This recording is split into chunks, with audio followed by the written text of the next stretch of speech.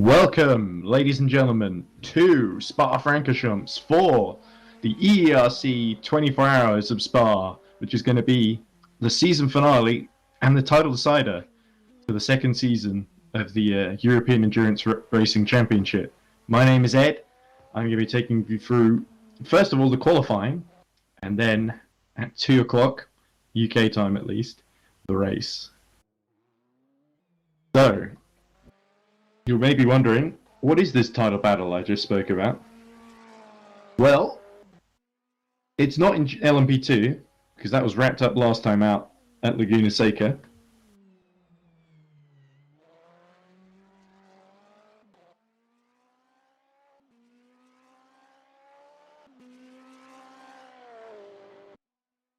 But it is in GT3. So our LM-P2 champion, by the way, as we watch Kevin Reaches in the 420 Ferrari just lose it at the top of the hill at Radion and spins several 360-degree spins into the barrier. So gonna have to abandon that qualifying lap, unfortunately. That's of course Kevin Beaches arriving for, if I remember correctly, 420 is Team Falcon on their return. So not a glorious return so far for Team Falcon, but hopefully they'll have a few more chances to improve their position throughout the qualifying half hour. We are 9 minutes in. We've already had the first runs. As you can see, LM-P2 Jake Denahan on pole in the Iris number 87, which impressed so much. Both Iris cars impressed in the early stages at Laguna Seca last time out. In GT3, it's John Lacey Esports Academy, the 314 car that heads the way at the moment, and in the hands of Mattia Krupi. So impressive lineup there, and of course always a great pleasure to have drivers from the John Lacey Esports Academy. We've had the Nicky and Giuseppe Pastore, but also Mia Rose recently. Mia Rose, who was pole position in LM-P2 for Iris last time, come back again and is on the wheel of the 77 GT3 car, but it's the number 7 that's fighting for the championship. But I'll have to see if they can get a decent time on the board. Look at Renaud Herbillion exiting the pit lane. Of course, it's the longer pit lane here, using the GT pits rather than the F1 pit exit. So I believe they'll exit just at the bottom of the hill here, through Rouge and into Radion. I don't foresee. Of course, he's going well into the wide stuff. This is exactly where we saw Team Falcon crash just a few moments ago. But Herbillion continues on his way. We can get a good onboard here. Take you through a full lap of the Spa-Francorchamps circuit from the wheel of a GT3 car, because we have at least 15. Yeah, we got a field of 23, and I believe about 16 or 17 of them are GT3 cars. So that is going to be the main focus today. Of course, champions last time out were in LM-P2 was the Mugen Sim Racing squad, the number 21, and was very dull. We weren't expecting. We were actually expecting GT3 to be the one with the dominant victory for Mugen. And it could still happen, of course, with the 88 having a 28-point lead, I believe, or is it 27 points? It's one of the two. Actually quite important, actually, with the points coming down to the wire. So let me just check if I remember correctly. But I'm pretty sure that the only team that can beat 88 in GT3, Mugen 88, is Iris number 7, who are, let's have a look, 180 points for Mugen, 152 for Iris number 7, so yeah, that is 28-point gap. We look at Herbillion, getting to the end of the sector, about to start qualifying lap, like the Abstinio Force Pioneer 999. Right on board with the Ferrari and see what Renaud can do. Goes towards the start-finish line and approaches Lasso's hairpin. We go. Let's see if we can get the braking right. Ooh. Just about turns it in, clips the apex. Now we're going downhill all the way towards Eau Rouge. The most famous corners in motorsport. Certainly one of the most famous corners here at Spa. He goes up the hill through to Radion. Now onto the Camel Straight. Doesn't lose it on the curb, which is good. Really building up speed here as we approach Lecum. Tricky chicane. So many great moments and overtakes here. Pavilion gets on the brakes, decelerates, and clips it pretty well here. Let's see. This is slightly slower than his previous best lap through the first sector as he goes out. Oh, just a little on the curb, but no time lost there. Through to Stavolo. Such a long corner and it's kind of downhill, isn't it? We've got No Name corner, the left-hander. Fairly uneventful, just a sort of 90-degree left. And here we go through to Pujon. Very dangerous, high-speed corner. Sort of the new Eau Rouge in that it's very difficult to take flat these days in modern F1 cars. It runs a little bit wide, but not too far. Here we go through Piff Paff chicane. Oh, and Herbillion gets it very wrong on the brakes. And finds himself in the runoff, so probably going to abandon that lap and return to the pit lane, and indeed he does. There's the number 36 Swift Triangle team. Arthur Ploet at the wheel! Oh, and he moves it on the exit of Piff Paff. And spins. Trying to approach... Nah, I forgot the corner name wrong earlier. I think he was just about to go into Stavolo, wasn't he? So, and then Paul Frere corner. Let's see if we can find someone else who's actually still on the lap. Here's Roland Zux, current pole sitter. 159.3, his best lap. Of course, Roland Zux, who, in the number 20, who are fighting for third in LM-P2. Number 20 can still be mathematically caught, but they, much like the 88 and GT3, have got a big lead. Let's see, we can complete the lap here at Spa-Francorchamps as Roland Zux takes us through. This looks a bit cleaner. There we go, so just have a look. And through Paul Frere corner. This flat out right-hander goes wide as the air on the curves there. But it looks quite sensible. It still builds up speed in that much faster LMP2 car. We're going to be seeing these cars lap the GT3 cars throughout the field as... Oh, interesting line by Zux there. Maximum turn impossible. Here we go towards the bus stop chicane. He goes through Blanchimont, of course, which was that fast corner. But yeah, bus stop, very tricky to slow down. Easily some of the slowest corners on the track. Get the traction on, accelerate towards the timing line.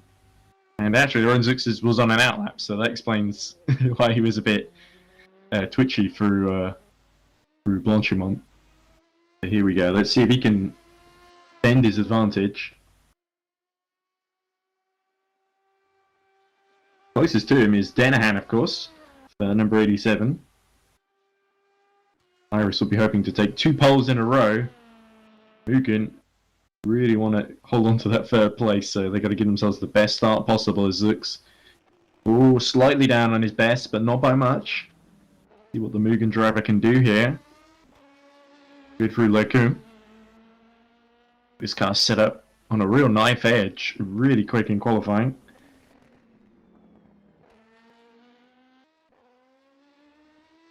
Not having any trouble at all.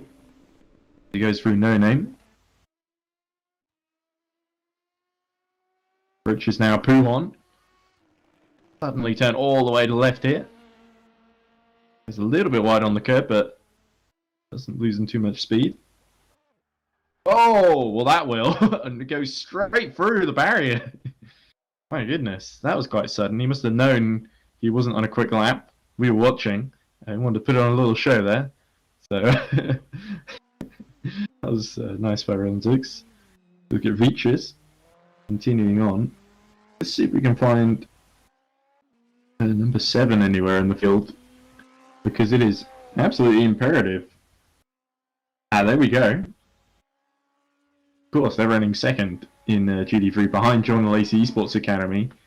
And interesting thing, there are a lot of these GT3 teams that have signed up for this race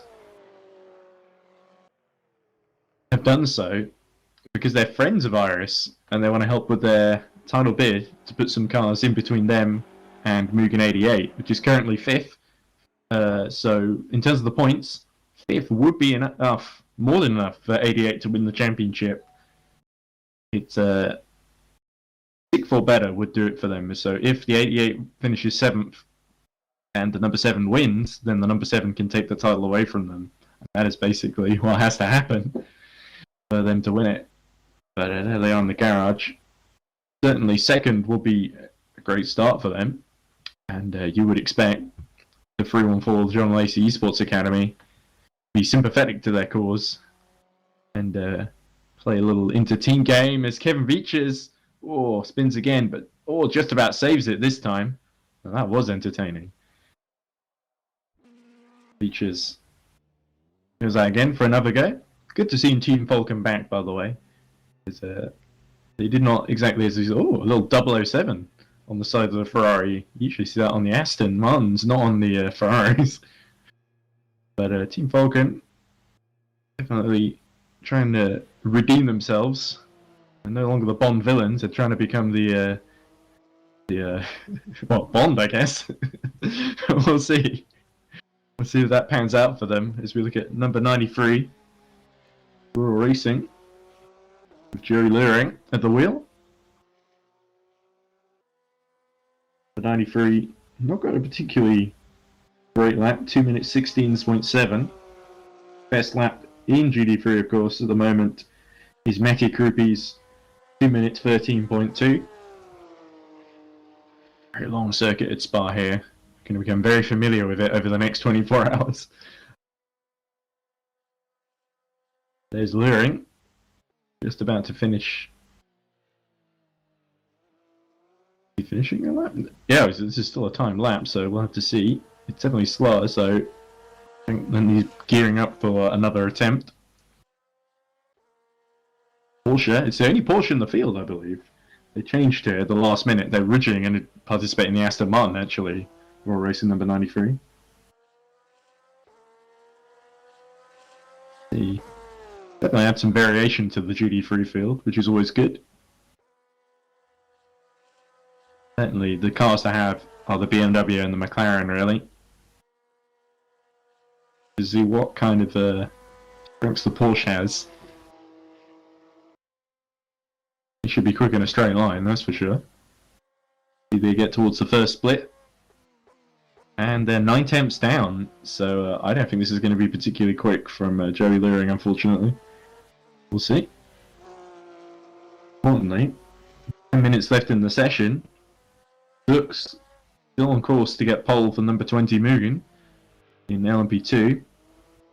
And in GT3, still going to be Mattia Krupi for John Lacey Esports. Nice look, Moina can really pull something special out the bag. And also, by the way, great to see the 999 doing well so far in this quali session. Of course, they are 1.2 behind pole. Still third, that's good enough for third on the grid in GT3. It's certainly going to be intense in the opening couple of laps. Here's Team Sheba. Riley McKibben at the wheel. Ryan McKibben, of course, also driven for Iris. Great links between Team Sheba and Iris. So McKibben trying his hand at the GT3 in the Ferrari. Lovely black and gold livery by Team Sheba. And they've certainly been one of the... it's very wide by Riley there. Interesting. That's a good way to spin if you're not being careful. But McKibben just about gets away with it, but it's a slow sector too. Yeah, great to see drivers trying a few different things as we switch to Poet, the number 36. I don't think we've seen Swift Triangle team in action before. The top 4 in LM-P2 in the pits now. So, see how many of them can improve their times. Someone who has just improved his their time is Mia Rose in the 77. Pole said the last time in LM-P2, as I said earlier, so it's great to see Mia Rose adapting so quickly GT3 car as well. I actually did for the LM-P2 as well. I hadn't already driven it before Laguna. 2 temps down on her teammate, but remember, she's in a supporting role here.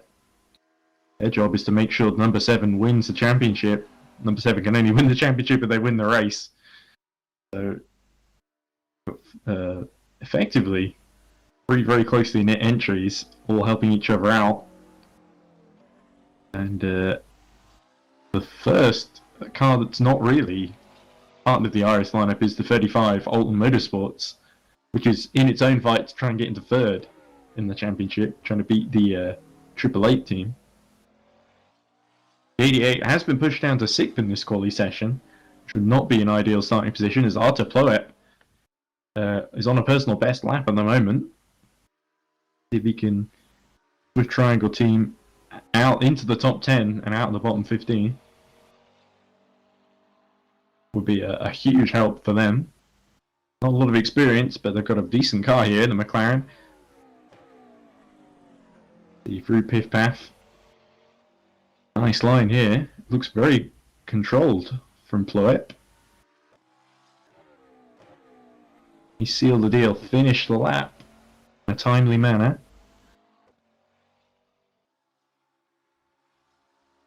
We also notice into the points racing, number 46. Not always one of the more fancied entries, but running 2nd at the moment in LM-P2 for time just under 3 temps slower than the number 20 of Roland Zux, who's been incredibly quick this season. So, very good effort by Oliver Paracan. See if he can stay there. Ploet, still on a personal best here. Have a look. He goes towards the timing line. What's it going to be? It's going to be slower. No, he's got up to 13th in class, sorry. Completely misread that. So he's 2 minutes 16.5. Puts him just behind Kevin Beeches and Team Falcon. Let's have a look. So the LM-P2 field have all gone back out.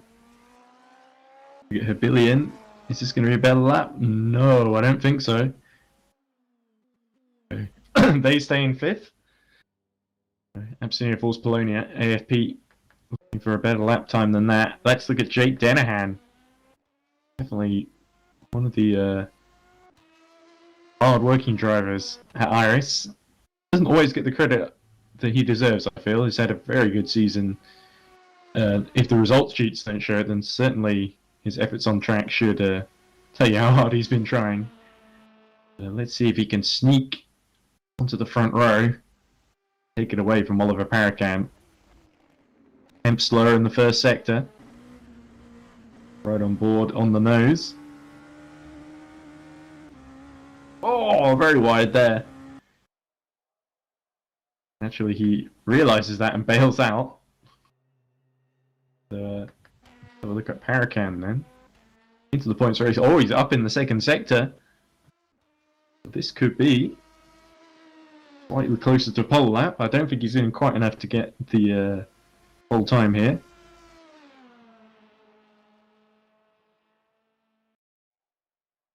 Certainly, this would be a big quali lap from into the points racing. Here we go. Oh, look at that turn into bus stop. Just about gets it stopped. And we cut away, unfortunately. Let's cut back. Oh no, he messed up, so he's gone right back to the pit lane. So that's only 4 minutes 22 seconds left, so only about 2 laps left for Oliver Paracan. And the rest of the field for that matter. There's Zux just exiting the pits.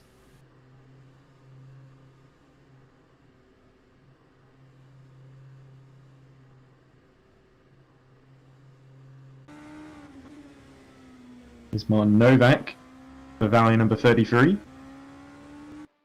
Not quite in the fight for 3rd position. That would be the number 90. The 33 has had its moments this season. There's some great drivers out of Valley. We go into the final couple of minutes of this session. And it's looking like the 20 is going to be tough to beat in LM-P2. As indeed is the 314 in GT3. There they are. Oh, and they're on purple time now, so right on board and admire Matthew Krupi's handiwork. Second half of this lap as he goes through Pith Path. He extend his advantage on Loic Monia. Very calm and under control. Oh, until then. A little bit wide. Goes through Paul Frere. Almost 2 temps up here. This is a monster lap. John Lacey Esports Academy driver. See why John likes this guy. Through Blanchimont he goes. Now he's just got to get bus stop correct here. Onto the brakes he goes. Oh, have another go at turning that in. Oh, and getting out of it too. The car fighting him all the way. But let's see what time he sets here. Oh, there we go. Slightly faster by 2 temps actually. 2 minutes 13.0. Almost in the 2 minute 12s actually. Which is very impressive by a GT3 car. And there's Kevin Veaches in 12th, not on a particularly great lap.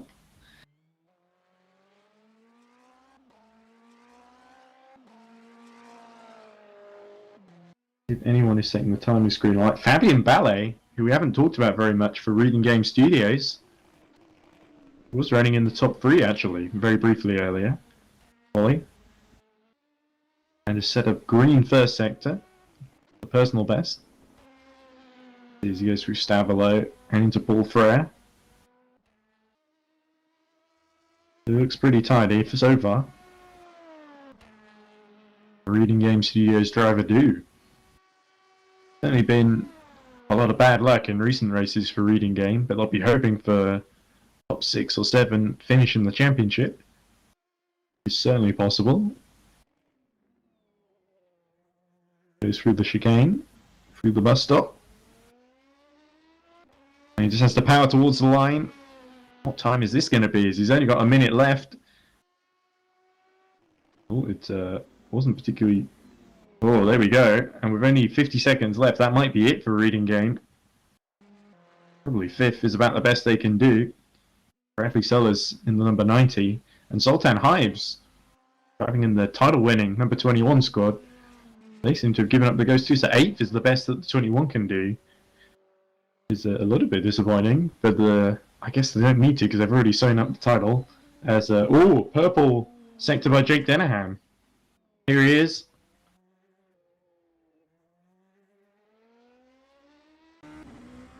Go towards the timing line then. Can he improve? Get onto the front row? Yes, he can! He just jumps, almost actually captures Roland Zooks there. Brilliant lap by Jake Dennehan there. And right when he needed it to, at the end of the session. But also, Zooks improving. Oh! Not anymore, he's gone in the pit lane. Terrible timing there to cut back to him midly, but that 159.2 is going to be just enough for pole position. And given a bit of a scare there at the end. But it is pole LM-P2 for Roland Zooks and number 20, and pole in GT3 for Matty Krupi and John Lacey Esports 314. Be a very interesting GT3 race, certainly. LM-P2 should be reasonably entertaining as well.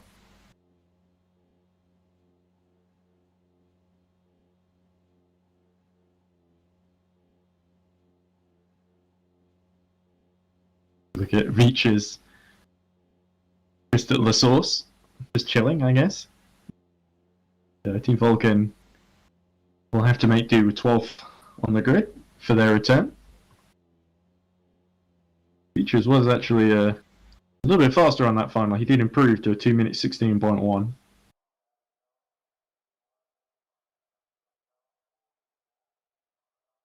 Might actually still be some cars going that I've selected here because it's such a long lap.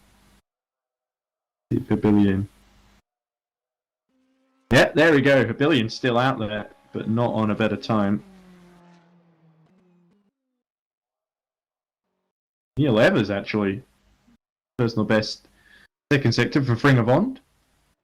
Their GT3 car. See what the 445 can do here. Exits the bus stop. Looks neat and tidy.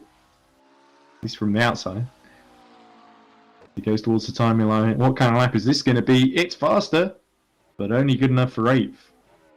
Not quite enough to catch her billion, unfortunately. So the last man on track would be Riley McKibben. Team Sheba, number 73. Here we go, powering towards the line now, once more. For the final time, so can McKibben get out of 9th? Not quite. It's just about, did enough to hold him off there. So, that, ladies and gentlemen, is for sure your starting grid. So, big anticipation now for our GT3 title battle between Iris number 7 in 2nd, Mugen number 88 down in 6th. If Herbillion or Evers can get in front of Milotai in the 88, then suddenly the number 7 could find itself in a title winning position early in this race at least. There will be a long way to go, of course, all sorts of things that can happen. 24 hours of Spa. He's certainly going to throw everything at these drivers, and they're going to have to run the gauntlet.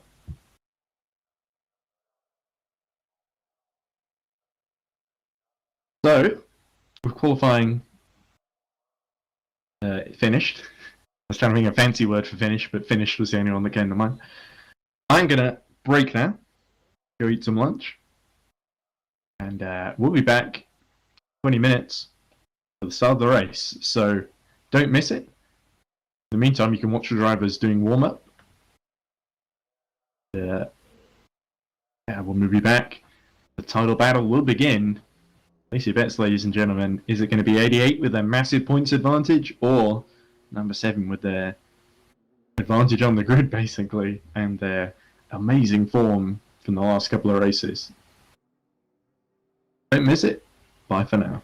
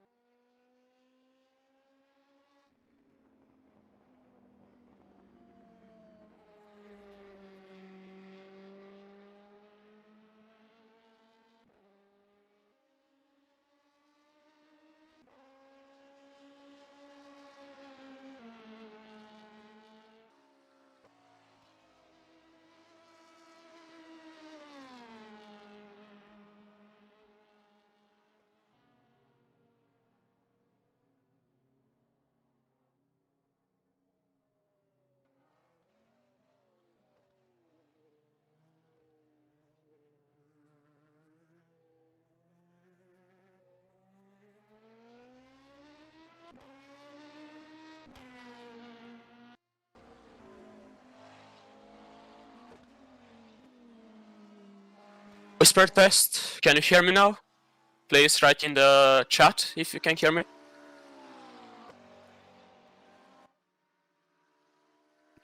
Okay, I'll be switching to race at exactly 3 p.m. CST, so be prepared. We'll be going on the formation lap only through turn 1 and then into La Source, into Rouge actually. So be aware of that, as Chris said during the briefing.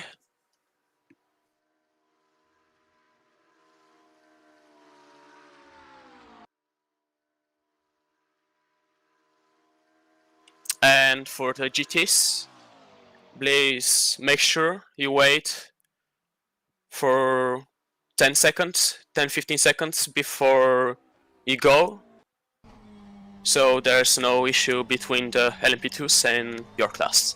Thank you.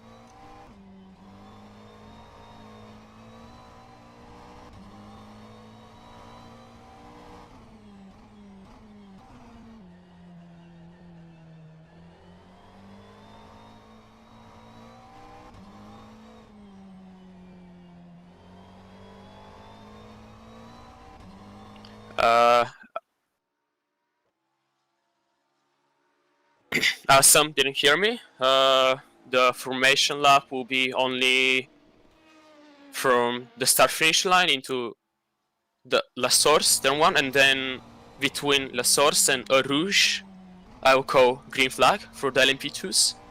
And then the GTs can go with their own formation lap, and they'll have it at the same point as LM-P2s between La Source and Rouge. And I'd like them to keep 10 to 15 seconds gap to the LM-P2s, so there's no issues at the beginning of the race.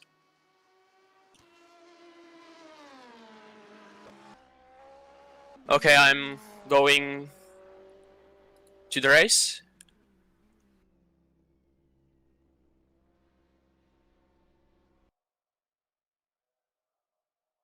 Attention grid, will all non-essential personnel leave the grid now?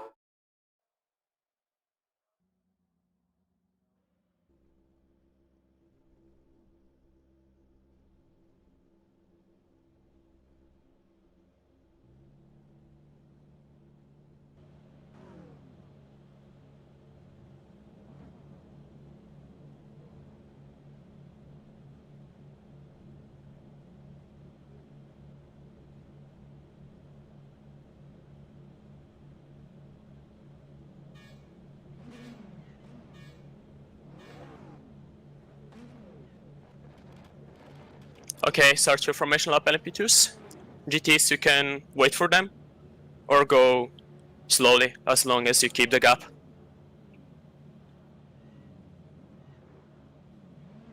So, after 92 hours of racing across 10 rounds, it all comes down to this. The 24 hours of Spa and the GT3 title up for grabs. Green flag LM-P2s.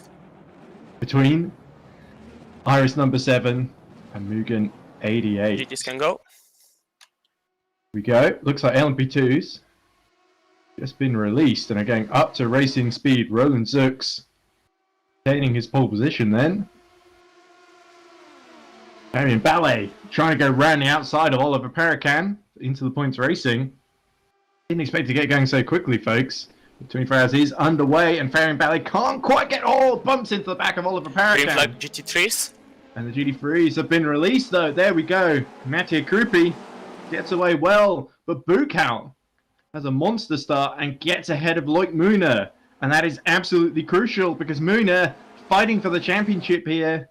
He needs the win. Down to third is not going to be good enough.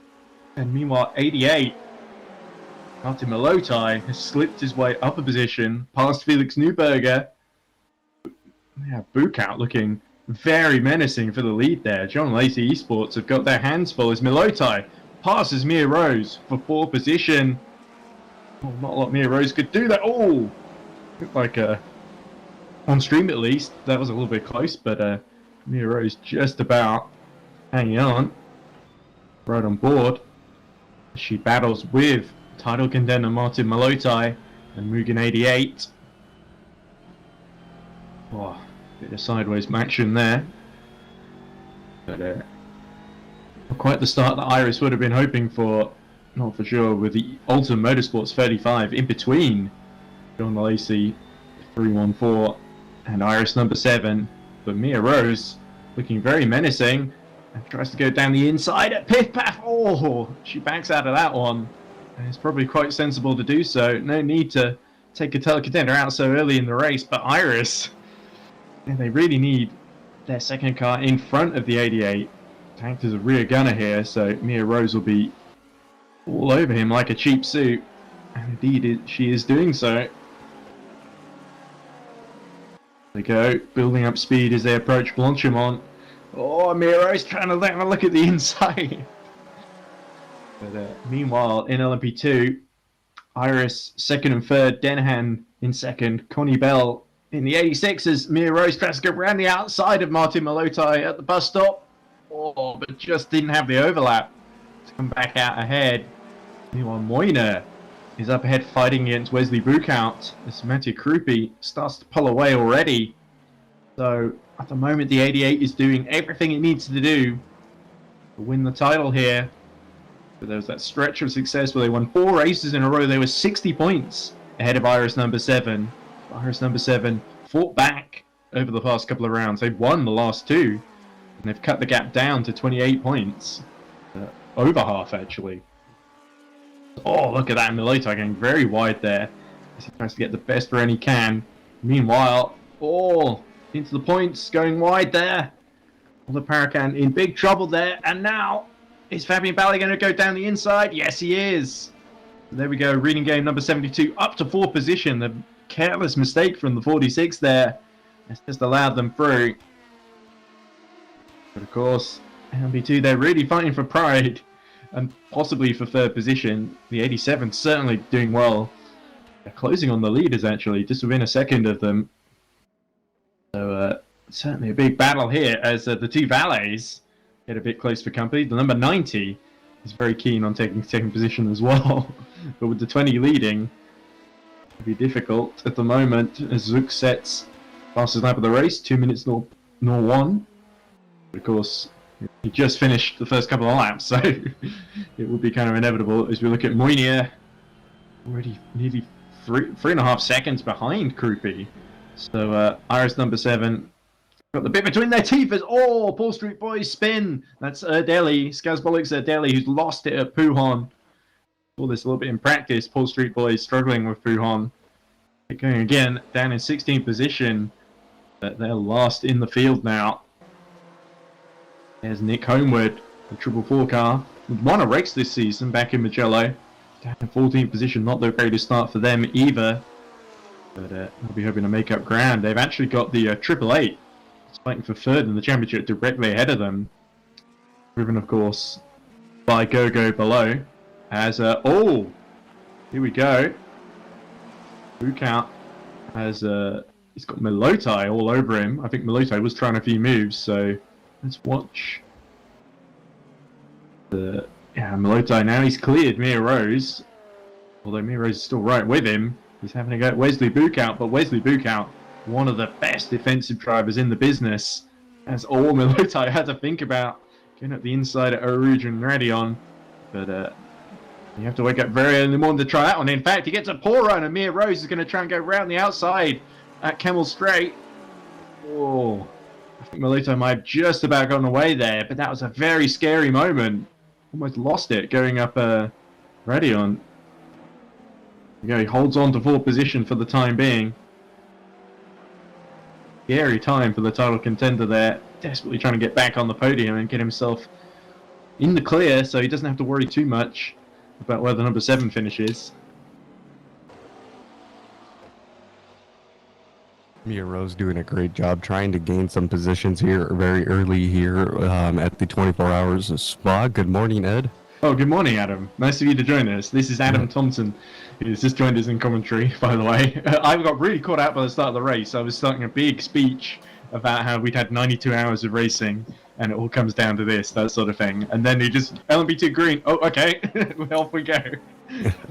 And yeah, very interesting so far. The number 7 in second, but the 88, they needed 88 to be, they started in 6th, but they've gained positions. So Milota is the one on the move at the moment. And meanwhile, LM-P2, it is Danahan closing on Roland Zux. Remember those two fighting for a third in the championship. So there's some prize money on offer, if not just some pride. And certainly the 87 wants to end the season on a high. I don't think the 87 has had, I think they've had a couple of podiums this season, but they would really love a second place or a win, and they're fighting for the win at the moment, that's for sure.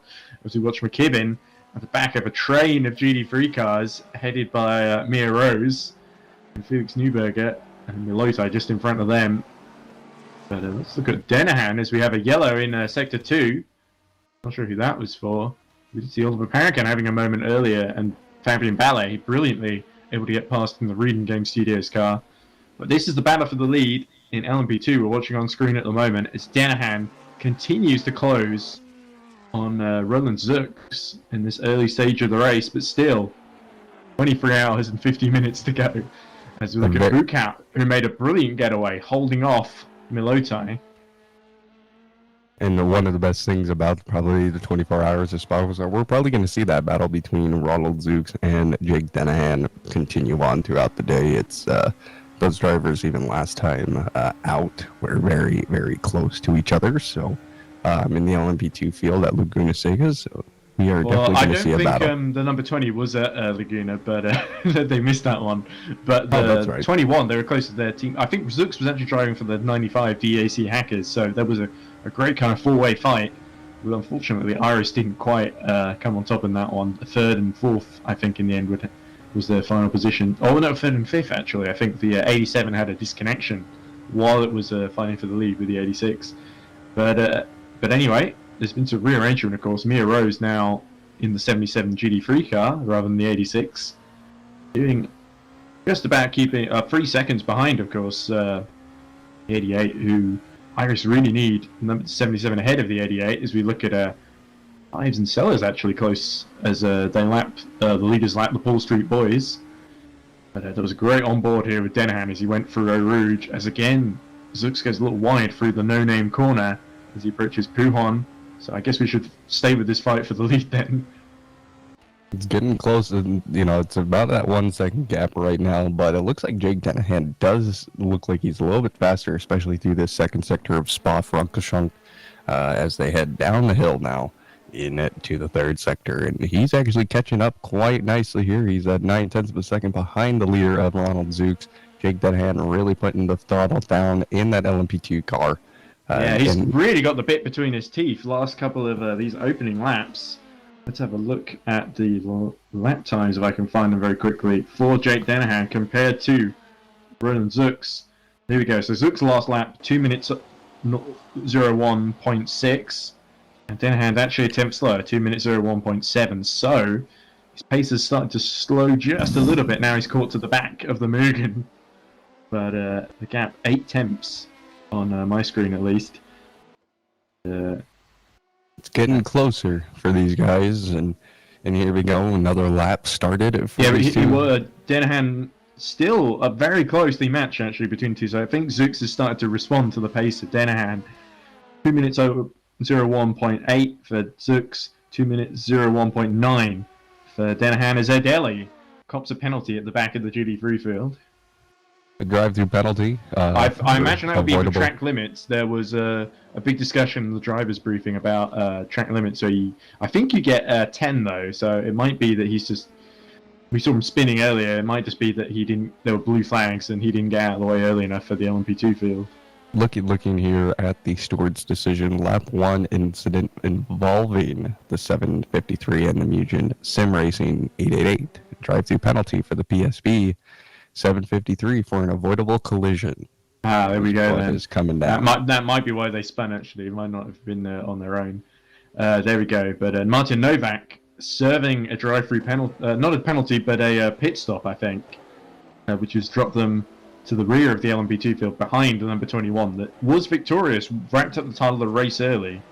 And you can't really take it away from the 21. They've driven a brilliant season. They've had a really poor qualifying, but they always seem to find a way to come through in the race. So certainly, this is effectively a victory lap for the 21 as we look at Joey Luring in the Royal Racing 93, the only Porsche in the field, down in 11th place. The Porsche, apparently, I did say earlier, incorrectly, as we look at a battle between Shiba and Team Falcon for 8th position. Team Shiba down the inside. Nothing Kevin Vichers can do about that one, unfortunately. Oh, but he has to think about it. The second part of bust up, but wisely backs out. Team Falcon would do well to avoid collisions, given how their last entry into the championship ended. So, but thankfully, Falcon having a clean run so far, and they've lived to fight another day, as McKibben up to 8th. Now Adam is our leader in GT3 with a big lead of nearly 6.5 seconds already over the number 7. I wonder, there are close links. Oh, as we see Felix Neuberger running wide, and I think that's going to be another place for Shiba as I interrupt myself. But there we go. Neuberger loses out to McKibben. Bad news for the Ferrari. And that is something you don't want to see this early in the race. You want to either keep your position or gain a couple of positions before the pit cycles happen. It really, really helps in these 24-hour endurance events just to hold on to your position so you're not having to claw back nearly as much after a pit stop or a driver change. Now looking at Arthur, is it Ploep? Ploep. Yep. Ploep just holding on to 14th from Nick Homewood at the moment. Ooh, Nick Homewood out. I was just thinking of Novak having to do that early pit stop. That has been really difficult for him because he's had to make his way through the GT3 field full position, which is not ideal at all. He's behind the 888 car at the moment, I think, or was when we just cut away. So Novak certainly he's slowly. As we look at I think Milotai has just got by Herbilion in all of this, or is that with the LMP2 field coming through? I think Herbilion is certainly fallen back a bit. Oh, Mia Rose has got in front of Milota. That's what's happened. Sorry. So actually, this is Iris Mia Rose doing exactly what she needed to do, acting as the rear gunner. As we look at Danahan and Zook side by side at the chicane. And Danahan comes out ahead, but he cut the chicane there. This is a Lewis Hamilton 2008 situation. Jake Danahan is going to have to move over for Roland Zooks, and indeed he does so. Zooks takes the inside into Lassource, hairpin, and I guess the fight's going to continue again. I remember Lewis Hamilton doing this, letting Kimi back through immediately, overtaking again immediately, and then being penalised after the race. But I think Danahan, there we go. I'll wait a few corners before he makes his next move. But certainly Zooks looking vulnerable in the traffic at the moment. And Danahan eager to end the season on a high and take that first win in LMP2 for Iris. Look at this, the sister car having to get out the way. And holds up Danahan a little bit actually in Lecum. Gonna have to go around the outside of it here. Just about has to put a couple of wheels off track there, but no harm done. Free to chase after Zooks once more. Tense moment there, Adam. Oh, it was. You had to hold your breath there, especially with the fact that Jake Danahan cut that last chicane, giving Ronald Zooks a position right before the first turn, and of course going up through Eau Rouge and Radion. That's a little scary there because Ronald Zooks was giving the slip to Jake Danahan, so that could have been easily a position lost going up the hill, but Ronald Zooks has some speed going up the hill. There we go. And of course, with the LMP2 field lapping the GT3 runs, this is going to get very messy because Mia Rose is right behind Resley Bukout fighting for second in class now. Third in class. Sorry. Mia Rose sent right into the wall there. Oh, dear. Did you see what happened there, Adam? I was a little bit distracted, but I saw Mia Rose plowing into the wall. And look, there's Oliver Parakan facing towards the wall there, just down the exit of Piff Paff. So all coming to grief there, and all going wrong for Iris number 77, Mia Rose losing the rear wing. We still got a long way to go in this race, of course, but that could be a code 80 as Mia Rose is going to have to and Oliver Parakan are going to have to nurse their wounded cars back to the pits.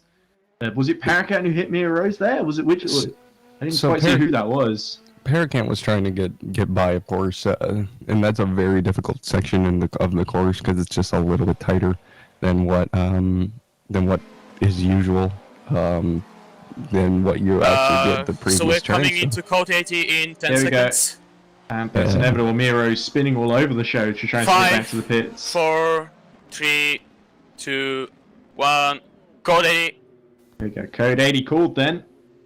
That will neutralise the field down to 80 miles per hour until the code 80 is over, which will probably be when Mia Rose gets back to the pits. But she's got a lot of work to do now in this stint as Kevin Veachers decides to take a sneaky pit stop here, which won't cost him as much time because everyone else is slowed down. Oliver Parakan has also made it back to the pit lane for the repairs. So Mia Rose was taken out by the LM-P2. I'm not sure how the stewards are going to look at this, just because our angle quite just showed it was more of a racing incident. Okay, we're coming back to green. Oh, Mia Rose has already made it in then. Parakan has, actually, it looks like. 5, Mia Rose, I have 4, no idea. No, she's 3, in, she's in. 2, 1, green flag. Right, so Mia we're Rose, back underway then. Yeah, here we go, back to racing. Mia Rose, though, that is heartbreaking for the Well, not just for her, but also for Iris. They needed another car in between them and 88. 88's up to 4th. Yeah, she was looking good on the back of Wesley Buchhout. And this is starting to play into the hands of Mugen in GT3s. We look at Bedrick Bentz going down the inside of the Porsche. And he takes the beach. Racing number 3 takes 9th position from Royal Racing number 93. And also the 88 has a go too and spins in the background. Gogo below, a bit too eager there. Trying to take advantage. I don't think Joey Luring saw him coming in the 93 Porsche. There's Luring getting going as well. No doubt furious in the yellow and blue Porsche 911.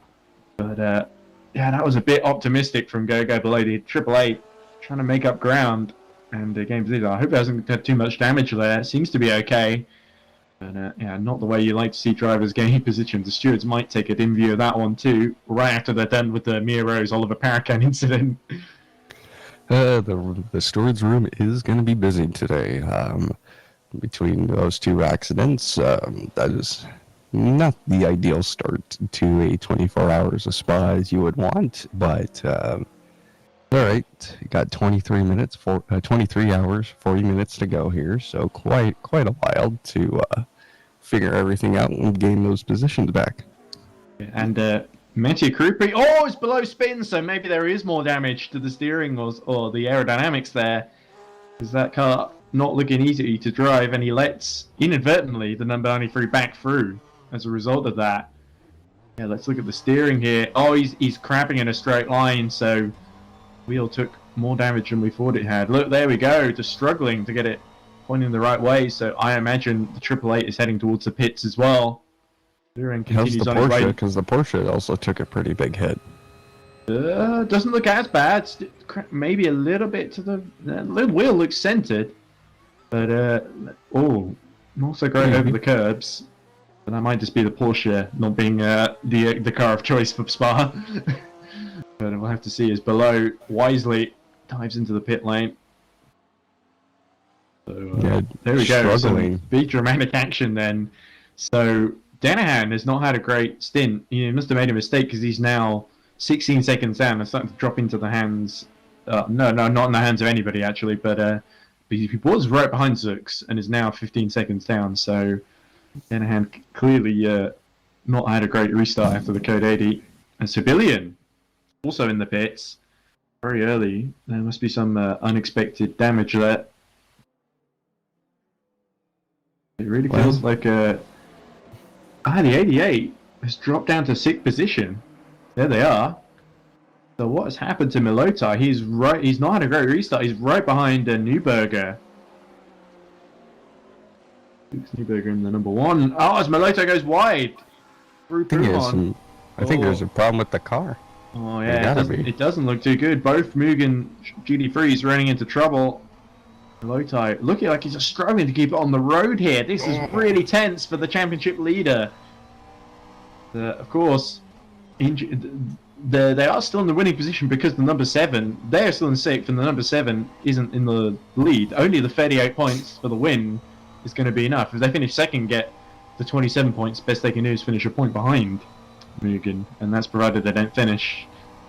But yeah, Milotai going to be under pressure soon from Me Evers, who's only half a second behind him.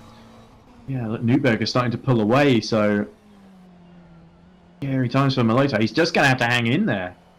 Yeah, he's going to have to find a way to make up these positions here to secure the championship this week for EERC.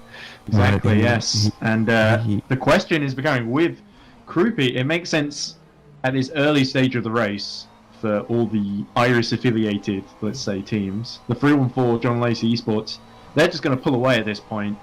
And if there's a chance that they can negotiate things so that number 7 can win the title, then I don't think they would get in the way.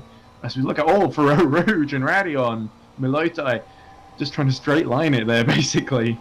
Let's see if he's gotten a good run. Oh, look, there we go. You can see Evers right behind in the Fring of On. 445 is going to be a big threat here.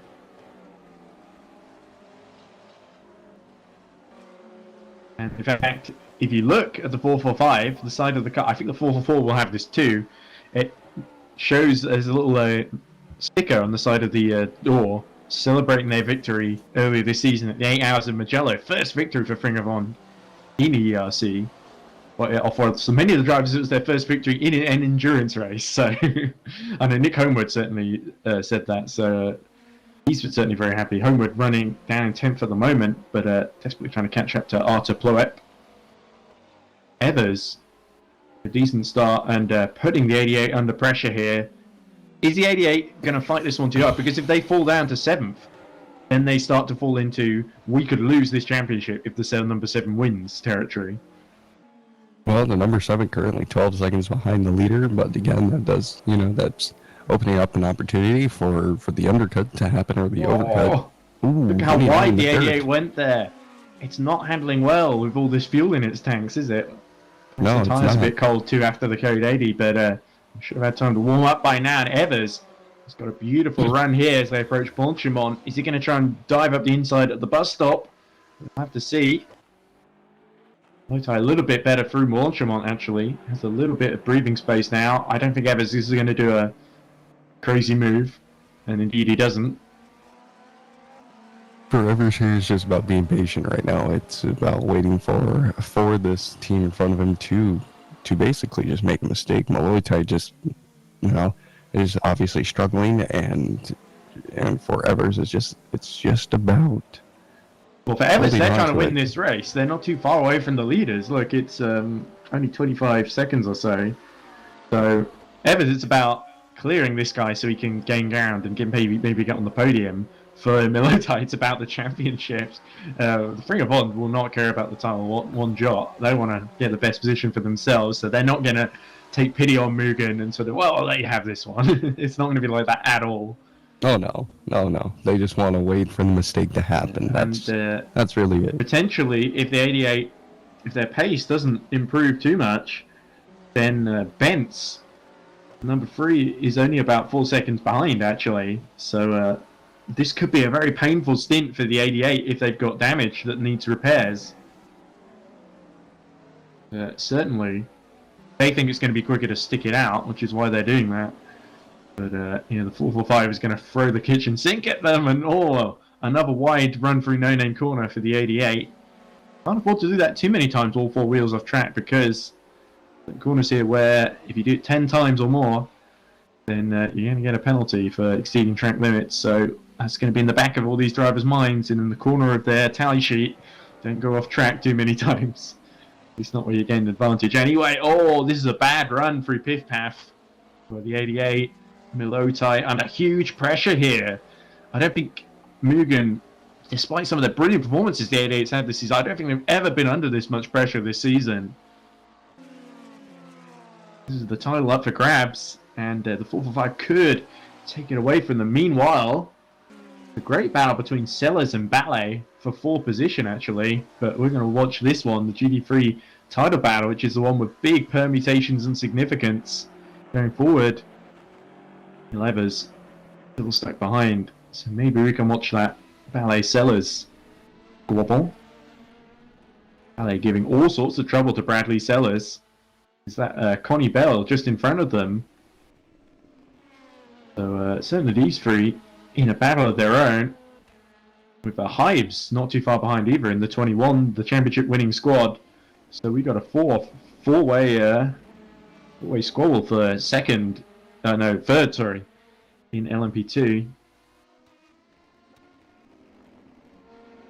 Certainly great to see Reading Game Studios running so strongly at this early stage. Ballet really proving himself to be a vital part of this driver lineup. We haven't seen him in action for Reading Game yet this season, but certainly a great signing by team boss Tom Dillon. Bradley Sellers, part of the race-winning number 90 lineup, as we see a yellow in Sector 2. Not sure who that was, as we look at Bukout in trouble. What's happened to Bukout? He must have spun at the top of Lake Coombe, and he's going very slowly indeed. The man who was running second, and the steering is completely bent. So horrible misfortune has happened to Alton Motorsports number 35. They're dropping like a stone down the field. And that's another place for the 88. They'll be licking their lips at this. It's all going their way, isn't it, Adam? And there's Nick Homewood having to let Paracan through. Well, they're coming up to the 35. Oh, this could be difficult through Pruhon. Wesley's going to have to get out of the way. Oh, we cut away. What happened there? Oh, it didn't quite get through. But the 46 is just able to be patient and thread its way through the scary times. Surprised there's not been a Code 80. Oh, just look at Sellers having to cut the chicane at Lecombe himself. That allows Ballet all over him. Can't shake Ballet, is he? He's stuck to him like a bit of chewing gum stuck to your shoe. The sort of thing you can't get rid of. But there you go, Nick Homewood overtakes Bukout. So it's going to be a difficult afternoon now for the 35, at least for this next couple of stints. Want to get back into the top positions. But certainly the pressure off Milotai a little bit now. Well, at least temporarily. But he certainly wouldn't want Evers to get through, because then he's back in the position that he was just a few laps ago, where he's on the verge of dropping out of into a vulnerable position rather. Adam, have you ever been, I suppose, in your experience in endurance racing, have you ever been in a title showdown? No. Mainly the stuff that I do is for the iRacing special events. Obviously, I have not had the success as I've been hoping for this season. It's been a rough one, especially when we did the 24 hours of Spa. We were taken out. Okay. Well, let's hope this is a more pleasant 24 hours of Spa experience. Certainly, it's more pleasant than the F1 race at Spa, which was very limited. Rain-drenched. Yes, exactly. We don't know. We haven't seen any forecasts for rain yet on Race View, at least not so far. But we'll update you if the clouds start to gather. Certainly, we're looking for a dry 24 hours at the moment, as we see a yellow flag in Sector 2. Know who that's for, but it's cleared now. Oh, as Rose looks the race leader into the wall. Where is this? This looks like Lecombe. He's gone very wide off track there, but Zux is going to lose the lead to... there's been some kind of issue here because they've not gone going. Yeah, they're in neutral, so Denham takes the lead. It is now 1-2 for Iris Automation. There we go. Bukout has made it back to the pits and is now repairing the car. Also puts Jerry Luring in Royal Racing number 93 in the Porsche into the top 10, which is great for them. But yeah, dramatic development there for LMP2, because if that's the number 20 out, which we believe it is, yeah, they've disappeared completely. So they've either had some kind of wheel issue or they've been disconnected there. That would be my guess is there. And if that's the case, it suddenly puts 87 in a brilliant position to take third off of the number 20 and also to win the race. But there could be some prize money for Iris after all in LMP2. Certainly a 1-2 would be a great chance to avenge the misfortune that befell them in Laguna Seca. Both cars Well, they were in sort of a fight of their own, and then misfortune fall upon them, and it fell the 21's way in the end. But yeah, Danahan won't be too... would have liked to fight, I think, with the 21. It was shaping up quite nicely, but there we go. Zook's now officially showing as a DNF. Hopefully he can get back into the race, at least for their sake. But certainly, you're not going to get too much sympathy from Jake Danahan because he's had misfortunes of his own. As he he didn't have much time to make that decision. As the number 36 spins at the top of Radion. Go back to that. As Evers is fighting. I think the 36 are going again. That was Arta Ploet. A big pile up here actually between Homewood and We need to Ploet. call Code 80 on this. Yes, and one of the valets has spun off there. Is that Riboli? Code 18, 10 seconds. It's in Radion, please. Everybody go slowly there. We've 5, seen so many big 4, incidents in real life as 3, Riboli 2, gets going 1. Code 80. with the rear wing missing on top of the valet. I think that was Riboli and not Everyone, Bradley please Sellers. There we go. take Radion cautiously. There is car stopped. I think, Ploep has got going again now, so hopefully there won't be too extensive damage. But you saw what happened there. Ploep was being lapped by the leader in LM-P2 and just lost it in the middle of Eau Rouge. Terrible place to lose the car, isn't it, Adam? Because you're a passenger at that speed. Oh, basically, I mean, we saw in the actual 24 hours of Spa what happened there with Jake Atkin and the Lamborghini. I mean, basically, his engine ended up in the tire barrier. Oh, Jack Aitken, yes. But of course, the W series, all Joes went out on slick tires and lost at the top of the hill. And big accident there. But thankfully, everyone was okay. But so Lando Norris too comes to mind as another big accident. Yeah, Those two, of course, in the wet. I don't know if we mentioned this. Ronald Zooks, DNF. Yeah, I did. I was just looking. I was just talking about that before. Before the 36 lost it, and Nick Homewood has also DNF'd here. So I think there might be damage to that Fring of Ond from hitting the 36 because obviously he didn't have a lot of time to react. He was running right behind Arthur Ploep on the road. So really bad luck for the 444 squad. Could be it for Nick Homewood. The early retirement's not good for a 24-hour race, needless to say, but if the race neutralised, it allows us to catch our breath a little bit. What a crazy opening half hour. It always feels like, we say that every race, but here particularly, with the title on the line as the leader in GT3 opts for a free pit stop. So Krupi, absolutely the right decision. So I think this Code 80, we're waiting for Riboli to make it back to the pits. And possibly Ploep as well if there's damage to the 36. Certainly, it seems like... Lap 15 incident at Radion is noted by the stewards. Okay. There we go. Something very, very dramatic happens, and in typical understated fashion, race direction telling us incident noted. Okay.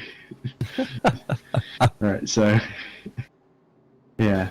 Right, so Connie Bell, now only 9 seconds behind the lead. Do you think we're going to see a rerun of Laguna Seca with the 86 and 87 fighting each other, or do you think they will, obviously because Connie Bell has got Bradley Sellers right behind, and there's a more immediate threat there. As Moina pits in the number 7, crucially a free pit stop for Iris number 7, as well as the 314. Is this going to be a free pit stop for Milotai? We're just looking at him and Evers on track at the moment. I think Milotai looks like he's putting up the inside and aiming towards the pits to me, as McKibben makes it. Newberger decides to stay out, so we could have a new race leader in GT3. There's Krupi. Actually, I think Krupi's going to come back out in the lead because Newberger, I think, is a bit too far down the road. At the reduced speed is not going to beat him out of the pits. Mia Rose, who did get going again, and after being tagged into the wall. We should see if there was any further action on that, actually, in the stewards chat. Or decision announcements, it's not a chat. Here we go. So, a couple of decisions. Jumpstart infringement for Hahil Sahan Okay, interesting. Sahin. The lap 8 incident between Into the Points 46 and Iris Automation number 77. Warning for Iris Automation number 77 for dangerous driving while being lapped. So they're saying that Mia Rose didn't do enough to get out of the way. And also, That is the blue flag rule. That that's absolutely fair. But of course, Mia Rose, a new driver in the championship, it's only her second race. They're still laying the ropes. Not been in GT3 before either. So effectively, she's having 2 rookie starts this season. So, but still plenty of time for her to get back up and be a factor in this. As the entire LMP2 field follows Jake Danahan into the pits. There we go. Sellers, Bell, and Hives. Zooks is still in there as well. And number 20 trying to get back into the race. Well, we're seeing all these guys come into the pits now. Yes. So, the 77 have also appealed the warning for dangerous driving while being lapped, and that's been noted. There was also a jump start by infringement by number 420. This would be Falcon, Team Falcon, and Royal Racing Bravo number 93. But I think it's deemed marginal enough that there's no further action. And boy, it is busy in that Spa pit lane, isn't it, Adam? Yeah. So Danahan is released and gets going again. He's got some GT3 cars in his wake. He's going to deal with.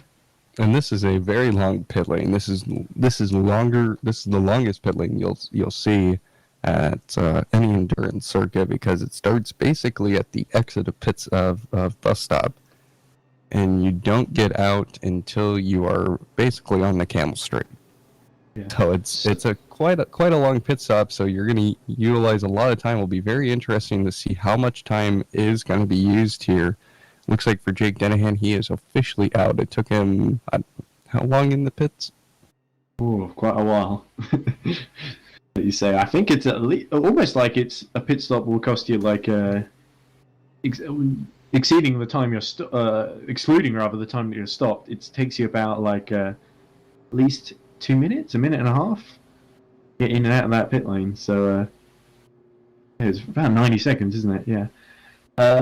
So out of sequence in this race is Felix Neuberger for the number 91, I believe it is. There was an infringement Team Falcon, the 420, and Balding Red Sport number 91, but there was no further action, so I wasn't sure what that actually was. So I wonder what Neuberger is trying to do here. 8.5 behind the lead now. Are they trying to go out of sequence here? We're going into green flag in 10 seconds. Well, no time to ponder on that. We'll hope that 91 strategy works 4, here.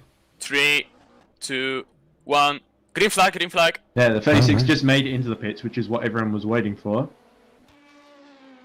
And we are back to green flag racing at Spa-Francorchamps. Indeed we are, and is that Bradley Sellers being badly held up in his pursuit of Connie Bell by the Paul Street Boys McLaren 650S GT3 car. Of course, Connie Bell being held up herself by the cars ahead. Bell getting through, Sellers getting through nicely. Now the Porsche for Sellers is the next man for him. It's interesting to see a Porsche here at Spa. It's kind of an interesting car choice. And with everything that's gone on, they're running in the top 8 now. So I wonder if Ploep and Reaches will be threats later on in their faster machinery, or if the 93 can hold on to that. That will be interesting to see how well the Porsche can do here. I certainly heard Chris Tompkins tell me, he said, I wouldn't want to drive that Porsche around 24 minutes of Spa, let alone 24 hours. So you've got to say full marks in 93 for trying something different. Look at Neuberger running in that lofty position ahead of number 7. Now, if you're number 7, do you think, right, we've got to get past Neuberger as soon as possible? Or do you think, well, Neuberger's going to pit at some point? Because the thing is, on this alternate strategy, it's entirely possible that the 91 here could become a threat later in the race. Well, if Reaches battling with Ploep. If you're Neuberger, I think that the smart decision was to stay out, because doing that early pit stop, you are actually making it. You're not making it a longer stint for Neuberger. He's going to make this whole, his second stint's going to be a longer stint. So any position that he loses, he could potentially gain back, because all these people who just pitted early are going to have to pit at least a few laps earlier than Neuberger will. So it made sense to me that all the LM-P2s came in, but I think GT3 they can run a lot longer with the fuel. They're a bit more, well, it's certainly longer into the race anyway. So it makes a lot of sense to me that the LM-P2s came in. I would have expected a few more to start in GT3. And certainly Newberger at the back, it was worth sort of rolling the dice here. As you see, Vicha starting to lose touch with the 36. So Thorpe has gone ahead and trying to pull away and catch up to Jerry Luring.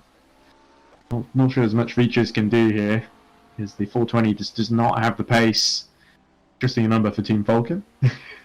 Let's hope it doesn't indicate anything about the team's attitude.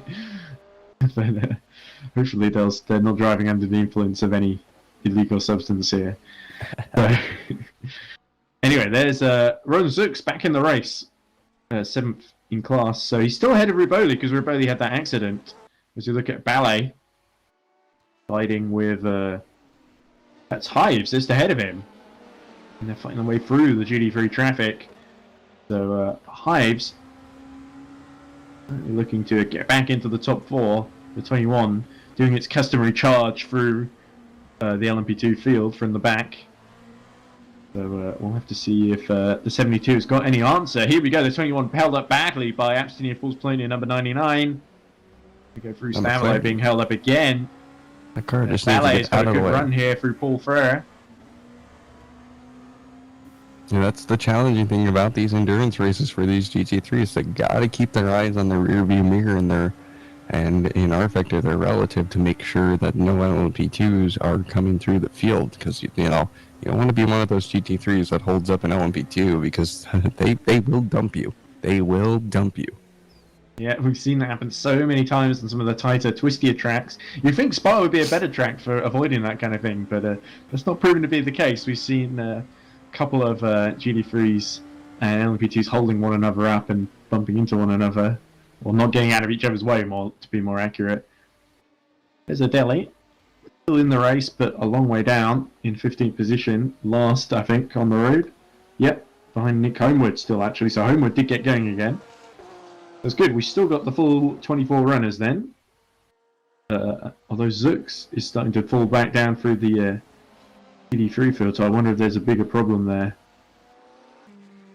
Oh no, he's still in the pits, of course. So yeah, there's certainly something going on there. As a penalty for this man, Jerry Luring. Not sure what that is for. But, take a look here. It looks like a 10-second stop-and-go penalty. He exceeded track limits at the top of the hill, and Adeli's going to unlap himself there from Jerry Luring. So look how slow the Porsche is in a straight line, even with going as wide as it dares at the top of Radion without spinning out. But yeah, certainly not ideal. And, so here we go. Penalties. Royal Racing 93 and Mugen Sim Racing 888. 10-second penalty. It was that collision between the two cars. Collision, yep. There's the 888 in the background there. But certainly, it's got the bit between its teeth. They're up against it if they want to keep third in this championship. But of course, thing is, actually, I think Triple Eight are pretty set for third. The only one that could maybe have beaten them with a 35, and they've already hit trouble.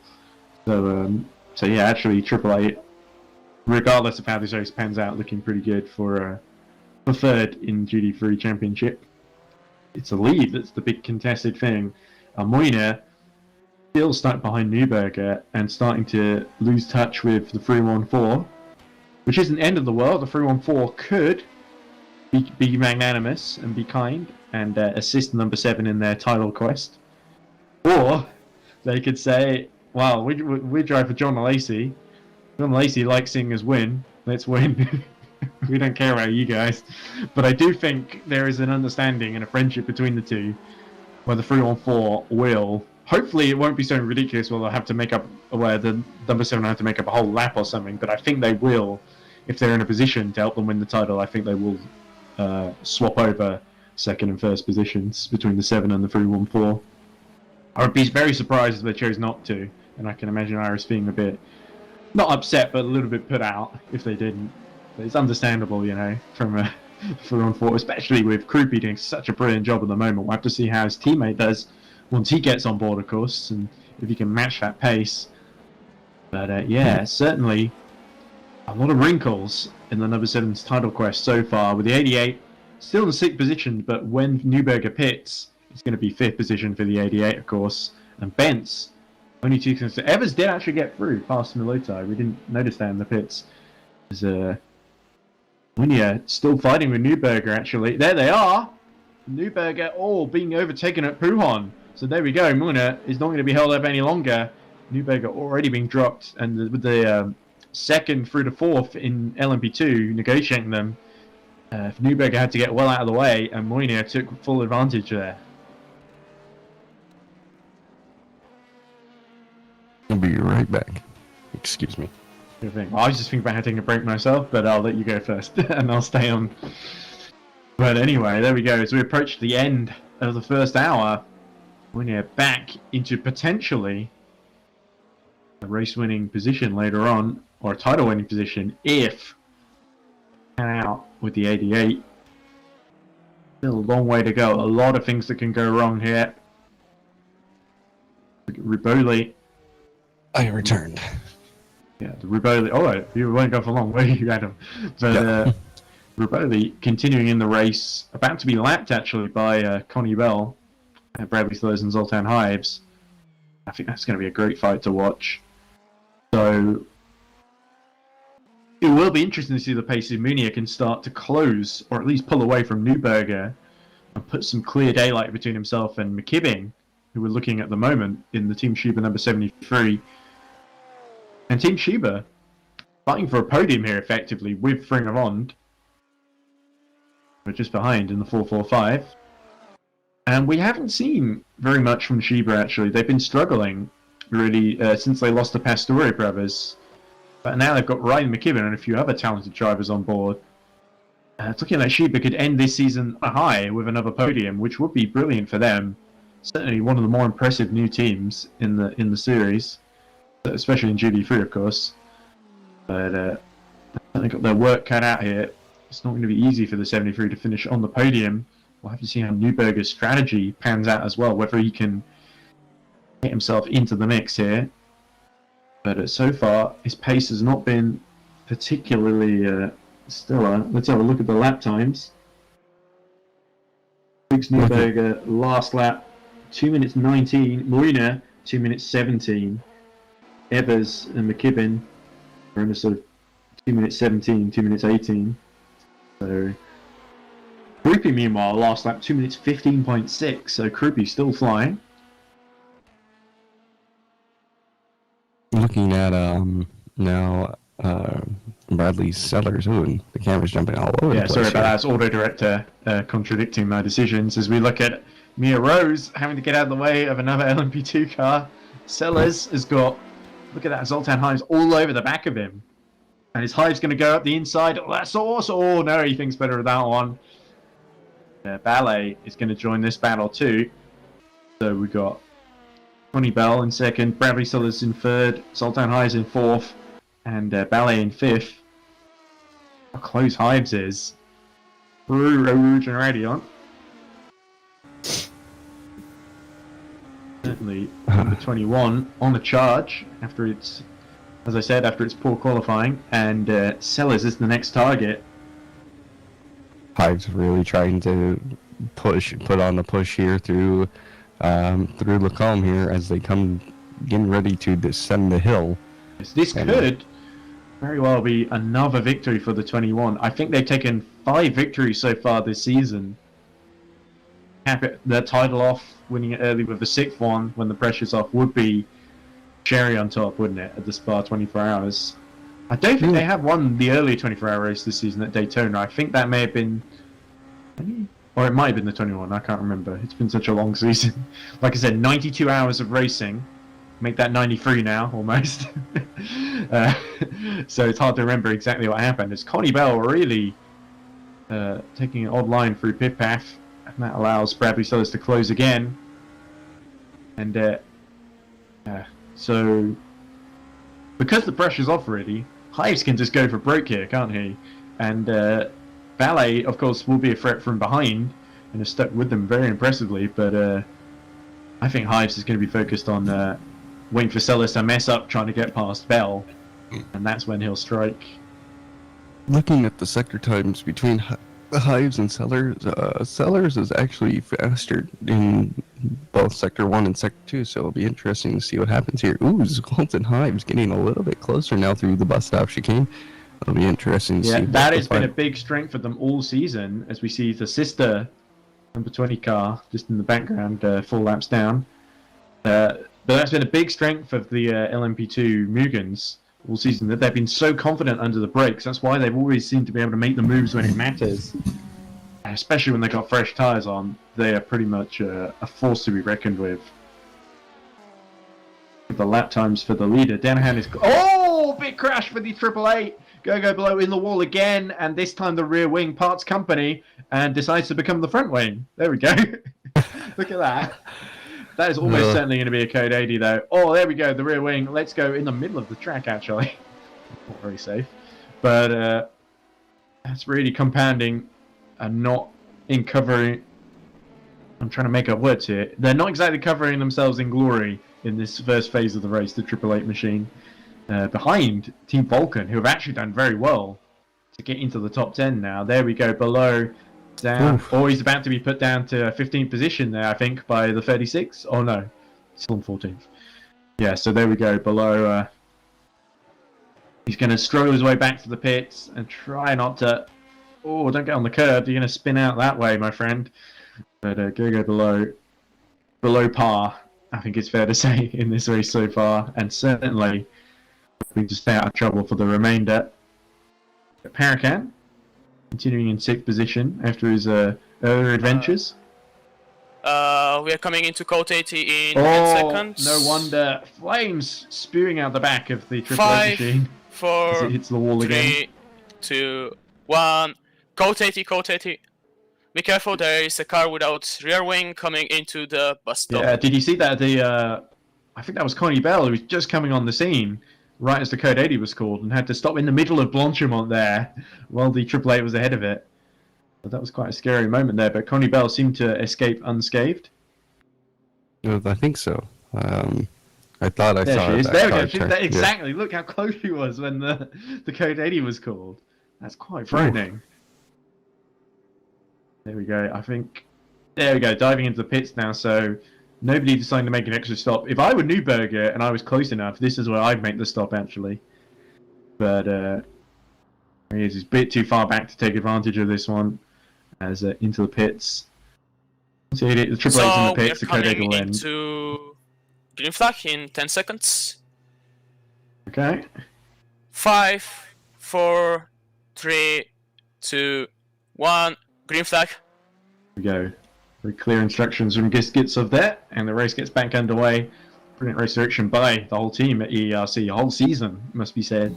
Not just Chris Gitzov, but Chris Tompkins and others too.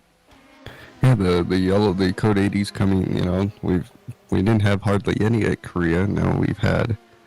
We had one in Korea because of the Valet engine failure, which apparently we don't talk about anymore, according to Valet, when I interviewed them in the last race. But yeah. We look at Ballet all over the back of Hives.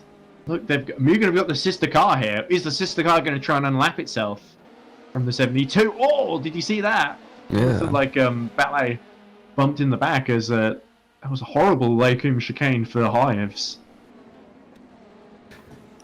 Ballet trying to put on the pressure here through the downhill portion of Spa. Well, Valet are ahead. Valet are going to start to pull away now if Hives keeps making mistakes like that. It's a reading game, putting on the pressure here.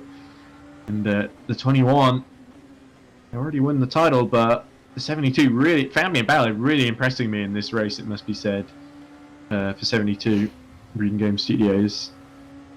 Certainly we've had some starring performances from the team, get some really solid top 5 positions. But if they could get into the top 4 on the podium, it would really cap their season.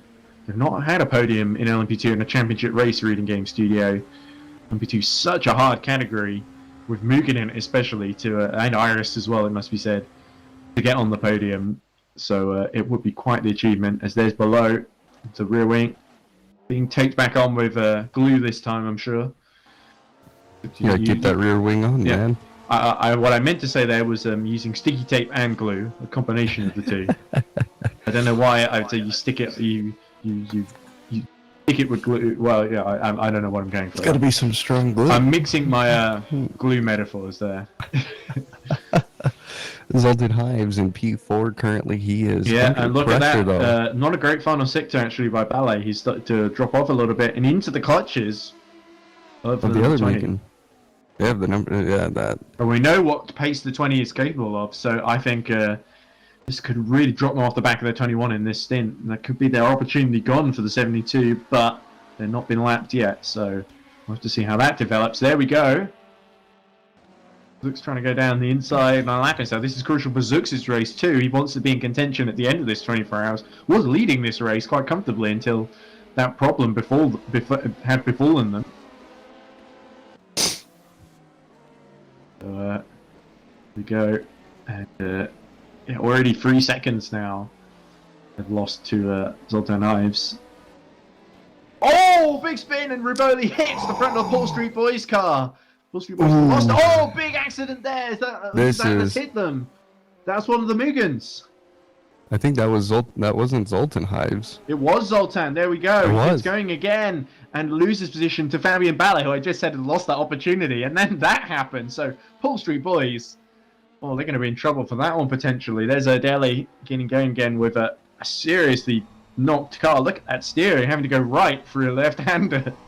Let's see if we can get back on that Zoltan Hives. I want to see his steering because he took a smack as well. Yeah, he flew there. That was a big accident. We come to code 80 in 10 seconds. Code 80. How many code 80s of that in the first hour? That's at least the third one. That's the 5, fourth one, 4, I think. 3, 2, Oh, look at that. code 80, code 80. That is not what you want to see on Zoltan Hives at all. Who was in P4 before that accident. Now he has basically bent steering that is almost at a 45-degree angle. And in these LM-P2 cars, if you have any sort of steering damage, it's impossible to drive. Exactly. What Valet told us, they had some steering damage at the start and near the early stages of Laguna Seca. They tried to go in the wall, so the damage was on the other side, so it evened out. And look at this! We go Sellers right behind Bell, and is that the lapped Roland Zooks right behind them? Indeed it is. And into the pit lane they go, very wisely, it must be said. So that's Bell and Sellers and Zooks. Is Danahan coming in as well? No, Danahan has gone through, so it was a bit late for Danahan to make that call. So he's decided to stay out. But interesting, 2 very quick stops in succession. Is this going to pay out for Connie Bell and Bradley Sellers, I wonder? Well, since they pitted so early, that's actually really surprising that they would pit right now. Well, maybe it's just a top-up. Or potentially they're trying to fit a driver change in here at the end of the first hour, but that would be quite early. Usually they tend to go at the very least 90 minutes or 2 hours in the first stint. As Joey Luring pits in the number 93, so GT3 also taking advantage. Is Newberger finally coming in? He's going to be too far back to do it, really. Although he's done pretty well to serve in 3 seconds of Monia. I would have thought he would have dropped off a lot quicker than that. But he's kept him just about in sight. So hopefully at 91 can get a great result here.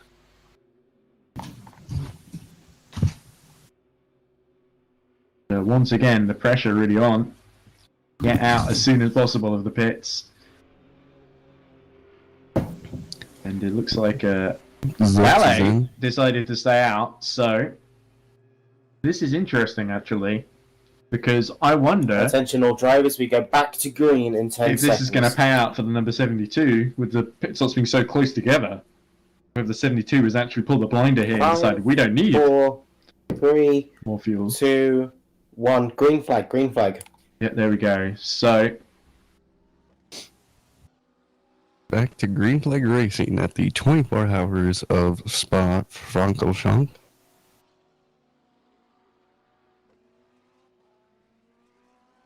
yes, and meanwhile we haven't talked about the GT3 title battle. There's Muna in second, but here is Milotai. He's got Bentz still 2 seconds behind, so Bentz has been slowly keeping up the pressure. If the 88 has been nursing damage, they have been doing an admirable job to not lose more time than they have. But there we go. Luring finally exits the pits behind the 420 of Kevin Veach's. The 93 Porsche gets going again in 10th. The Hives still being serviced and repaired. The Paracam is going to get through into 5th. Oh, wide by Milotai once again at the exit of Blanchimont. So certainly, you Bejic Bents, you're going to be very eager to take Milotai out of a title winning position, because top 6 would be a big deal for VH Racing number 3. They've not had much luck recently, it must be said. As we look at Mia Rose. Actually, Mia Rose gets out ahead of the number 93 Porsche. They are a lap down still, but they could work themselves back in. We know how quick Mia Rose is. We saw it in qualifying. We also saw it at Laguna Seca in the LM-P2 car. Certainly. Weren't you going to take your break, sir? I was going to. Oh, there we go. Just as I was talking up Mia Rose, the rear lets go at No Name Corner. Thankfully, she's offline, so unlike Paul Street Boy, she doesn't cause a huge pile-up. Might want to get out of there soon, Mia. There we go. It gets going again. But yeah, I'm going to probably take a quick break and make a coffee and come back in about 10 or 15 minutes as Mia Rose extricates herself from the grass. Continues on. Let's have a brief look at that steering. Looked okay to me. Looks fine. Yep, looks fine. It's good. It's good. And So there we go. It is Denahan leading LMP2, Krupi leading GD3 for John Lacey Esports to the tune of 11 seconds. Big lead actually for Denahan over Ballet now. But in the GD3 title battle, it is still just looking in favour of the 88, the Mugen Sim Racing 88 at the moment. But this man, like Muna, in a position, if anything happens to the 88, to win, if they can get the lead given to them, of course. But we'll have to see how that pans out. It's going to take 22 more hours and 56 more minutes before we find out who's going to be the GD3 EERC champion of Season 2 in 2021. I can't wait to see what happens. But before I wait, I have to go get coffee. So back in a minute, and right. enjoy the next couple of minutes without me, Adam, before I come back. Okay, I will. Jake Denahan, currently the leader in the LMP2 field, up by 25 seconds over Ballet, Fabian Ballet. Bradley Sellers in 3rd place, and then Connor Bell in 4th place. That's your top 4 in the LMP2s. Oliver Parkan in 5th position is quite a few seconds back, obviously 105 seconds, so that converts to be about a minute. It's over a minute for sure. I'm not even going to try and convert that in my head this early in the morning for myself. And good morning, good afternoon, and good evening to everybody watching around the world on EERC official YouTube channel. Thank you so much for tuning in on the 24 Hours of Spa. Riley McKibben, currently a P4 amongst the GT3 field. Currently 27 seconds back on Krupi, who is our current race leader. There's Bradley Sellers coming through La Source here, coming through turn 1. That was going to start his ascent up the hill, going down Eau Rouge, and now up through Oregon. Nicely done there, keeping that car completely flat out, currently in 5th gear. Got to get up into 6th gear, and this is just an absolutely beautiful lap around. Best way to, I would say this to watch Spa is in the seat of the driver. And now we're seeing some pits happen now. Nick Homewood coming into the pit lane now to make his pit stop. This will be his 2nd pit stop today. And now we're seeing Ronald Herbelin, now currently in P12 amongst the GT3s, driving in the McLaren 650S Mugen Racing number 98. So these guys down the field for Mugen. But the real story is going to be Maloitai, who is currently the championship leader. That team of the Mugen Sim Racing 88, but they fall down any positions. Now it becomes a potential, are we going to lose this championship? That's really all that matters at this point. For the GT3s, Paracan into the pits now in the LMP2 field. Doesn't look like anything was wrong with the car. Zoltan Hives went 2 laps down after the huge accident. After Lacombe, that caused a huge accident that gave us our 4th code 80 of the hour. Now we have officially left the first hour of the race. We have 22 hours, 53 minutes to go here at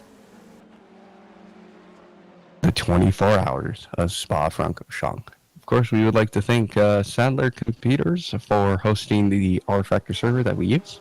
And then, of course, Grid Finder, a huge help with us as well. Start your sim racing today and by heading over to grid-finder.com and find pretty much any sim racing league in R-Factor 2, ACC, a set of an ACC. Of course, I think they have some leagues, basically any leagues that you would want to participate in. They probably have something over there. Well, Ronald Zooks, his day has really started off really well. Went to the toilet about halfway through the first hour, but now he's back going again. He's 4 laps down, so he has a lot of ground to make up in the next 22 hours to potentially get on the same lap. But that is possible if he just plays his cards right through with the pit cycles and everything. Riboli, and currently P7 in that number 33. And now we're seeing Ronald Zooks, he's getting by some lap traffic. Almost had a little bit of a squirrely moment there. But Riboli in the Valet Esports 33 currently is 14th overall.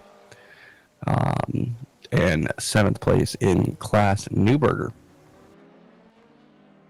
Currently in P3, Holt just moving up the field ever so slowly, and oh no, Benz Boros loses it up through Radeon, comes back on track, doesn't look like any damage though, was able to get through the runoff there. Now Jake Denahan is going to be coming through the field here, and he has to get through that. Now Felix Newberger is also going to be coming through here very shortly. And oh no, Pascal Eggert into the wall, loses that rear wing entirely.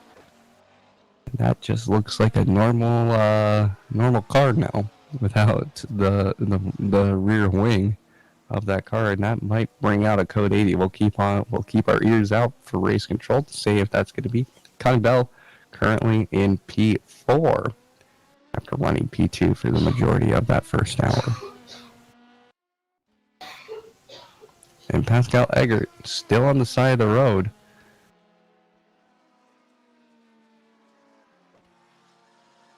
Trying to see that it's a McLaren 750S, and that might bring out. Ooh, he is just parked there. Neil Evers, who's driving fantastically through the GT3 field right now, currently P5 in front of Malloy Tai, the current GT3 championship leader.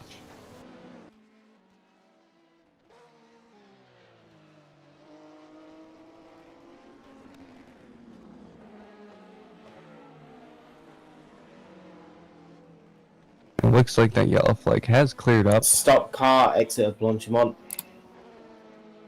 Stop car in front of Blanchimont now. Now there's Fabian Ballet. He gets a little bit wide and gets himself going again, but that is not exactly what you've been hoping for if you're running P2 in the LM-P2 field. Riley McKibben trying to also gain some ground here. He's actually now up into P4 now. Ronald Zooks doing a good job here, trying to make up the ground. Currently P8 in class, and overall in the P17.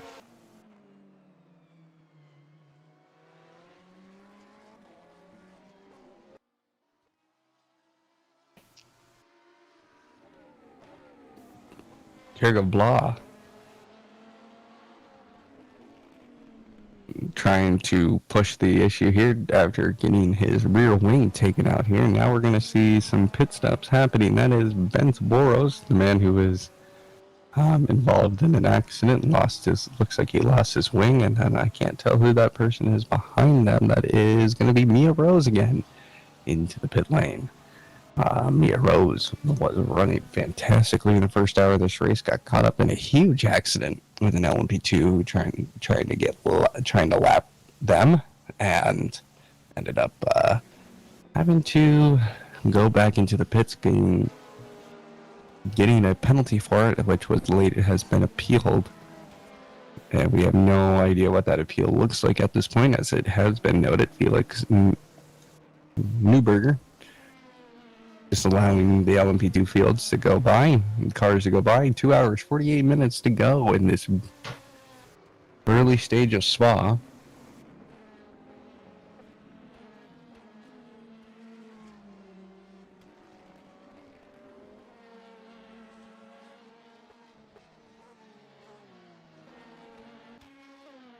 Let's see. Oh, now we have another accident in Radion. Low just not able to keep it together there up through Radion, and now we are looking through Blanchimont, Lonick Mueller in that BMW, trying to push here. They hold on to second place. Currently the leader, Krupe of in that 314, doing a great job just holding on to the lead, has a 12-second gap between him and second place, but that also opens up the opportunity for overcuts and undercuts through the pit cycles. So if Neuner can actually get into the pits early and make something happen, as we see Mia Rose coming down, it's actually now Robert Pawn, who is going to be in the seat. Now Kevin Weichers now loses it up through Radion. Does a little bit of a 360 and gets back going again. Not the best of conditions here. And oh no, Robert Pawn, who just came out of the pits, is now into the wall and has lost that wing. And oh my, some more drama here at Spa-Francorchamps. Doesn't look like a code 80 might happen. How in the world did they lose that down the Camel Straight?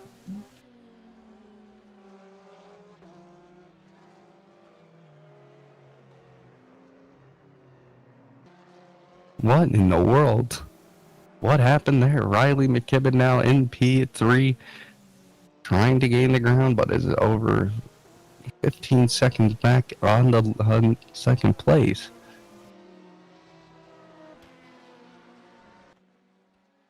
Ooh, well, it looks like I missed a lot of very exciting stuff, Adam, while I went down that coffee. You stepped away. We had several cars go off. One, two retirements. The 444 and looks like the Paul Street Boys 753 have been having a competition with Falcon Motorsport to see how many times they can spin through the top of Eau Rouge and Radion and get away with it. And I think Ben Spora's still in the pits at the moment.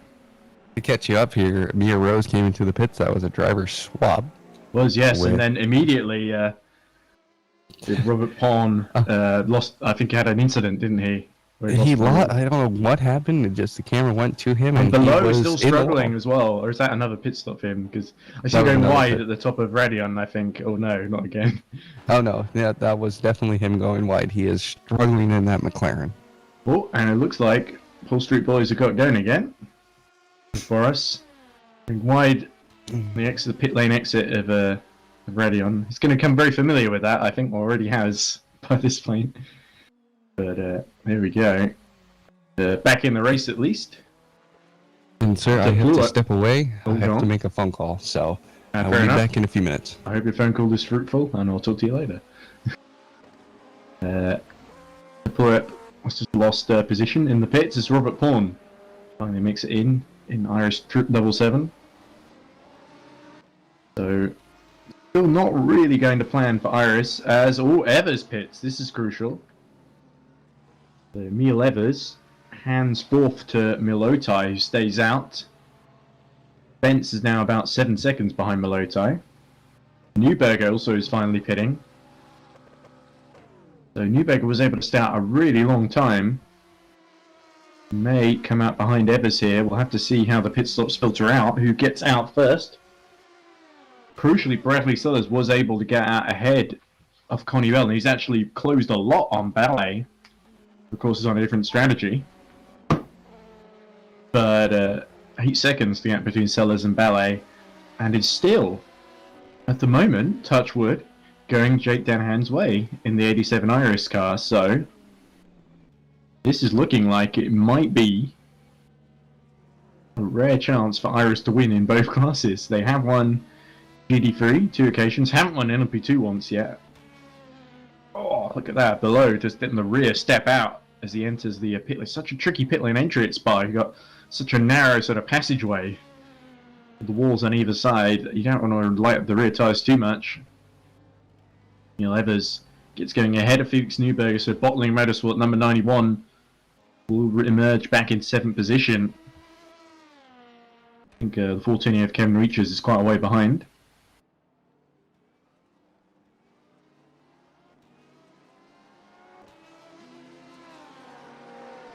Certainly, big battle is going to be with, I think, between the 445, the 91, and the 88 Milotai. Essentially, they're sort of in the middle. They're going to come out later on in the middle of Milotai and Bentz, I think. Evers rejoins the circuit, gets back up to full speed. Up the hill. Such an interesting angle. Beau Rouge.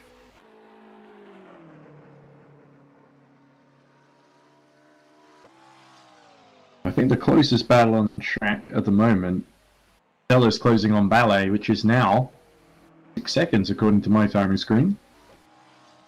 Although Newberger has just gotten out behind Hebilian actually, so Hebilian has actually jumped Beaches because Beaches is spit now. So Psenia Vos Polonia starting to make some ground in GT3.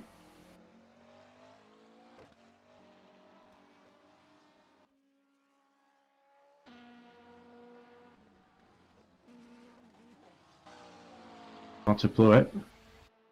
Yeah, who's just overtaking Beaches, and he's going to get past Newberger as well. The Dan Ruzen.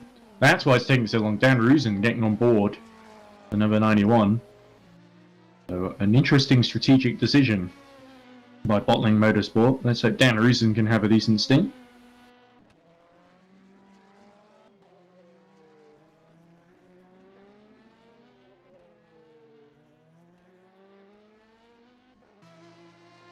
Ballet, and surely with older tyres, the pressure is going to come on from Bradley Sellers.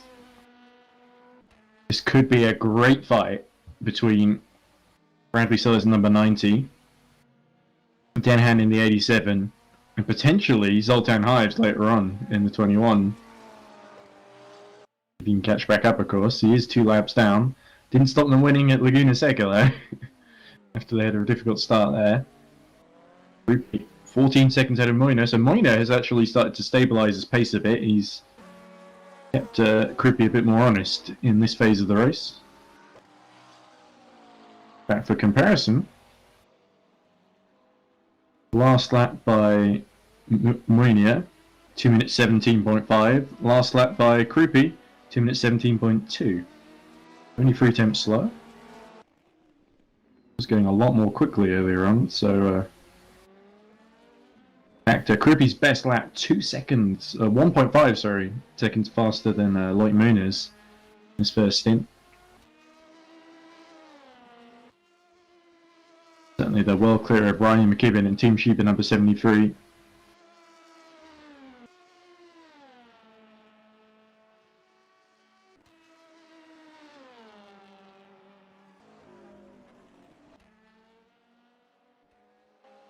Let's watch Bradley Sellers now as he chases down Fabian Ballet, and in fact this is quickly going to become a fight for the lead now as Danahan, out of sequence with everyone else basically, now pitting.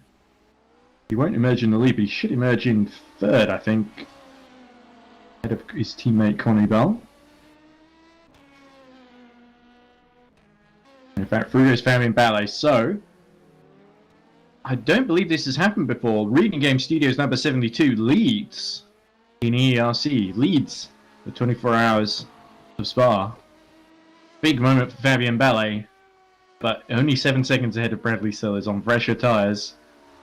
Only by a couple of laps, so Reading Game have worked their way in the mix here.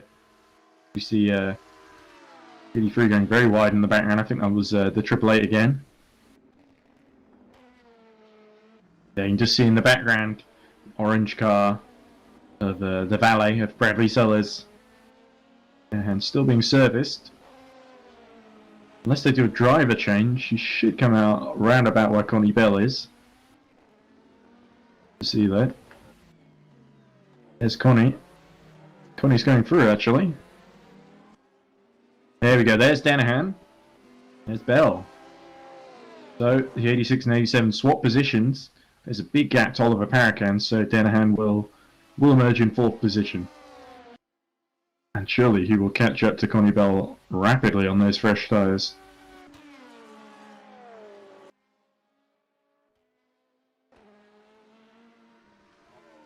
Certainly, I think Danahan looking in the box seat so far. Wouldn't bet against him winning this one, at least not at this stage.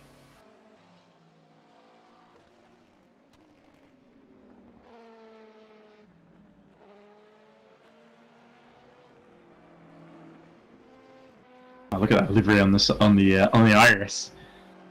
Big anime girl for luck, I imagine. Oh, as Danahan actually cuts the chicane at Lecum on cold tyres at the pits.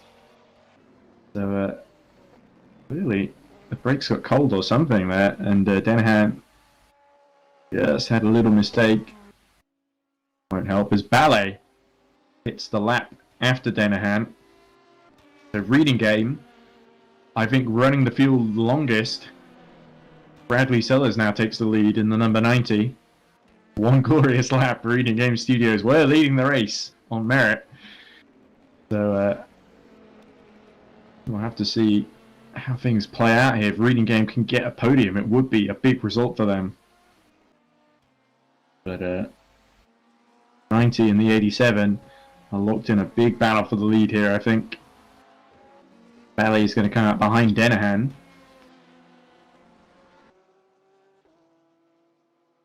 William. A bit of a lonely race, it must be said. 12 seconds behind Fried in the 93 with Porsche. So Hillian should be able to catch up fairly soon. The Ferrari's pretty solid around here. Porsche is a little more of a handful, especially down the straights.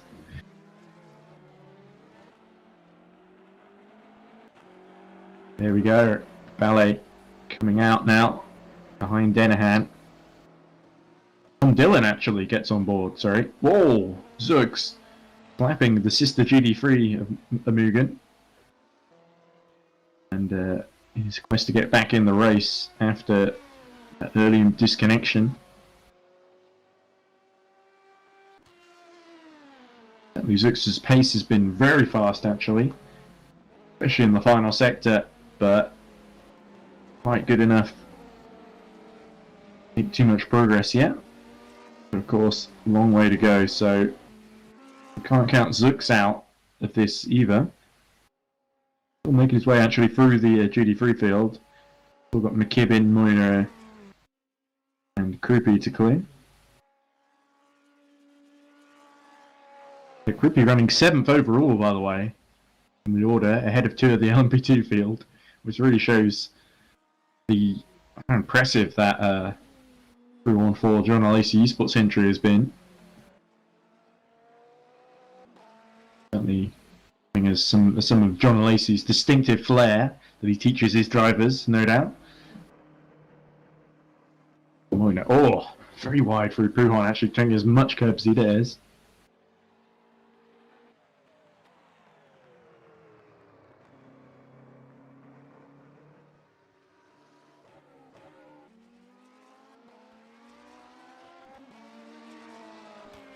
Well, Chris Tompkins just informed me that it's actually not an anime girl on the side of the Iris.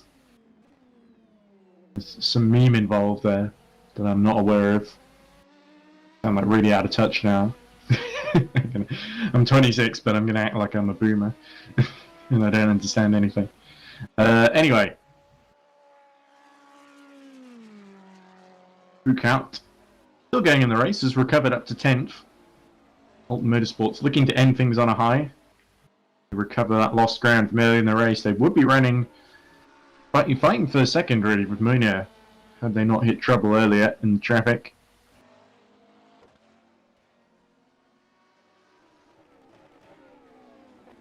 Bent's starting to lose touch a bit with Milotai, so Milotai's really found a way to drive around that damage if there was damage earlier. Perhaps it was just a lack of confidence or something to do with the pressure. The title decider. But the GT3 squad, especially at Mugen, has not been in a title decider before. The LM-P2 squad was in a title decider the year before against the 717 RSS Unison, who won the first season. And it ended up at Road America with the Fantasy Esports, as they were called then, number 5, retiring from the lead. And in the season about 50 points down, 47 points exactly actually, down on 717 RSS Unison. For a bit of Kolokshai and the rest of that team. So Kolokshai, Kianik, and Varkoni. Those are the three that have gone on to win the title in the 21 this season. Really, within the driving force behind that campaign. I see a couple of those drivers in action because, of course, it's Zux, who has been driving sort of between the 95, some of the Mugen GT3s. He's been all over the show really, but always one of the strongest performers. No surprise to see him lighting up the timing screens.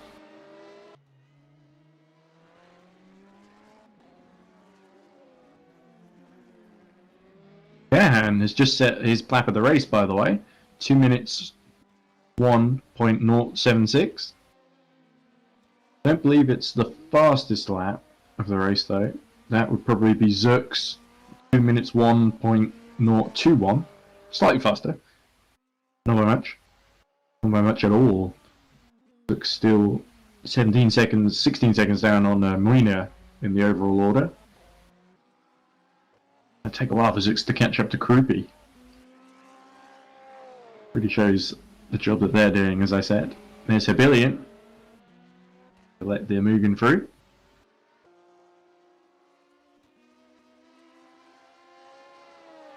Shanahan only 14 seconds now behind his teammate Connie Bell.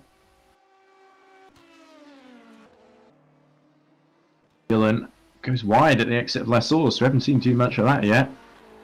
So Dylan seeing how much he can get away with when he goes a bit deep in La Source. Whoa, Paracan has a little off at No Name corner. I think it's going again. All the troubles for the other drivers. There's a great chance at 5th or 6th for the 46. But I would be very surprised if they ended up beating both Mugens. Marina pushing for all he dares, so number 7 putting everything on the line for the title. It's all or nothing really for the number 7, isn't it, at this stage? Marina got 2 poles in LM-P2, by the way. The number 7 only has 1 pole, unfortunately, which I believe was achieved by qualifying by Gielhed. It was Sven Gielhed, of course, one of their other drivers who we'll probably see in action later. And Suzuka, if I remember correctly.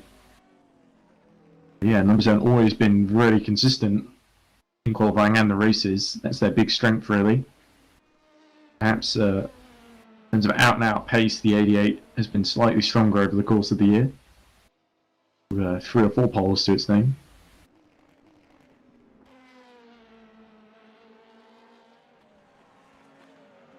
Certainly, either the number 7 or the 88 would be worthy winners for the Season 2 title for EERC.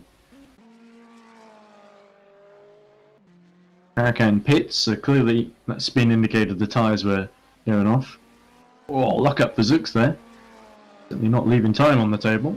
Let's see what lap this is by Roland Zux, actually. He goes towards start-finish line. Zux sets a 2 minutes 2.1. So pretty good. He's keeping the pace up very consistently.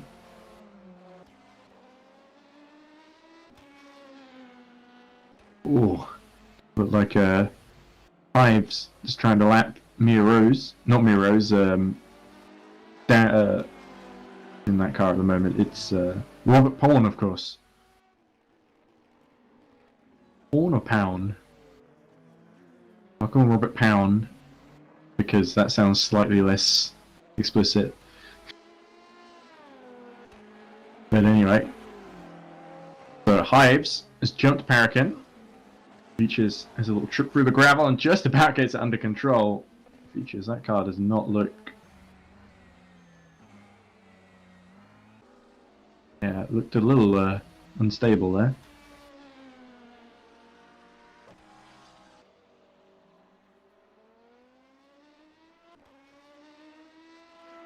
Yeah, we're getting to the point now.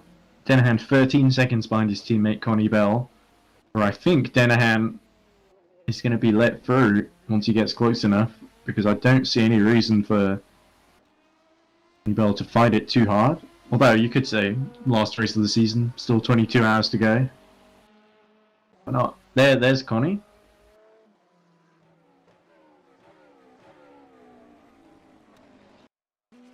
With the big gap that Bradley's has been able to pull on Connie Bell, but certainly Connie Bell is not really having the pace at the moment to fight for victory. Potentially there's third up for grabs if Connie can filter out ahead of Tom and Dillon. Of course, we don't know what kind of threat the Mugans will be later on, so they're definitely going to be a big threat in the later stages. Can't count them out.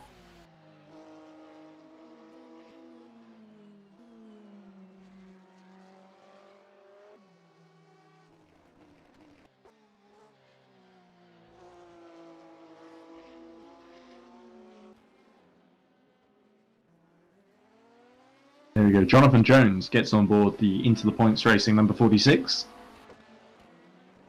Jones is going to emerge ahead of Riboli. 134 seconds between himself and Hives, so only 70 between himself and Riboli, so he'll emerge ahead, but not with a too cushy a margin.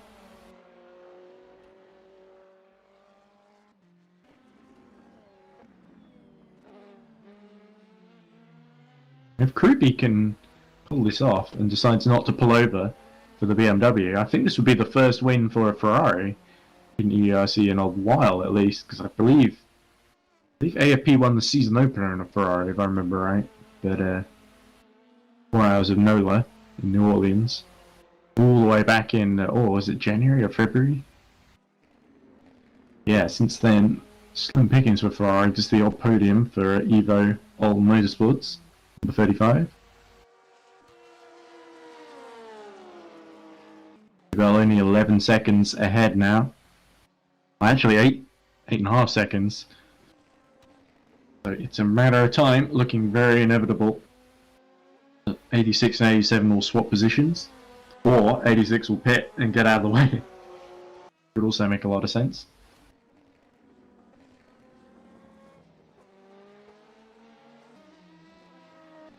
Lap 42 in the middle of now.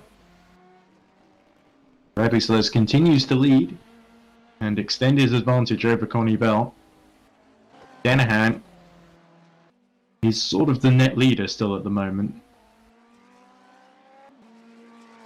He's really kind of nipping. It's going to be nip and tuck at least for the next couple of hours between Sellers and Denahan. 83 though, no such ambiguity. Krupi, the clear leader, only by about 20 seconds or so. A good drive by Monia. The title on the line. Plenty of daylight between himself and McKibben.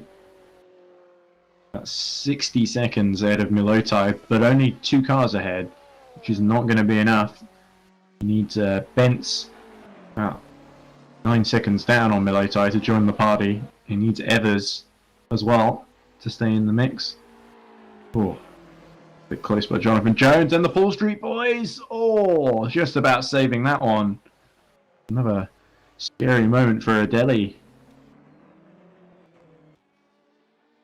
Is still Adeli on board that car? No, it's Ben Boris, of course. My mistake. There he is. Boris, and is that Veachers? Veachers is about a couple of laps ahead, I think.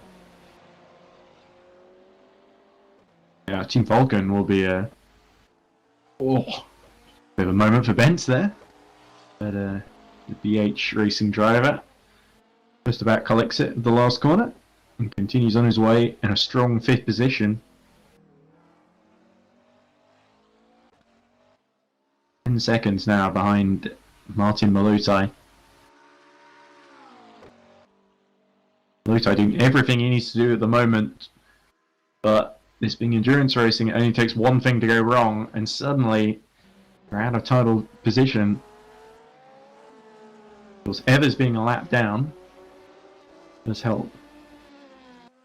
Really getting to the point where Giebfried going to need to be the one that beats Milotai for Munia to get the number 7 in a title winning position, but quite working out for them so far. Billion faces Giebfried. This is for position, this battle.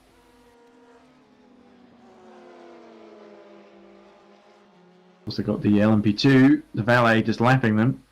That's Bradley Zollers. Hopefully they out of the way fairly promptly. Billion surely is going to try and line Giebfried up through Radion.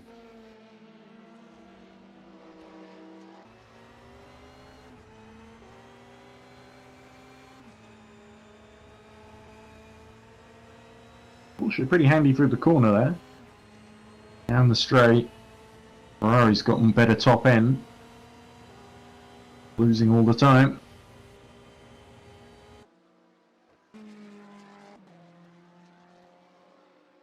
Can a Billion do a late dive at the bus stop? Porsche's already got the lights on, which is interesting. At least it looked like it from that angle. Oh no, Billion going in the pits then. So AFP trying to undercut number 93. Hope it works for them. To see. Zux is also in the pits for number 20.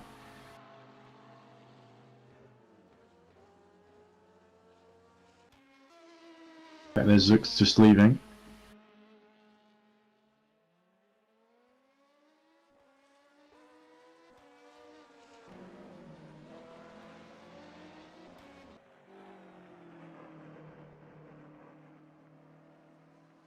Boris, having let Veachers through, deciding to follow him.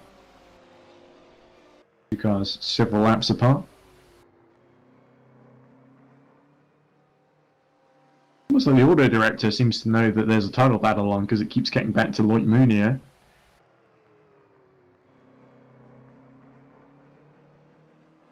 Mounier lapping fairly competitively, 2:18.3 on that last lap, compared to 2:17.5 for Krupi.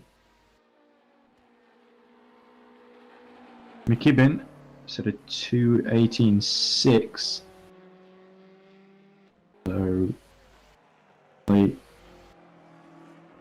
keeping Sheba at arm's length. There's McKibben. Sellers pits from the lead now. In LP2. Already coming out. This is a quick stop then. Bonnie Bell coming in too. So there's Denahan. So has Bradley Sellers doing a brilliant stint and jumped Jake Denahan. Oh no, there's Sellers. His pit was later down the road, of course. So Denahan will take the lead. There's no doubt about that. Bell, I think, is going to come out behind Tom Dillon. The low tight. On course for the title at the moment. But certainly, it's not going to be over till it's over. Rubioli also comes in.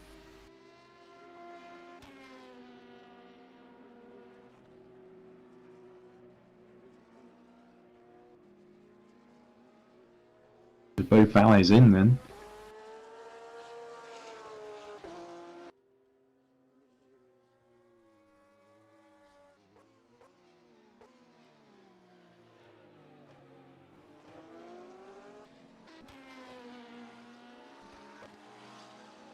Right, an update on the number 91, which is on a different strategy to the rest of the GT3 field. Still running in 9th position, with Dan Rusen at the wheel, and on the green tyres as well. It's Mia Levers, Dan Rusen are the only ones on the mediums. Everyone else, I think, on the softs, if I remember correctly.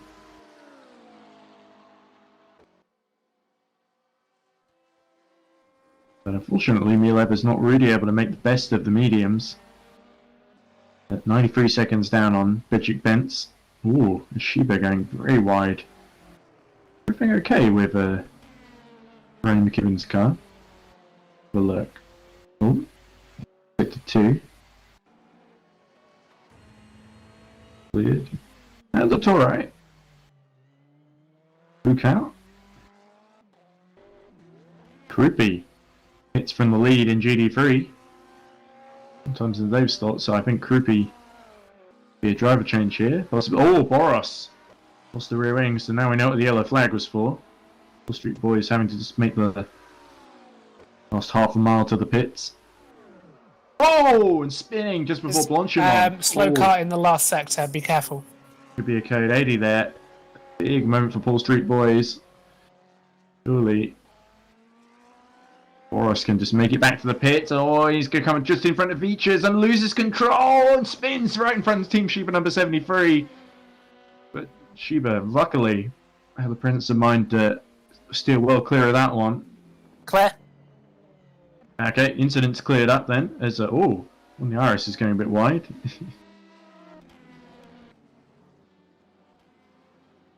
There we go. Groupie in the pits. Kruger was a bit unlucky there, that wasn't a code 80, but Weenie and McKibben go through. I think Milotai might make it through as well. I have returned from off the phone. Oh, there we go. So, leader in GT3 has just come in the pits. Nikki Pastor is getting on board the 314, John Lacey Esports car. She's inherited from Mattia Couperi, who's had an excellent stint. So Munir leads in GD3. Milotai is now up to 3rd though in the 88. That's our little title battle. Remember, Milotai needs to finish 7th or lower, with Munir leading in order to take for the number 7 to take the title. If the 88 can finish 6th or higher, they take the title. At the moment, 3rd is going to be more than enough, and Bentz is about 20 seconds down now.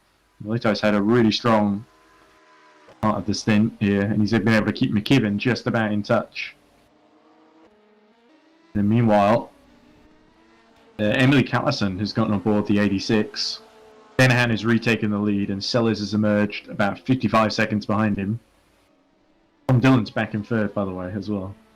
It's all going on there, and then the Mugans have been slowly, steadily getting their way back up the order. Hives has just gotten in front of Jones a couple of laps back. There you go. That's your update, Adam. Also, there was a couple of more incidents, but you would have imagined that. It wouldn't be a 24 hours of Spa without him. As we are taking a look at Dan Rosen, or is it Rosen? This is Rosen? the Bottling Motorsport number 91, which you remember sort of didn't pit under the early code 80 and was taking a different strategy. They're down in 9th, and they've been doing all right. Rosen's been wiping solid, but they're on them and the 445 Fring Avon car took a gamble on the medium tyres. The problem is that worked really well early on, but I think the mediums are starting to wear a bit. Well, they've not quite been able to get them to switch on properly, so as McKibben pits with Shiba number 73, so we're going to have our title contenders running a 1 and 2 in a second.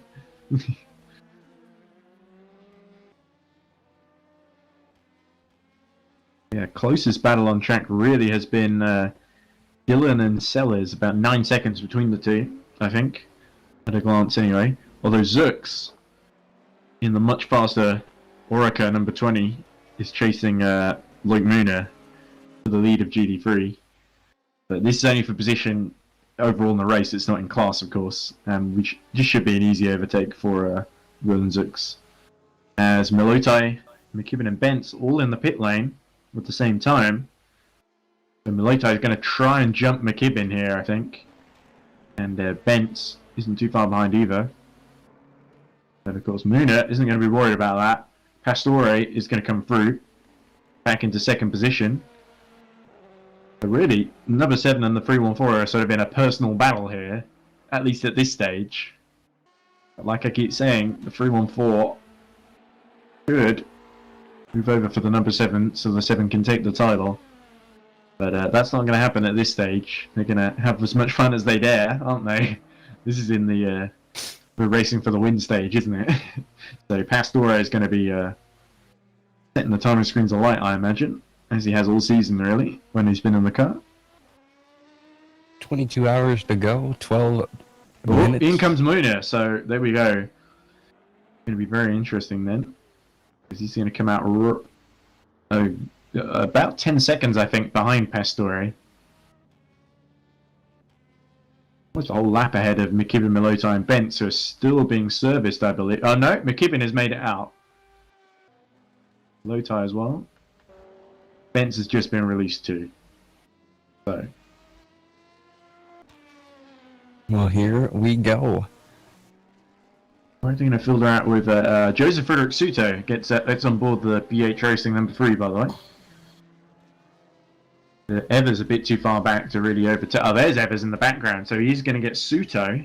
I don't think he's going to get Milota, though. Here we go.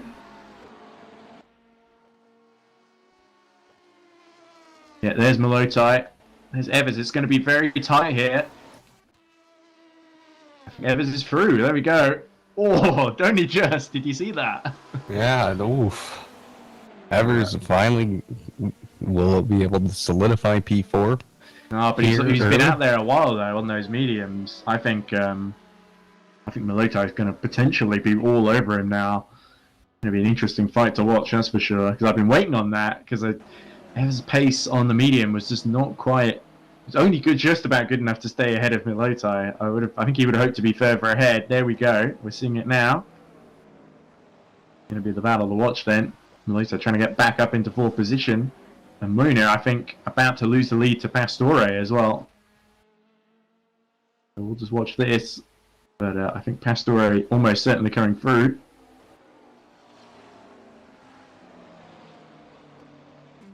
Yeah, there we go. Pastore in the lead then. Evers under real pressure here. And they've also got the Iris. No, it's not Dan Reason, that's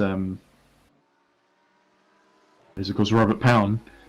Oh, here we go, Milota down the inside of the exit of pit path. Oh, it didn't quite have the overlap to pull that one off. And of course, Robert Pound is trying to unlap both of them and has a moment himself. Goes wide. Milota, closing the distance between himself and the 445 rapidly. Those fresh tyres, he could almost go around the outside at the bus stop. I wonder if he's going to try that. Here we go through Blanchimont.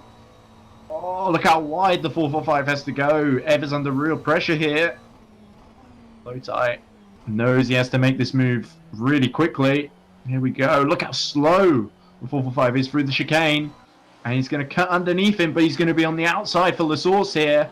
Oh, look how wide Evers is pushing him. Trying to make him go away from the racing line. Here we go. Milota is going to have to stick it around the outside. Oh, and he gets bumped off the track there. Oh, robust defending from the 445.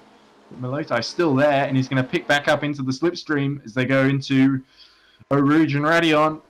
Oh, here we go. Up the hill. And is he going to try a move into Les Combes?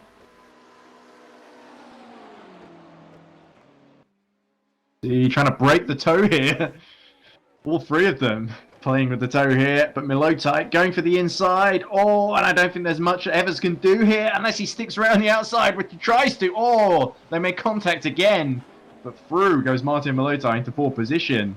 A very spirited defense from the Fringabon driver, but I think Evers knew it was only a matter of time there. Now can Milota keep it clean here and not lose these positions that he's now gained? Well, previous experience says that once the 88 gets through, it tends not to lose it. As Kevin reaches, lets the rear tyres go a bit loose there. But carries on. Right, so that was exciting. But Now, Evers has got Suto about 13 seconds behind him, so I don't think the pain is over for Fringavond yet in this stint. Those mediums not at their best. But Evers held on for as long as he could, and he's going to have another fight in his hands soon enough. So the gap between Munir and Pastor about what it was before, 20 seconds. Pastor, if anything, has extended it slightly. If you look at Sellers, trying to close the 56-second gap between himself and Jake Denahan. I think it's going to be a very good fight for the rest of this race between the 90 and the 87. 72, locked in a battle with the 86, currently driven by Emily Callison. Great to see Tom Dillon and Emily Callison battling with one another. Just lovely people, really. Always nice to talk to either of them. And being in a battle for the podium, quite surreal. But well, I shouldn't say that because it's not like they're not good enough to get on the podium. It's just it's not happened so far this season. But Emily Callison, Tom Dillon. Callison has a better lap time slightly, but in terms of the best lap of the race, but I think that might have been set by her teammate. But a 2:04 last time round for Tom Dillon, 2:05 for Emily Callison. 7 tenths between them on that last lap in favour of Tom Dillon. So really game course for a podium at the moment, but can't discount Zoltan Hives, even though he's 2 laps down. We should let everybody know that Joshua Birch will be joining us here shortly. Ah, excellent. Only missed the first 2 hours. They'll probably be the best hours by the judging by things, but hopefully we get some more action here and there. Certainly Evers will be the one to watch as Suto closes in. Last lap for Suto 12 seconds behind. He did set a personal best, 2:17.661. Last lap for Neil Evers. Have a look. It's disappeared.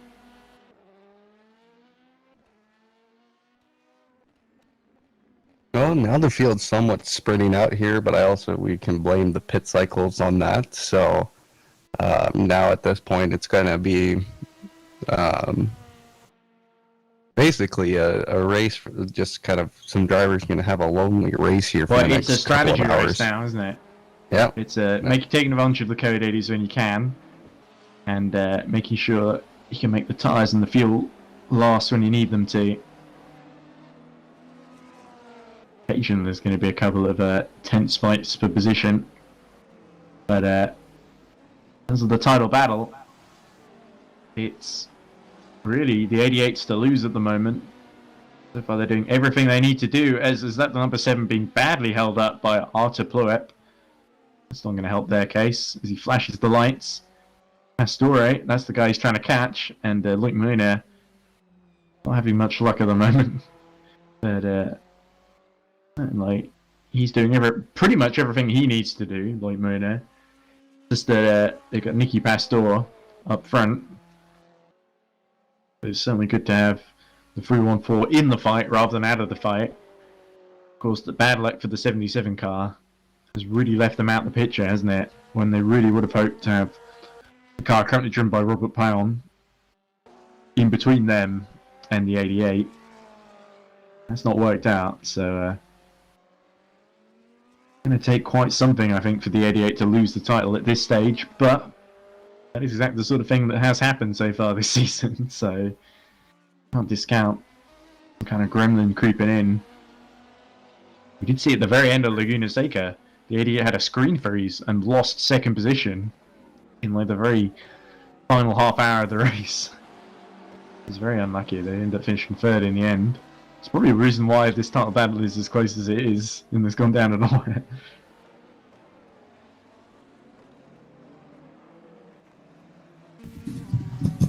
See here. That was Ruzin we were just watching, who is right behind Artur Pluep, only 2 seconds actually. It's a much closer battle than the Suto Evers one. It's 10 seconds there, but Ruzen definitely pushing. Yeah, that blue car just coming out of frame. That is Artur Ploep for the 36. And of course, the number 91, Dan Ruzen driving at the moment. A fair bit of experience Bolding Motorsport they have in LMP2, but this is GT3, which they haven't driven too much of. They haven't even got a particularly unique livery. It's the generic 2020 Ferrari one, I think, with 2020 written on the side. But they're making a decent go of it here. And hopefully we see Bolding Motorsport back for more. Always good to... We did see in Sebring, they led very briefly. Another mistake for Artur Ploep. Allows Dan Ruzen to close in. The Bolding Motorsport fancy 8th position. They've been in 9th for a while, haven't they? After the leading... Oh, no, they were 2nd, weren't they? Early on. They're off kilter pit stop. Which was exactly why they were leading in Sebring, wasn't it? With the rain. So, there seems to be a bit of a pattern with Bolding Motorsport that they like to go on the alternate strategy.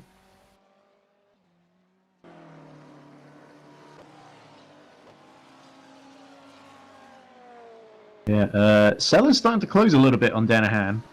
Danahan last lap 2 minutes 4 seconds, 0.6. Sellers last lap 2 minutes 3 seconds, 0.9. So yeah, 7 tenths over Sellers. But the gap, it's toing and froing between the both of them. Danahan very much able to respond to what Sellers is doing. Ruzen continues to coast up to the back of Artur Ploep.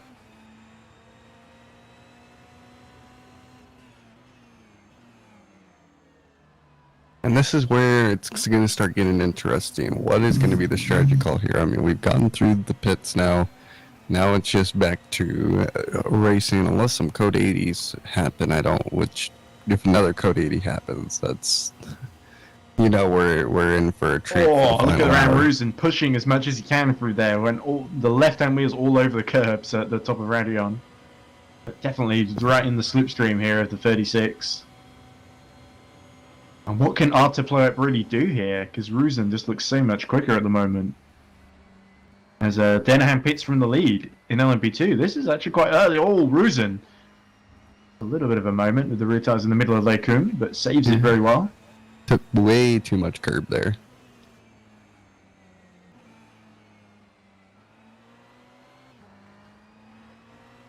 As they now start the descent down the hill.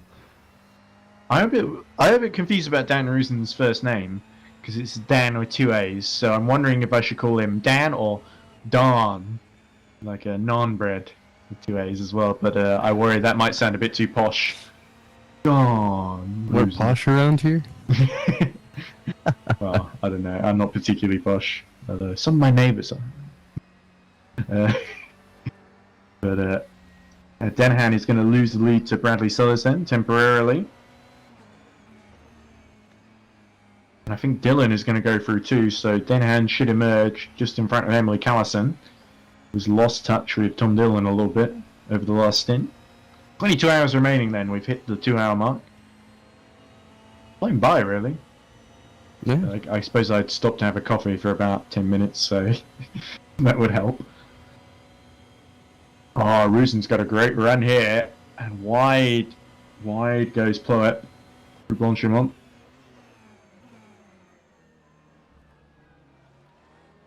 And now Rosen trying to get as close as he can now. Does a great job through the bus stop chicane to gain a little extra time, because now that gap got a little bit closer. Yeah, it's not like the LMP2 cars where you get a little bit of dirty wake sometimes when you get too close to them. You can run very close in these GT3 cars. But Ruzen will definitely want to be clear at the back of this blue 36 machine. They go through Eau Rouge into Radiant. Oh, both of them go wide over the inside of the curve there. Don't want to do that in real life. That can really damage the suspension. But not too many times anyway. He's got another run, but I think he's going to run out of road here, Ruzen. He breaks for Lekum. Time. Slightly cleaner run a bit, but very much over the curbs there. You can look at him flicking the wheel this way and that, wondering which way around he should go. In terms of how to pass this 36 car. Oh, look at the 36 really struggling through some of these long corners. You can tell that the number 91 Balding Motorsport car just has so much more grip at the moment. I wouldn't be surprised to see the 36 going into the pits quite soon. Oh, it's starting to die. Denahan, meanwhile, emerged about 51 seconds behind Tom Dillon. In third position now. It is turning into a three-way battle. And really, I think it's realistically at the moment a two-way battle between the 90 and the 87. Oh, Rusin has a... Oh, but also the 36. So the 91 had a bad entry, the 36 had a bad exit. So it's trading between the two of them, their mistakes. Rusin keeping the pressure on, and the more he puts the pressure on, the more likely it is that Ploet is going to crack here.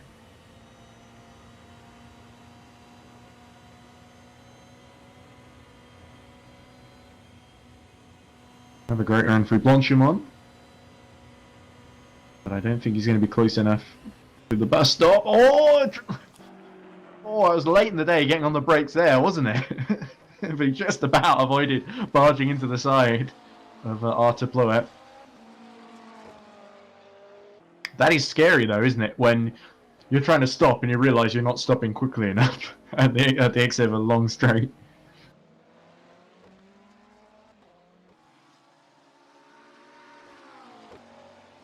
Well, now the battle is heating up between, is it P9 and P8? Is that Plope and Yeah. Plope? Oh, Whoa, have we lost Dan Rusin? Oh no, the game has crashed. That's what's happened. Oh dear. So technical difficulties are ironed, ladies and gentlemen.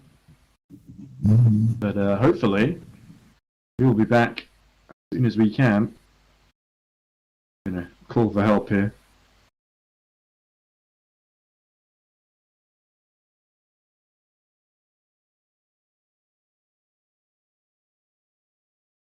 Apologies for this, ladies and gentlemen. This is part of the game, I guess.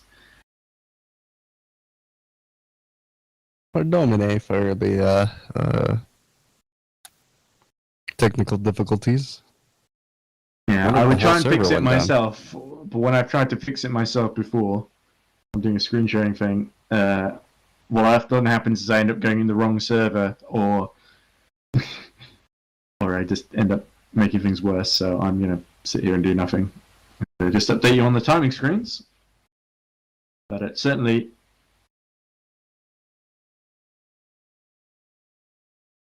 The Alpha Plurp continuing to hold off Dan Rusin. 3 temps the gap between the two of them is Kevin Veachers and Tom Dillon pit. Dillon pitting from second in the Arena Game 72, hands it back to Jake Denahan in the 87.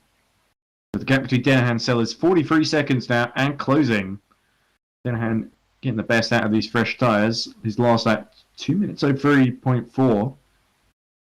Seller's last lap 2 minutes 04.2. Yeah, 8 temps there. Over Denahan.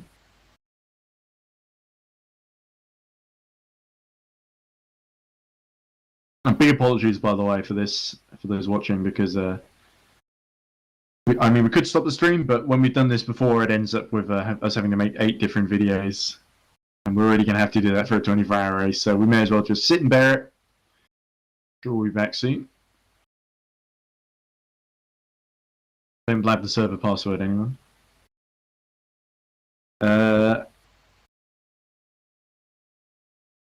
Any outstanding incidents going on here? Roland Zux, after his pit stop, has started to close on Massimiliano Riboli again in the 33 Valet. He's about 24 seconds down. That time's pretty similar between the two, so Zux' charge is starting to halt a bit. Luke Mooner has closed about 2 seconds on Nicky Pastor. So the number 7 still in play for overall victory, even if it's not handed to them. You can't really discount the number 7 beating the John Lacey Esports team. Would be quite something. But, even if John Lacey hand over the position, it would still be well-earned championship, I think, for the number 7. But of course, it really depends whether the 88 is running in, say, 4th or in 6th and 7th. If it's running 6th and 7th, it's absolutely worth swapping over. If he's running 3rd or 4th, there's absolutely no point swapping over. Because it wouldn't hand the number 7 the title, so... But of course, there is the thing of, like, if on the very final lap, the 88 hits trouble, then they might regret not swapping over, is what I'm thinking. But I have a feeling he's going to go down right to the wire between those two. Evers.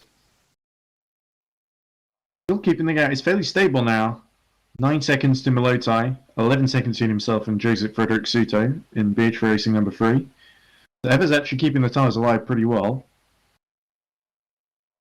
Diepfried for Team Sheba. For Royal Racing rather. He's in the pits again. McKibben's in Sheba and he's ahead of Milotai, of course, sorry, to the tune of 28 seconds. Royal Racing number 93 is about 60 seconds down on Suto. They're not really in a position to get into the title fight. And I believe we're almost back in. I have to wait for all the assets to load in, and then we can get back to our spectating. Brusen still behind Ploep, amazingly. It's nice that Ploep is deciding to hold on for as long as he can until we can get back in the server and watch the fight. Certainly very sporting of him. Very sporting of Dan Rusen to not get through until we're ready.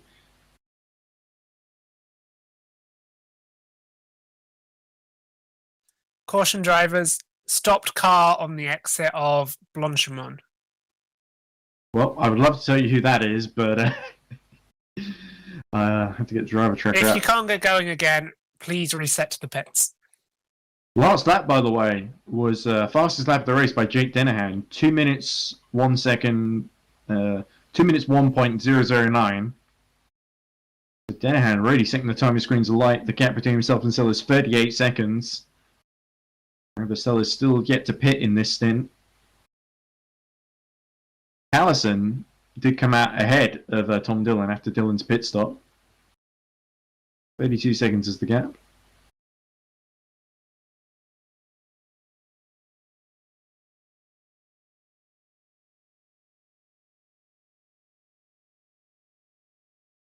Ploep still holding on from Dan Rusen for 9th position. He's by far the closest battle on track. But there's still some other close ones that aren't too far apart. Even Veachers, interestingly, was caught up to Robert Pound. The 77 has just not really been able to recover like we'd hoped it would. And Veachers now 7.8 behind the Team Falcon team, who are impressing, in my opinion, on their comeback. It's always very difficult when you're a team that gets into trouble and has a reputation for causing incidents to return and sort of regain a bit of respect, as it were. And I think Team Falcon doing a very admirable job. Lovely team there. And they were just saying, please just finish the race, guys. Just finish the race. We don't care if we spin every other lap. Just finish the race. And don't kill anyone. It's kind of the bare minimum. But okay. As Callison pits and hands 3rd position back over to Tom Dillon. RS86. Consolidating 4th, it seems, at the moment. Certainly back and forth between the 90 and the 87 for the lead, and the 72 and the 86 for 3rd in LM-P2. So, like the low number of LM-P2 entries, we've seen some pretty good fights here and there. Jonathan Jones also coming into the pits, into the points. And certainly they will finish in the points. It seems pretty likely, no matter what.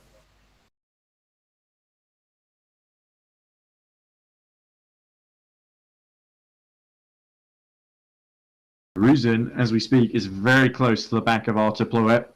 We'll try and get that up on screen for you as soon as possible. Apologies for that, ladies and gentlemen. Alright, we're just having a second attempt to get back in.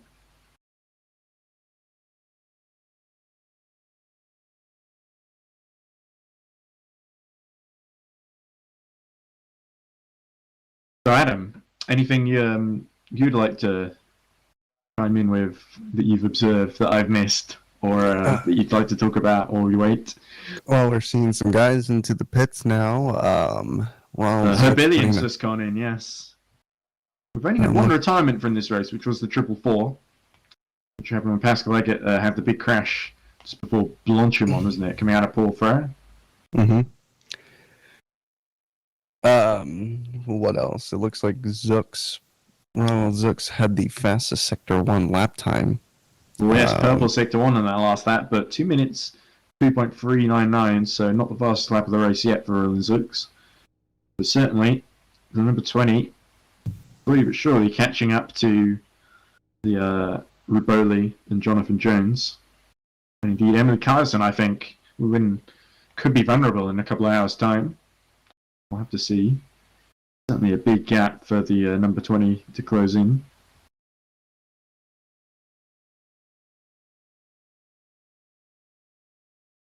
Jonathan Jones is just finishing the pit lane. I think Callison, there's a driver change going on at the 86. Callison's been in a while.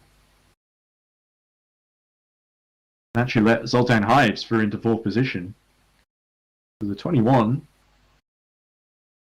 Zoltan Hives making up the places he lost after his accident. Apparently we're being told it's the curse of Fring of Bond. We saw this happen at Korea as well. That Evers is apparently driving without force feedback, Neil Evers, which I wasn't aware of. That was why Milotai was able to close on him and overtake him quite quickly. Like Evers putting up the best he could. He's fallen to about 11 seconds down, so decent effort by Neil Evers to actually set the lap times that he has last time round. Well, his best lap, 2 minutes 17. I'm not sure if that was before or after the force feedback left. And we're being told we're going to have to restart the computer completely because we're having so much misfortune today. So we may have to temporarily end the stream there and hopefully come back very soon while the computer restarts. But when we do, hopefully we'll be able to share more of the race. So Bradley Sellers still leads in the number 90 to the tune of 42 seconds in LM-P2 over Jake Danahan, but out of sequence, Danahan will inherit the lead in a matter of time, I believe.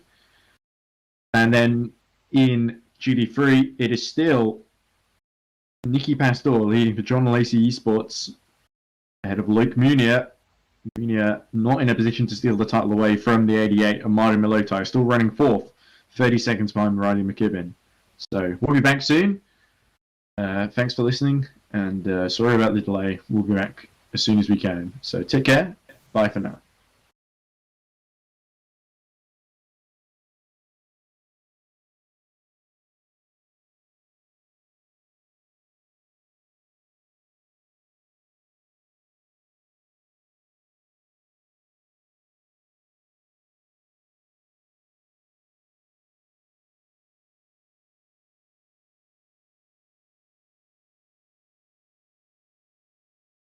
Well, that's a yikes.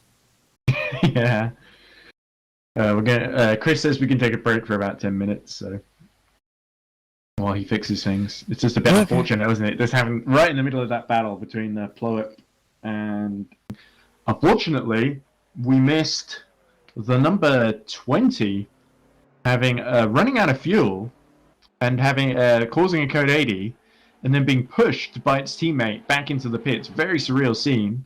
The number 21, incidentally, has, I believe, been able to jump Emily Callison's 86 machine in the pits. Callison 17 seconds behind now. We look at Loic Munier making his way across the track.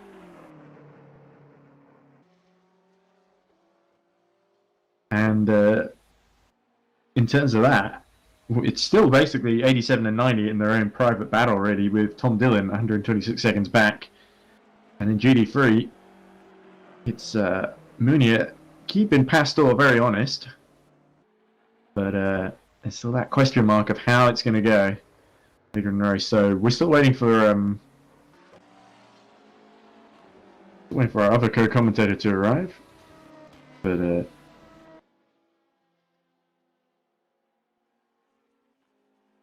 I'm still here, just so you know. oh yeah, of course, yeah. Adam is still with us, by the way. I'm Ed, in case you've forgotten. I've been here all season, folks. But, let's see, there's an interesting fight. We got Wesley Bukout, who's running down in 7th position. He's got Dan Rusin a couple of seconds behind him. Rusin, in turn, is holding off Ruben Giefried in the Porsche, who's pit in the recent history. The Porsche, not the fastest in the straight line, but dynamite through the corners, it seems. And the 93, beating the odds, running in the top 10, doing a very solid job. They did get in front of the 36 in the end because they pit to change drivers. John Prim Armengol has gotten on board. Yellow in sector 1. I wonder what that was for. Cleared now. Yeah, we got Ferrari 35 versus Ferrari 91 versus Ferrari 93. So that is going to be the closest battle on track at the present moment. See if there's any change up front. But certainly a brilliant recovery by the 21 so far, even helping its teammates stay in the race. Looking unlikely that number 20 is going to be able to finish much. It's not going to be too particularly well as Kevin Beaches completely misses Lacoum chicane. His Hives continuing. Next target for Hives is Tom Dillon, who's about 2 laps ahead of him. So it's going to take a lot of hard work over the next couple of stints for the 21 to get on the podium. Certainly, the pressure's on for number 72 is Beaches. That's that looks like 36. Going through to a lap it. Put an extra lap down on them.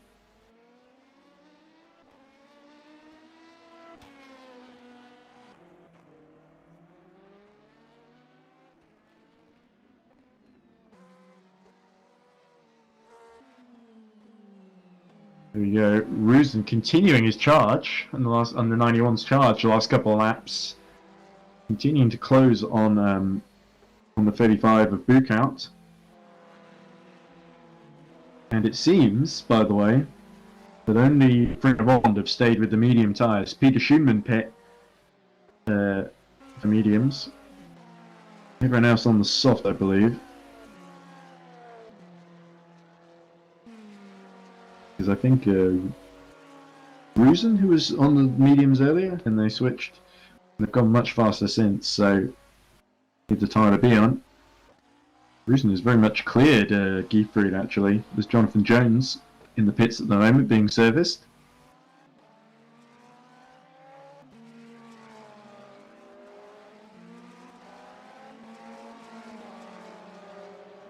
Oof. So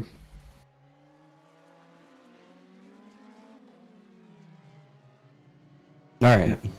Rusin continuing to close here, actually. They're just lapping Beaches, and he's right behind the 35 now as they approach Eau Rouge. And get the best run out of Radion. Onto the Camel Straight. Oh, look at the 35 all over the show. Rusin has got another brilliant run here. I think he's going to get through at the end of Lacoum. Not much the 35 can do here against the sister Ferrari. Down the inside goes Rusin and into 7th position. So this alternate strategy from the 91 working wonderfully at the moment. The 35 had no real answer there. The tyres starting to die, I think. As the Mugans come through to lap them all. Oh, need to make sure the Mugen doesn't bump them off the road here by accident. Oh, through the inside it goes. A bit dicey, but Mugen in a race of their own. They can't afford to lose too much time. So, in terms of DNFs, we have lost. Oh, it's showing. Well, that was a bit odd. So, Pascal Eckert for Fringavon 444 is gone earlier in the race. Renaud Herbillion retired while we were off air, unfortunately. And Slavazi in the 888 is also out after crash. So, 888 pretty much assured a third anyway, but Certainly a pretty dismal run today, sadly, in GT3. But I don't think there was anyone close enough. If the top two are John Lacey Esports and RS number 7 who are already ahead, then I don't think anyone's really realistically going to be able to catch them unless something very bizarre happens. Because yeah, I think all the Motorsports were the only ones who could, and they're down in 8th. So looks like Alton will have to settle for 4th in the end. It's still a pretty good going for the 35 team, a new entry for this season. Got podiums to their name.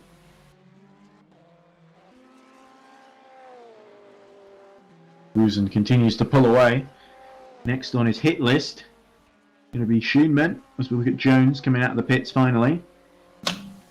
Jones coming out behind Nicky Pastore in the GT3 leading Ferrari. That really shows the job that John Lacey Esports are doing today. Look at Callison on board the 86, trying to get back on song with Sultan Hives. Actually, she's lost time. She's 21 seconds down on him now. I really think the 86, the best they can really hope for is 4th or 5th in this race. I think the podium is becoming more and more out of reach.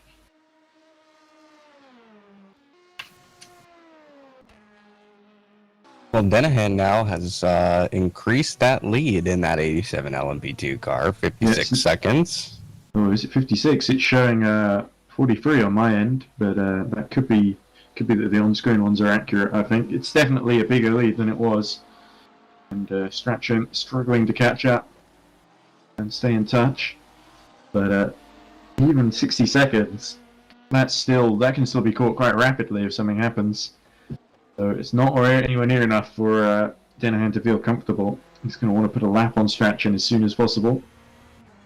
Just from our point of view, we want the number 90 to stay in, because it's 87 and 90 fighting for a chance at 3rd in the championship. If the 20 can, I think if the 20, even if the 20 only fails to finish, just to get half a point, don't they? Oh no, they wouldn't, because they wouldn't finish the race. It's only if they finish outside the top 10 you get half a point. But certainly with so few runners, it looks pretty good for the 20 if they can just make it to the end. That they can get the points that they'll need to stay in 3rd position in LM-P2. If they run out of fuel again, or their engine expires, then it puts Denahan, Strachan, 87 and 90 in the box seats. Look at McKibben. Team Sheba have been a bit quiet today, haven't they? They've had a pretty good run, I think. McKibben really has acquitted himself very well in this team. Very good in LMP2, very good in GT3. Good all-rounder. There's Denahan. Enters the pits again. So, going to give up position to Robert Strachan.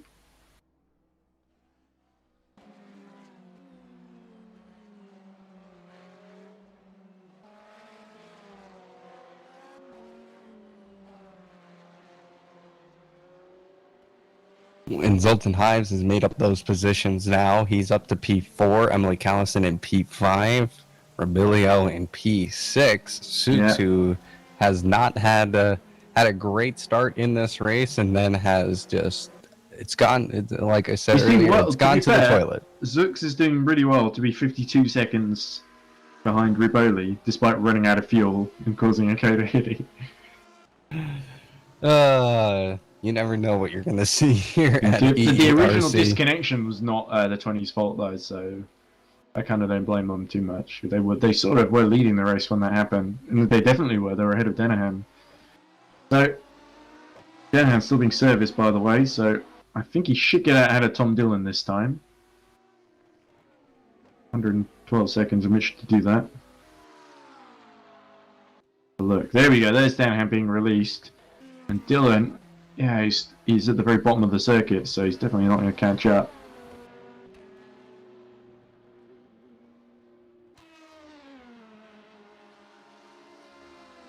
It was interesting talking to Dan after Laguna Seca because you could tell he was so disappointed that Iris lost the 1-2 there. Because he was leading quite a lot of the early stages of that race. He felt that a much better result was robbed from them. He got disconnected. There was no real fault of their own. So this time I'll be hoping they're certainly driving exceptionally well to hold off Robert Strachan, number 90. Staying there, that's going to be the hard part. It's just a matter of enduring the rest of the day and a bit of tomorrow too. There's Dylan, so definitely not going to get ahead of Denham now if he's in the pits. Dylan's still got the 2-lap gap to Zoltan Hives, so certainly a good idea to pit now while the gap's still there. Get fresher tyres on, get better lap times, stay in front.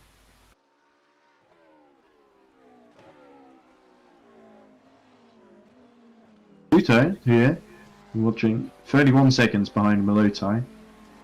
So, done a pretty good job, keep him honest, for BH Racing number 3. Certainly going to get very interesting. Oh no, and we have an accident with Kevin Weichers. Oh, Veachers in the wall. Exit of a corner after Lecomte, whose name I can't remember.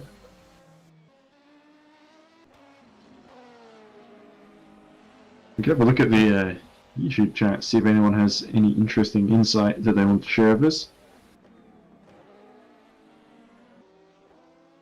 But the race itself settling into a bit of a pattern here. Sean Jones gets on board the 72 actually.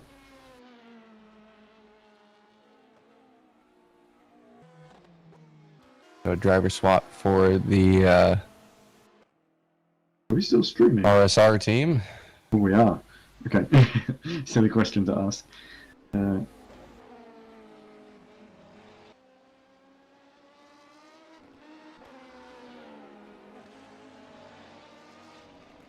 Somebody asked a while ago, about an hour ago, where Mr. Beach is. Well, we just saw him spinning, so that's where he is.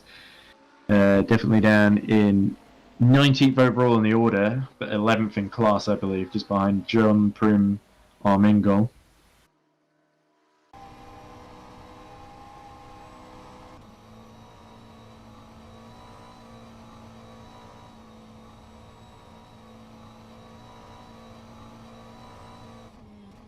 There's Armengol, we're on board with him now, actually. 9.9 seconds behind Ruben Guipri. But the 36 has done a pretty solid job catching up. It's certainly better on the straights than the Porsche. The 36 could get revenge on the 93. And a good little battle in the lower order of the points in GT3. Robert Pawn. Robert trying to recover from the very, very difficult start. He's got 40 seconds to make up actually two Kevin Beachers who we just saw spin. Going to be a long, hard slog for Irish 77, unlike their teammate. They would have loved to be part of that title fight and help out, but it's going to take quite a miracle to get them back up there now, even with 21 hours left to go.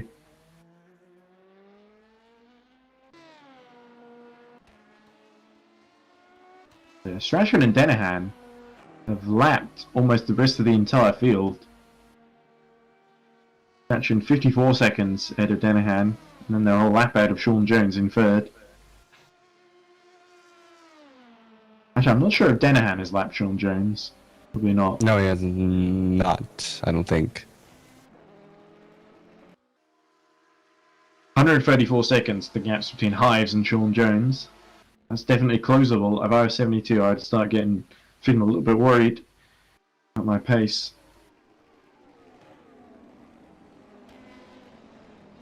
Most of the field of LM-P has now been lapped, and half the field in GT3 has been lapped, which is very interesting to see here. So now it's just strategy. Melotai, though, making his way up to fourth now. Yeah. So Melotai, the last car on the lead lap, 117 seconds down on the lead. Not too far off McKibben. We should take a look keep an eye on the gap between Sheepa 73 and Mugen 88. Is, look, 42 seconds.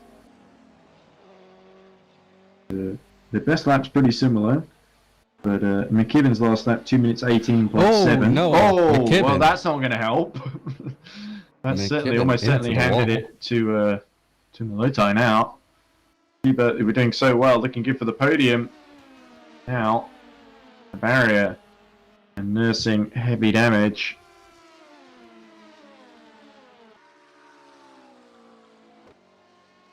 Yeah, and it's dead. It looks like it's dead. Has the engine failed, or have they run out of fuel? No one's going to help Team Sheba now. The 73, if you can't get going again, please escape to the pits. Yeah, there we go. And that is it. It's game over for Team Sheba. Such a disappointing early bar for them. But more good news for Molotai and 88. In another position. So only one position now behind their title rivals. Although they are nearly 100-second in a race.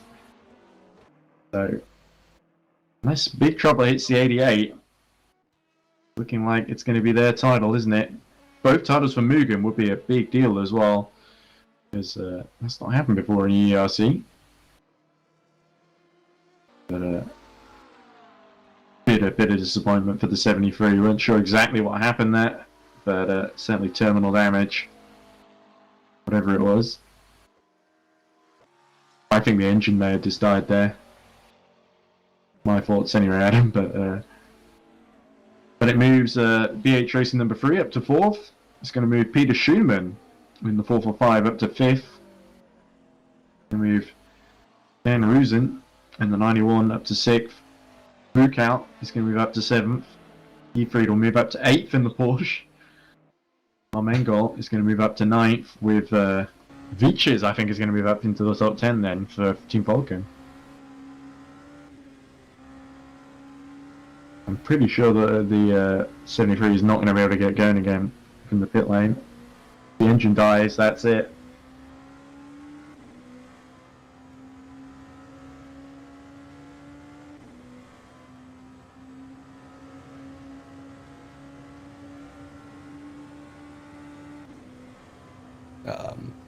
So there's a clip on Twitch about that car being pushed. Are we not the only ones streaming this as a spectator? The competitors are streaming as well, I imagine. Oh, Well, there's Into the Points on a different channel, like in actual spectator. I know Rural Racing have got a stream as well. Yeah, I'm just looking at a recorded thing from Fuchs Newberger of looks like the number one of the Iris cars coming out of the pit lane exit and sort of lagging, and as the 91 ticks a racing line, the Iris kind of GT3 lags and they bump into one another on the straight and both hit the wall. But I'm not sure if that's from before the race or after, or during rather. So didn't look too bad, I guess. Few things.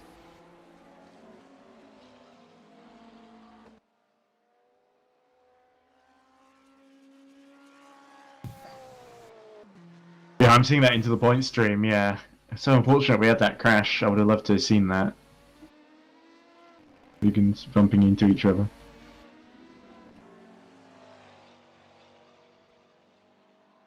Oh, is it lovely to hear Oliver Parakin and his team Into the Point sister speculating about what the hell's going on to the Megans. Well, that car was being seeing Zoltan Hives push his teammate there into the pit lane. Well, Zoltan Hives definitely a big team player. Anyway, we're nearly at the end of hour 3, aren't we? We're getting close. 77. Matchin leads by 37 seconds over Danahan. Danahan was over 2 seconds faster on that last lap. So it's really a matter of time, really. Going out longer really means number 90 are banking on a code 80 or something, aren't they? They're not going to stay ahead of the 87 without one. And of course, Joshua Birch should be joining us any moment here now. Yeah, well, we'll have to see about that.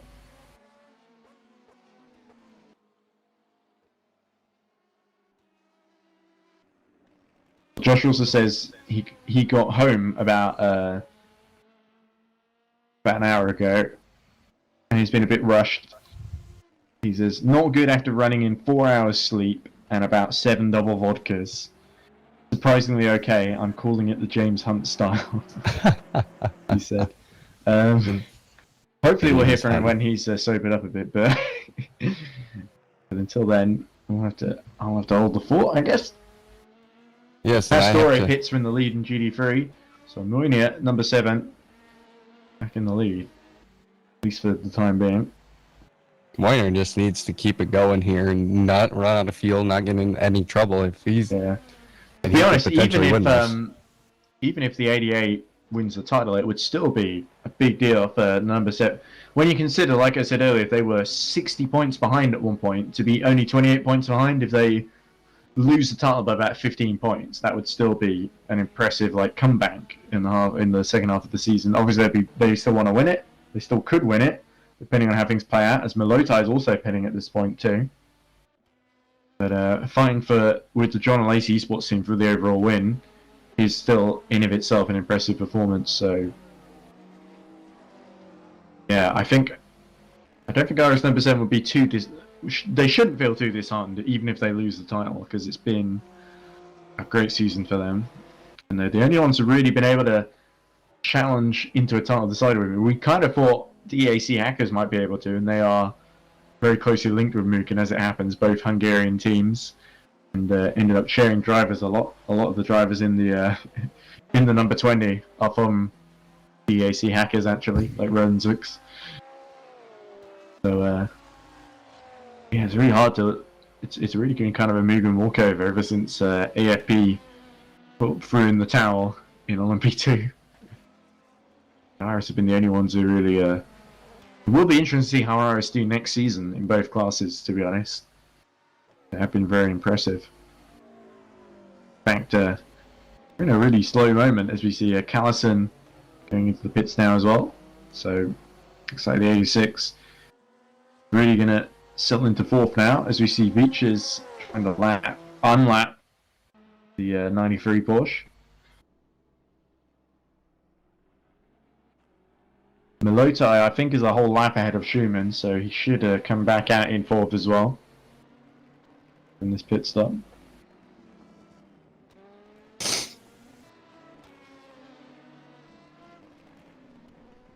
Sophie Jones has also gotten on board the Reading Game Series number 72.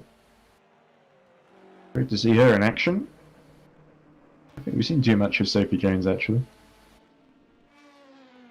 I wonder if she's a relative of Sean Jones, who also sort of defected to the team in the middle of the season when AFP kind of stopped running a second car. It defected mid-race, actually, when in Suzuka, when the 97 crashed out early on, unfortunately, so Sean Jones didn't get to drive. He just joined the Reading Game and did the rest of the race with them instead. It was nice. I can't remember if they finished at Suzuka or not. I think they did. They might have been outside the top 5 or 6.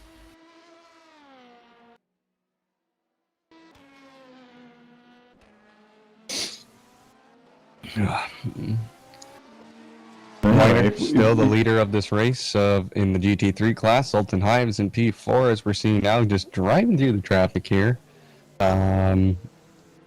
Jake Denahan needs to pick up and go. He's trying to decrease that 42-second gap between him and the leader in the LM-P2 field. Jake Denahan has in the 87 team do have a big chance of winning this race. He was about a whole second faster last lap, so he's not quite getting second and a half out of him. But they're still setting great lap times, so I think it's kind of a bit nip and tuck, isn't it, between the two? You got to think if there's it's still in the favour of the 87 at the moment, but number 90, by running longer, it keeps them in play, doesn't it? Just in case there's a code 80. Luke out pits and loses 8th to John Primar main goal.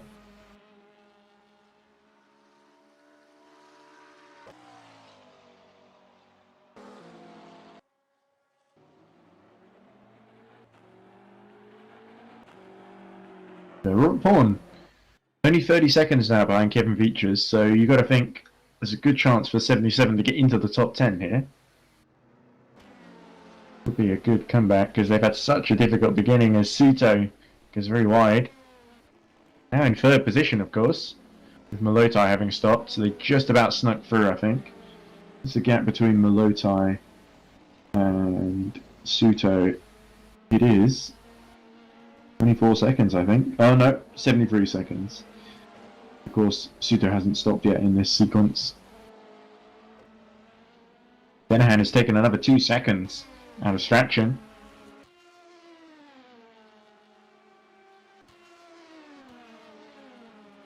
Yeah, another slow lap, or slower lap. Look at Emily Callison on board. Sort of now in a race of her own, but certainly one of the driver that's improved leaps and bounds as the season's gone on. I'll take a very inside line there, going out of the final chicane. Oh, that's because she's been lapped. No wonder, by the Reading Game Studios car. Running in third at the moment. Sophie Jones lapping Emily Callison.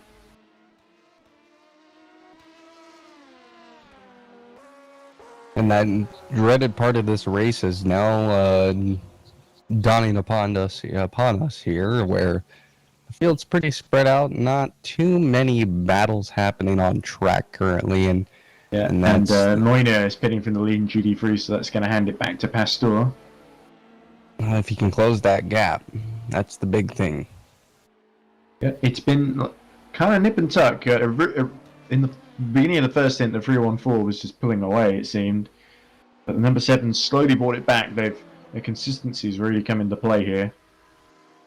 About big 30 seconds into the pits. Whoa! Both Ruboli and Horn going off track there. Horn has cut the gap between himself and Veachers to 26 seconds. Well, he's lost a little bit now. They're going off track. But flashing the lights there as well. He clearly didn't like being intimidated there. So soon we're going to see Nikki Pastor. You take the lead. It's going to be close. It's going to be very close. It's going to be closer than it was. I still think Pastore got about 10 seconds on him at the very least. But let's see. Well, he's done with his pit stop. He's driving already. He is headed up the hill. As you can see by the indicator, the blue indicator that in the parentheses, that is the amount of time in the pit. There we go. Nikki Pastor is at the apex of La Source now. And there's Moinet. So there, Pastor is going to go through because he's still on the pit limiter. So Nikki Pastor takes the lead. And Geelhead now on board, number 7. So let's see. He has to drive because it's such a long pit lane, of course, yes. So people always look a bit closer than they actually are, unfortunately, for number 7. But we got 15 seconds, I think is going to be the gap. 15 to 20 seconds now, isn't it? There we go. Getting to the end of the pit limiter, Geelhead gets back on the power and climbs up the hill as Hives pits in the 21. 28-second gap. So Hives has built up a 118-second gap to Callison. So Emily Callison will not take 4th position unless Hives has a really terrible stop. There we go. Bigger than it was, the gap. Almost 30 seconds now, actually. So Pastor undercutting, pitting first. It worked out a dream for them, hasn't it? This is working out well for them right now. 30 seconds between Gieheld, Ben, yes. and Pastori. And Team Shiva, meanwhile, have made they've gotten back in the race. I thought the engine had blown on that. I must have misread that. So whatever happened, they fixed it. I assume it was maybe a wheel failure or something, or the pedals broke. And they've got a new driver on board, Hallam Voice, and he's going down in 21st position overall, but about 13th in class. So Team Shiba probably lost a bit too much ground. Took them a bit too long to get back in the race, but not over yet. So still, they could get into the top 10 depending on what happens ahead of them. But Strachan now pits from the lead, as does the 21, with David Kalokshai hopping on board the Mugen 21. He's a very quick driver, so I think he is going to help the team close on the 72 in the next stint. As there's yellow in the first sector. Oh, it's Kevin Beaches. Oh, just as the 21 is exiting as well. And that's a tire missing. Oh dear, yes, they've had a big incident then. That could be code 80. As Beaches is going to do a whole lap, three-quarters of a lap to get back to the pits on 3 wheels. I don't quite see it happening. Might have to go back to the pits and do what the 73 has done. But that allows the 77 through into 10th then. Beaches binning it. As Armengol is fighting the 73 Porsche. He's going to bumps in the rear, just into pit path. But the 73 not intimidated, but not the 73, the 93, sorry, not intimidated by that at all. Giefried holding firm, so Armengol no way through on this lap.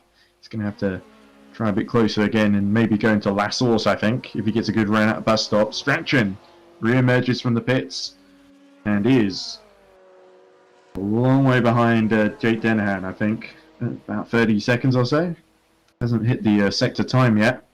Oh, there we go. That's the Shiba car. It's hit trouble again and has gone wide. So, surprisingly, 2 wounded cars on the circuit.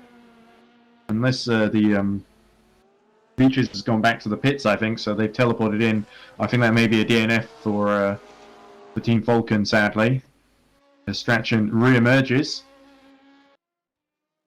Shiba, if you can't get going, please escape to the pits. There we go. And there's Armengol trying again in the 36 to get past the 93. The Swift Triangle team, of course. Can the 73 please escape to the pits? Thank you. Okay. 73 being asked to go That to was the Shiba, pits. of course, who had just gone back in the race. That's not them, is it? There they are. They have teleported back to the pits, I think. There we go. Let's go back to this battle then. Can't quite find where the 73 had gone.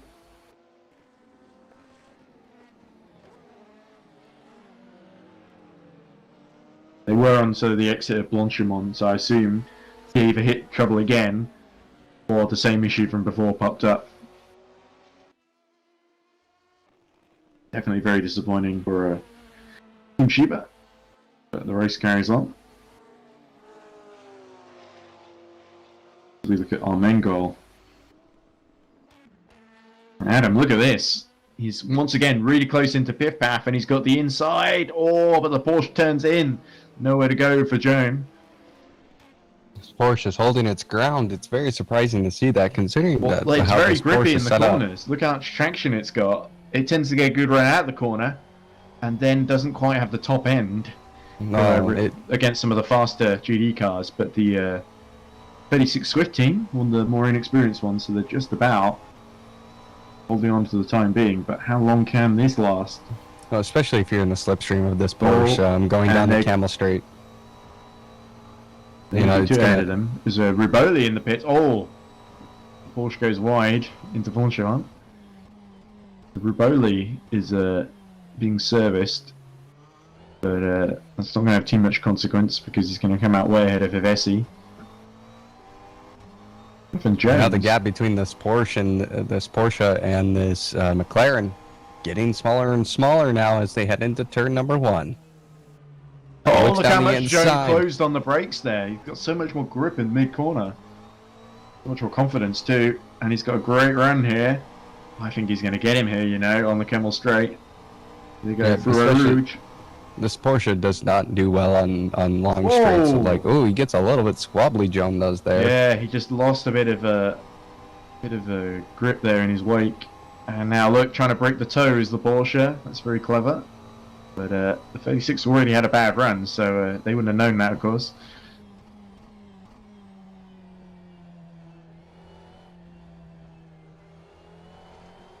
You just see the weight differential going side to side here in this McLaren. Same in the Porsche. It's just, ooh. This Porsche is just doing super well, especially in some of these slower corners. Almost like the number 93 team said, right, we could just get the McLaren, or we could have a challenge, or the Ferrari. Yeah. Originally they were going to do the Aston Martin, which I think is, if anything, less good than the Porsche, because at least the Porsche is decent through the corners, whereas I think the Aston doesn't have great straight line speed and doesn't really have it's not really the best through the corners at Spa. Now, which one are we talking? Are we talking the V8 or the V12? I'm not sure. They didn't specify which Aston, as we see the Porsche actually have a terrible run through the corner, and once again, Mengel trying to go through the inside at Stavolo. I think he's got him here. Side by side they go. Oh no, actually, he has to back out and try again through Paul Frere. Side by side once more, and wide goes the Porsche, so through goes Armengol into 7th position, but the Porsche is still there. Oh, and he just about slots in front. But Giefried, now in the slipstream, what's he going to do here? He's going to stick it out here and try something down the inside at the bus stop as the LM-P2 goes around them. Oh, that's not ideal. Oh, it's a bit tense. Don't need that. Out of a 7th then. Change his hands. I enjoyed that. That was mildly entertaining. But you don't often see cars getting side by side through the bottom end of the circuit like that. And you saw why, because Giefried was just forced out wide, wasn't he? But, we'll have to see, because 36 did not look the most confident. So I wonder if the 93 can get back at them through some of the more technical sections. Steelhead has cut the gap slightly after sort of pitting later than Pastore. He's 25 seconds behind. There's something happened to Pastore. As we see LM-P2s lapping. Oh! It looked like the Regan game had to back out quite late there of lapping Giefried. And now the Iris is trying to lap both of them. Oh dear, is that Denahan? No, it's not Denahan. It's actually Callison, sorry.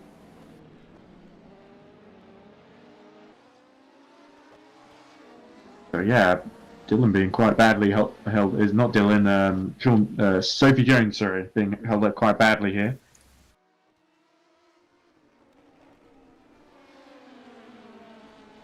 Giefried really lost time to Armengol at the gap, already 2.5 seconds now.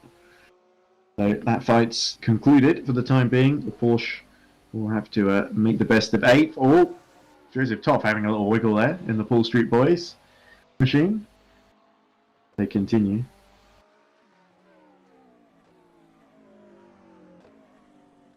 We can find some more chat messages, see if people are interested in saying anything. Oh. Okay, this is from a couple of minutes ago. So, wouldn't it be crazy if these two guys wrecked each other? I'm just saying, not biased because the 35 is right behind. So that's Alex, DA678. I think is the drivers in the 35. The 35 is currently 2 laps down, so... Yeah, well, it would certainly help them, wouldn't it? They need all the help they can get. Was that Alex Skinner, maybe? I forget. I thought he was just race director. But there we go. Giefried enters the pits. Wisely, I think. To get some fresh tyres in. He should comfortably come out ahead of Davis in the 35.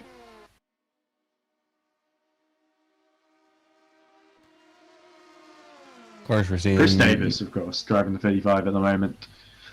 And now back to no battles.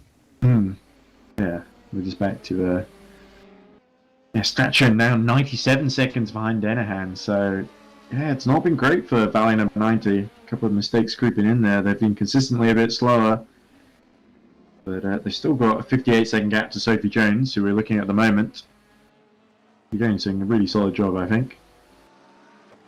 Martin Novak sets a personal best lap of the race. Green first and last sector. It's a 2 minutes 2.228. It compares very well to those around him, although Kolokshai has just set a 2 minutes 1.999. Kolokshai being very consistently quick here. closing that gap to Sophie Jones. If you look at Davis, oh, he's going to get. He's actually going to get Giefried here, I think, because Giefried is still in the pit lane. There we go. Giefried being serviced. Through goes Chris Davis. So he was 2 laps down the leader, not on that battle. Yeah, he was only a lap behind, but then able to find some pace, and that's going to put Gifford another lap down, so he's in the 2 lap down on the leaders column. Yeah, it's a shame, by the way, we don't have many commentators around, sadly. Funny enough, not many takers for a 24-hour race, eh? The hard one to do, it definitely is, and I do have to go here shortly. I have to start getting ready. Oh, it's very good to have your company. And yes, but hopefully we'll see you again later. Oh, cool. Yes, I will return later. Schumann going very wide on the mediums. Ooh. So he's about 46 seconds behind Melotai. Not really been catching since last phase of pit stops, so looking like a number 7 need a miracle to win this title, because Schumann and Rusen aren't going to do the job for them. But as I was saying, I should return for the last part of the race. I think, let me look at the schedule here.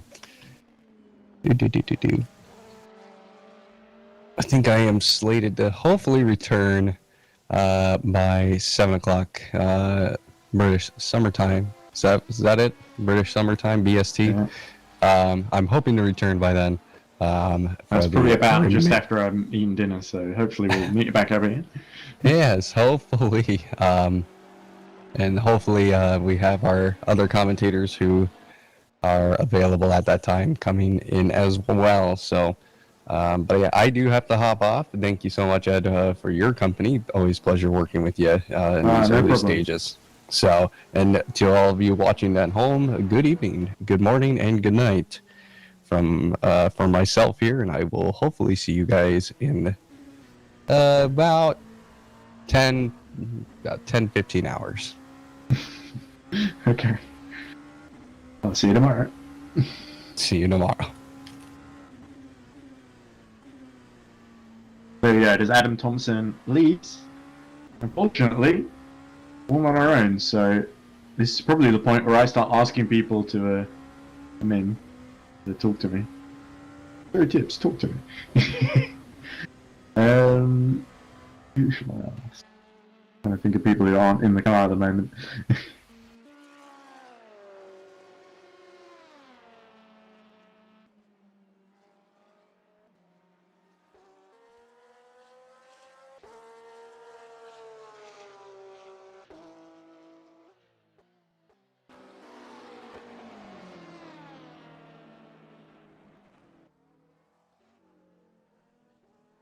So, we're on lap, have a look, 88, and Danahan leads by 97 seconds. Donovan Jones makes another pit stop into the points racing. Then we've got in GT3, Pastore leading Geelhead by just under 26 seconds. So it's been nipped up between the two. Geelhead closes, Pastore responds. But certainly looking like it's going the way of John Lacey Esports at the present moment. But of course, with title implications, don't know quite what could happen. Tuto doing a good job to keep Melotai behind. Tuto hasn't really closed too much in his last stint.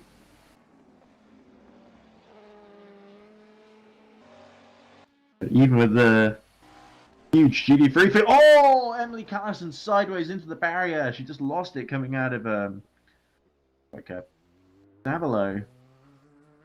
Okay, drivers, code 80 in 10 seconds. Oh, code 80 being called then, which is not a good sign. That means there might be some damage to Callison. 4, 3, 2, 1. Code 80. There we go. Right, so the field being neutralized, everyone down to 80 miles per hour. And are we going to see some pit stops now? Oh, indeed we are. Rusen comes in, followed by Sophie Jones. So third place LM-P2 and 6th place in GT3. This is going to be the crucial moment. Remember, you have to be in first gear under code 80. Oh, that's a good reminder as well. You're not allowed to be in second gear or any other gear, especially not neutral. So, this would be a good chance if you want to get a driver change in, actually. And, yeah.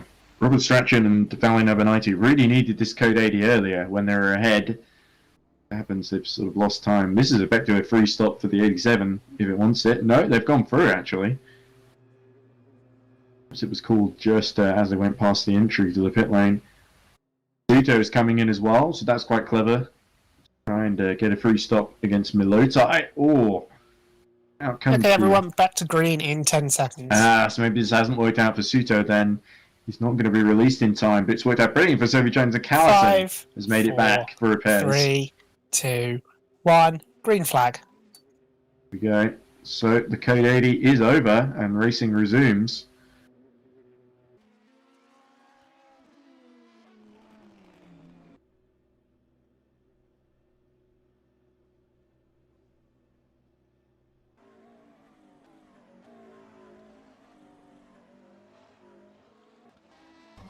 Boris McCormack gets on board Bottling Motorsports number 91 as, oh, look at this, Peter Schumann fighting the car as those mediums been on a while. They're not holding together too well at this point.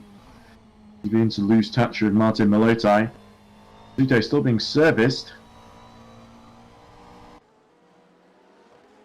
So is he going to lose position to Milotai? Here we go, there's Milotai. And there's Suto leaving, so it's going to be close. There's Milotai. Oh, Milotai being held up a little bit by the LM-P2. There's Pastore still in the lead, of course. And there we go. He's been taken. Milotai through into third position then. And is that the number 7 coming through to lap them? No, it isn't actually. It's the sister car trying to unlap itself. Here comes Horn. Robert takes the inside, unlaps himself from Martin Milotai. Could that become crucial later on? With Robert Horn desperately trying to get the 7 car back into play. A shame they had that incident earlier on. They've recovered into the top 10. What's the gap between them and Royal Racing number 93? It is 20 seconds. So Horn on a bit of a charge here as he actually goes offline and loses time. Almost trying to let the Milotai back through there. Denahan now pits from the lead. Potentially could lose track position to Robert Strachan again. Been nip and tuck between the two, hasn't it? I did ask for interviews and no takers so far, sadly. But we have got potentially Joshua Birch coming fairly soon. We'll just be patient because I think we've got a 24-hour race. It's not hard to be patient when you've got so much time to play with.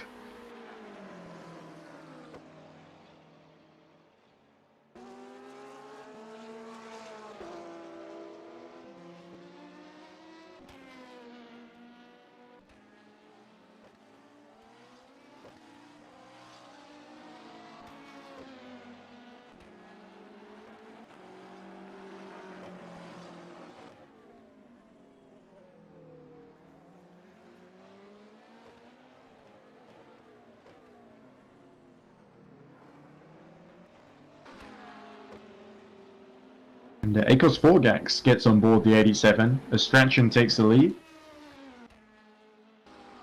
There we go. Forgax leaves the pit lane, and there's Strachan at the end of the Camel Straight. So, yeah, Strachan will be able for another code 80 now. But to see how Forgax get on. We've seen him in the 86, a pretty quick qualifier. Can he do it in the race as well? This is going to be the key stint then between 87 and 90. Strachan staying in for a bit longer.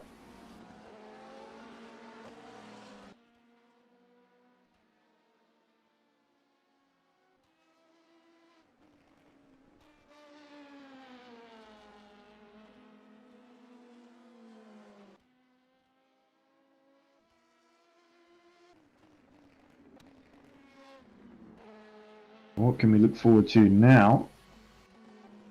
Allison is only about as after the accident and the repairs has come out 5 seconds behind Martin Novak actually. We can have a look at that little battle. Allison trying to redeem herself.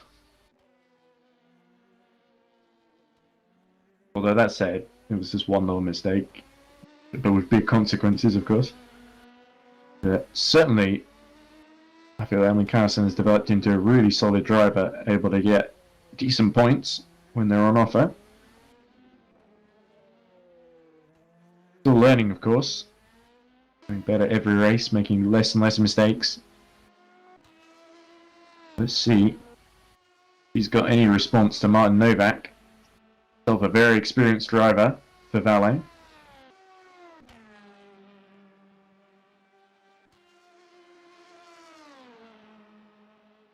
Let's see the last couple of lap times. Carson's last lap. Novak's last lap was 2 minutes 2.0. Pretty impressive. I believe Carson's last lap was not quite as good.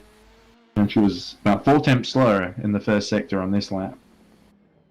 Meanwhile, 4 Jacks, personal best sectors. This is a quest to catch back up to Strachan. Got 30 seconds. Mengol is also pit in the 36. And McCormack retakes 6th position. To see if Bottling Motorsport can close that 70-second gap to Peter Schoenman, who we saw struggling on the mediums earlier. He's been out a long time. Starting to fade. Oh, it's Callison. Much curve as she dares that.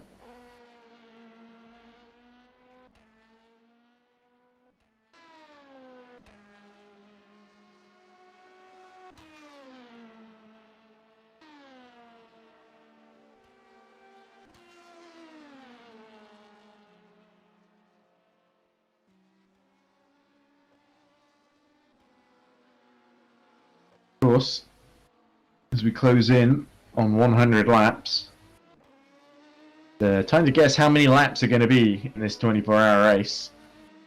I'm sort of thinking somewhere around 700 or so, 750 maybe. It's quite ambitious, of course. Much more like 600, but I've got just under a day. It'll pass quickly, trust me. If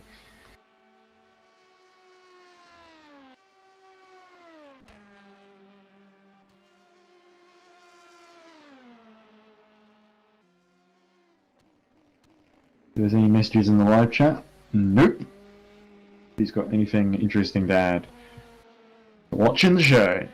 Or not watching, as he may be. Anyway.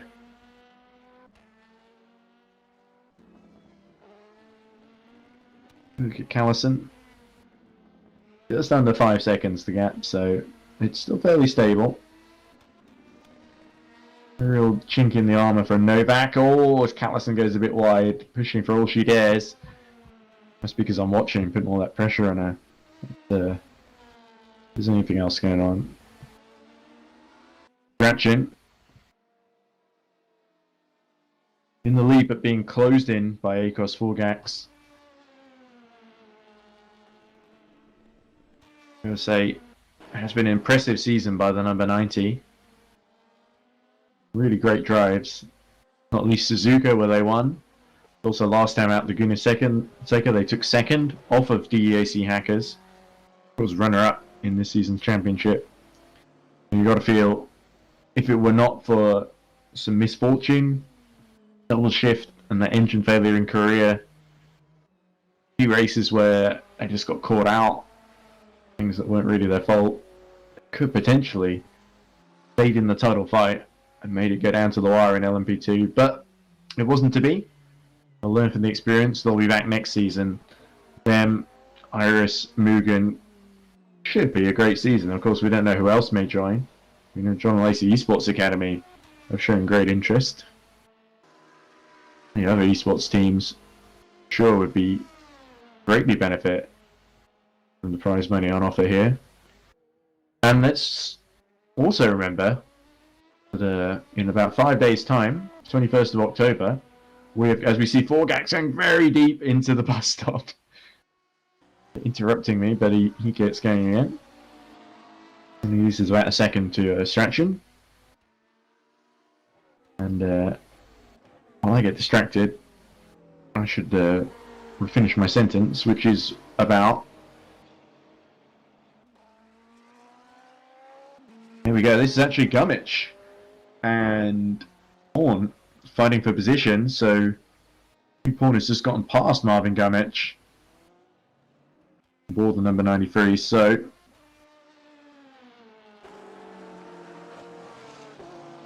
93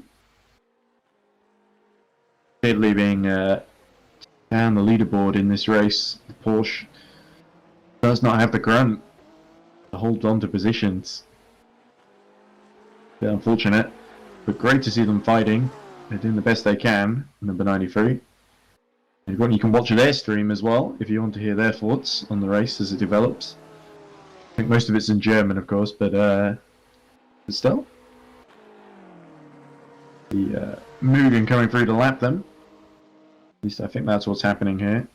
Yeah, that's 88 down the inside. Ooh, a penalty for Peter Schoenmann. I wonder what that is for. Let's have a look.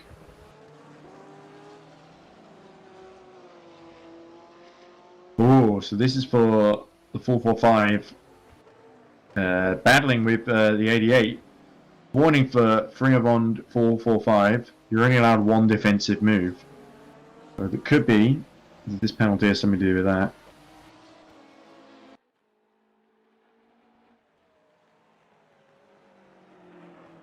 Here we go. Gummich losing touch. Schumann comes in. Is that a regular pit stop or is he serving his penalty? Could be.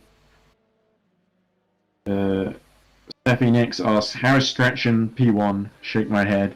Well, he hasn't stopped yet. That's why. Forgax was closing in on him, but the gap seems to have stabilized a little bit. Forgax made a little mistake into the bus stop. But 30 seconds, that's no time at all in endurance racing terms. I think Forgax will re-inherit the lead when Strachan has to come in for fresh rubber and more fuel.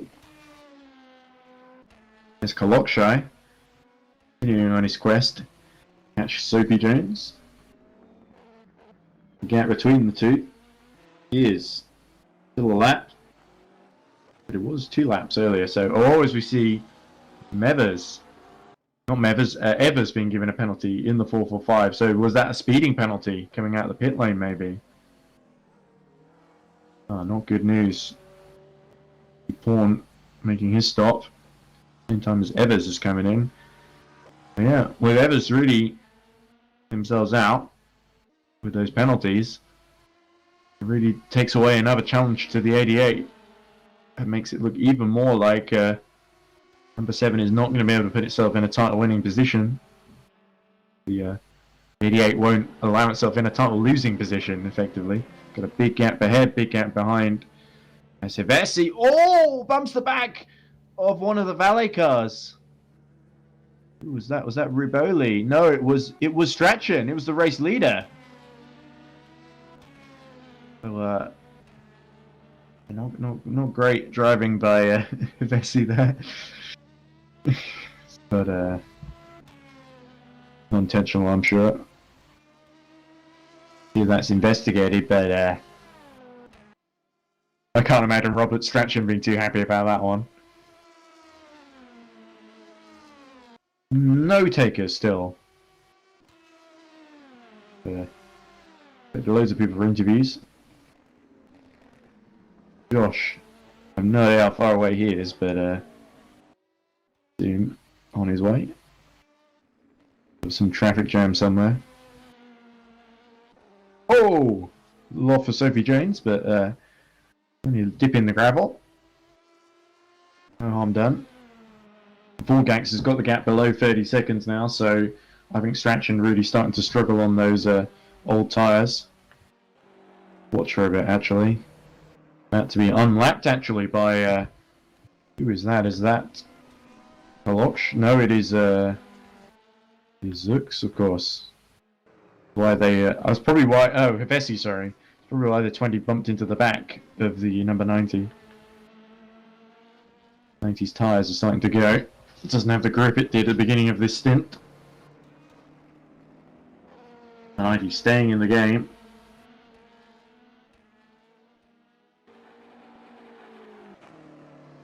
There's a sense of inevitability. The 87's going to catch him sooner or later. Cat and mouse between the two, isn't it? Number 90. Okay, drivers, become the code 80 in 10 seconds. Oh, somebody in a good Stopped mood. car at turn 1. So, the 93 has somehow 5, backed it 4, all at the inside of the 3, course. 2, 1, code 80. Oh, that must have been very amusing, no doubt. But Gummich making a bit of a mess of things.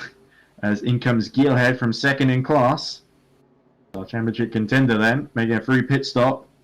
With Cratchin and Hevesi coming in just behind him. Good strategic decision here. Second in GT3 class and leading in LM-P2 class. So this was the code 80 that number 90 really needed. Where is Akos Forgax on track? Is he surely going to inherit the lead here? Or maybe not. Look, he's only just before the bus stop. So if this can be a quick stop for the number 90, they can emerge in the lead. The de facto lead. This is brilliant for the number 90. Race turns on its head. There's a straight fight really between 90 and 87. We go in the bus stop. Goes the 87.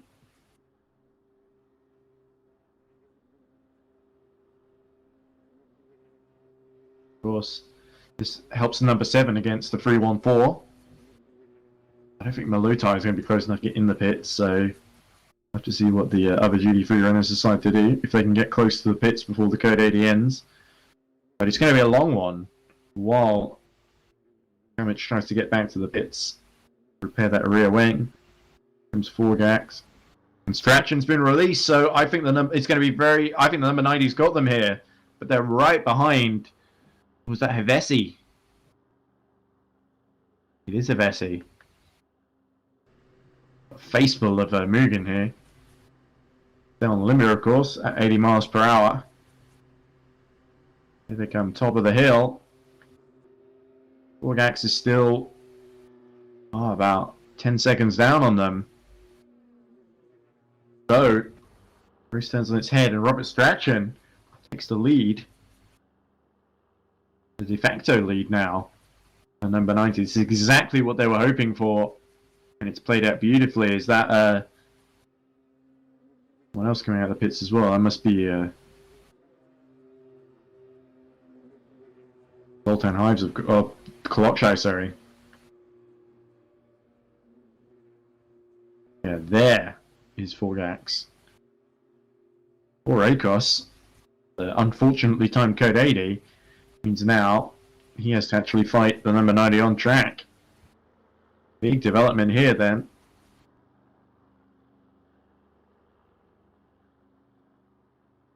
We got another hour to go. We'll have to break for dinner.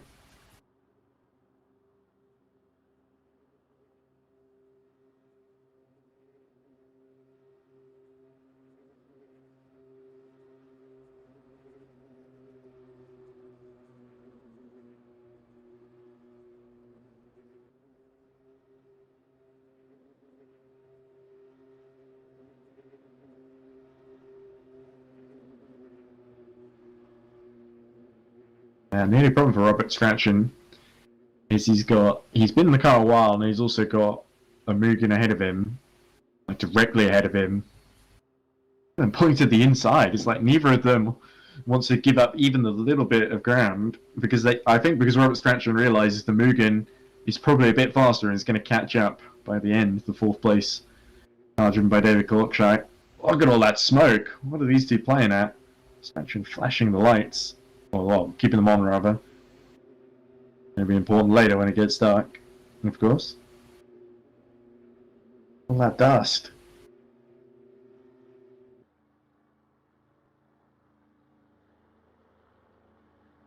Right, we might have someone to talk to after the Code 80, hopefully. We'll see. Ratchet to the outside here.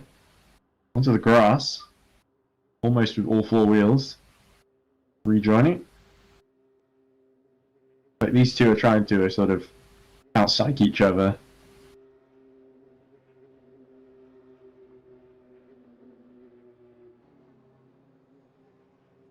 Yeah, certainly the 87 team of Iris are going to be very annoyed with this development. All that hard work to keep the lead. And strategy has been undone. Of course, still a long way to go. The 87 have got some brilliant drivers coming up. Forgax is no slouch either. As Milotai makes it to the pit lane. But Uto, not close that. Where is the number 93 of racing? Siegfried. There he is. He's just coming up to Blanchimont. Milotai's pitting. I believe the 36 was pitting there too. Oh, the leader pitting, Pastore.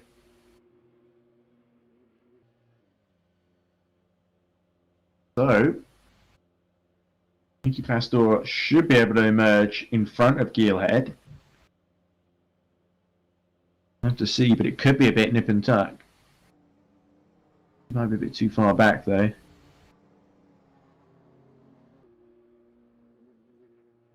All of this, the 35 has somehow managed to get up into 6th position despite his misfortune earlier. There we go, Suto coming in as well, so will definitely emerge behind Milotai.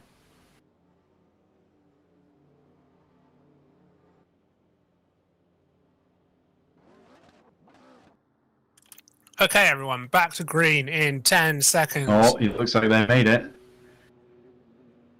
There we go, he's in the pits. 5, 4, 3, 2, 1. Green flag. Right, we're back underway at Spa-Francorchamps.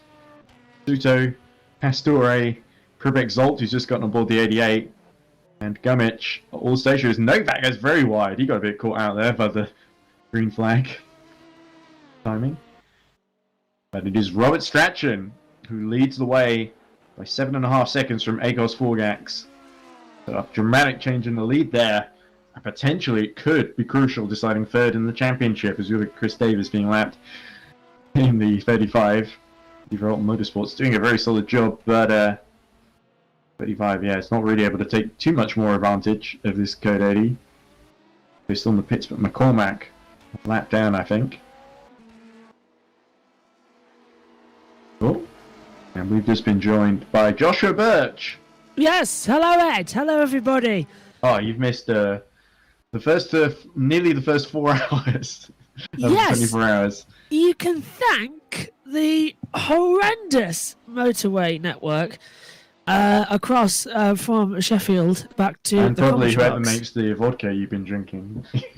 Yes, yeah, actually, remarkably as well, this is the first weekend off I've had from motorsport activities of Well, the from real YouTube. motorsport, yes. Yes, and from the YouTube variety of having to be on camera since March the 6th, I think. So that's a long string of races. So taking a little holiday this week as well, and got back this afternoon about an hour ago. When I was informed I had to go on to a different network quickly enough before I could help you and join you in the box. But I'm here.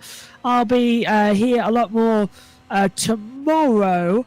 I think from 6 or 7 a.m. Still got to work out which one it is, and then I will be with you for the whole of the end of the race to decide the championship as well, and hopefully with you, Ed, too. But I'm here for a couple of hours this evening as well to help you. And it looks like it's been an eventful 4 hours, as far as you say. 24 hours of Spa is always a good one. Yeah, so some big crashes.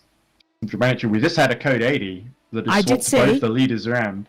So the 87, which was sort of pitting slightly earlier than number 90. The number 90 were relying on a code 80. It happened.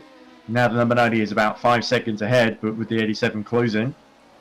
GT3, the 314, the John Lacey Esports Academy, has been leading the number 7 that is fighting for the championship. It's got very slim championship chances, 28 points down. They need to win with the 88, basically 7th or lower. 6th will hand the 88 the championship. They're running third at the moment, 151 seconds down. But if any problem happens to the 88 in the later stages, it could get very, very tasty indeed in terms of the championship. But the 88 doing enough for now. And number 7, there was some speculation about whether John Lacey Esports Academy were going to wait until the last hour or so and then switch positions. Yes. With, the number 7. And the code 80 has kind of done this already. Even though the 314 had a big lead, much like the 87 did have a big lead at one point over number 90. And certainly the interesting thing is Mugen, a horrible start, disconnected. Number 20 was got pole, was leading, got disconnected and is now running down in 7th, 3 laps down. There's also an incident between number 90 and number 20 that's going to be investigated after the race because, as Nick Homewood says, my game has crashed and the replay doesn't go back that far anymore.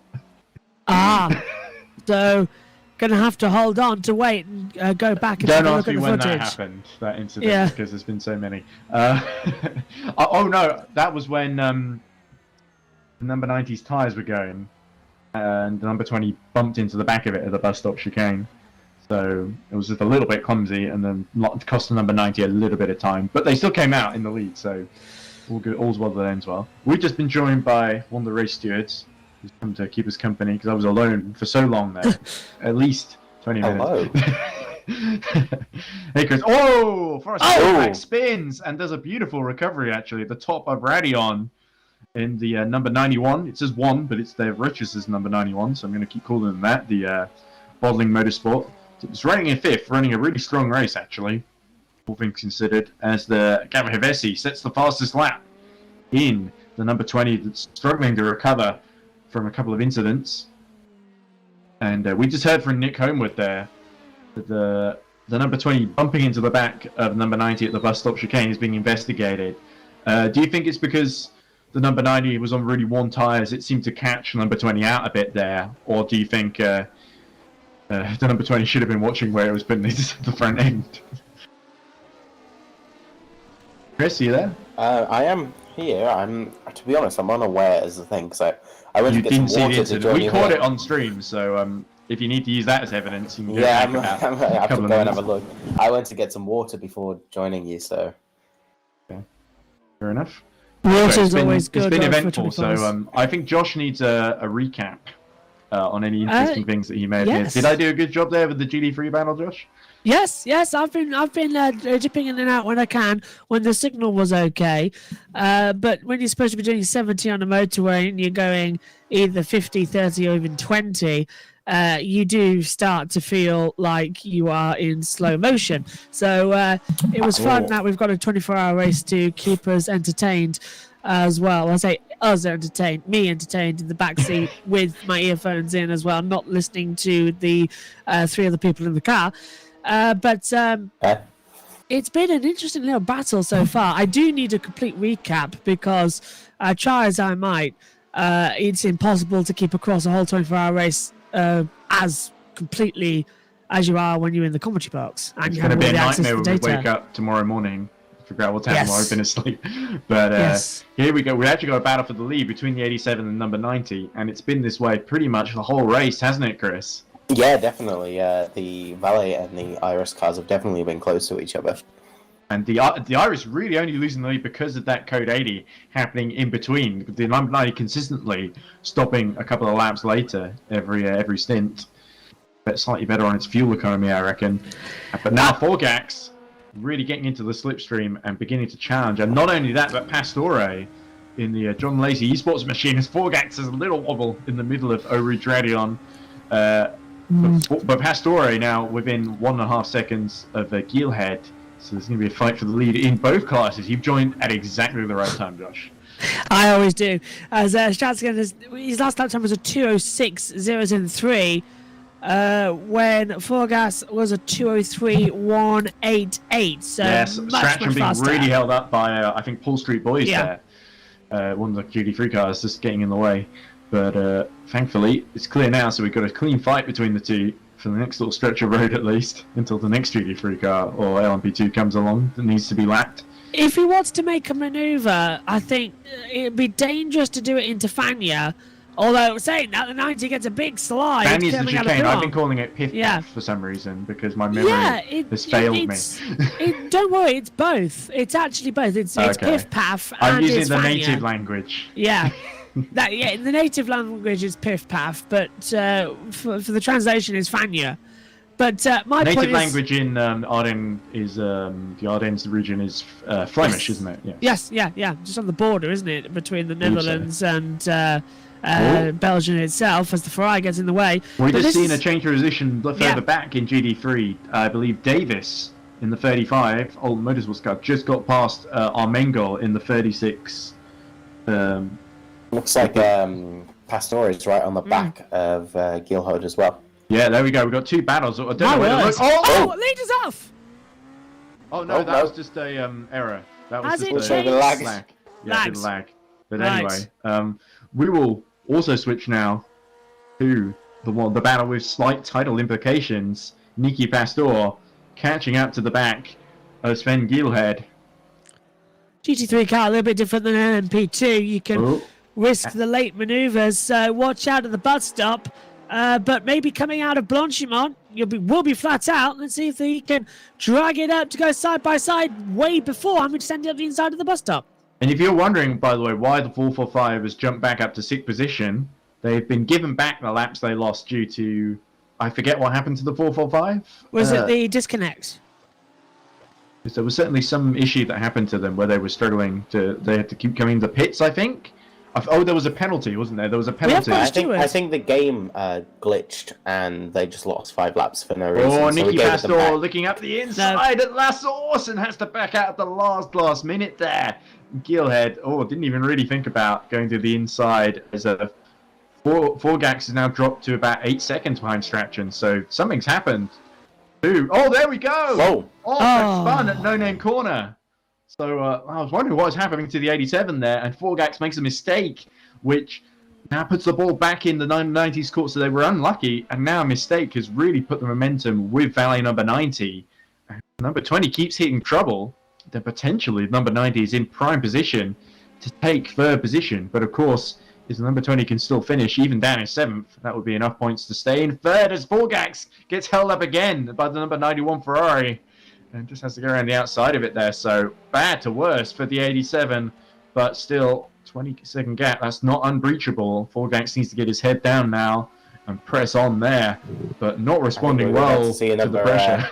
I think we're about to see a chance for the lead of GT3 here. Oh, that's Half true. a second.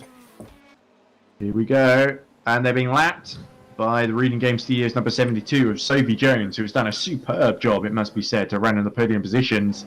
Kolokshar has not made a huge amount of inroads. He's been slowly catching, but still they've got a lap in between the two.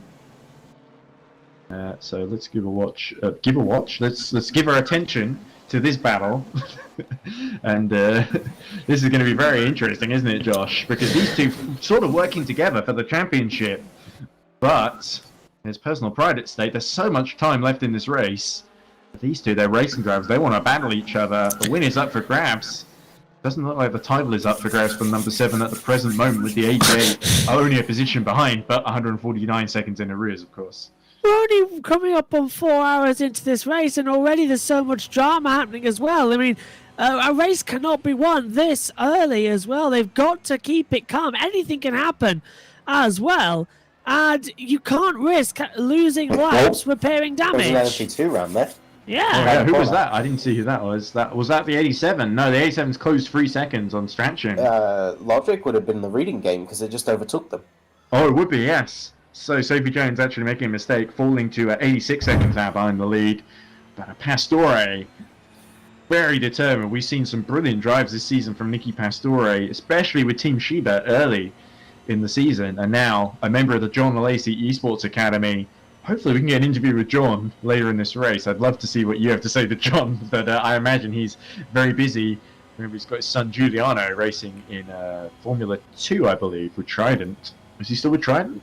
As far as I know, he's still with Trident, but I think he's moving up to Formula 2 next season, isn't it? Next season, yes. Yeah. They did another season of F3, didn't they? Yeah. Yeah, because that strange triple race system that debuted for a year, nobody liked, now it's got rid of again, and has literally put on the longest F2, F3 season in history alongside the longest ever F1 season in history. So if you want a live reaction of what it's like for a commentator who's going to be covering next year, which sees the longest seasons across F1, MotoGP, Moto2, Moto3, F2, F3, British Touring Car Championship, it's basically Oh, you alright? Yeah, that was it. That's I my thought you fallen reaction. down a hole suddenly there. No, that's my reaction. And as well, the longest ever Formula E season. I thought this year was hard enough. Next year, by the end of it, I'm just going to be a husk by Christmas. And Martin Novak currently in the pits as Pastore continues to pressurize Sven Gier. We're going to try and get Bradley Sellers from the number 90 valet team in for an interview. We've gone from just me all of a sudden to like 4 people now. Well, that happens all the time. It does, yes. Well, not well. From my experience, it feels like ages when you're on your own. But I'll dip out for 5 minutes then, so it's only 3. So, but what you just reminded me there, Josh.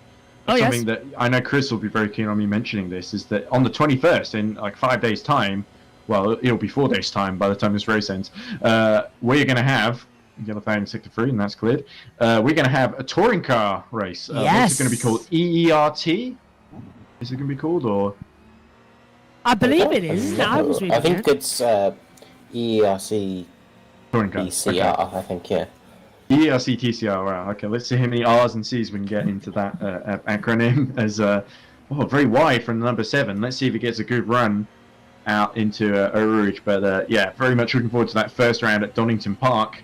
2 half-an-hour races. Lots of signing up. People signed up already. And guess who's going to be in the commentary box? There's nothing better to do. As we see Pastore sticking right with him like glue. And Geelhead is going to have to put out all the stops here. But is he going to want to fight too hard against the car? Here we go. It gets such a brilliant run from Pastore. He's got the inside even before they get to the corner.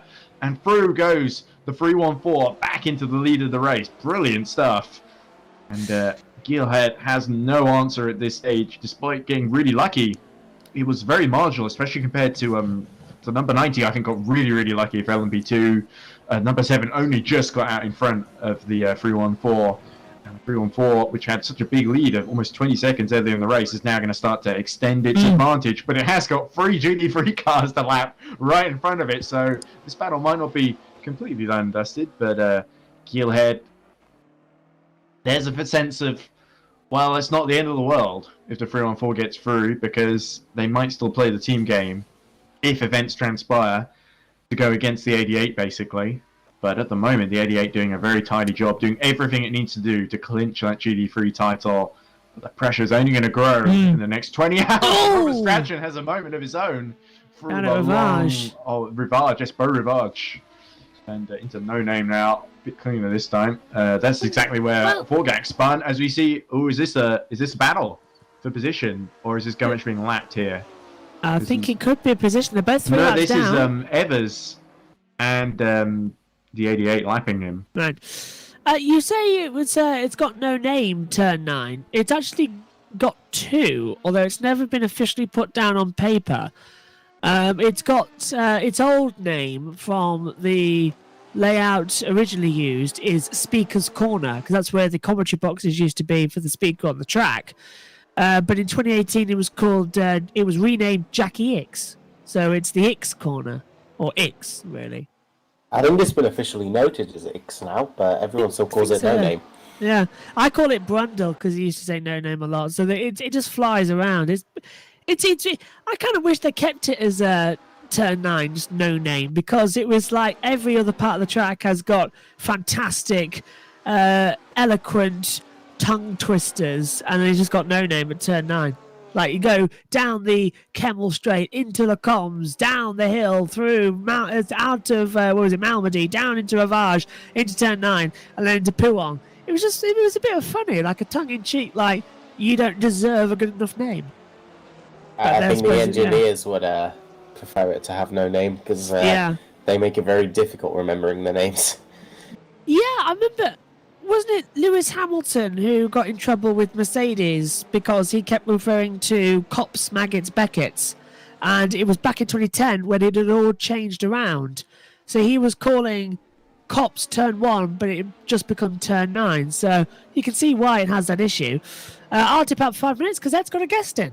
Yes, exactly. Sorry, Josh. I wasn't sure when you were going to finish your interesting factoids there, but we've just been joined by Bradley Solis from Valley Esports number 90, who've just managed to get their way into the lead of the race after taking a very risky strategy, pitting later than the 87. They've been locked in Mortal Kombat, well, not Mortal Kombat, but certainly a very tough battle for most of, pretty much entirety of the first 4 hours. And now they're 8 seconds ahead after a mistake from Borgax. How's it going, Bradley? Hello, can you hear me alright? Yeah, we can hear you fine, Bradley. Yeah, thanks for filling me in with that. I literally handed the car over earlier and went off to get food and drink and stuff, so I didn't know what had happened in the past hour or so. Okay, well, it's good that somebody's been staying up watching. We had a failure at the game at one point, so we missed a very amusing moment where one of the Mugans ran out of fuel and the other LM-P2 Mugen just pushed it during a code 80 all the way to the pit lane because it could not make it there under its own power. It was a very bizarre scenario, and everyone was a bit bemused, but not investigated by the stewards. I think it's just fair enough, let him stay in the race. So Yeah, it was the number 20 that ran out of fuel, I think, Vessi, in the moment, and setting very good lap times actually. But yeah, a big battle between you and the 87, and there is a very small chance. If the 20 had run out of fuel, of course, it would be a much bigger chance, and if it wasn't able to make it back to pits. But there's third place, and what is it, 50 euros up for grabs for third place in the championship. So, how do you fancy your chances in the race against the 87? Because the 87 has got some really quick drivers on board. And how do you fancy your chances of third in the championship? Yeah, they have got quite a few quick drivers. I think for now we're just plodding along, making sure that we do everything right. We did get quite lucky with a couple of the code 80s early when I was driving. If the 88 can't get going again, can you retire to the pit lane, please? Oh, so that's the title contender, Prubek Zolt. That's drama. Static. So we've completely missed that, and they've gone to the pit lane, and they're DNF'd. So now at the moment, Sven Gielhead has just been taken out of title-winning position because second would not be good enough. He needs to win the race now to win the title. With the 88, if they can get going again and potentially get back up to 6th, then they'll be okay. But once they drop below that, it's looking like the 88 are in a very, very vulnerable position now in the title. So big drama. Wow, Josh, he really did pick the right moment to join. Wow, so that's dramatic stuff for the GT3 title. Sorry, I don't mean to undermine your battle for third place, of course, Bradley. No, it's definitely interesting, that's for sure. Oh yeah, that's one way I put it. I think the 88. I wonder what the hell happened there. So hopefully Nick Homework can maybe tell us, because he was clearly paying attention. I was completely watching Pastore and Gilhead fight with one another. But now, Iris is going to be on the radio to John Lacey Esports. Hey John, can we come through now? Of course, it's the same manager, both teams, isn't it? Jeff Close, I believe. If I remember correctly, Chris. Yeah, I think it's Jeff. It's Jeff Close, so Jeff can potentially orchestrate on the phone with Nicky Pastor saying, well, you know how you just got past Sven? Yeah, well, we're going to need you to lean him back through again. But of course, it's 20 hours to go. They may as well just... and actually, no, I have information from Nick. Their engine blew from a lag spike, so they're going to be allowed back in. Oh, But very interesting. Laps, so this is going to drop them to 9th, most likely. Has now just dropped back to 7th position in the order. They've just been taken off the timing screen temporarily. They will be allowed back in, I'm assuming, in 7th position. There we go. So they lose 2 laps, so from my reckoning, that makes them 9th. Okay. But even with 9th, with number 7 in 2nd, the 88 is still on a title-winning position, technically, for the time being, unless the 4-on-4 moves over. So everything is in the balance now. The GT3 title could go either way at this moment. We're on a knife edge. Anyway. Of course, we're saying this like there isn't still 20 hours to go.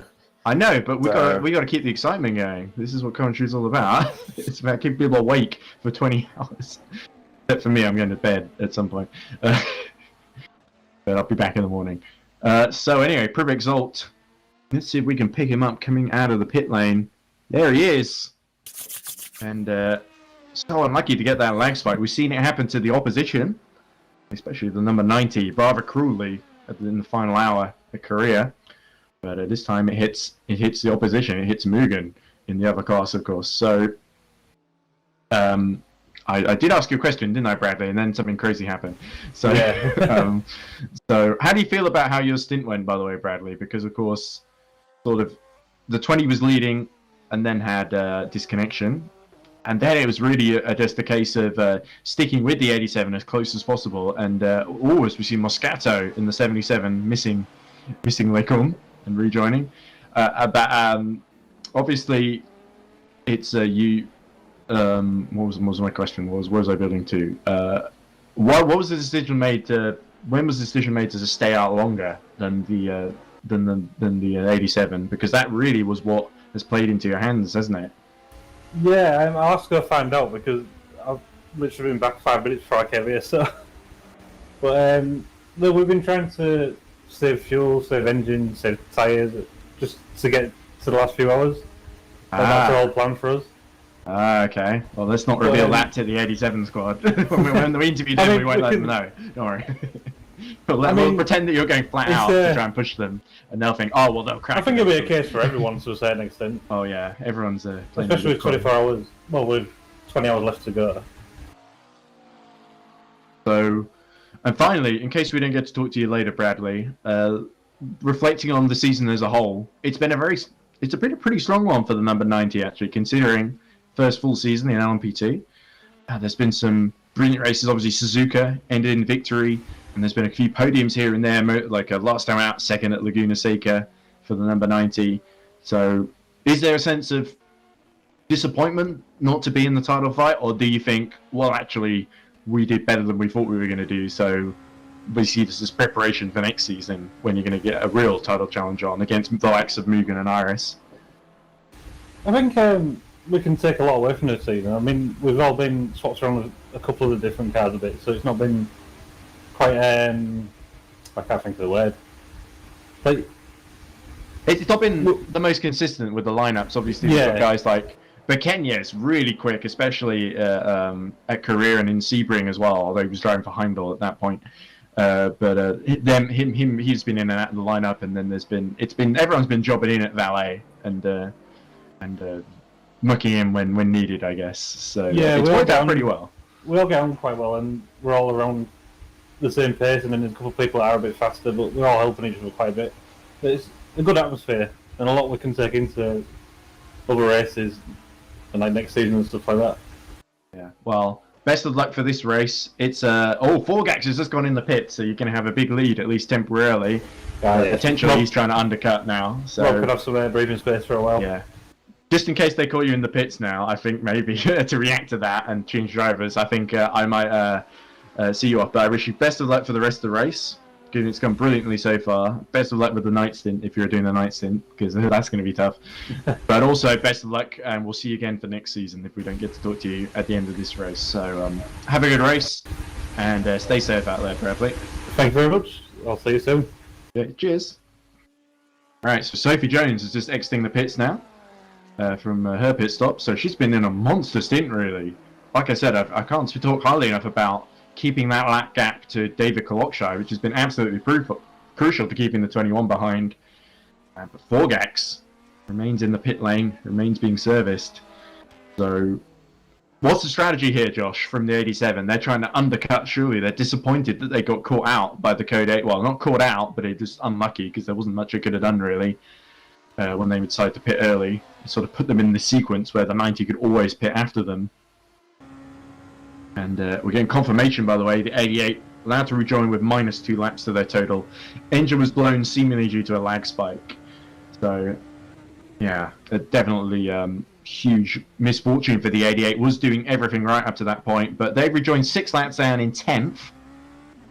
And just the 1 point for 10th would at the moment be more than that. They would win the championship by, I think, 2 points. The gap... is it 28 points between the two? There are 27 on offer for second position. So, yeah, it'd be 2 point win for to the 88 at the moment as it stands, but if the number 7 is let through, that would change the picture completely. 4 seconds, the gap between Nicky Pastor and Sven Gielhed. So, sorry, I'm asking about both classes here, aren't I? So let's focus on LM-P2 very briefly. Forgax making up 128 gap now, having pitted. But the pressure's on the number 90 now, isn't it? As we see them lap Joseph Frederick Suto.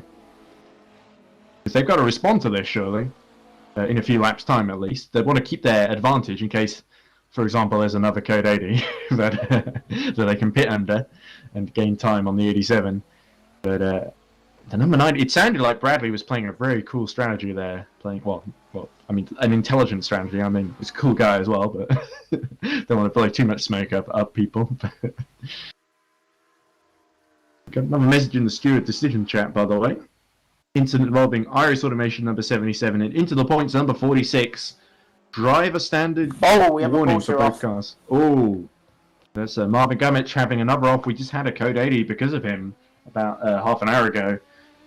Gummich gets going again. It was very awkward as well because he somehow hit. Oh, Hevesi wide at Paul Frere corner and instantly cuts underneath the 2 GT3s.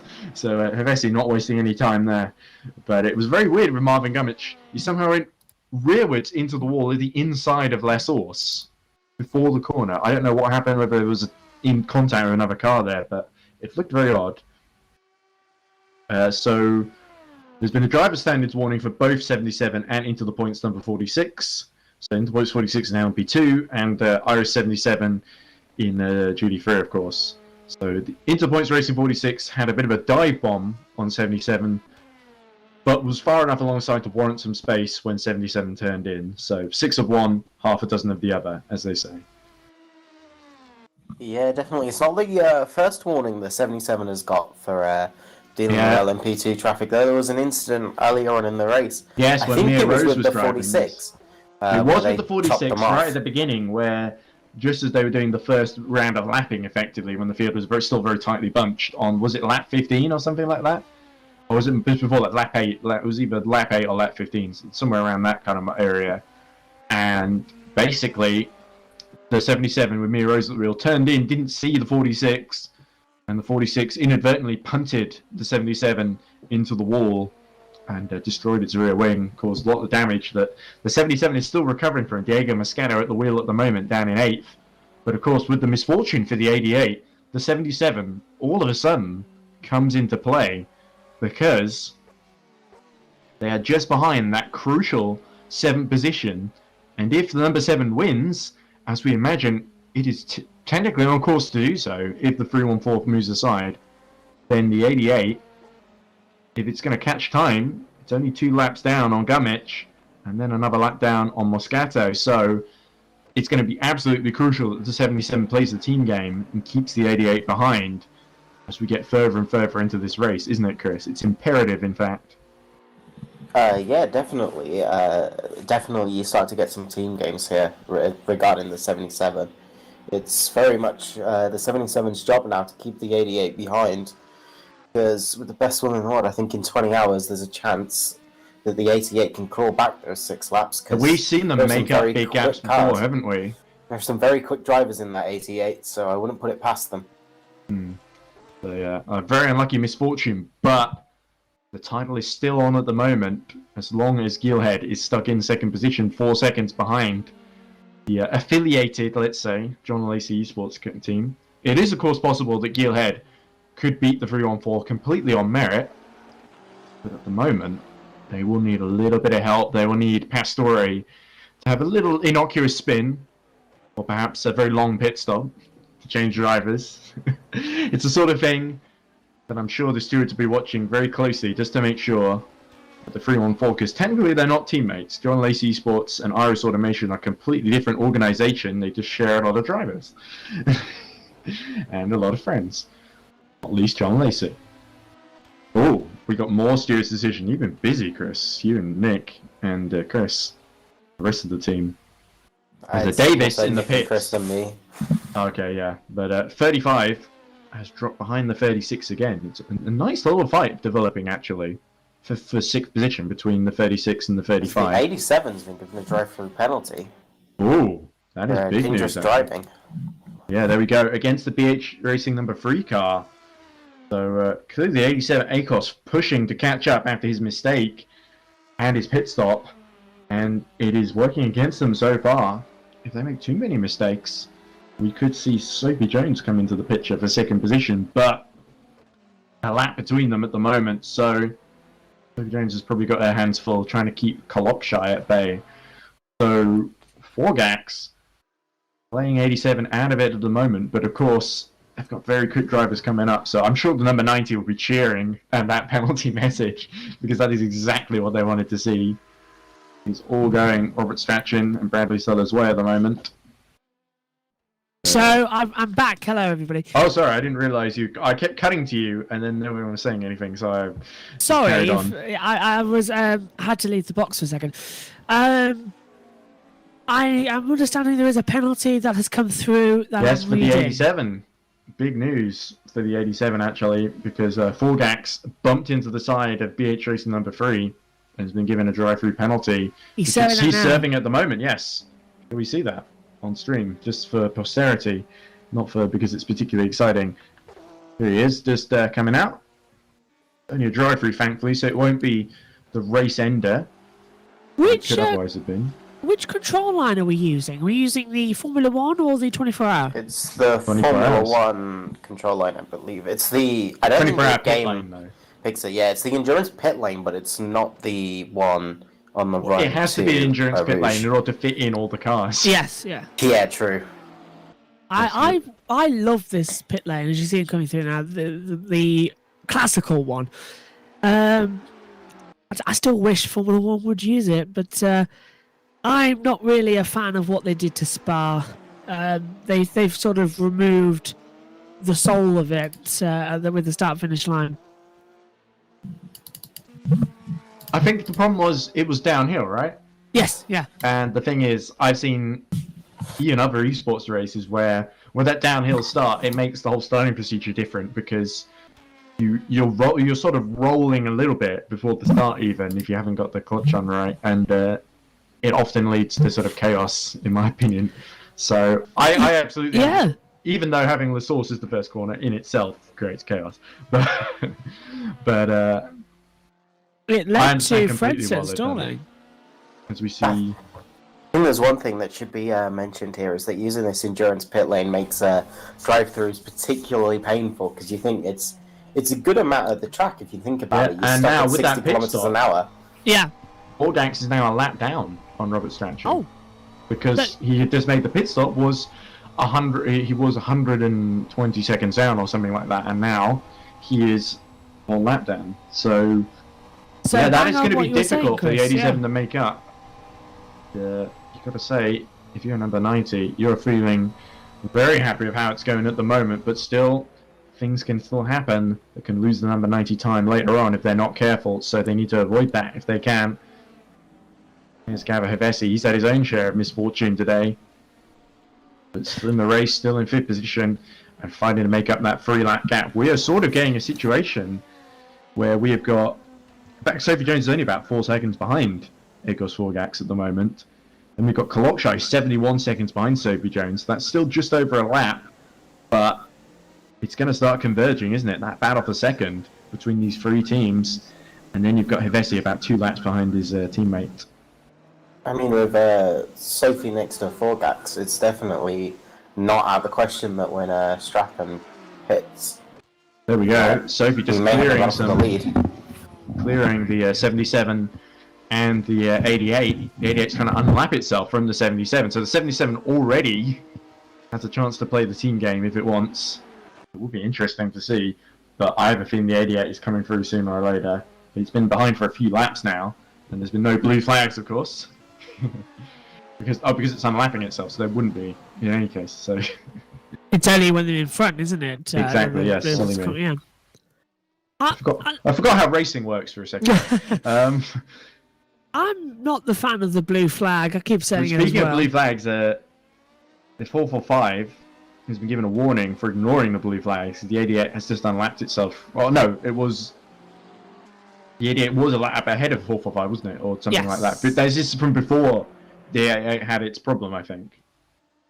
That's just the stewards' decision being a little bit delayed. Because yeah, 445 is like several laps ahead at the moment. As Hevesi pits, as does the 21. So the Mugans synchronizing their strategies, and this is to put pressure on Sophie Jones, I think. Sophie Jones has got her hands full with the fullbacks now, hasn't she? Running P3 gap. I'm trying to look at work that. out. That's was that Robert Strachan? Oh, so Strachan was trying to come in the pit lane and into the points. Was on the inside there. That was a little bit messy, and Strachan just coming in. So the number 90 and the 20 and 21 are on similar strategies now, just a lap apart. So they come. There's 3 cars now coming into the pit lane together. As you can see, we're going to have the same situation of can the 87 unlap himself. There we go. It's showing on the timely screen. He's the done gap 150 seconds. Oh, The question trying is to how work much it out. time have they lost with that drive-through? I'm going to assume it's about 30 seconds or so. Oh, possible. It's about 30 seconds to drive through, and it's even longer doing normal pit stop. That's why I think the Code 80s are so crucial, because the pits are so long. If you can get everyone else going at the same pace, at sort of 80 miles per hour, then you lose so much less time going in the pits. Whereas other venues, it's slightly more negligible. The Code 80 doesn't have quite as big an impact as you see Ben Boris just losing the rear end temporarily. Yeah, fights to stay in 11th position. It's still on the road, to be more accurate. But yeah, so Forgax is going to be gaining time, but he will be about, let's say, 70, 60 seconds at best behind the number 90 once it comes out as a... Ooh, is that the number 90 exiting now? No, that is... No, it's in the pits. That's that was just Zook's exiting. So Hives is coming out now. You reckon this could be a driver change? The reason it's taking so long? Sorry, it's Kolokshai and Vessi, not Hives and It's Zooks. usually about 50 seconds for 53 seconds. You're where they've had a absolutely driver right there, change. Josh. And it's new driver, yeah, Chris Luca is bang on, D'Amelio, yeah. who gets on board the number 90. We've not seen in action so far this season, or at least not very regularly. So big pressure. I mean, for the second stint in terms of driver changes. Oh no, it's the third stint, because we had Bradley to start, then we had Robert, and now we got Luca D'Amelio. Chris, would be interesting to know. We were talking about the 53 seconds would be the average time. Is there a minimum or maximum time for the driver changes to get back in, or is it literally just a case of as quick as I believe possible? the game has it set that a driver change takes 50 seconds, but obviously that happens while your tyres and fuel are doing as well. So in reality, a driver change only adds about 5-10 seconds, because like real life, they do the driver change while everything else is happening. Right. I believe the minimum is 50 seconds in the game. Okay, thank you. So yeah, I was wondering why it was ticking up towards the 50s, because unless he had a rear wing problem that we missed when he dived into the pit lane, like did he catch it on the wall? Because the pit entrance here at Spa is the narrowest on any Formula 1 pit lane, and certainly one of the narrowest of any circuit I can think of. Monaco even has, in terms of width, more pit entrance than this track does. And that's a factor because, for some unknown reason, when Herman Tilke butchered the track in 2007, he decided that we're going to make it so much bigger for the start line that we're going to get the pit lane the tiniest amount of margin. It was comical. Well, pit lane's always the afterthought, isn't it? Yeah, it really is, isn't it? Look at Laguna Seca, how much that tightens up on exit Yes. as well. So Yeah. So it did look to me like the 90 was scratching at the wheel. Couldn't go on the ideal line because it was right alongside the 46 into the points racing car. So Oh, no! Oh, it's a Beau Rivage, and the tail just went, didn't it? And It looks like he got Hevesi hit by gets the past GT car. crucially. There we go, Gap Hevesi up to 5th position. Nova had this got through because of that pit stop for the number 20, and immediately lost position there. So a mistake under pressure, an unforced error, unfortunately, from Martin Novak. Rather ironically, I think the Mugen GT hit him in the rear. Yeah, Oh, tagged him, did didn't he? I just sort of caught the end of it and reacted, so I didn't quite see if the Mugen made contact or not. But it was pretty close. I thought the Mugen had just missed it, but it might have. Like they came across each other at the wrong point. And that would have to be Prove Exalt because the 888 has already retired from this race. The 88 again in trouble. Oh dear. Yeah, it's not been. It was a very smooth sailing, right up until about an hour ago. Well, this happened at Korea as well. The race I missed. Where was I in Korea? Was it the actual Le Mans 24 hour at that point? I think so, yeah. Yes, that was it, yeah. So, missed Korea, and it was one of the most eventful races of the season. So, all the eventful bits happen when I'm not here. Has anybody noticed that? For DAC Hackers, it was their only win of the year, so they remember it pretty well. It was also Iris's first, and it was part of their big comeback. They won Korea, they won Laguna Seca. They could win here as well. They could win the title. They sent me a lovely package after they won, and because I wasn't in the commentary box. It was a strange box. It was something called Sawaka Flu, and when I opened it up, these little red dots started flying out the box. It was some sort of Simpsons virus. I don't know. Very bizarre. Oh dear. Yeah. Oh, isn't that one episode where the Simpsons predicted COVID? Yeah. Yeah. Well, Marge goes to they also predict. There's like doesn't that episode end with like a riot where they're like toppling statues and stuff? As we Ben's going very wide. Sort of, it's the one where Marge goes to prison, as you're going to say, yeah. Nikki Pastor going very wide at Blanchimont actually from the lead, and that is going to allow Sven Gilhead to close slightly here, dropped to just 6 seconds behind, but now just 5 seconds behind. So Pastore under pressure, Gilhead keeping the pressure on, even though he doesn't technically really need to, but still it's important to. McCormack just holds onto that one in 4th position. But yeah, what a drive this is turning into for the number 91 Bodling Motorsport team. Not only taking crazy risks through Eau Rouge and Radion, but also climbing up to 4th position, taking advantage where others have made mistakes, doing alternate strategies, and they're making it work. This is very impressive performance so far. I really hope they can get a decent finish at the end of this thing, because they will well have truly have earned it if they're able to finish in the top 4 come the end of this, especially with there's a couple of cars out of position in the GT3 field that are trying to make their way through, not least the 35 and the 88. There's a 35 now, incidentally. One thing as well is that immediately after just getting into the number 90, Luca D'Amelio has now done a 2:01.160, the fastest lap of the race so far from the LM-P2s. But is it the fastest? Yes, because I thought that the Mugens had gone slightly faster. The best is 2 minutes 6 from David Kolokshai and 2 minute 8 from Hevesi. That's 2 minutes flat, by the way. Yes, they have. You're correct there as well. It's just gone green sector 3. Yeah, 2 minutes 6:39 if I'm looking at this correctly. Yeah. As this race goes on, we could well see this turn into certainly a 3-horse race. I think the 21 is in done. If it can definitely clear the 72, which is going to be interesting. One thing and the 20 could potentially work its way in as well, or as Visi Gumic making a visit to the pits for that narrow pit lane entry. That's what I'm going to point out. It's a common joke as well, and I even talk about it with people in the F1 who remember the old Spa, because up until, what was it, 2001 was the last time, the pit entrance at Spa was literally like a road, you know, like just outside of your house, the width of the road. That was the pit entrance. It was just because it was the end of the track was normal roads. It was just Spa was an unusual situation where it was a half permanent race course, half street circuit. So it was the only one on the calendar that was both.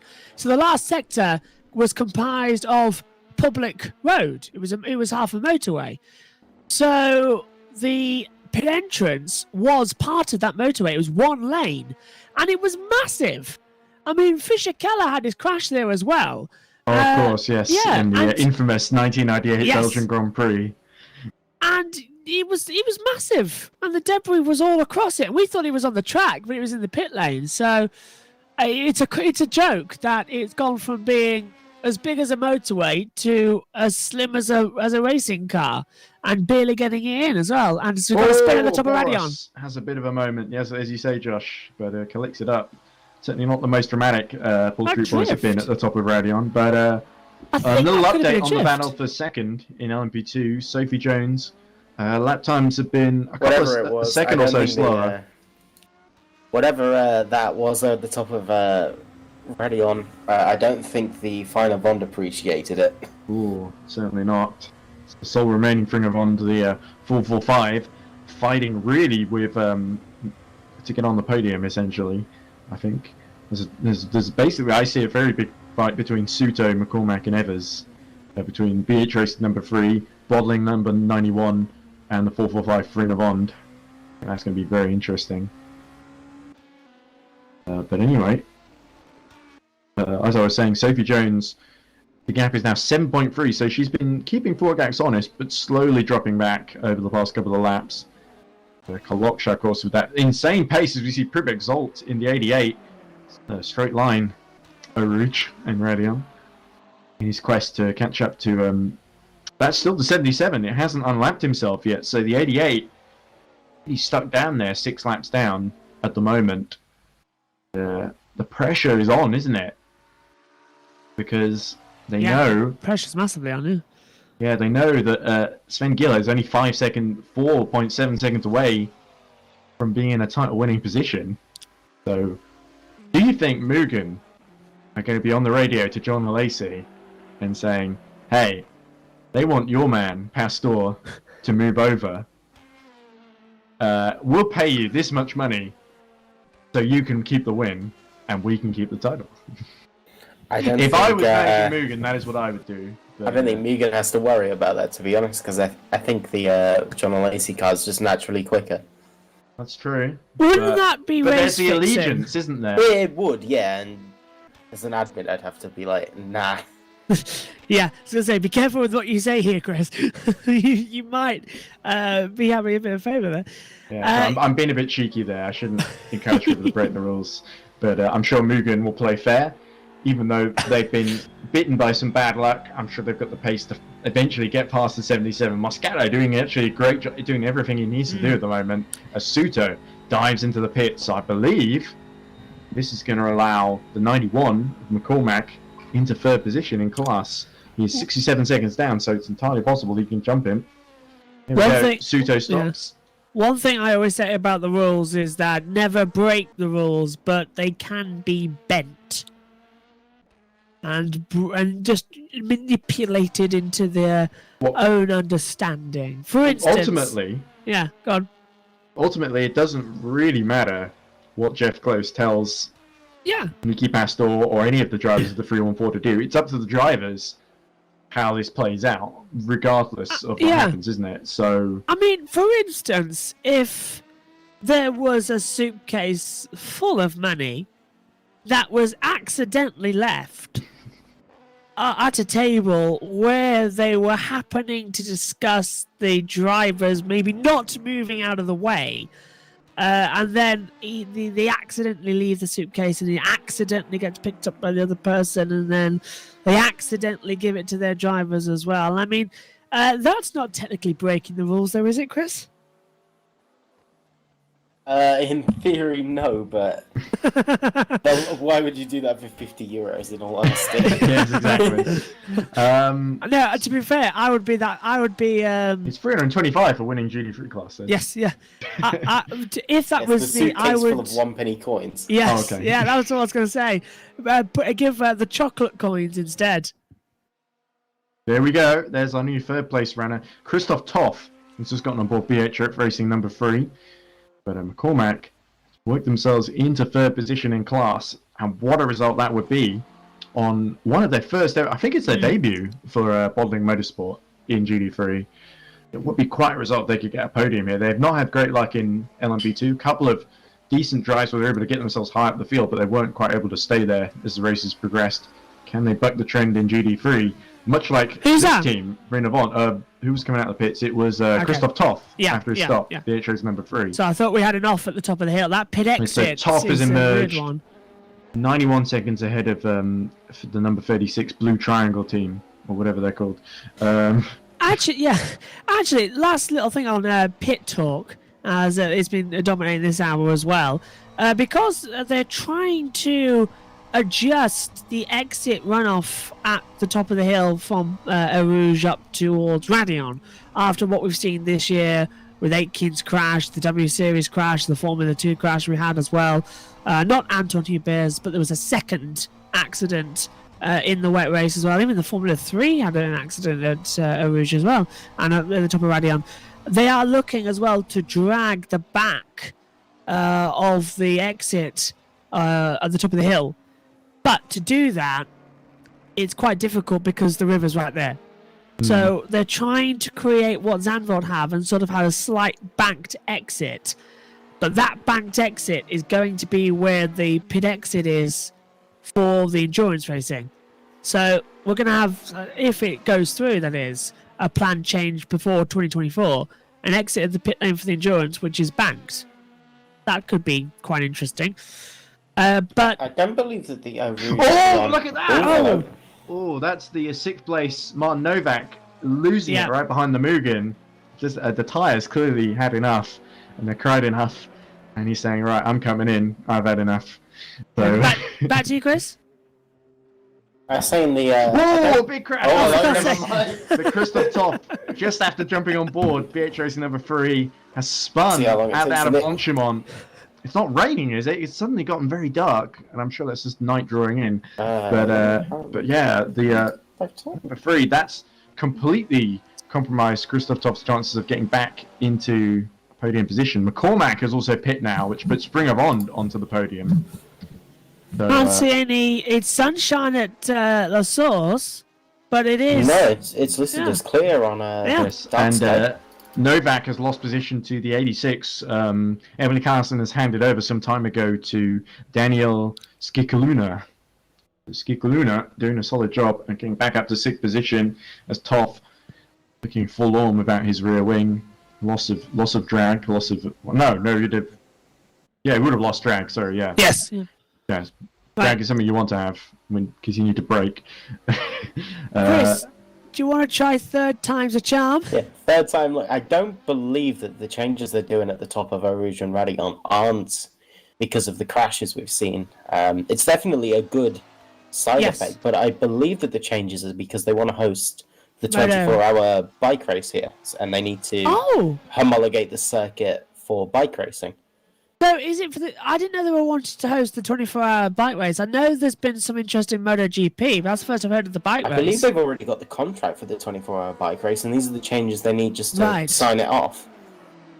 Well, I know we've seen bikes on an oval exit, but that's a bit dangerous. Although, I suppose if you're on bikes as well and you fall off, if you bank part of the track, it's going to stop the rider hitting the wall, isn't it? Very risky going to be lapping attempt from Sophie Jones there, sorry. That's why I went a bit surprised. Yeah, there is gravel coming, isn't there? Oh, yeah, both sides. Yeah. I'm so looking forward to that. Look, the Eau Rouge and Radion back with gravel. That's proper 1990s. And I think, and I hope you two agree with what I think here, it's going to give more of the fear factor back to Eau Rouge. Because I know we all fear it for the accidents we've seen. But the accidents are kind of the result of the fact that the challenge at the corner has been taken away. Drivers now know that Eau Rouge and Radion is easy flat, and if you make a mistake, there's exit room. Somebody needs to tell that to some of these GT3 drivers that we know how fearsome it is, and you should respect the top of the hill. Yeah. With a half-decent setup, Eau Rouge and Radion is flat in a GT3 now, so... Yeah, I mean... And these cars are not designed to go through quick cars. I mean, they have some downforce, but they're mainly relying on mechanical grips, so... So, don't you agree that if we had when the gravel comes back, those curbs, it's going to be like threading a needle through cotton, isn't it? The cotton through the needle hoop and then throwing it backwards and forwards. The needle, all that lot. It's going to be fantastic. Yeah, I don't think really it'll add any more fear factor, because a lot of drivers say that they do fear it the first couple of times that they do it, because of the height and the prestige and all that. But it's not a very challenging corner anymore. I think adding the gravel back will make it more challenging, Yes, yeah. not so much more fearful. Because I remember Hamilton in 08, in that tricky last lap, he had a moment at the top of the hill, but was saved by the runoff area. And I was always like, well, is that really necessary? I mean, actually, it's changed, hasn't it? Because do you remember when all these circuits got rid of the gravel to put down the tarmac because that's what the bikes want. We want to host the bikes. We've got to put tarmac down and get rid of the gravel. And now the FAM have realised they've made a mistake and are saying, actually, we need more gravel, deeper, to slow the riders down who fall off the track. So it's a strange turnaround of suddenly we've got to have lots of gravel again. Which I like it. I like gravel. It makes it look like a racetrack, not just a boring play set you used to have as a child where you used to roll your mat out and it was full of roadworks. It's a proper integrated circuit. Like Spa used to be, for me as well, you felt like you were in a forest. No matter where you looked on the track, you felt like you were in the Ardennes forest. Now, especially this sector we're looking at here, they've ruined it. Because look, there's too much track either side. It doesn't feel like a forest anymore. And what I would think do, you still get that feeling of the Camel Straight, especially in our factory. You still get because it there. someone in Studio 397 decided to model half of Belgium each side of the track. And look, there are worse exit things there, to Pilar. model in the background of a racetrack. Yes. I've got a feel for the poor sod who had to model the Saudi Arabian racetrack in Jeddah.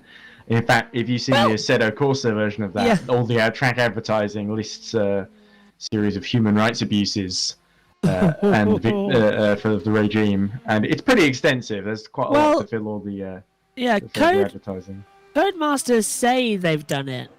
However, considering the track still hasn't Well, even they've been only just completed. added Imola, which they already added back in F1 2013, technically. But, Oh, yeah, And it's a to slightly be fair, different it looks version. like they've completely redone it. If you look at it, I think Imola and Portimao are like actually impressive tracks. Yes, they Because are. there has been a point where the tracks in the F1 games haven't been very good.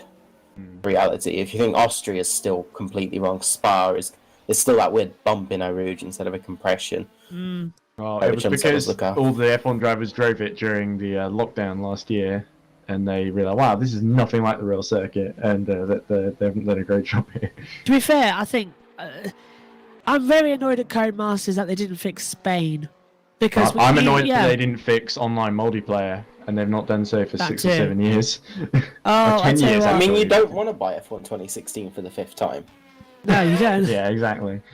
I honestly, I was doing the F1 esports the other night at Imola, and we got to 6 minutes to go in qualifying, and literally everybody's game just crashed.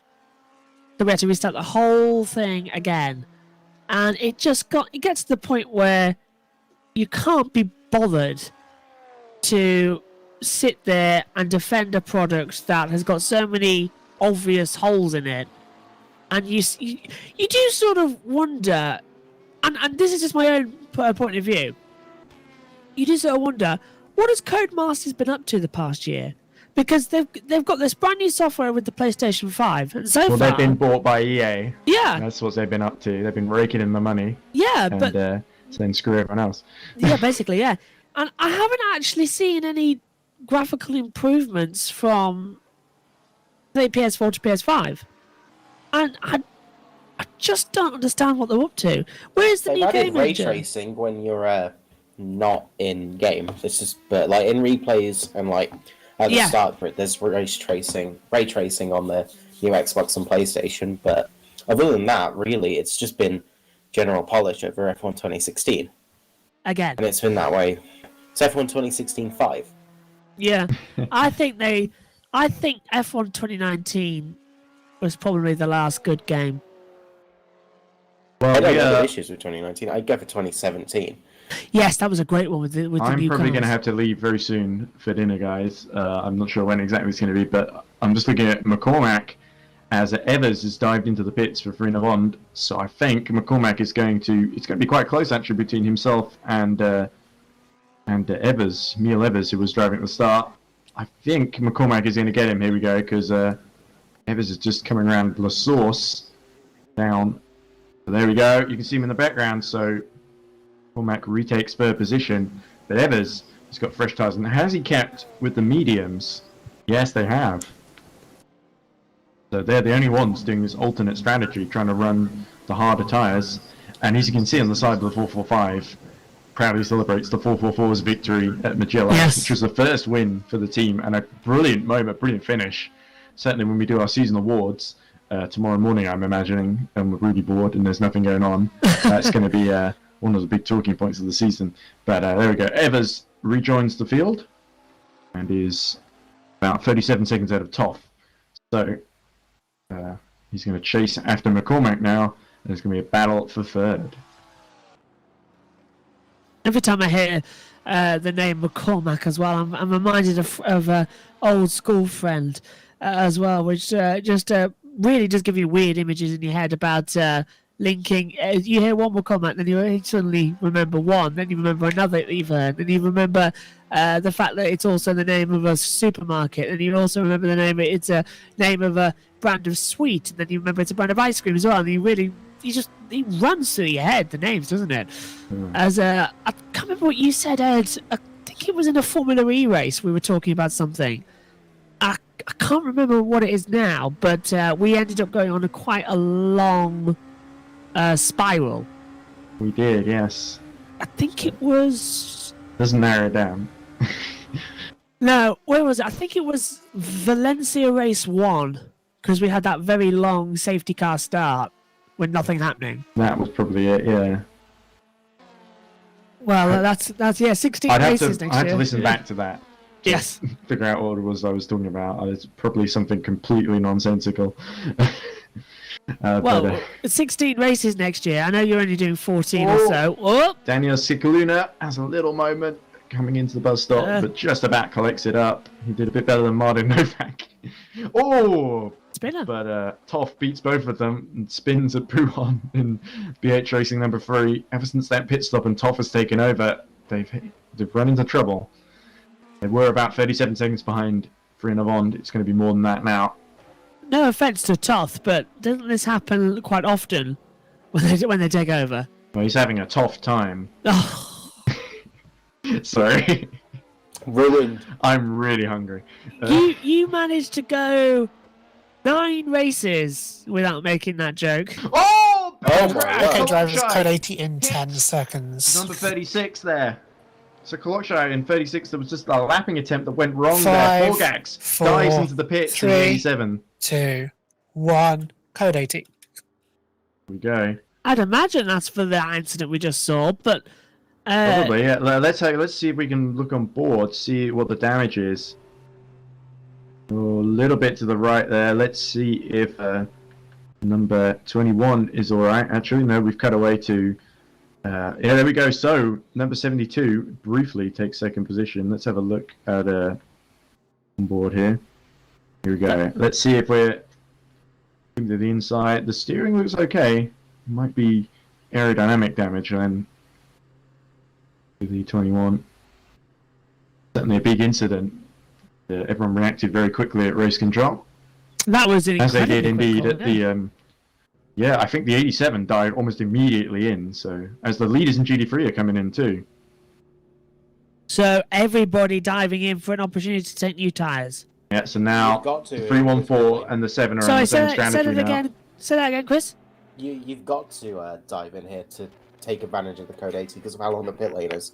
Right. Otherwise, Yes. you lose like a minute. So Yeah, the only one who couldn't dive in, funnily enough, was our race leader, Oh, no. who took advantage of the previous code 80. So they, because it's such a short one, they were in the third sector when that happened. Got Just one coming back. into. Yeah. So this is going to help the 87. Good luck that deserted them earlier. There we go. They're leaving the pit lane. Still going to be quite a gap to the 90, but not quite as bad. They're going to have much fresher tyres than before. Forgax has been in a while. I think we'll appreciate this.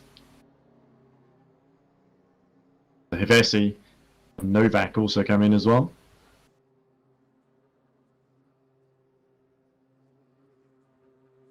Sophie Jones is doing a monster stint here. Well, she's not the only one, but very noticeable that they're keeping her in the car.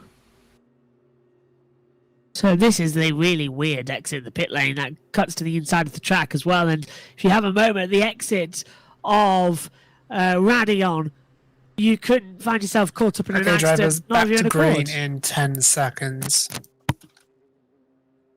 Here we go then, let's get ready. 5, 4, 3, 2, 1. Green flag. Who's been caught out here? It's Emily Carson, who's somehow gotten on board the number 20 Mugen car. So Is she reversing in the pit lane? Emily Carson started the race in... There must be some kind of mistake here. Emily Carson's joined the wrong team. or she's switched over to Mugen to help them number 20 with its third place title bid. Because Emily Carson started the race in the 86. It's not the first time. It's true. It's absolutely true. We did talk about Sean Jones and switching over to... Because he signed up to drive for Absinia Force Polonia in Suzuka. And then that car crashed out, so he joined Reading Game. It's sort of just the way things roll. That was the most hilarious contract. The one when we got told post-race as well. It was literally a quick phone call and a welcome to the team. Bit tight from Prubik Zolt, nearly pushing the valet off the track there. But yeah, Cicluna, Callison, and Armenia still in the pits as Code 80 ends. So they're the ones who are going to lose out a little bit here. You still see the tire marks of the 360 that caused that Code 80 still on the circuit And on the exit to Fania. Sophie Jones has actually closed to about 4 seconds of 4 gangs. She was getting to I about... think we have worse news. I've just got word that Emily's AFK. Oh! That's what's happened then. So bad news for the number 20, which has already had a troubled run. It's getting worse. Ed, can we go to the 20? Is that possible? And have a look at it? Because I think... And that's the car Emily Carson was in earlier, sorry. Yeah, so there we go. Yeah, so she has... She's AFK, as Chris has said, but the 43 seconds has stopped for the pit stop. And because she's not there, as we were talking about earlier... Insult to injury. Yeah, the start line's on a tilt, so she's rolled back. At least she's out of the way of other cars going in the pits. Yeah, but... has that wall stopped her from reversing completely into the pit lane? But that's a very dangerous angle. Apparently, Emily isn't even in the service, so I think we're having a peak R Factor 2 moment here. How's she gone in? That's a weird one. They've just selected the wrong driver. Is Emily Callison here? If so, please let me know. Send me a message or something. Okay, well, while this is being sorted out, Emily Carson is stranded. Presumably, we think it's Emily Carson or someone in the number 20 crew. Either that or someone's, or Emily's been attached to that car via glitch. I have to go in any case. Dinner's ready. So, so hopefully, Emily Carson, the whole situation can be resolved by the time I finish eating my dinner. Yes. And I'll return, and we can cover the rest of the race. But it is Luca D'Amelio leading in the number 90 by 86 seconds now. And Gilhead right behind Pastore. There we go. Fighting for the lead and the championship, let's not forget. Gilhead on the verge of snatching it away from the idiot. Can he do it? We'll see when we get back. Bye for now. So the action is still involved. Let's just hope that Emily Carson's car can be recovered from pit lane. But with 19 hours, 10 minutes to go, the question is, Chris, if she is in the correct car and in the correct server, what can be done to restore her to the pit conditions? Because we now know that the 43 seconds was the correct pit stop time, but is she going to have to stop again in the pit lane, or can she now drive through because she's gone over the white line again? Right now, she's not even in the car officially. Yeah. She's stuck on the race menu. Ah! Unfortunately, it's not like we can disqualify the 20 to get them a different driver, because the same driver has to take over the car that's registered for it. So It's now registering as a DNF on my screen. something's happening. If Nick disqualifies and undisqualifies, Emily might be able to do a lap for Mugen and then they can change to a proper driver. Right. This has happened before, not this exact This has never happened situation. before. Yeah, but the disqualification and reintroduction of a car has happened before. We've never had this strange situation happen where we've got a driver DQ not there. DQ, we call it, is something we do all the time. Like when an engine blows for not a reason of someone putting it into a wall. Yeah. Like say they have game lag or in a 24-hour race, it just expires at random. Then we'll usually disqualify and undisqualify them because it gives them a fresh car, so it repairs all their damage. So it looks like Emily Callison is getting into the car without the need of a DQ and un-DQ. So Okay, this is should good be news. okay there. Well, this is great news that she can get back out there on the track. It's still registering in the pits according to the timing monitor that you can watch on raceview.com as well. Just look for the EERC endurance. As fastest exit times coming up as well, with Sophie Jones doing a 2:01.880 personal best for the 72 squad out there as well. And it's still a lot of green sectors out there. Are we approaching happy hour when the sun begins to set? Track temperature will be at its best going into it as well. Just before the sun, yeah, because the time there would be, what was it, an hour to sunset? Because the lights are starting to come on. Just getting to about 8 p.m. local. Yes. I will double check what Dark Sky says is sunset. Apparently, it should have already happened with actual sunset. Sunset was 6:44 local, so about an hour ago. Right. Obviously, it's not total sunset yet, but yeah, you can see lights are definitely starting to come on, so... And how much of the track is illuminated then compared to normal? Because we know that this is a GT cars or spec. They've all got lights on as well. It's not going to be as crucial. It's got a very confusing situation down here at the front where battles for the lead changing between the two in the GT3 side by side. The number 7 and 314 squad side by side again. The number 7 has retaken the lead after getting caught up with traffic at La Source. And the 314 squad now back in contention down the Camel Straight towards Le Combs if they can find the pace as well. But no DRS and no acceleration. That is then pretty much done for. So back to the point. With how much of the track is illuminated then, and how much does visibility become an issue going into the night? I believe it's only the start of finish line in the run up to Eau Rouge that has lights officially. Other than that, you just have to rely on what the car has. So it is very possible you can come around these corners and see a car facing backwards, which is definitely something we don't want to see happen. Yeah. But it is definitely possible because the track isn't very well illuminated. So the teams probably watch the same pictures we are as well. How much are they going to be informing their driver where there's people on the track, exactly what to avoid, what to expect? How much does the race team and spotters become one with the driver during a night shift? Oh, they're absolutely crucial. You have a spotter in the night shift. Even if it's just for something stupid like calling out a yellow on the other side of the track.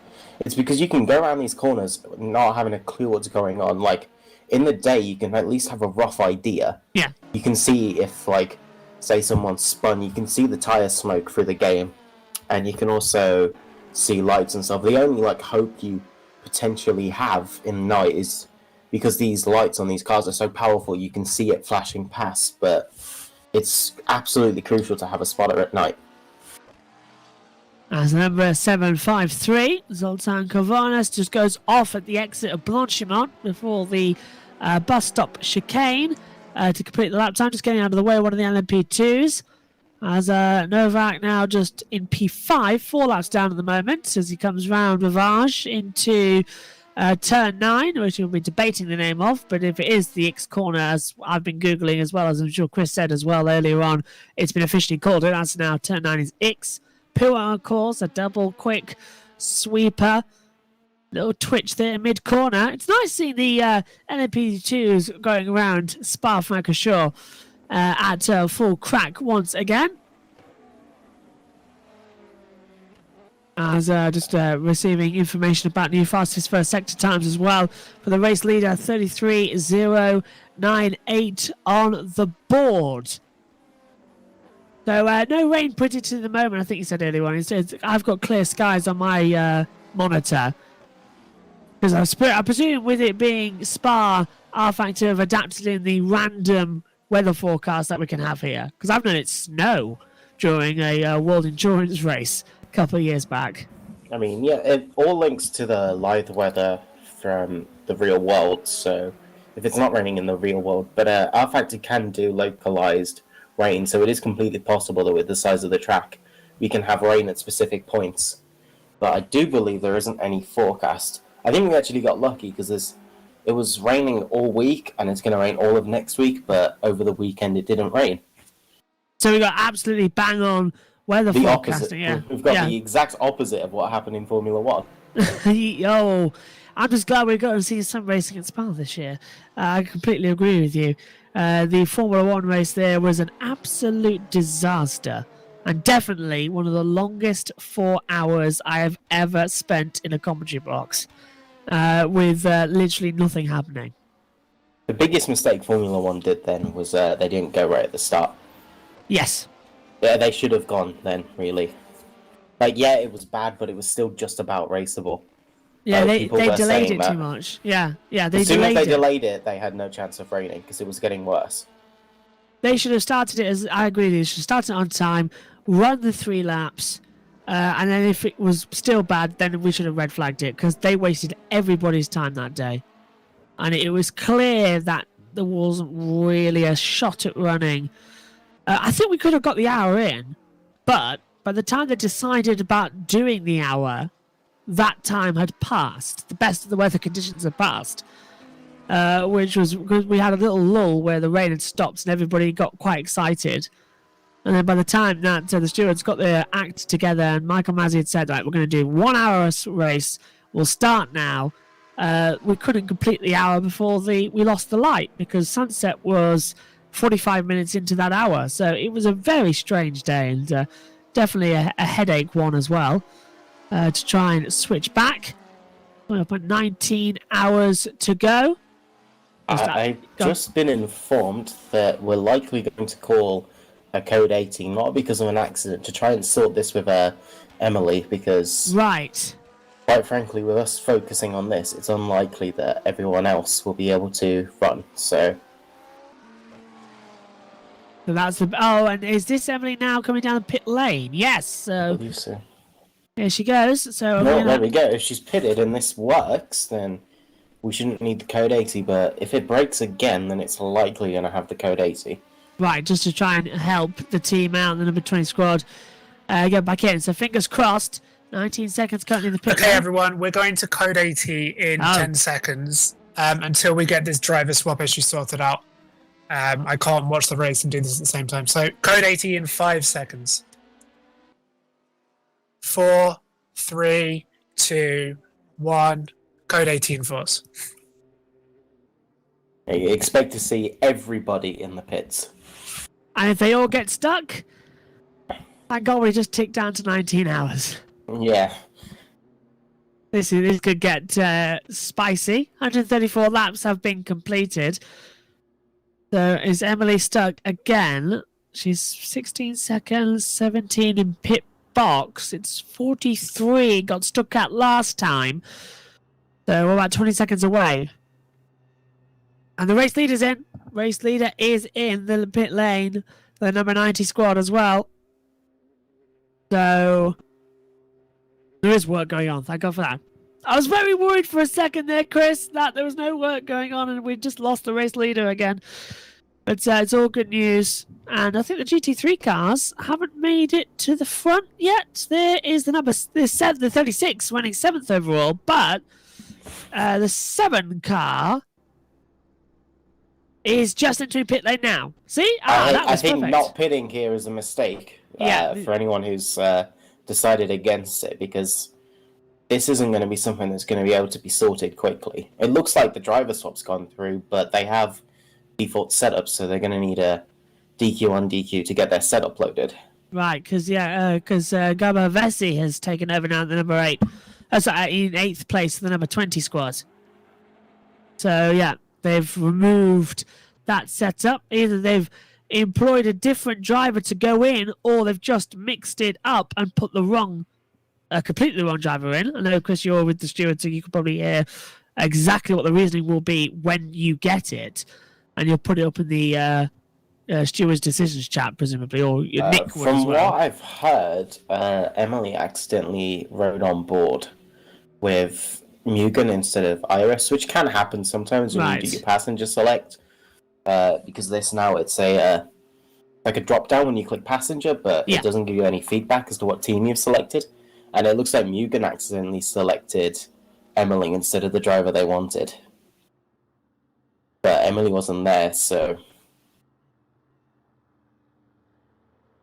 But yeah, neutralizing the race because Nick's trying to watch the race, do reports, and saw this at the same time, and realistically you can't do it. So quick 5-minute intermission here to get this sorted. Well, it completely makes sense as well. So we can carry on with the remainder of the race, hopefully, without any further issues. But as you can see, they are 8 laps down now, according to my computer. With them being DQ'd as well. I believe they're going to give them the laps back, so they'd be slotted in P5. Yeah, because it's 10 laps down, so then there were only 4 down. So yeah, they've got to put more in. Have they been? Yeah, there we go. And we're back. Are we back to green? Not just yet. We've got to get these cars back out on the circuit, as David Kolowski has not elected to come into the pit lane. That's a surprise. When several others have, as the sun now setting at the back at turn 9. So, so it's going to be a long one. Are you going to give? Is Nick going to give all drivers opportunity to head round the pits, or is it just going to be a situation I believe where it's when it's sorted with Mugen, it's going to go back to green. Right. Okay. Good. That's what I wanted to double check, because that could take a while. The cars are very spread out around the circuit.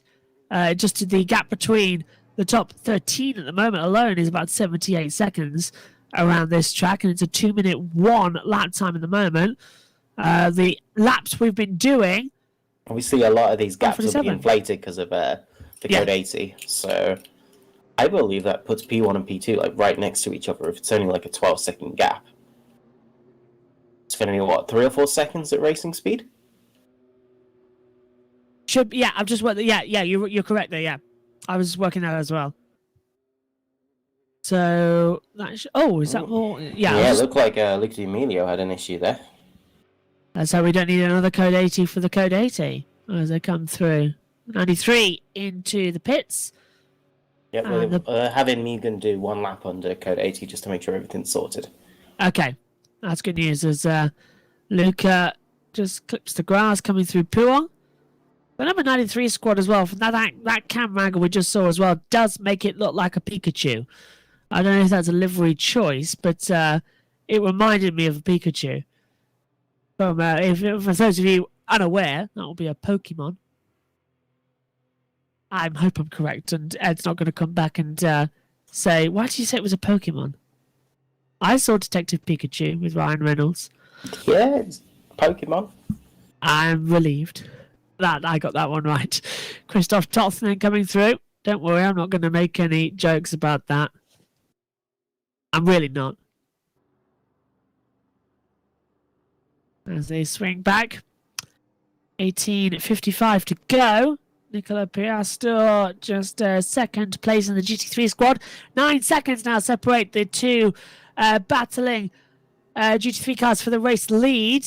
3 cars remain on the lead lap in LM-P2, but 64 and 70 seconds separating the cars from the race leader means that GT3 is definitely the closest fight on the track. Okay, just so everyone knows, the issue is sorted.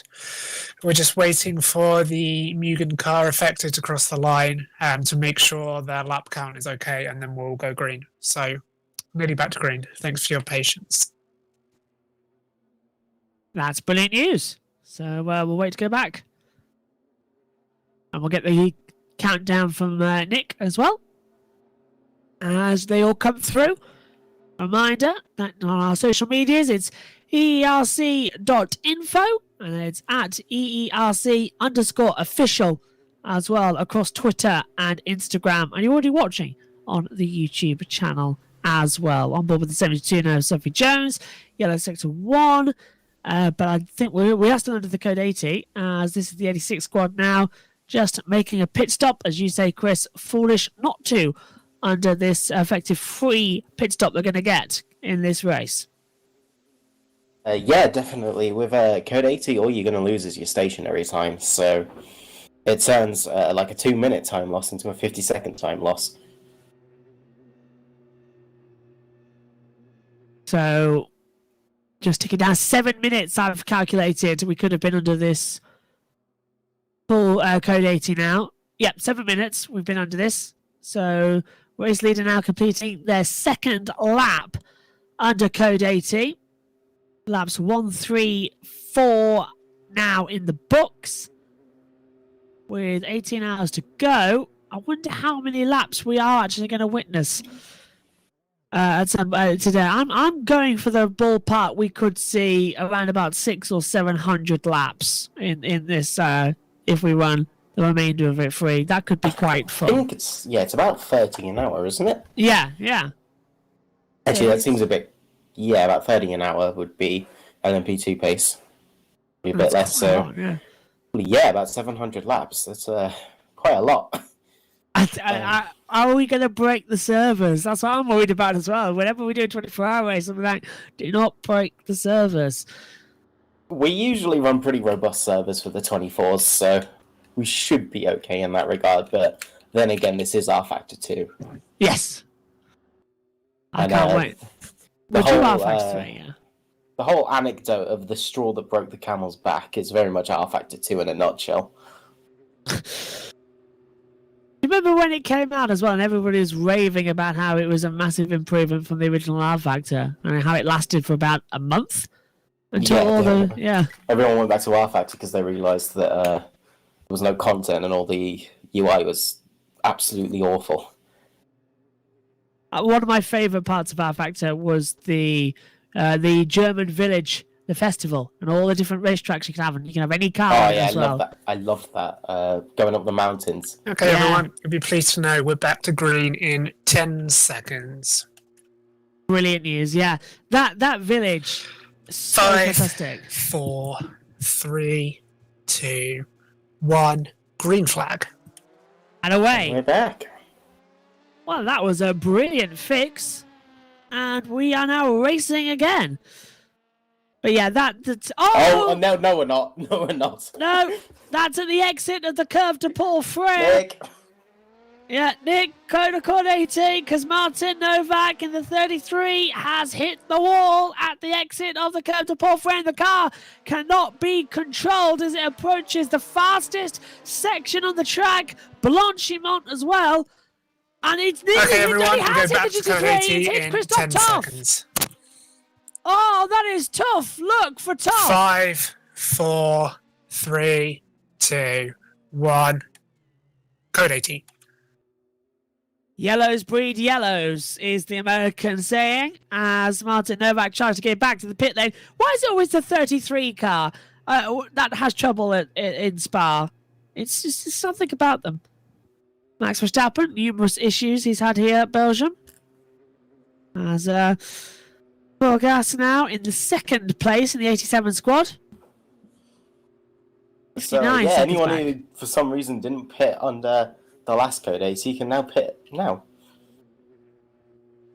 One Also, of I'd like- those. Yeah, he's Yeah. going to be the 33. Go on, Chris. Definitely. I think I'd just like to give a shout out for this being like one of the few times R Factor 2 like actually looks good. Yes. It's like this specific time, sunset, using official Okay, content. back to green again in 10 seconds. Yeah, official content at kind of this sunset sunrise time. I think R Factor 5, 2. 4, 3, 2, 1. Green flag. I think R Factor 2 looks fantastic at this time. Yeah. One of the best sims, but sometimes it can look a little bit iffy, but this is definitely not one of them. I love this. I do love this. I think it's got the best color palette at this time of night. I completely agree with you. No matter whatever it is, whatever racing game you use, this just gives Unless so it's much more. iRacing. Yeah. Because then you just get pure yellow no matter what time of day it is. I don't know what is actually the problem with iRacing a lot of the time, because it's got a good basis there, but I'm surprised they don't want to fix their most glaring issues. I could say the same with R Factor though, and I could say the same as I have done with F1. But yeah, setting sun, lovely. I would really love us to do Fuji. I think that would be amazing.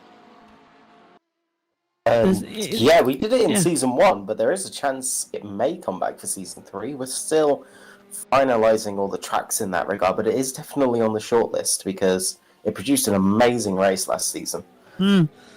I've taken a little look at it back, but I didn't see any of the night stuff, which is I disappointing. believe it was only an 8 hour. So. I thought I couldn't find anything. I didn't even find the setting sun, but I thought because when we had it sort of at Suzuka with the setting sun and how it sort of day glowed the two Degners, and it was fantastic. And I just think with that mountain section at the back as well, and the swoop down the start and finish straight, the setting sun there, it would be fantastic. And I know they call it the land of the rising sun, and you can see why. No matter what racetrack you're at in Japan, as soon as the sun hits it, you just feel like you are in Japan. It's fantastic. And I miss it. I miss Japan on motor racing calendars. We should have been there last weekend, but for F1 that got cancelled. We should be there this weekend for MotoGP. That got cancelled. You're missing it. I miss Singapore. I miss Japan. I even miss Australia's circuits. Even though Melbourne could be improved on a little bit more. Put it back to Adelaide to begin with. But yeah, I'm looking forward to heading back over the Asia side for 2022. As hopefully, if I know I probably don't, but yeah, take us back to Fuji. I think that would be a vote. From what I've heard, Japan wants to be completely open again by like April time. So there is right now the signs are pointing that we'll get back to motor racing in Japan that isn't Super GT. So yeah, because the GT racing has been great, but it's not the same as big world events like the World Endurance, MotoGP, Formula One. Even DTM did a race there, didn't they? I forgot about that. Then when they linked up with... Who did they link up with? probably Super GT, yeah, it wasn't. Because back when Class 1 was a thing in DTM, before it came yet another GT3 championship. Yeah, I do... I even saw your post, I think it was you, Chris, who put it on a couple of days ago. From... oh, that's Instant Reports, and I need to look at the different chat. The DTM season finale battle. Oh, it was Adam. Well, yeah. Battle in inverted commas. Yeah. How do you do premeditative shove in Stewart's terms? Took him out is usually the phrase. Completely clattered him. Yeah, completely clattered him, and I used to have a lot of respect, but not anymore. And I think DTM... It was pretty obvious in the second race. He just he didn't even attempt to make the corner. Is DTM sort of... We already knew it was going downhill, but is it now dying a very slow, painful death? I think there was discussions that 60% of people who've watched DTM in the last 5 years now aren't watching DTM. That much? Yeah, 60%. Wow. That is amazing, because DTM used to be one of the really top races, because you used to have loads of the XF1 drivers, as well as the Porsche Supercut drivers, as well as the GT drivers. It was a real great class, even in, I think, as far, what was closest back was 2011, maybe even 2015.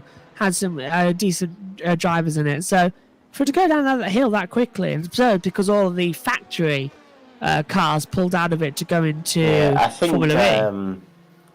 I think DTM lost its soul when it got rid of Class 1, really. Yeah. At least its modern soul, because Class 1 was just ridiculous. It was prototypes that just so happened to look like cars you could recognize. Well, now it's just yet another GT3 championship. And in the real world, we have enough GT3 championships. Yeah. We didn't need another one. I would be interested to know what the comparison is between the DTM and the British Touring Car Championship. I think that could be quite interesting as to how many people prefer British touring cars over the DTM. I think touring cars would win, hands down, all the time. I think touring cars would win because it hasn't lost so much its soul, touring cars. It's just become a bit more tame. Because obviously when it was back in like the 90s and the early 2000s, and everyone was basically a touring car legend in crashing each other out. It was dodgems for with points, basically, yeah. Yeah, but now it's become a bit more sanitized, but there's still the kind of mental, really low top speed, but really quick corner speed and average speed. Oh, Yeah, and the other thing, hello. sorry to interject, I don't want to interrupt you guys in full flow, but the other thing about British touring cars is that, how do I put this? They did a lot to combat costs, didn't they? They had the it is a very cheap homologation for all the cars, whereas with DTM, they've always been really expensive, and that's the kind of thing you can only sustain if you've got like 2 or 3 manufacturers putting money into the whole thing. And they tried getting Aston in, that didn't really work because Aston sort of ran out of money halfway through their sort of development before they even did the first race, I think. That was the embarrassment period, wasn't it, with Aston pulling out after they I think made they all would the have big. been better off with DTM. Well, Yeah. because Combining Mercedes their pulled that and they rules. kind of own Aston, so part of it. And Audi pulled out as well, which didn't help. I think DTM, instead of going to just another GT3 championship, should have like consolidated their rules with Super GT 500 and got the Japanese manufacturers in. Yeah. And get the German manufacturers to race in Japan as well. And make those two kind of like, you've got the European GT Ultra series, and then you've got the Japanese Asian GT Ultra series. And you've got as the well, Australian with the same one as rule well, set. supercars. Yeah, supercars are mental because they don't go around corners. They're like, that's more Fly. like muscle car racing. Yeah. So I noticed while I was away, Nicky Pastor and Sven Gill had swapped positions. Was it convincing? Was it a fight for position or? It was a fight for position. Proper down at turn 1. Oh wow, okay. Well, Nicky seems to still be there. So if he did let him through, he did his best to make it look as convincing as possible. So perhaps he did genuinely just. Sven has been pushing it all race, and the interesting thing is when I talked to Sven last year after Takeshima about 12 months ago, we had the season 1 finale at Road America where Gearhead and a couple others were all part of the Madness Racing lineup that won the title. I think we might be GT3. having a look at the Jean Alesi car, having a look into Lake Homie. He is Yeah, I'm close. just watching this. Oh, so this is the A rest. little bit further back, it's a bit leads. deceptive camera angle, you see. But I don't think he's Ravage. given up on this yet. I don't think this is any team order kind of stuff. He's But what was definitely interesting was 12 months ago, it was a straight fight between DDoS and Madness Racing, and Sven Gielhead was at Madness Racing. DDoS had a load of really, really good drivers, like, for instance, James Juba and a couple others who were really, really strong GTs, and they were able to, because remember there was the whole thing where one of the DDoS drivers was leading and then had a medical emergency and they got put back in the race like 40 seconds down on Madness, and Madness basically had to defend the gap, and they were just about able to do it and keep it sort of steady, and it was a real, the last 2 hours were just really intense between the two of them, and so Gail sort of said that when you are fighting for a title, and even though you know James Duber and whatever are, you know, historically these race-wing drivers who are incredibly fast in qualifying as well, that Sven Gill goes wide into full fair corner. But the thing is, you sort of find another gear when the title's on the line. You sort of, even though you might not normally be able to take these kind of risks, you know that you have to, so you do it, and you find a way. And that is what I feel is kind of Iris's mantra, because they sort of know that they were never going to win the title unless something happened to the 88 car. Something's happened, and the 77 is doing its job, because they haven't unlapped the 77 yet. The 7's doing its job, it's leading the race and in a title winning position, and it's just this annoying little 36 car that's just being lapped now and getting in the way. But yeah, it was really interesting when you see drivers suddenly parachuted in. Oh, look at the closing on the brakes from Nicky Pastor. It's tight between these two, isn't it? You can't put a cigarette paper between them. I reckon that was all a factor because we got that car on the outside of the McLaren there. It acted like a Hoover, just sucking them all along in a straight line. And that's going to give him tremendous straight line speed. Look at that. It's wiggling under the air flow from the back of the number 7. So the 314 with Pastor I think that wiggle cost them, though. Yeah, it's an interesting tactic, this, because usually how it's gone in terms of the inter-car performance is that the BMW has been really quick in the corners and really slow in a straight line, but yeah, we've come here and the Ferrari's the one that's really quick in the corners and slow on the straights. Well, it seems to be how Irish have set this up, didn't they? They knew they were going to qualify well and they just had to hold on to position, didn't they? That's what I feel like this happened here, but maybe they'll disagree. Actually, that reminds me, with the DTM, BMW left it, didn't it, a couple of years ago? They did, yes. Mercedes... I believe they came back because they had the M4 built for Class 1 and then they announced they were moving to GT3. Yeah, that M4 was just a beast. It's the bulkiest car. Oh, and Davis is making a pit stop in the 35 that's in 5th position in class. Oh, look at them both going wide on the exit of Pipaf. As a Toff retakes 5th position from the 35 after being in sit for a long time. But I imagine the 35 will be back at it. The 35 has had a decent recovery here, I think, over the last couple of hours. They've kept their heads. Hopefully they can get a decent result out of this one. I don't know if that's your Discord going off on mine, but that tells me that there's a stewards chat decision coming through. Yeah, I'm seeing 2 messages since 7:15. Yeah. Code 80 infringement and Valet Esports 90 got a driving standards warning. Bottling could be in trouble, and it's no coincidence that it's 445 who've reported against them for the Code 80 infringement because they're fighting with them on track for 3rd position. As we look at Pastor again, getting close into last horse. And interesting observation I made here is that the Ferrari seems to be very... We know, not only from driving it myself, but also compared to other GT3s, the Ferrari has really long gears. And if you look, most of the time, the Ferraris aren't even hitting 6th gear at the end of the Kemmel Straight, even under a slipstream. Because most cars... it is now. I'd say he's short-shifted there, because... he's in the slipstream. Red line for the 5th gear is like 270 Ks in the Ferrari. Well, it's like 240 for every other GT3. So that makes the Ferrari great at places like Le Mans, and it's why it's so quick in a straight line. But it seems odd that he decided to go into 6th there. I think if he kept it in 5th, he might have been able to get the pull along and the speed. I wonder if John Alesi picked the Ferrari. It's like because he's obviously a legendary Ferrari driver, so it's like you have to drive the Ferrari. Okay. Is he contracted to Ferrari at the moment? I think so. With Giuliano Alesi? He was the one that crashed the classic Ferrari at Monaco when he got punted into the wall. Yeah, that's a good... Giuliano is part of the Ferrari Driver Academy, yes. I think he still is. Because they're very sentimental, those guys. They love Mick Schumacher, they love Giuliano Alesi. I think Callum Ilot's technically still part of it, but... I feel so sorry for Callum. Yes. Yeah. And Robert, actually. Both of them I feel very sorry for.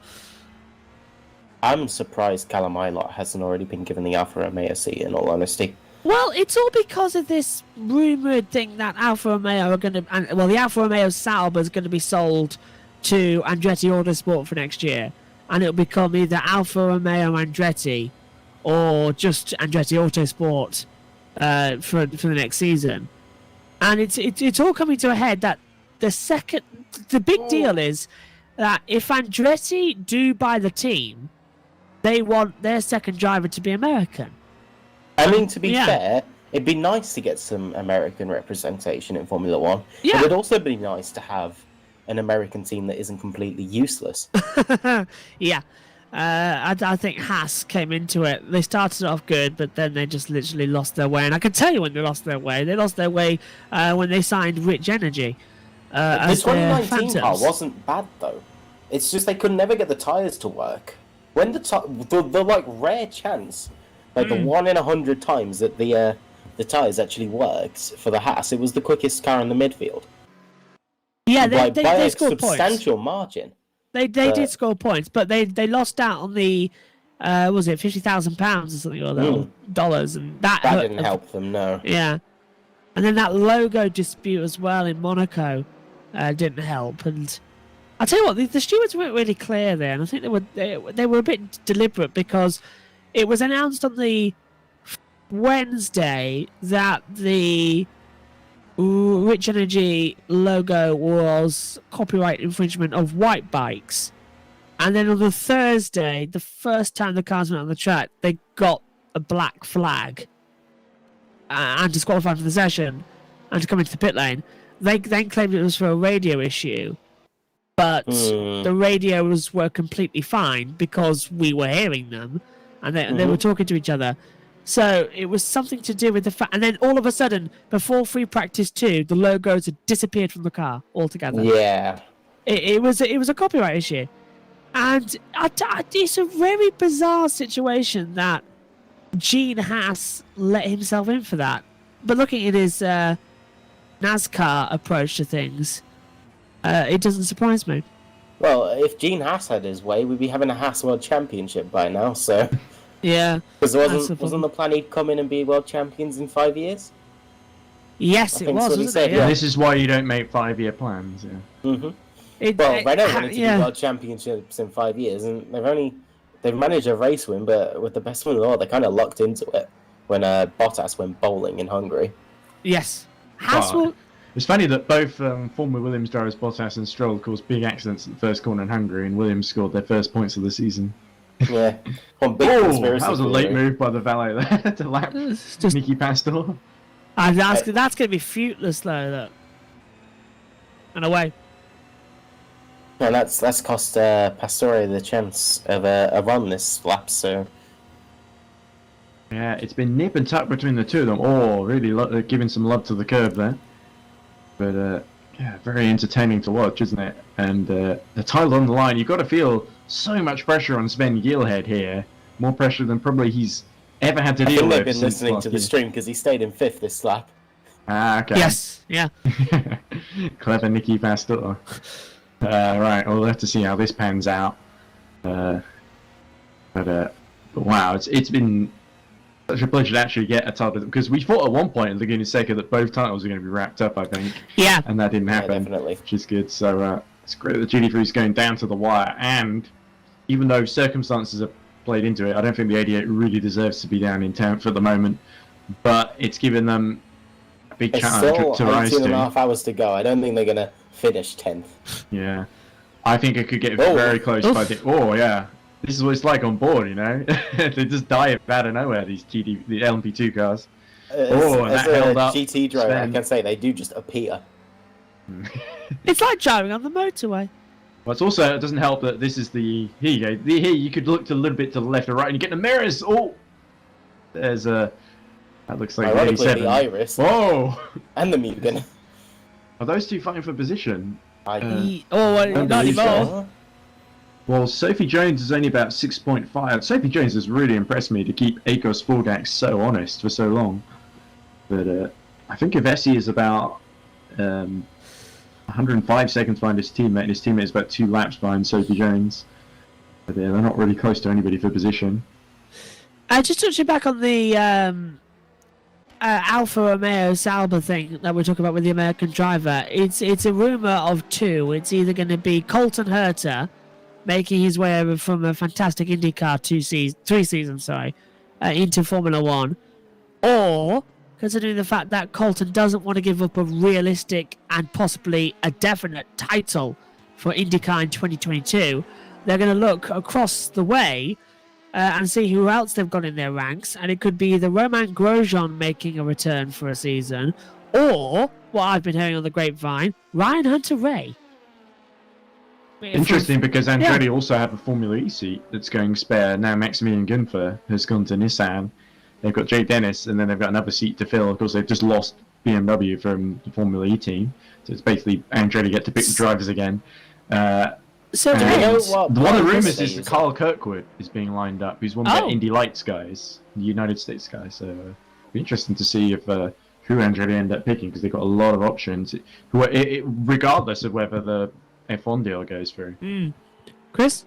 I'm surprised how like blindsided this Andretti deal has like hit Yeah. the paddock though, because it's like usually when we get team buyout, it's like we knew of Aston Martin like a year before it actually happened. Well, this Andretti thing's just come out of nowhere. It's like, oh yeah, Andretti's going to be buying Sauber in like 3 weeks. Yeah, it all came out of nowhere, didn't it, at Turkey? I mean, Media Day was literally the first time I'd heard of it. And I heard from it, actually, from a Williams press officer who said, oh yeah, have you heard? Sauber's being sold. I said, what?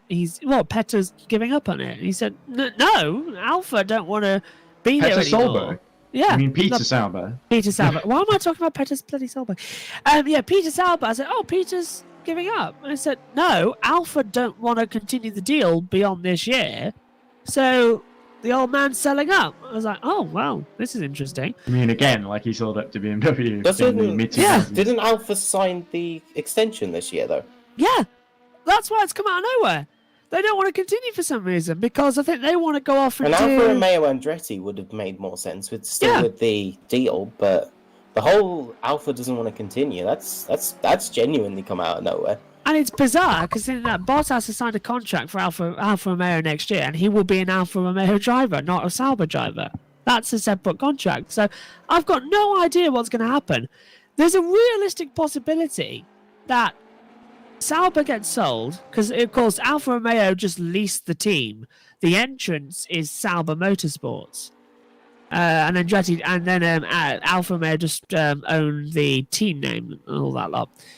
So if Alfa leave, it's got two options: one, he sells the team, or two, it becomes Sauber again. But I don't think he gets to keep Bottas.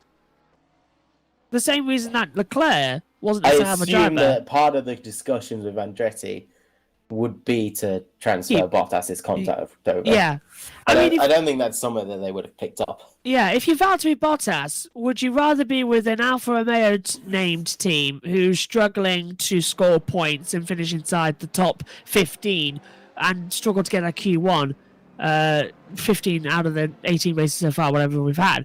Or do you want to be linked with Andretti, one of the most powerful names in IndyCar and powerful names in Formula One, a motor racing family with decades of success, and possibly in the future have a shot at doing the Indy 500? I think for Bottas, I'd rather take the Andretti deal. Yeah, definitely. I think I do worry though that I think Sauber as a team is one of the teams that I don't think will come out of 2022 particularly well. I think there are some teams that will be able to do really well out of 2022. I think we can ultimately discount Sauber and AlphaTauri, because AlphaTauri will never be allowed to beat Red Bull. No, ever. No, Well, ever. Not since 2008, no. No, never. I mean, they only beat them in 2008 because they were literally the same car. yeah, it was Yeah, a 'cause the deal. customer car rules are a bit different. And Yeah. by the way, Ecos Forgax's pit just let Sophie Jones up into second position. Oh, Which is very brilliant. impressive. So Sophie Jones going extremely strong. Was right behind Forgax that whole stint. So yeah, 87 really starting to put the pressure on. I wonder if they might be doing a driver change now. No, they're not. Ecos Forgax comes back. But I think you go on. I think it's an interesting discussion, the 2022 F1 season, because there are certain teams that you like. Mercedes and Red Bull I expect to remain strong, but I don't expect them to have the same lead over the rest of the grid they have this year. Ferrari, I think, will make a bit of a resurgence with these rules. Williams will definitely make a resurgence. I think Haas will be able to get themselves back in the midfield. AlphaTauri and Sauber we've discussed. The only big question mark teams I have are Alpine and McLaren. I think Alpine will remain kind of head of the midfield, but McLaren is like they'll either be the quickest team on the grid by a mile or they'll be a backmarker. It's always one of the two with McLaren, isn't it? It's never in between with the midfield. They're either at the front or at the back, and I really hope that they've had now an extra year to develop this, and the fact that McLaren for 2022 with Danny Ricciardo and Lando Norris will be the force to reckon with. I want a 4-team scrap with 8 drivers, sorry, going into the last race of the season with a shot to win. We all think this year's brilliant. What if next year we've literally got... Just let me read the I map. think we'll have Mercedes, Yeah. Red Bull, Ferrari, and McLaren all going for the title. And in that, we've got Lewis Hamilton versus George Russell, old versus young. Max Verstappen and Sergio Perez, the same situation. Perez finally coming to his own after a decent opening year. We've then got Ricciardo versus Norris, which is one of the most interesting inter-team battles we've had in years. And at Ferrari, we've now got Sainz, who's fully up to speed, who has scored more podiums this year than Leclerc and leads him in the standings by 0.5 of a point. So that's half a point. And I reckon next year we could see one of the greatest racing seasons we've ever had. Or Someone's going to dominate and we're going to have a 2014 again. Yes, exactly. Or 2009, where Braun led, where, say, like, McLaren are going to lead for the first 6 races, and then Red Bull come up and take it, and then Mercedes make a charge later on in the year, and it's all gone. The same reason we had, like, Braun, Williams, and Toyota dominating the first 7 races of 2009 with podiums, pole positions, and Braun winning, and then Red Bull with the team on the catch-up, only taking China before we got to I think if any the team's updates. going to dominate this coming era, I think it's going to be Red Bull.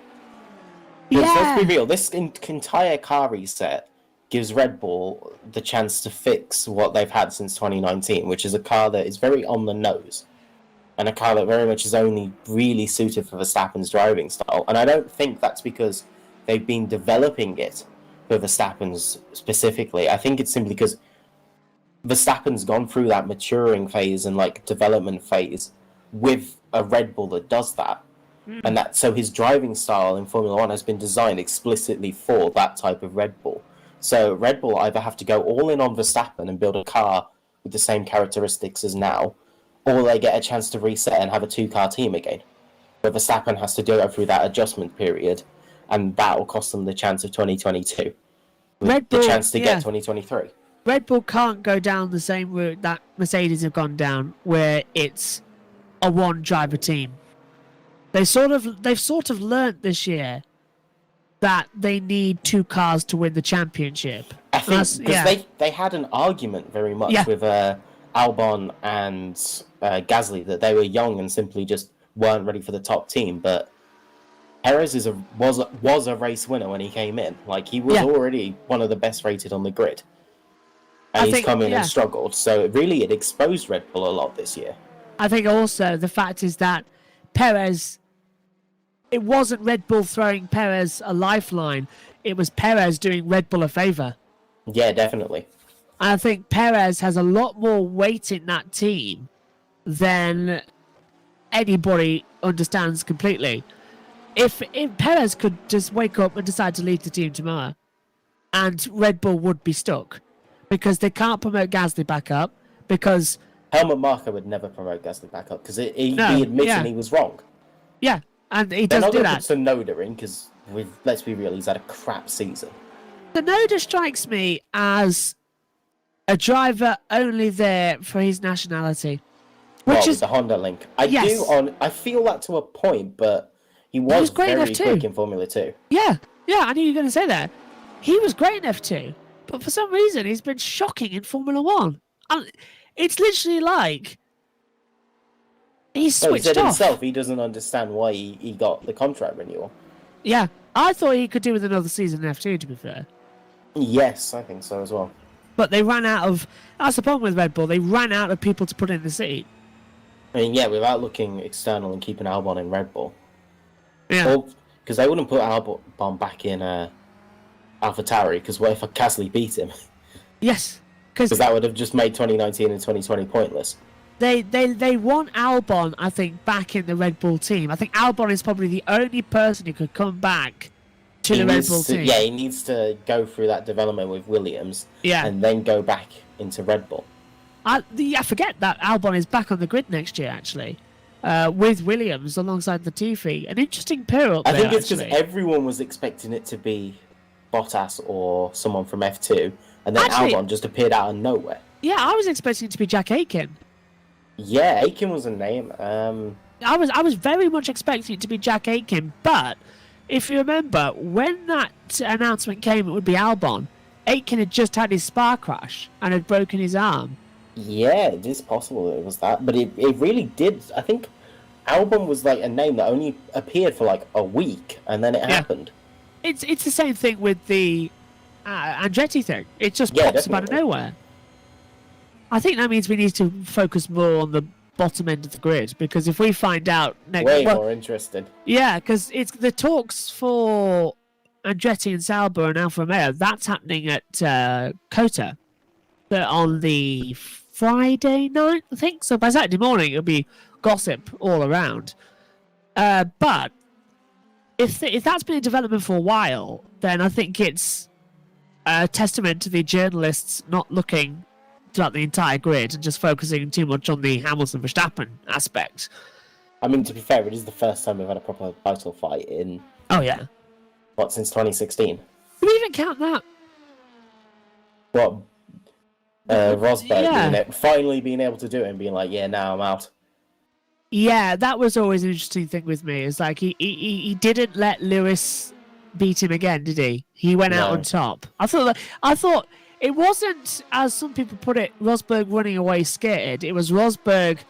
It was So- Rosberg finally beating Yeah. him and saying, right, I'm done. Yeah, you can't beat me anymore because I've just beaten you. End of. And I think I'm very interested to find out exactly. Well, the reason is I don't count 2016 is because it's an inter-team battle. That So they what, never 20 really count. 2012 was the last real title Yeah. fight, because Vettel's closest competition in 2013 was Grosjean in the second half of the season, and Yeah, that's a surprise. can we really count that? I mean, yeah, he did all right, but it was a Lotus versus a Red Bull.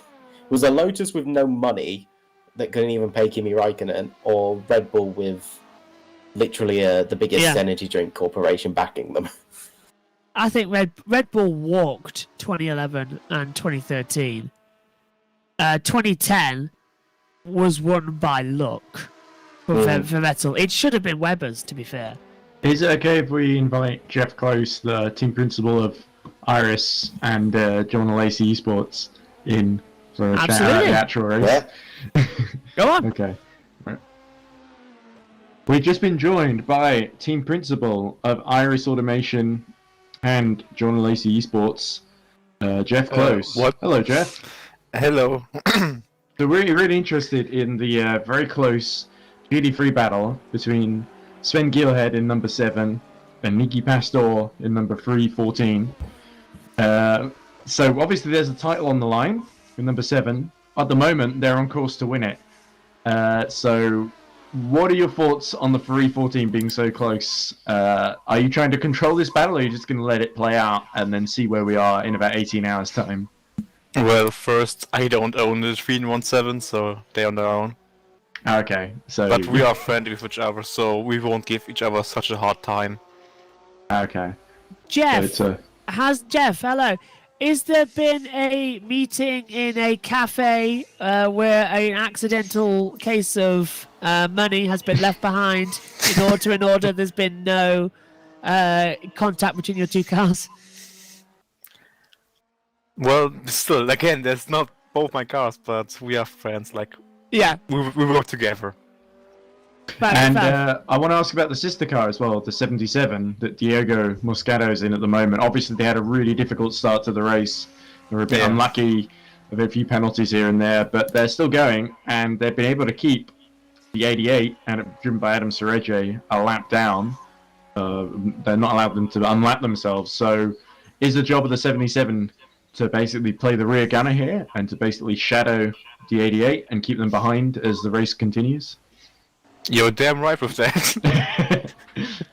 Literally, when the 88 lost the engine and had the penalty, I instantly called a team order to just make the BMW as wide as possible. All the defensive driving coming out. That's why you hired that second car for this race, I imagine, for exactly this sort of scenario.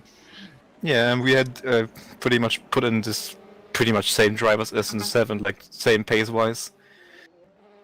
Okay, so obviously it really hangs in the balance.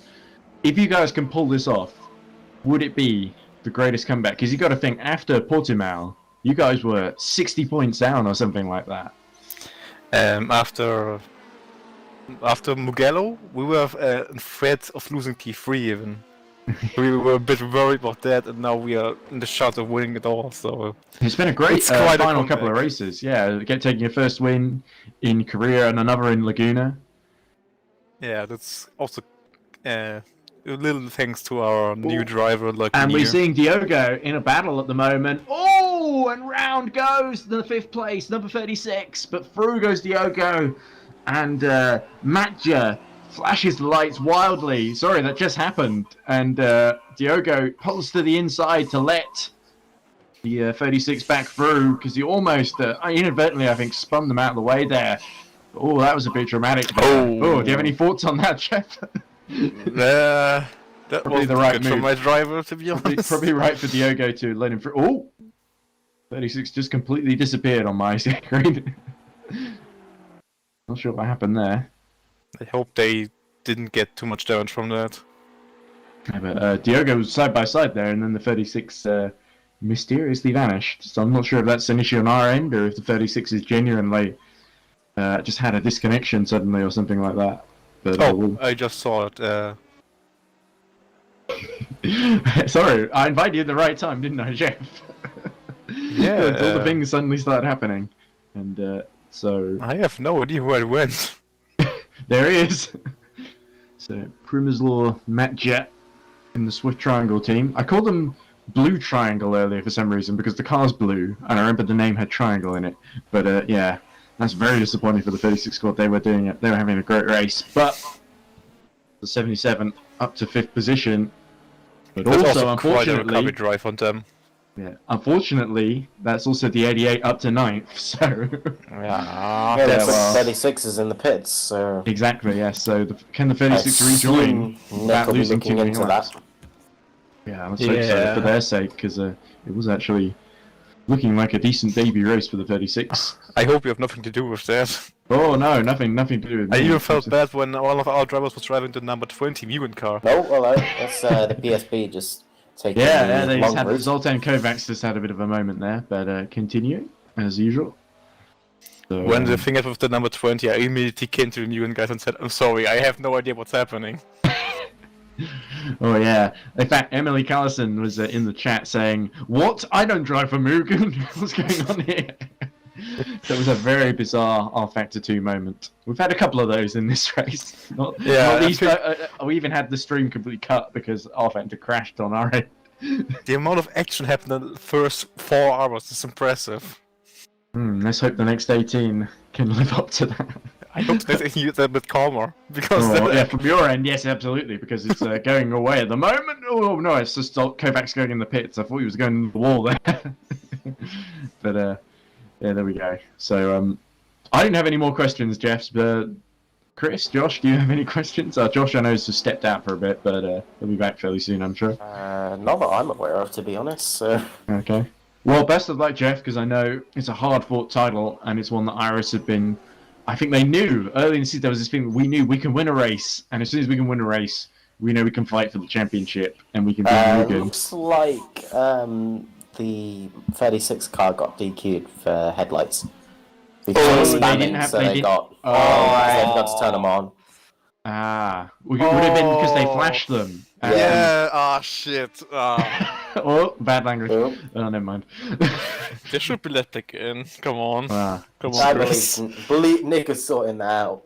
He'll definitely have that. He'll have them in. This is It's a a, bit of our fault, so come on. this is a Christian R-Factor server, Jeff.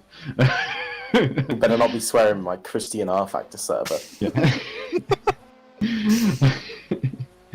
Anyway, well, that was entertaining to have you on there, to say the least, Jeff. But nice trick for the 77 to trick the annoy the 36 into using their headlights and getting them disqualified. Hopefully, we can get them back in. There we go.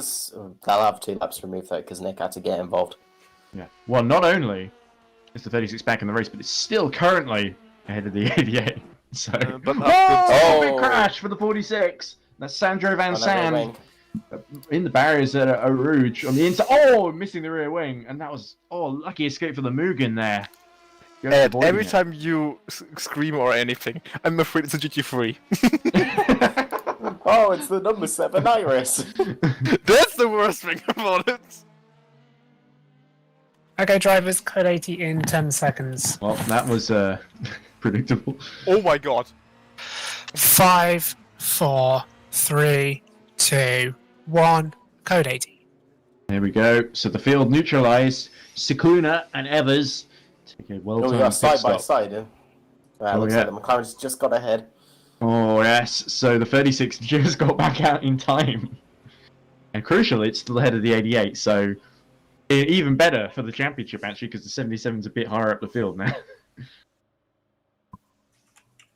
And Evers is in the pits, so I'm not sure how many laps they were down on the 445. Because race view is down, so I'm trying to remember off the top of my head. But I believe Evers is like 3 laps down, I think, when he comes. So it should be just a lap in between Moscato and Evers when that resolves itself. Anyway, Jeff. So I'll leave you to get back to your management duties with the number 7. But best of luck for the title. I know how much it means to you and the guys. I'm sorry about what I said earlier about Sven competing last season. It was someone else I got completely mixed up with. All good. There's so many Eastern and Central European drivers whose names I can't remember, and a couple of Americans too. So they all kind of blend into one after a while. I end up sort of making composite drivers. I mean, we have some of the Matters guys from back then, so I understand. Yes, exactly, because it's really hard, because obviously I know Mugen used to be Fancy Esports, but it's really hard to track the lineage of some of the other teams, because I'm trying to figure out, okay, Iris a new team, or did they used to be IDOS? Or no, IDOS was a separate entry, as Ruben flashes the headlights of the Porsche, which is going to get him disqualified. No, God. Well, please don't do that, Ruben, if you're listening to this, as Luca D'Amelio pits from the lead and re-emerges, still at 80 seconds ahead of Agos Forgax.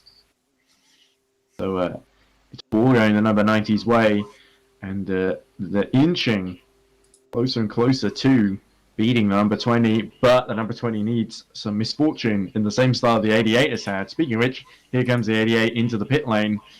He's serviced under the code 80.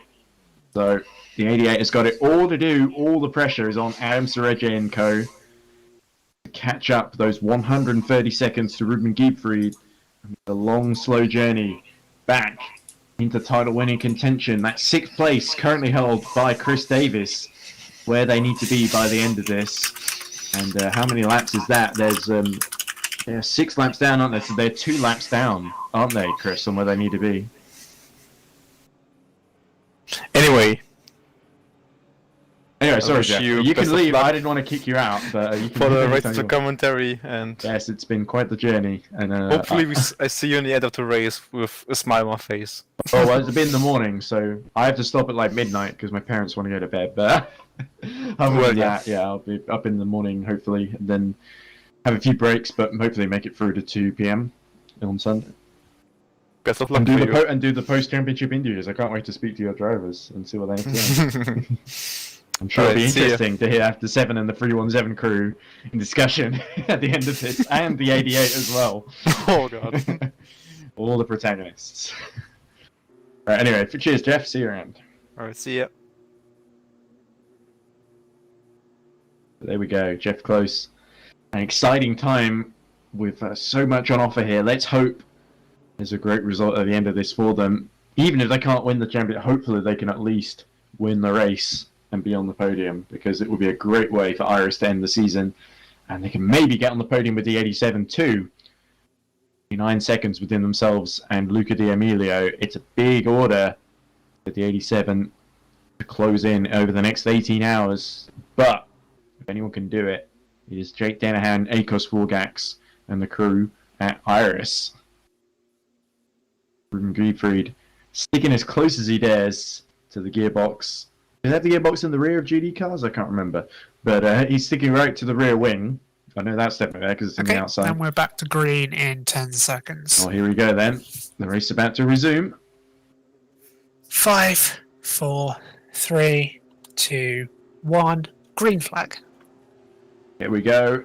And it looks like the 36 just got the getaway in time. So the 36 had a very scary disqualification there. It's thankfully been let back into the race as McCormack goes to the pits. Geefried flashes his lights again. And thankfully the Porsche seemed to use a halogen lamp that avoids disqualification somehow. So there we go. I think he had a genie to wish him Actually, 3 wishes. Matcha has lost his 2 laps now that the Code 80 is over. So Trebek Zolt is a lap ahead of the 36. So that is one place that the 88 will not have to gain on track because of the misfortune, ironically caused by a little bit by the 77, the Iris, but pushing it out of the way. All's Good fair in timing to love come and back. war. Good timing to come back just as the Code 80 ended there, Josh. It's like, yeah, a 6 cents for when the danger was going to quit. I hadn't known, but I was just coming to sign off for a few hours before. Okay, well, Sandra Van der Sande has made it in. You see him being serviced now, so... So did he knock off his rear wing? He did. That was what caused the Code 80. But, He Very might have wise. went backwards through Radion. and very narrowly avoided the Mugen LM-P2 as well. I didn't know his last name was Zonta. This is Onto and Villeneuve all over again with some of these teams. I feel That like very strange bet they made with each other. What was it? Was Oh. it? Was it a grand or something to see who could go flat out it's a through bit of an it? urban legend. Villeneuve has denied it, I think. But Well, I can Villeneuve see would the deny evil everything. time. Oh, Oh, has a Spence, moment. Spence.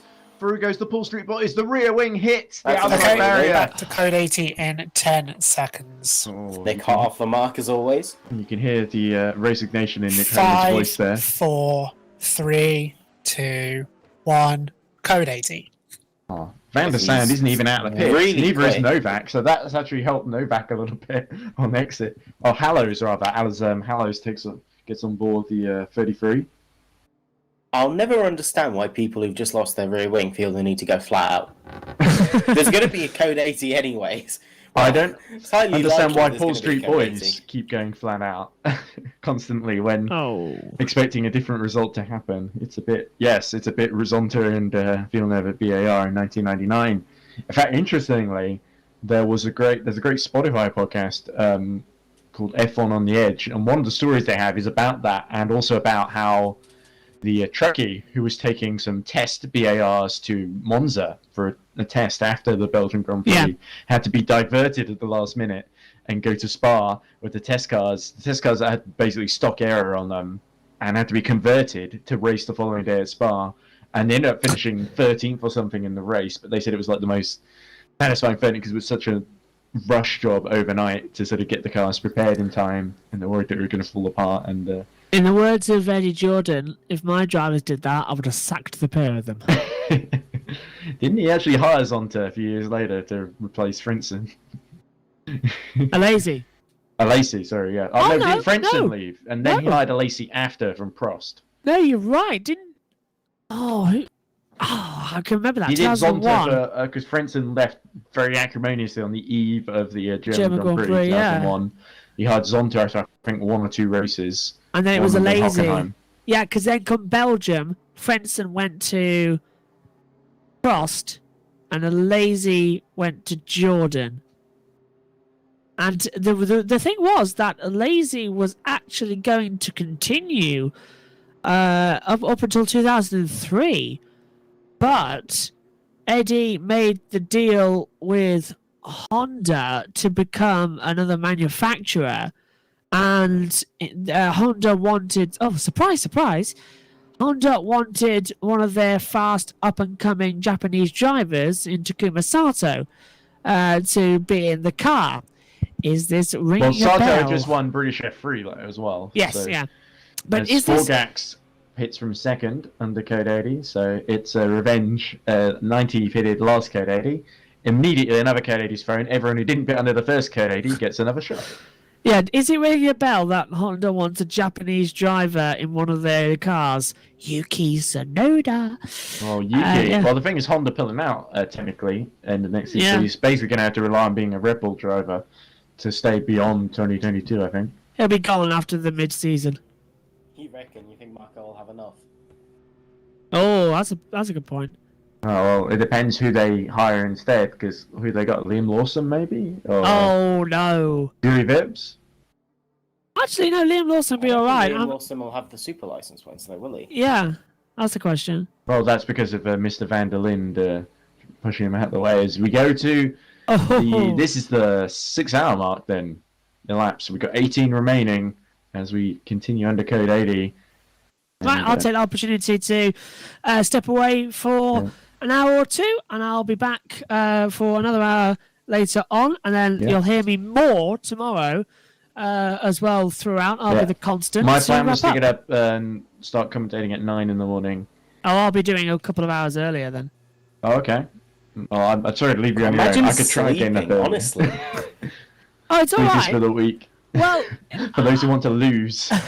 I would have usually done the whole 24 hours, but considering that I was how do I put this nicely? Considering that I was informed. No, I'm fine actually, surprisingly enough.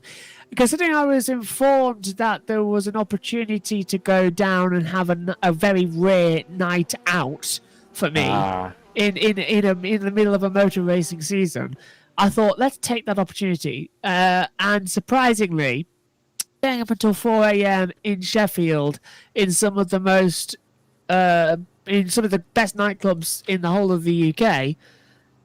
Surprisingly, we do have good nightclubs up here. We also have some absolutely terrible ones. Okay, back to green. We just had a development here. Lucas Ditchen gets on board the number 7 and emerges right in front of Nicky Pastor. In the battle, you don't want to leave yet. 4, 3, 2, 1. Green flag. I'll quickly finish it then. Yeah, Chris, you're absolutely right. Last night I was at Viper. This is a good run by Pastor. Sorry, Josh. As Pastor tries to go around the outside in the darkness at Lakeum. And has Lucas Litchin been caught napping? He's just got in the car and he's under immediately a high-pressure situation as Pastor is surrounding him. In the darkness. The darkness surrounds him. Nicky Pastor surrounds him. But Lucas Litchin holds on at least for another lap.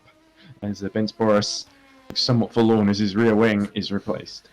Yeah, so just a quick roundup then. Last night, for you, Chris, as well, I was at Molly Malone's as well. Yeah, I was at Viper. I was at Players? Slug and Lettuce. Slug and Lettuce is good. Where else was I? I was in a sports bar that I can't remember the name of. Did you get to do the West Street walk? I did. As we call it. Yeah, West Street's brilliant for that kind of stuff because you got a West Street Live and a Fire Pit and stuff like that on there. Yeah, Fire Pit did that. Yeah. It was, we did it quite a lot. And for any children watching, don't listen to this, but several... We do not encourage excessive drinking on this. Absolutely. Several vodka and cokes later, it seems to be that I have a very strong metabolism for alcoholic beverages in the sense of the fact is that I was absolutely the only one who was absolutely perfectly fine and still not bothered by it. So the only thing I got was an upset stomach, not from the amount I drank, but from the fact that I had a chicken burger at the Slug and Lettuce, but mistake. It had cheese on it. That was the ultimate mistake. So the cheese is still upsetting my stomach to this second. But other than that, it was an absolutely fantastic evening. And I'll tell you what, Josh, I always seem to faint every time I try and have a burger at lunchtime. I don't know why, especially if it's got bacon and heavy meat stuff in it. It did have bacon in it. At dinner, it tends not to be quite so bad. So, I can't sympathise on the cheese. I think cheese makes everything taste better, apart from maybe, I don't know, ice cream. But as I look at Nicky Pastor continuing to challenge Lucas Lichton, as we see LM-P2s lapping the both of them. Oh, it's an Aris. That was a very big bang moment there. I think it sounded like Emmy Fowler there, Ed, saying, "Oh, it's a tiara."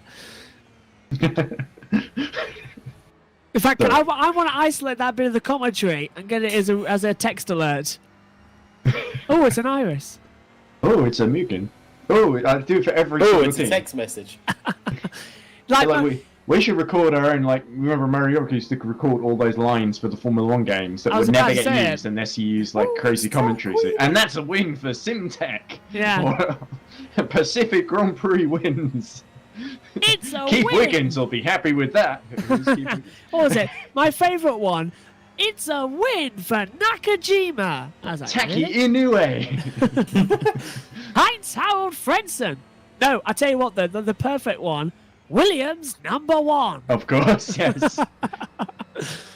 Because, of course, Jacques Villeneuve wouldn't let anything...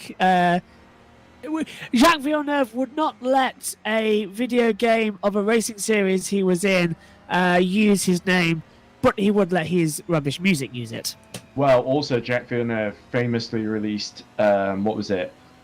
Jacques Villeneuve's Grand Prix Racing circa 2027, which is now not that far in the future, where it was sort of racing in city centres. All the cars were RC controlled, but they all had closed cockpits for no reason, and there was all sorts of silly things happening. Have a look. Nicky looking on the prowl here, and Lucas Lichten gonna have to sustain a huge amount of pressure as Nicky goes this way, he goes that way, but he doesn't get through, not just yet. He's put it half a second between him and the race lead. The 314 wants to win. You heard Jeff Close earlier. I have no control over the 314 squad. It's all John's. So I do not know where that £50 came from. yes. Well, he denied it. So Wink. You heard it on stream, folks. Pastor looking saucy at the top of the hill.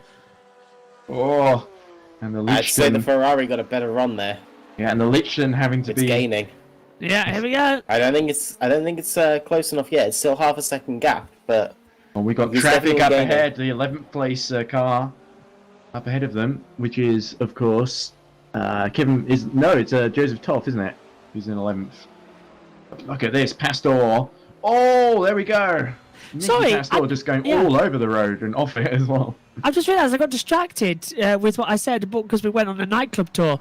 I was saying I would have done the whole 24 hours, but I'm running on 4 hours sleep. That's fair. And tinnitus. Hey, hello. I tell you what, Lucas wishes he got a better run there, but Nicky's got nowhere to go. Pastor has to back out. Oh, that was very tense. Sorry, Josh, you keep trying to leave, and then things keep trying to get interesting. To stop you leaving. Oh, are the number 7's tyres? I mean, they've just come out of the pits, but it looks like Lucas is really struggling. Is Lucas ready for the track yet? Because obviously every driver has that kind of 4 or 5 laps where they have to get used to the conditions and stuff. Like, you can do as much practice as you like, but the only conditions that matter are the ones where you're driving in the race. So, is Lucas completely accustomed to how the track is right now? He's sliding around at the exit of the curve to Port Frere, so he's not got the right tyre temperature as well. He looks like he's moving the wheel twice coming into Blanchard as well. He's not committed. Taking too much exit curb. Oh, spinner. Rear ring is still on though. Oh. That was very fortunate. Just about got in time as Pastor continuing to challenge. Here we go. And as it's dark, that's when you need your spotter, as you mentioned previously, because you're just going around Blanchard and then you just get a sea of lights facing you. Oh, Nicky Pastor looking very fed up of shining his headlights into the back of that pink car. He wants to retake the lead here, and he's going to try and get the best run he can as they go down the hill towards Eau Rouge and Radiant. Through the red water. Indeed. And over the red and yellow curbing. It's almost hypnotic at night, isn't it? Yeah, I'm surprised that I'm almost in a trance at this point. I think he hit the curb and lost some speed there because he's dropped 2 or 3 tenths through. They've noticed the 314 keeps doing that. It's throwing very aggressively over the curbs and occasionally losing out. But they're very quick over one lap. That's why they were so strong in qualifying. Lap 160 as well, so that's another quick one. Yeah. And the thing is, the pressure has been so sustained on the number 7. If it was a sister car in the same team, it was the 717 behind them, then there'd be a sense of, right, we just need to keep going. But now it's not only do we need to keep going, we need to make sure this car doesn't get in front of us because we have no control over it. And they can't control what happens to the 88, of course. But it's only really gained 1 place since its issue because the 36 had an issue of its own. So, in a sense, it's kind of out of the number 7's hands. They're doing the best they can, but at the same time, it's also directly in their hands as LM-P2 negotiates them, and that's the Mugen just slotting his way through. Yeah, there we go. Just This gets through could it, give pulled an through. advantage to Pastor at the exit on the run to Blanchimont as well, because it's taken the line off of Definitely has. He's Lichton. got a run. Yeah, here Here we we go. go. Are we going to see another dive at the inside at bus stop? I want to wait until they get to La Source. Nicola Oh, he nearly Pastor. lost it. He got Ooh. control of everything. Look at that. It affected him all the way through Blanchimont. Oh, it's not going to happen then into bus stop. The Iris keeps in front, but only for a few more I can't corners. deny, I somewhat feel that the Jean Lacey car is remembering there's still 18 hours to go in this race, so they don't want to bid it. There may be 18 hours to go, Could you but I've imagine only the got a few debrief? minutes. Could you imagine the reaction if it barges into... Oh! Speaking of the devil, there's the valet, and through comes Nicky side by Pastor. He's side. got a brilliant run here. He takes Bring the wide. inside. Inside. Oh, how much are the Iris going to fight this one? What is Lucas literally going to do? He's still got the inside. Does he They're hold his fighting, line? they're Yes, he does. Oh, They're just back about down. holds on there. And it only by the grace of God, and of course Nicky Pastor backing out, does that not result in another collision. But the valet, Lucas Lichten's going to be furious with that valet car, isn't he? Pastor would have realised he would have been a bit cooked there if they'd gone for that move up the inside at Radion. Oh, the puns just never stop, do they, Josh? No, the more the season I did goes one on. earlier, so I guess Oh, you missed the one I did The about top Toth one, as well. yes. Yeah, I Oh. did one as well. Oh, you want to do it again? Just Oh, what was it? It's Tough Look for Toth or something. Like Oh, that. I did the top one. You can't do the same one as me. I did a different Toth one. Oh, is that the other top? Okay, I guess that Yeah, counts. it's the other Toth. Well, I think the Iris 7 has damage. Shall we It run on doesn't board? look as Yeah. it doesn't look as happy through corners. It could just be Lucas, though. Perhaps the setup doesn't suit him as well as it did the other drivers, what was like the Lloyd pun? Muno. What was the pun that we always loved to use as well? I can't remember. It was from one of the drivers, and it was the same name as a song or a lyric. It was, yeah. Oh! Bugging me now. It was in the LM-P2 field. Always near was, the yeah. top. Was it Colloquy? No. No. Marconi. Marconi, yeah, Listen to plays the the radio. bumper. Yeah, listen to the radio. Yeah, that was and they it, are yeah. the champions, of course, so no Yes. wonder. They probably play that after this race. When they're playing through the whole race. They don't care where they finish. They've already won the title. They're going around with champagne in one hand and celebratory pasty in the other. I don't know why I said pasty. Just to make it clear, we do not condone drink driving. It's the new Heineken 0.0 champagne. Yeah. Alcohol-free champagne. It's Like, people only do things because they get paid, Josh. And that's just really sad. Sponsored by Mobile One. Yeah. Well, the thing about our American co-commentators is they're very good at getting the sponsors in, which are Sadler, Electronics, and Gridfinder. And I only know that because it's just flashed on the graphic on screen. Oh, as Lucas goes a bit wide! I think you're right, Chris. This could be the opportunity. Yeah, I think here we go. Pastor has been looking for. Here we go. I still think he's too far back. Because he just lost a little bit over the previous lap. It looks like Nicky Pastor either is starting to tire, or Lucas Lichton is starting to get on top of things. As we see Sector 3. yellow in Sector 3. What's that? Oh, might be something to do with not David this. Colloquy. Yeah, it's cleared, so whatever it was. Oh, hello. Nope. Well, here we go. Oh, trying to get in the inside at Malmedy. Oh, no, that's the corner Rivage. before. Yeah, Rivage, yes. I remembered the name of the corner that I keep forgetting, but it's not this one. It's just Can the before. 77, if you can't continue, Oh, exit no. to the Oh. pits, please? Oh, Kamadi in trouble. Where is he? 77. Oh, he's gone back to the pits. No. And I've been messaged by Jeff. Oh. DNF on the monitor. Oh, that's such bad luck. The 77 was having such a great recovery Yeah, run. it And is Nicky so- Pastor looking at the inside at Piff Paff. Oh, but didn't quite have the overlap He to pull wants that through off. now. Oh. I think he's getting tired of looking at purple. Oh. And of course, if the 77 is out, not only is that one less ally, but that's one extra place for the 88 as they inch towards that needed 6th position. Oh, Now- here we go. Look. Let's just made a bad exit out of Côte de Portfray. And Pastor's going to have a lovely run. If he can keep it flat through Blanchimont, the chicane for the bus stop will be the key. We go then, the GT3 title well and truly in the balance here, and it can be decided in the blink of an eye here as Nicky Pastor gets heavy on the brakes, gets as close as he dares as they go through the bus stop. But it's I think Pastore had a bit of an issue out of I forget the corner name, the corner before Blanchimont that leads onto the back straight. I believe he had a bit of an issue. Yeah, so I think he dropped a couple tenths, and that's what's cost him. Okay, it looks like Eric Kumadi in the 7-7 Iris has been let back into the race, but is he going to lose 2 laps? And if so, that's going to put him right on the same lap as the 88.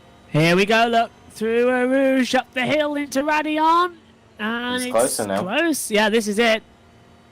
I don't think so. I don't think Nicky Pastor's It's always been close half enough. a second, and it was 0.3. Oh, closing. Closing. Or is he going to get a better opportunity than this? Oh, he's had to back out.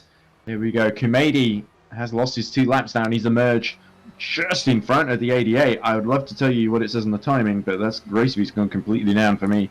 So I'll The same. Yep. Stavolo. It'll be down at Stavolo that Pastor will make the move. You He's not cannot got a car split ahead. these two. They have been nose to tail for 6 hours nigh on. It's a lot of curb through. Who said 24-hour races were boring, eh? Not me. I mean, that's why I've been commentating on them. I've done, let's see, 92 hours before this race. 98 hours. Oh, there we go! And this is the run that Nicky Pastor needs. Here they go into Piff Paff. He's got the inside. Oh, I thought Litchin was going a bit wide. Oh, they bump into the side. But Litchin's got the inside into the second part. And here they go into Stavolo. Defense there, I believe. I said Stavolo. Oh, he was not giving that up in a month of Sundays. It's almost Sunday in a few hours. Nearly, yeah. Wow. Oh, and he got Again. another bad run. And is this going to be the opportunity for Nicky Pastor? As they got a lapped car in front of them, they Flashing. flash the headlights furiously. It's the Porsche in the way of the number Don't forget to turn 93 them off. Don't forget to turn them of back on after Meister, you who's flash. just gotten on board. He's Oh, he's right got a there. little bit. Okay, here we go. And Nicky is going to have to do last of the late breakers here if he wants to get through at the bus stop. But he thinks better of that one. This is brilliant racing. This is Gonna make it more interesting down. I think this is the lap. This is the lap. Here we go. So Nicky once again tucks into the slipstream, goes as wide as he can into La Source, and Lichton holds Oh, he firm. tapped him. Oh, it keeps his That's going line. to cost him the run down to Eau Rouge, because he's going to have to have backed out Yeah, to look, the you can throttle. see that pink car just starting to edge away into the darkness now. Was that the moment gone for Nicky Pastor? Is he? Oh, bit I'm not risky sure. too. I think that Iris is struggling up Eau Rouge now. You've seen him. That's the second time he's clattered. Oh, and through goes number 87, weaving between the two. Very brave by Akos Fullgangs. So it's like a mobile chicane there. Well, they needed to install something for the bikes. There's one way to slow him down. So, an update on the LM-P2 battle for those interested. Yeah, Ballet. in Sector 1. Oh, is it Ballet? 12 seconds behind Forgax now. But not too far off. But we keep getting yellows in the first sector. But of course, we want to keep our eyes glued to this. Must be a Rouge. And I'm sure Nick will double check that no one's died. yes, Zolt has also gotten in front of Kamadi. So Kamadi in the 7-7 has hit more trouble. than That's a few twitches from the Iris 7 there. Yeah, do both viruses in deep jeopardy here. I'm really hoping it's this lap because I'm now 20 minutes late for a engagement I need to get to in the house. Okay, well you can just have your phone on, turn the commentary off, and then pretend to listen to How'd that the work? engagement. Oh, here we Why- go. why- Nicky's got him, surely. Here we go. He's side by side, and it's a long run up to Blanchimont. Oh, but look at that defensive drive from Lucas Uh-oh. Lichton. And Not Pastor's round the gonna have to outside. go all the way One way, around the I think. outside. This is only going to end in tears if they're not careful. Oh, they well, just charged. about squeezes through, and the LMP2 goes around the outside of both of them. Thank goodness he stayed out of that one. But oh, frustration for Lucas Lichton, suddenly out of a title-winning position, and the momentum has swung back to Mugen and back to the 314 driven by Nicola Pastor, who put on a very, very brave overtake there. He'd been setting that one up for laps and laps, hadn't he, guys? Absolutely. And with this amazing line, I'm going to leave you for a few hours. I'm not going to respond. And with that, Pastor has had his Demillo day. Demillo day? Okay. Really? That's your ending? That's your closer? Alright, we'll see you later, Josh. See you later. Yeah, that was the closer. What are you gone? Sorry. Nah, just kidding. Anyway, so... I'm everywhere, Ed. Everywhere. I know you're always listening. But Nicky Pastor is now... He is the defender now. But Lucas Lichtenstein has really just got to hold on and hope the momentum can swing back towards him in the next 17 hours, 39 minutes. Or Nicky Pastor going as wide as he likes there. I think we're going to see a bit more of this. I think this is going to be the battle of the race. Yeah, I think I don't think this is over yet. We'll have to see who when the 3-1-4 switches drivers, because both of them credit is Nicky Pastor and of course their starting driver, whose name I've forgotten, who did such a great job. It was I know it begins with a C. Kupri, wasn't it? Yeah, Krupi, not Kupri, Krupi. So Matthew Krupi. He did such a good job. You know, I asked to interview and he completely ignored me after his stint ended. I don't blame him. Probably went off to eat something. But oh, did you see that? He just got the turn in on the inside and almost thought he was going to spin out there. But beautiful car control from the 314. I think the many laps behind the Iris has made him kind of adjust his driving style to the understeer, and he wasn't expecting to have actual downforce on the front end. Yeah, there we go. So we'll have to see when the next little firefight breaks out. But I haven't got exact gaps on race view, unfortunately. I haven't got any gaps on race view, actually. So I'm relying completely on the on-screen graphics, like you are, dear audience. All 15 of you. Possibly less than that, now that it's late. 28 currently watching on Oh, wow, YouTube. I'm completely underestimated. Let's have a look. I did actually tell a few people I was doing this, but I didn't give a link to them. What about this race, commentators? Says Lawnmower Racing. So clearly they didn't like you and Josh commenting on real racing. Oh, yeah. So we have a battle between the 445 and the 01 as well, people are saying. Okay, for third. So let's have a look at that. Schoenman. Here we go. We've actually just cut to it. So it is Ruzen chasing Schoenman, I think. That was in Cofield, according to the... That might have been a while ago, yeah, there were certainly some positions in and out the pit stop. But Chris Davis, who is a lap down on the next car. We have Takax, about 24 seconds behind was the 35. The gap to Shiba. Actually recovered into the top 7, which is great for them. Considering, oh no, this is 93. This is a Porsche. Always get the 93 and 97 mixed up, I think. I do not envy those people in the 93 dealing with that Porsche. Oh well, they've done a lot better. They're still ahead of the 88 somehow. Yeah, let's have a look. What the gap is 66 seconds. So. Of course, with all the trouble for the other drivers, Kamadi hitting trouble, the 36 hitting trouble. Do you think 88 are still in the mentality of right? We just need to keep going because they're going to drop off the road and we'll win this title. 17 and a half hours to get 2 places.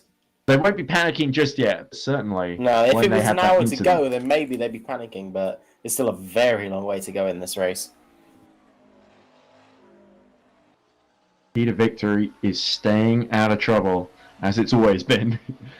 And you got to think the 88, now that the 7 is out of winning position as well, it means, even though they're only a second behind, it really puts the ball into the 7's court, doesn't it? As they actually close within half a second in the braking zone, I'm sure. We'll see it extend again as they go in the straight. Lucas Lichtenstein certainly finds himself not quite able to live with the pace of Pastore, at least just yet. He's got to hope that Pastore fatigues as night gets darker and darker. I mean, Pastore isn't. It's about a second and a half. Okay, drivers, It's code dropped- 80 oh, here in we 10 go. seconds. Can that McLaren stay Someone's there, died. please? 5, So it's a McLaren in four, trouble. McLaren's died. 3, 2, Well, which McLaren, One. though? code 80. Have to look. Okay, McLaren can go now. Oh, I can go. Thank you. So, I pressed the wrong thing there. so who's running the McLaren? Mugen, Feinavond. Because it's dark, I can't see if could Chris be the Davis is missing the 36. rear wing. No, it's The a Ferrari 36 anyway, has hit more so trouble. Alright, yeah, it could let's be have the a 36. Alright, let's have a peek at the 36 then. Where are they? Madge, Tiger, and P9 in class. No, All that's three wrong. Bs are alright. There they are. So, They're going very slowly, even with it's the code 80. Yeah, 60 Have a look. kilometers an hour. They're on pit limit. They do have some steering damage by the looks of things, so it doesn't look perfectly straight. Let's I'm see if being we can... messaged, so I might get told who it is. BH3 apparently it is. Okay. That's the one in 6th in class. That would be Giefrid. Oh no, Suto, sorry. Here he is. So they have a Gab rear attack wing, but they axe. clearly have damage, so... Yeah. Yeah, look, they kind of want... Yeah, they have big damage. That's almost 90 degrees. That's to not the left. correct way the steering wheel should be attached. God, how are they going to get through the right-handers? Oh, well, this is how. Oh no, it's the left-handers just that are going go to be straight. difficult. Yeah, it's the Go left-hander. Here we go. Alright, oh, I have a few goes at this one. Oh, this is entertaining. Let's ride on board for this. Actually, Hot that's lap in a broken McLaren. Yeah, it's not really gone to plan for number 3. They've sort of found themselves slowly slipping now from 3rd down to 6th, haven't they? BH Racing up against it in more ways than one. You're going to be up against the wall if they're not careful on the way in the pits. It's going to be entertaining seeing them get in the pits, I think, with that broken steering and a left-hander. Yeah. Of course.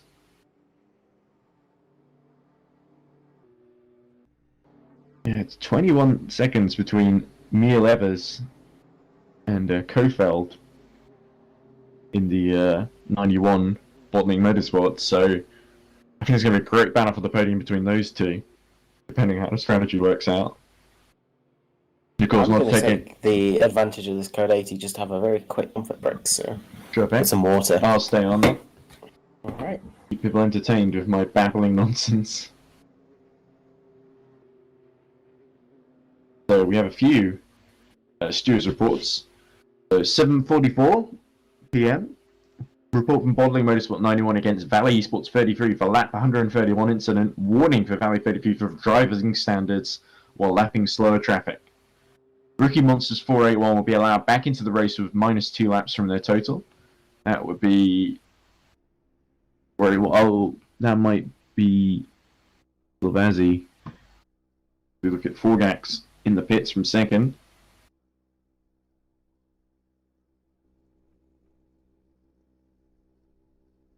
And that's a code 80 for him to pit under, but I'm not sure it's going to help him too much in his quest to catch number 90. Fabian Ballet, 72, so 2nd and 3rd in LM-P2, dive for the pits. Brilliant job from Reading Game. We should try and see if we can get an interview with them, actually. It would be interesting to hear what Reading Game have to say about their race so far. Hope it's not the kiss of death doing the interviews. Maybe that's why Mugen infamously never interview us. Or never let us interview them, rather.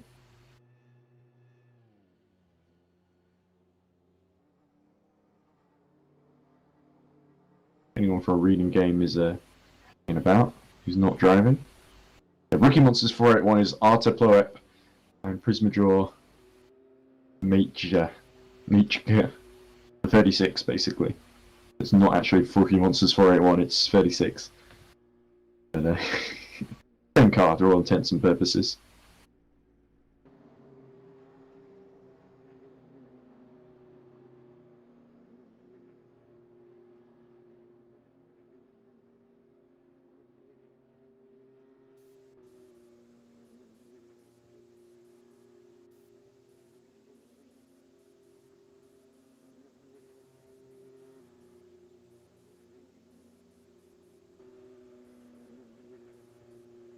we go, the 36 in the pits indeed, just after I mentioned them. So Forgax is out, and D'Amelio is actually just coming out of the pits now too. It's going to be still the gap pretty much the same as it was before, 140 seconds, 134 seconds rather.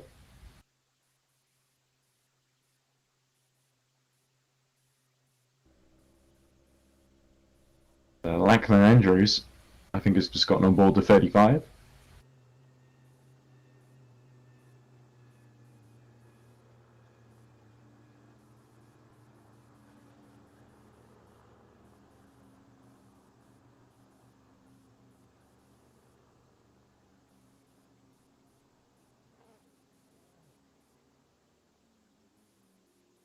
Okay, and we're back to green in There 10 we go. seconds. So, the offending car has made it to the pit lane. 5, 4, 3, 2, 1. Green flag. Right, and the race begins again. Lucas Lichten 2.6 behind Nicky Pastor. Well, Daniel Cofield has cut the gap to about 16 seconds. As Neil Evers goes for the pits right as the Code 80 ends. I'm not sure that was the best call. Have to see how that works out, because that's surely going to hand third to the number 91 Bottling Motorsport, Wonka. Alright.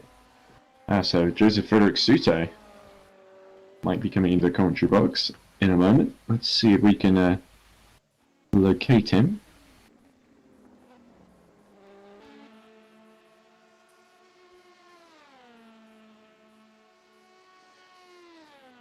Oh, as Boros has hit trouble. Is that just him coming out the pit lane, of course? Sorry.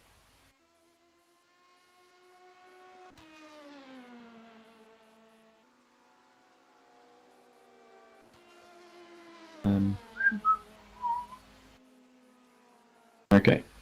There he is, I found him. But I think Joseph needs a bit more time.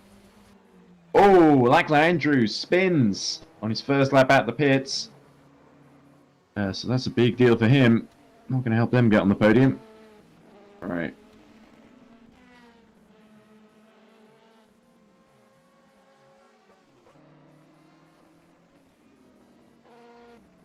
Can the 35 pull off the circuit, please? Thank you. Oh, so more terminal issue. Oh no, they've removed themselves, so that's just a slightly delayed message, I think. I'm pretty sure it is. There's no bigger issues for the 35, surely. Oh no, there we go. Lachlan Andrews has stopped. Oh, so that could be another place gain for the 88. So this is increasingly going Mugen's way, isn't it? If they can get up to that 6th position, they're only one place away now if the 35 can't get going again. So, disaster there. Ah, waiting room. That's why I can't find him. Right, okay. Sorry about that. Let's drag him in. And we've just been joined by BH Racing number 3 driver, Joseph Frederick Suto. Joseph, how you doing? Hey guys, I'm fine. If you thank can't get the car going again, escape to the pits, please. Alright Well, guys. So we're just having seen the 35 have a big issue. The car has died completely and is stuck on the exit of Piff Paff chicane. So that could be terminal for them. Big blow to their race. But BH Racing number 3 in 7th will be delighted at this, because that's a place gain for you guys. Yeah, I mean, we are just, at this point, trying to race around, do some laps and survive the night. It was looking very good earlier, wasn't it, Joseph? You were running in podium position very briefly at one point. Yeah, I was third. Myself and Benza in the car, we done a good job. Benza came from last to 6th, and then I came from 6th to 3rd. So we both done a really good job. And then Christoph took over. He had some hard time because he didn't have much time to practice. And I mean, he practiced before the race, but there was some, I don't know if it's a setup issue or what's up, but he was testing with the same setup before, and the car feels completely different to him than it was feeling to me. So for me, the car was absolutely brilliant. I loved driving the car. Even I had some issues for like at the end of the stint, with the car sliding all over, but it was still good. I was getting some rally vibes. But yeah, I really just loved the car. And then Christoph took over. He said that the car feels just so much different than it felt in the practice. And now Gabor took over, and he has Gabor's the same in issue. the pits at the moment. Yeah. Yeah, he has the same issue. So he says that the car feels just different than it felt at the testing yesterday. So we don't know what's the issue. I'm gonna get in the car hopefully around midnight, because Bente is gonna drive as well. So we both gonna see what's up with the car, if there's any kind of issue. But yeah, we're back to 8, but to be honest, we don't really care, since the championship cannot change for us. We can't drop a position in the championship, and we could gain. But to be honest, if we finish 7th or we finish 6th or 5th, we don't really care, because based on our season and the way we have driven, So just a moment there for Paul Street Boys, just going from Blanchimont into the bus stop chicane. They just they nearly lost it there. But of course, number 3 is pit now, and that has put Krubek Zolt in the 88 Mugen into the crucial 6th place that they need. So even if number 7 win now, if the 88 finishes 6th, that's all they need to win the championship. And of course, still 17 hours, 23 minutes to go. But you gotta say, looking good for the 88. So obviously, number 3 was ahead of the 88 for that pit stop. Do you find yourself not really caring who wins the championship? So are you sort of thinking, if the 88's coming up behind you, you're not going to fight them too hard? Or do you think, well, I'm going to fight because I want to finish higher in the race? To be honest, since we are part of Mugen as well, we of course will let them through. BH3 is basically Mugen, but since we cannot start 3 Mugen cars in one class, we just named ourselves with a old name we used in other leagues before, like way before, like 2016. So yeah, we are. If we are going to find ourselves in a fight, we are. Of course, we will have a little bit of fighting, a little bit of fun, but I think it's definitely going to be the 88 going through, because we want them to, to win the championship, because those guys were doing absolutely brilliantly the whole season. And they won 4 races in a row, I think. I think as well they won 4. So yeah, I mean, but at the time when we were third, we were joking around that winning the last race of the season and the first race of the season for us would be really good. But at this point, I don't really see us winning the race. Even it's still 17 hours and 22 minutes to go, so it will be really good to be on the top step of the podium at least one time. But yeah, it's at the point it's far away. That's interesting, because it feels like we have the Iris affiliated teams and drivers, and then we have the Mugen affiliated teams and drivers. So it does feel like everyone, apart from a few exceptions, is sort of in one camp or the other in this championship. Yeah. I guess that's sort of inevitable, isn't it? When you have more drivers than there are teams to put them in. Yeah, but it's fun. It's fun to see all the names being there, because I think in GT there are a lot of like Iris teams. Like they can't run the Iris name, so they create a new name, or let's say like a new team. Yeah, that's probably why there are so many. The Iris have done so well in GD compared to the LM-P2 campaign, which has only really become really competitive the last couple of rounds, but they've been fighting podium positions consistently. Yeah, but it's pretty fun to see all the guys race around here. Literally, EERC is the only place where I see every single name familiar. Like I know everybody. It feels like I'm home. Because I see the names like Kumade, which is a guy I know for like a long time. I see, let's say, I don't know who's there, like Lichten, the Pastore brothers, or in LMP I see Sellers, Forgach. Yeah, those guys I know. Halos as well. Those guys who I know, and it's good to see that all the guys I know, or we know each other. We race in the same league, and we we have fun together, especially after the race. That's That's awesome. I don't get best invited part. to those parties, but Feel free to join sometimes. We're gonna hear a lot. Well, I imagine if you win, but if Mugen win both titles, there's going to be a big party. Big party, let's say. I mean, of course, we'll be happy because winning a championship is not that easy. Even you can be just the fastest car of them all on the circuit, but still, first you have to finish. That's what Schumacher said, and it's really true. Even though you are faster from everybody, like around 3 seconds faster per lap, but you still have to do one thing, and it's be like clear, don't crash or don't get stupid penalties, and yeah. Even you can be the fastest, but you still have to finish. And in this league, it's not like this because you really have good teams. There are races where you find some teams from the mid-pack B at the top 5, top 4, and yeah.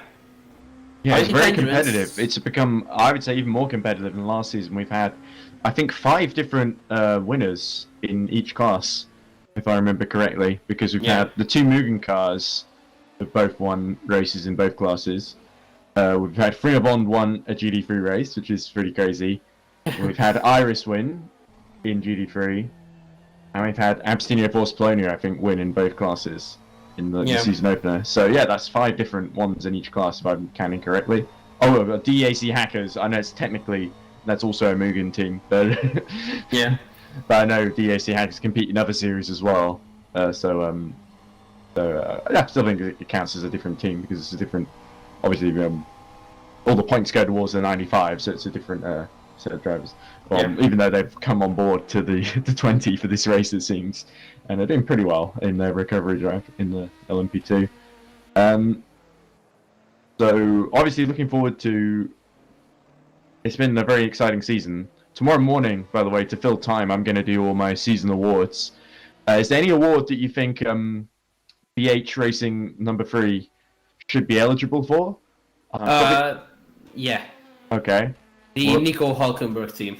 For not getting on the podium. Yeah, we've been on the podium once, even we should be there more time, but we either are unlucky with some traffic or stuff, or some stupid things happen to us. We should be on the podium more times, but we've been unlucky. But that's something you have to, let's say, respect, because it's endurance. It just happens from time to time, and you just have to move forward. It's like it happens, you are sad, but then you say, next race I come back stronger. And if the next race fail, you still can just say the same thing until you start the next race, of course, because I'm the one of the guys who believes the most. Even we are 7th now, but I still believe that after 17 hours we could be standing on the top step. I still believe in it, even it's really unrealistic, but we still could be like that, because I mean it happened to us a few times that we were last at one point of the race, and then we finished on the podium in another league. So always the hope that's the last to die, isn't it? Yeah, of course. Right after the engine. Yeah. What I always say, the hope dies when the checkered flags come out and you are still not in top, not on the podium. That's when the hope dies. If when the checkered flag just comes out and you cross the line, that's the end. That's when the hope dies for the race. But you always have a next one, so. So there we go. I've just written down the Nico Hulkenberg Award for narrowly missing the podium. Thank you. And I think BH Race number 3 are a great candidate for that. But I'm sure there are others as well who have been fairly close to the podium now and again. I think we got a podium, but it was like only once, maybe. So maybe we are Nick Heidfeld one, Nick Heidfeld Racing Award or something. Okay, so well, how about just an award for bad luck generally? Yeah, okay. So the Chris Amon Award. Chris Amon, infamously a very unlucky F1 driver who won only 2 races in his career. Le Mans 24 Hours, 1966, which they made a whole movie about, and he's barely in. And non-championship race at Silverstone in like 1970 or something. Apart from that, never won a championship Grand Prix. He came very close to on a couple of occasions, but the car broke down or he was something misfortune befell him. So he's the original unlucky driver, and of course won Le Mans, so there's an endurance connection there. So entirely fitting the Chris Amon Award. I could name it after you, but the Joseph Frederick Souto Award would feel a bit self-congratulatory. yeah. Exactly. Didn't you say, was it you who said that Suto translates as Owen? Yeah, exactly. That was me in the chat. Yeah, it's Owen. So I'm Mr. Owen. A good omen, for sure. Well, anyway, I don't know. Oh, Alex Haller in the 33, not for the first time though, the 33 spins and crashes into the barriers. Oh, this looks like a Paul Frere corner. Alex did Yajit. did he do it? I'm gonna text him right after the race. Like, what are you doing, bro? You're meant to be racing, not rallying. Oh, well, the 33 has had a difficult time enough already, so I think it's probably best. Alex Haller's the driver who's just been given a 30-second stop go for speeding under code 80.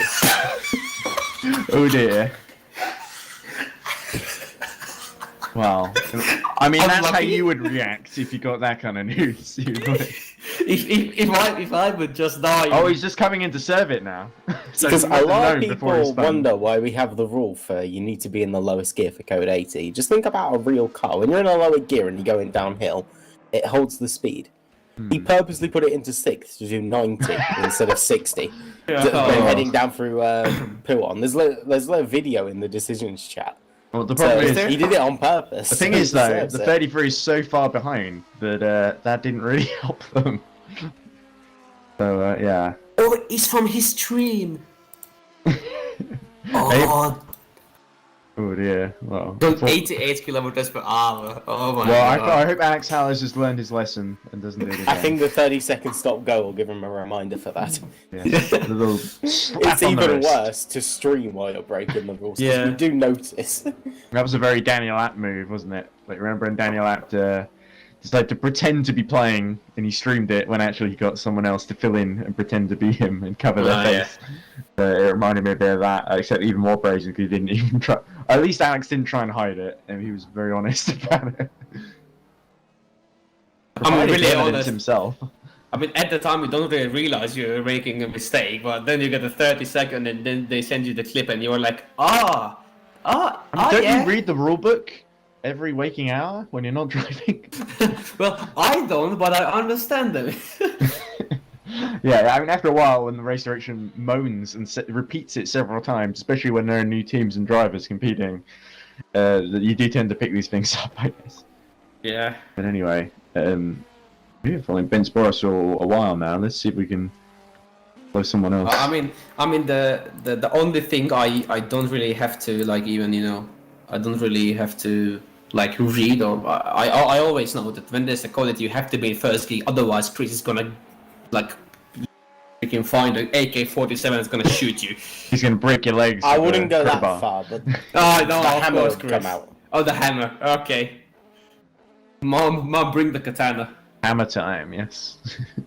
As they say. Tompkins time. So Joseph, looking ahead to future.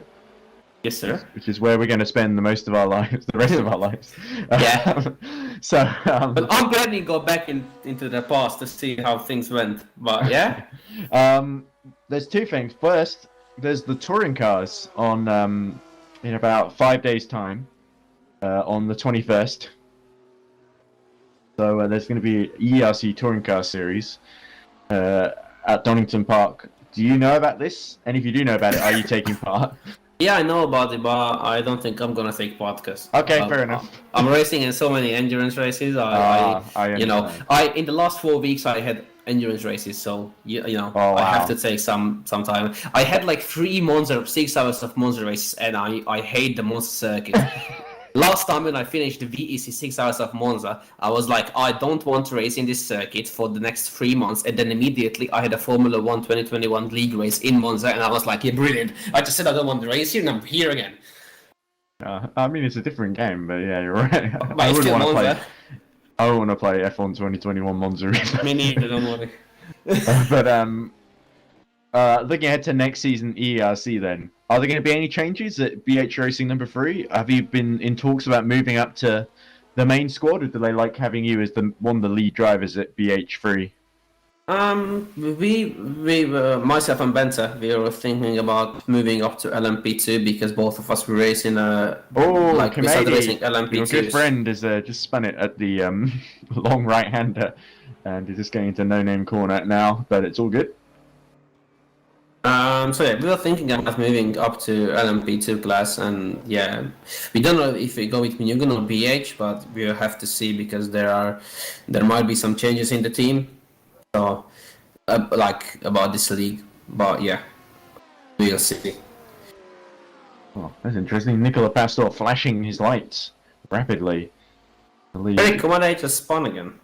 I see it only now in the stream, but okay, that was the one I was probably commenting on. But yeah. Anyway, so it'll be interesting to see where you end up because Mugen got the classic issue: 2 teams, too many drivers. But it would be very interesting to see how you go, because it would be great to see you in a lineup challenging for race wins and championships. Of course, as the reigning champions, there's unfortunately our reigning champions from last season didn't last too long this season. They did the first 2 rounds and then stopped showing up. But hopefully Mugen have a great title defense. For LMP2, we know they've already won, but we'll have to see how things play out tonight. And of course for BH Racing number 3, we'll be wishing you guys all the best. You can gain places as the race goes on. But I'm sure it's going to be very tough. 6 laps down, but I know you're going to give it your all. So, are you doing any more stints in the morning, or can you not tell us that? Is it all secretive? You can't let the other teams know. I can tell you nowhere. I'm going to race in the morning, like around 4 a.m. or 3 a.m. I'm going to be asleep by then. Yeah, I was hoping to get up at like 8 and then start commentating again at 9. This is the problem, we got 4 commentators, I think. And that doesn't include Chris. He's very kind. Oh, Gabba Tech Axe. Going through the skipping the chicane to try and let the LMP2 through. But BH Race number 3 continues on their way. No, I thought there was a big issue there, but they're continuing unscathed. So they're 63 seconds now behind the 88, their sister team. I don't know why I got excited there. I saw darkness and I thought someone had crashed out and lost their lights. But it's just Fabian Ballet getting up average. Anyway, I'm gonna race from 4 a.m. I just checked it. Okay. 4 a.m. Well, if that's the case, then you're probably going to be thinking about going to bed fairly soon. If not, I'm a mental guy, so I'm not sleeping till tomorrow. Alright, fair enough. Plenty of coffee and stimulants. You're going to feel absolutely destroyed by the end of this after all those 6-hour Monza races and then 24 hours of Spa. Yeah. But at least it's not Monza. Yeah, if it will be 24 hours of Monza, I will be straight going forward all of the chicanes. I'm not even bother braking, just through over them all. I'll tell you a funny story about racing at Spa. I used to race in a Trackmania league where they imported all of the circuits, Formula 1 circuits from R Factor, and we'd race on them and do our calendar. We'd during the weekday after the real Grand Prix. And this is like 2015 or something like that. We would race on these R Factor versions. Monaco was a nightmare because it's clear that the Trackmania car is not really designed to go through like these really narrow street circuits. But and also it was very low poly for Monaco because it couldn't really cope with too many background objects. So a really ambitious project actually. But for Spa, I raced the race at Spa on my laptop in a hotel room on the lowest graphics settings, and I had a great race actually. I was fighting for second with another guy, Italian guy, who was a good friend of mine called Chuck. That was his username. I don't know his real name, but anyway, I was fighting the whole race with Chuck, and we were side by side on the very last lap of the race, and we went into the last chicane, and I thought, right, I'm going to send it then, and to see if I can get through. And I had a great run for the chicane, but I ran just a tiny bit wide. And the problem is, on this version, to stop people going over the runoff tarmac, they had these advertising things. They had advertising for Allianz or something like that. And I just clipped it, the side of my car, because I used a car skin that was like a Lotus 49, so it was thinner than the actual Trackmania car. So I clipped it, killed all my speed. Chuck breezed past me, beat me by less than a tenth, I think, into second position. And it was just like, looking at the replay, it's just like, nah. I'm like, this failure brought to you by Allianz. Eric Kumedi spins at the same corner as before and gets going again. But certainly Allianz not my favorite company, insurance company now. From the that. moment. But that's a great, fun little story. And I only raced at the hotel because that was just where I was when the race took place, and I couldn't move it. So, but that was a great time. Those old days when I used to be a driver. I didn't do many races in R Factor actually, but I was more of a Trackmania guy, unfortunately. But yeah, I did used to. So I know a little bit about sim racing at Spa, but not traditional sim racing. I think I set.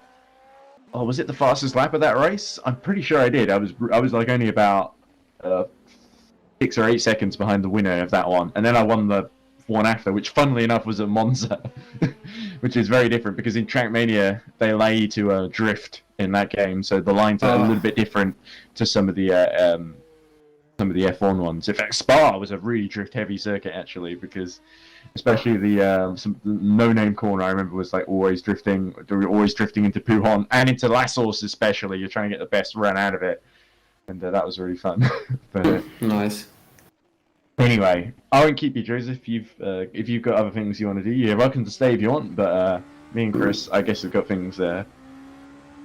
Maybe I can stay just a little bit. I'm waiting for my other teammate to show up on this Discord server, so yeah, I'll just wait till then. By the way, I just want to ask Chris, did you saw when the Iris dive me into La Sauce? Did you saw the actual clip or something about? No. Never mind then. Because we were coming into La Sauce, and the Iris LM-P car, I guess Nicky Pastor goes backwards into the wall out of Blanchimont. Oh, and that's going to be heavy damage. Let's see if the car is okay. Is he still in the lead? Incredible. No, he isn't, because Lichten has got through. But that is Lichten back in the position that he needs to be to win the championship. But of course, with the 88 in 6th, it's not going to be enough. They need something to go wrong for the 88, or for your man, Takax, to somehow get in front of the 88, which is not in his interest, to put it lightly. Nicky Pastor enters the pits to repair, but a big moment there, we saw him just flying backwards into the wall. Yeah, that Very was dramatic there. That's a really unlucky thing when it happens. When you come into that corner, you don't really. It's dark, of course, as well. He just lost it on the exit of Blanchimont, I think. Like if you remember, Kimi Räikkönen did in 2008. Yeah, it was the same. I mean, to be honest, incident. When you come into the corner, even if it's dark or if it's not dark, when you come into the corner, you don't really feel it's anything bad, because it's like, I'm just gonna do this corner again, and then at all the problem starts at the exit. You just need to clip the inside curb a little bit, and after that moment, it's just completely over for you. You just try to you just slide, and you either save it, just like I did, or you crash into the wall, just like my teammate Christoph did. So yeah. Oh, Daniel Cicluna just getting into the pits there. Looked like a late call, but no Code 80, of course, because Nicky Pastor got into the pits very quickly. But a big shame for John Lacey Esports. They were controlling this race as Krupi gets back on board, Mattia Krupi, to try and regain ground here. So it's Krupi time. Yeah, it's not over yet for 314, but there's a big advantage handed to the number 7 and to Lucas Lichten. A consistency, lack of mistakes coming to the fore again. And it's very much in the balance now. If it finishes like this, by the way, I believe the title goes to the 88 by half a point, if I'm not mistaken. Is that right, Chris? The gap's 27 points. How many you get? 27, and it's 36 versus 28, isn't it? I believe so. 38, isn't it, versus 28? 30, I think it's the... It's 38 for a win. And 27, so the gap would be minus 11. Okay. So, yeah. But it was definitely 7th that the 88 needed to be in. Oh, Paul Street Boys backs it into the wall at No Name Corner. Okay, code 80 in 10 seconds. And I believe that the rear wing may have parted company there. So lots of incidents now. The night taking its toll. 4, 3, 2, 1. Code 80. That just pays even more for Lichten. And Krupi's got back in the Shauna Lacey car. Yeah, I was just talking about that. I mean, if Krupi is going to get into the car, it's gonna be absolutely like a hammer time, because Krupi is doing 16s in race pace. Crucially, he's still on the same lap. 125 seconds, under code 80 at least, between Lichten and Krupi. So That's because it's lucky. such a long lap, he's still on the same lap. So the repairs were pretty quick actually. Even considering if they were in a repair the car, they may as well do a driver change at the same time because Pastor had been in for so long as well. Yeah, that's lucky for them actually. Yeah. But so John Lacey Esports not out of the win yet, but this now puts a very precarious position actually. So Lichtenstein cannot afford any mistakes. Zolt cannot afford any mistakes. What is the gap, by the way, between, as we see Forgax going into the pits from second in LMP2, what's the gap between the 88 and the 93? It is 20 seconds, actually. So, Team Shiba could be under pressure quite soon. Because there's certainly 88 are not going to come under too much pressure from the number 3. They aren't going to fight them too hard. There you go, the gap's 79 seconds. Well, nearly 80, actually. It looks like the night is starting to get into the drivers because, just in the last 10 minutes we saw a lot of mistakes from the drivers. So and a big mistake, crucially, from Nikki Pastor in the 314, which is probably the big one. But also some of the others at the tail of the field are starting to fatigue, miss their braking points, sliding off the circuit. As Ballet in the 72 also pits from what was third in LMP2 is going to re-emerge third once Forgax finishes. Cofield in the 91. This would be the... what are they called? The which car? The 01, but the team is called something else. They're the 91. They're number 9. Bosseling Motorsport, that's it. Sorry. You can tell I start forgetting names. That's when my brain stops working after just commentating for hours and hours. I did have breaks for like dinner and just breaks as well. I could take a break now actually because I've been commentating a while. I think I'll do just that and try and get better when the code ends. I'm going to go to the loo very quick. So see you in a minute. It is still Sellers leading in number 90 in LMP2, and now Lucas Lichten back in the lead in GT3, but not in a title-winning position just yet. If more bad luck to happen to Zolt, who's in 6th and doing just enough to hold on.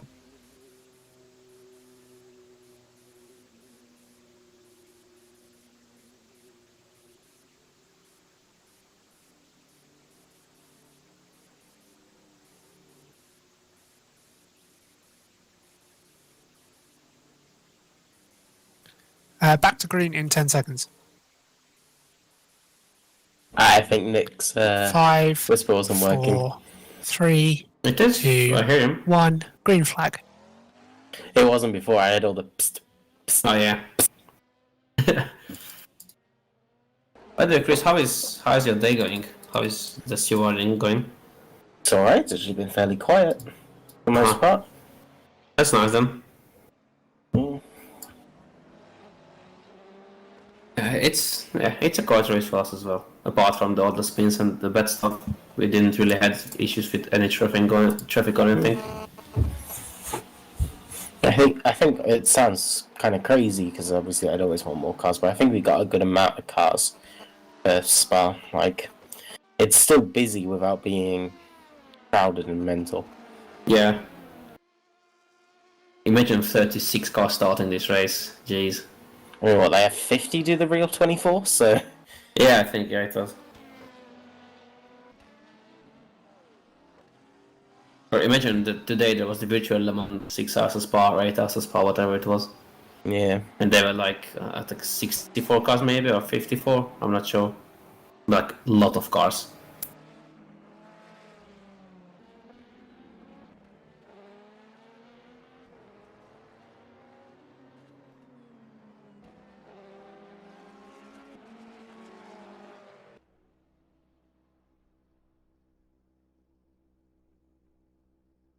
Daniel Skikkelnase is in the pits again. That's weird. I think he was like a few laps ago in the pits. I think he might have taken advantage of Code 80 though.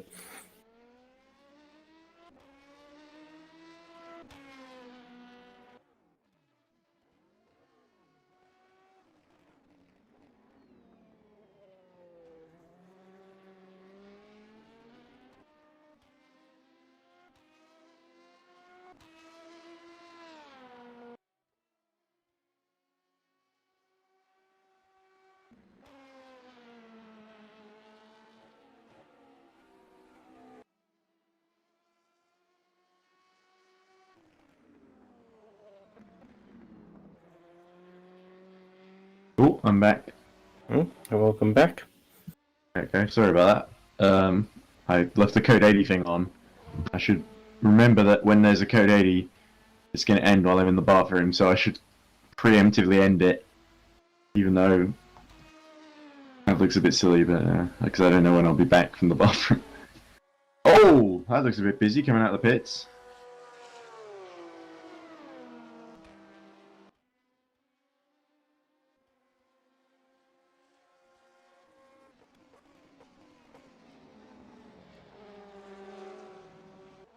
So, Ballet is this is the next closest fight, I think, which is Danahan and Ballet, who are about 6 seconds apart.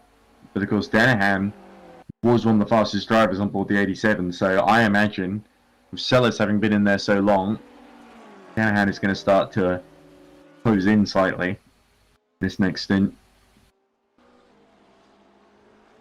So we see Sandro van der Zand being serviced. So Krupe, 112 seconds behind Lucas Lichten.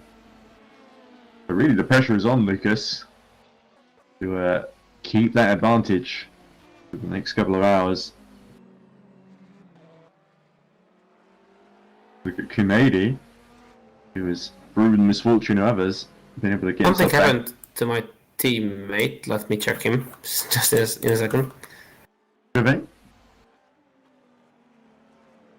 Right. He got disqualified for no headlights. Ah. Was he flashing them too much and forgot to turn them back on? Mm-hmm. He wouldn't be the first. The 36 did the same thing. Yeah. It looks like the 35's getting back in. Oh.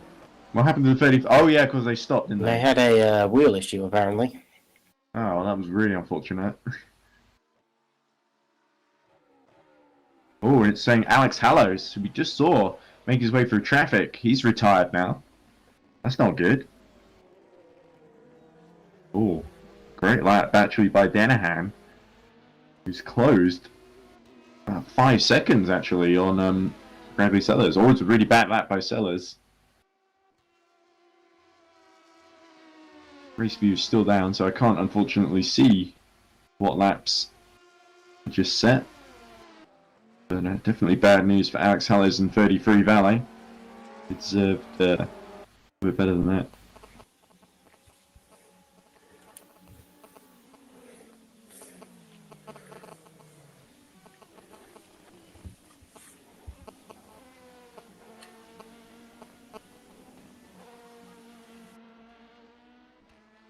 The Takax in the pits then. Alright, I'm back. Oh, your team's in the pits. Yeah, I know. Basically, what happened to him is there was a guy who was flashlighting behind him like a mental retard, and he let him through. Then he flashed him back, and then for some reason he turned his headlight on. Then it turned itself off, even he didn't press it. And then when he tried to press the button, it didn't work. So basically, his button just died. Okay, I didn't use ableist language, but you did, so so just to make that clear, it's not my fault. I didn't say anything bad. I just said his mental status. Okay. Okay, yeah. Okay, right. Okay, this is not for around. Oh, Eric Kumedi spins. I think, yeah, I think Alex Hallows may have done the same thing that Hakax had. Yeah. So both of them are flashing lights at each other by the looks of things. Oh! Was there someone on the grass there, or was that just Oh, look at this. Dan Rusen's being flashed at by... Who is that? That's number 2, that's Krupe, who's in a hurry to get back into the lead, isn't he? To close that 112 second gap. Oh! Emily Callison trying to get past. Was that Bradley Sellers lapping her, or was that 33 of Alex Hallows? Let's see. No, because Hallows is still in the pits apparently. So that would have been Bradley Sellers trying to put another lap on Emily Callison, and Emily Callison was trying to stay on the inside there and end up getting spun around. So I think Emily Callison just misjudged that one a little bit in the darkness. But no harm done. She's able to continue down in 6th position in class.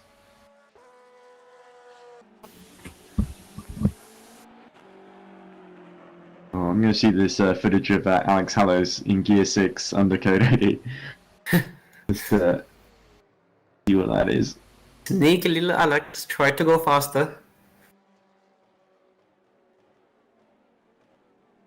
Oh, somebody literally telling Alex to try and go faster. He's very relaxed about it, isn't he? In this clip. Speaking of Silverstone, I'm going to Silverstone next year, he says Alex. Oh wow, looks like you're going to the steward's room now. Or have been. It's already done. Poor Alex. Oh well. If we can get back in the race.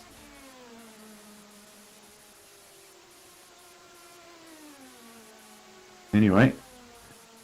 Fellas. Continuing on in the sister car. And holding the gap, he's responded a bit to Danahan's pace. So the gap's still 100 seconds. Krupi has taken about 3 seconds out of Lucas Lichton.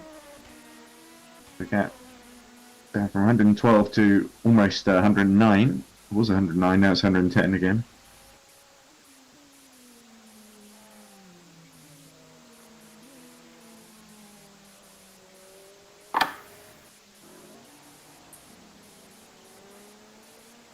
Oh, yellow in the first sector. Is Parakan in trouble because I think Carlson just sort of swap positions there?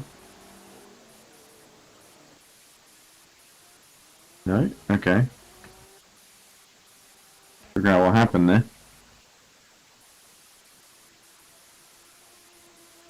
Yellow in the first sector. So somebody clearly running off track a lot.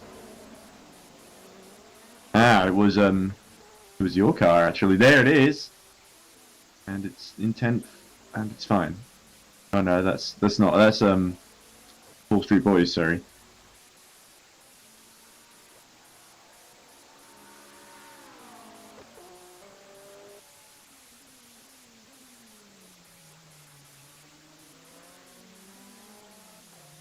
Well, Chris, I'm hearing some interference on your end. No, some interference. My mic was completely off, so... Okay. It was transmitting something. A little hissing. It wasn't me, because I hit it as well. Alright. Oh, no big deal. Didn't bother me too much. Just, when you screen share with Chris, you sort of echo, so I hear myself twice. I hear everyone else twice. Sometimes I've heard myself 3 times, which can be quite disconcerting. Well, actually, no, I only hear myself once, because actually it's me really talking, and then there's Chris feeding it back to me, but, you know, everyone else I hear double. So... Where's the closest battle on track to keep track of? Have a look through the GT3 field. So we've got Lichton in the lead from Krupi. 107 seconds now is the gap, so Krupi really going for it. We've got Dan Rusen. And here in 3rd, 3 laps down. Got Mia Levers at 35 seconds behind Dan Rusen. 4 for 5 and the 91 locked in a close battle. Here's Takax for BH Racing number 3. 8 laps down the leader, but only 5.6 actually behind the 36.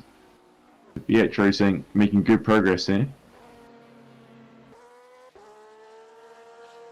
Ben Meister 2 laps down on the 445. Through Exalt. I think having pit, they've come out 65 seconds behind the 93. Which, need I remind you, is the Porsche, which is supposed to be the one that's horrible to drive around this track. Porsche GT3. Somehow they managed to get it up into 5th edition, which is pretty surreal. Just by staying out of trouble.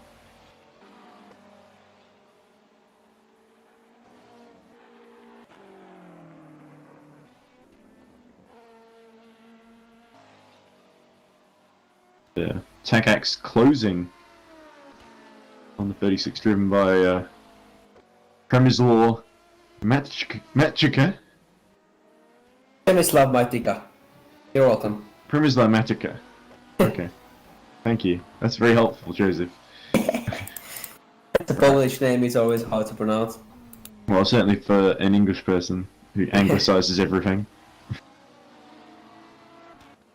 I can imagine how hard it is to say shooter correctly, but I mean, I'm used to Suto, so Shuto. yeah, that's good. Shuto to your face.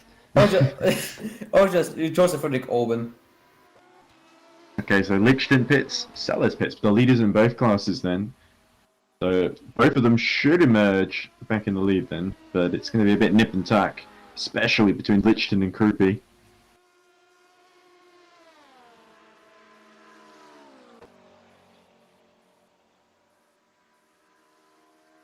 We go 7.4 the gap, so it's actually going out a bit. Because Gabor has made a little error, I think. Still, I'm not over yet.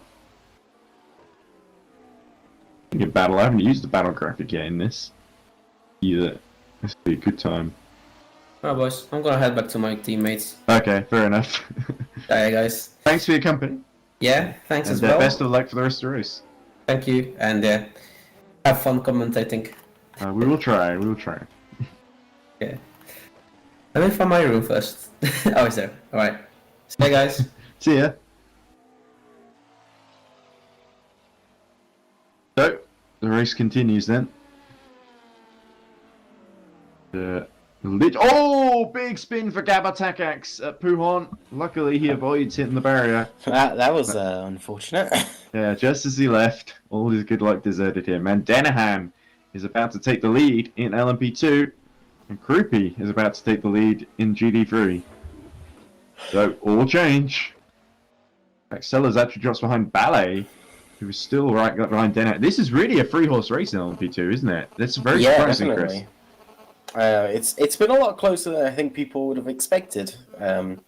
This race, you know, we're coming up to nearly 8 Especially hours. for a 24-hour race. Yeah, we've just passed 7.25 hours, and we've got 3 people within 20 seconds, and then the lead of the lead of GT3s within 16 seconds, which to Well, be fair, it's been Krupi's often been closer doing. than that. That's the furthest it's been for a while. And to be fair, Krupi's been doing an absolutely amazing job, considering Pastore had that spin and lost about 20 seconds. Now he's 20 seconds well, in the more lead. than that actually, yeah, because of the repairs too.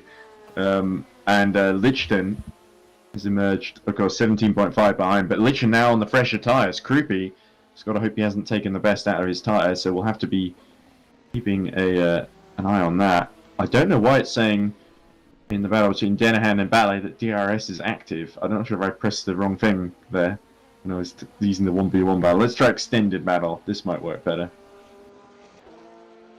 Nope. No, it's all the graphics are buggered. Well, that's Sounds like an R Factor moment to me.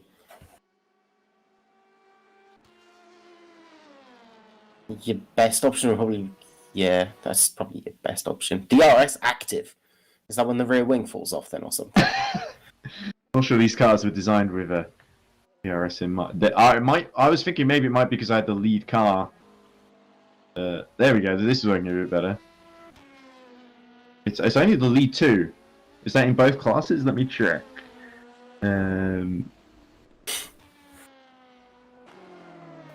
Usually the... Oh no, it's only the lead overall, okay. Because with Krupi and Lichten, it's giving me 18-second gap there, which is fair.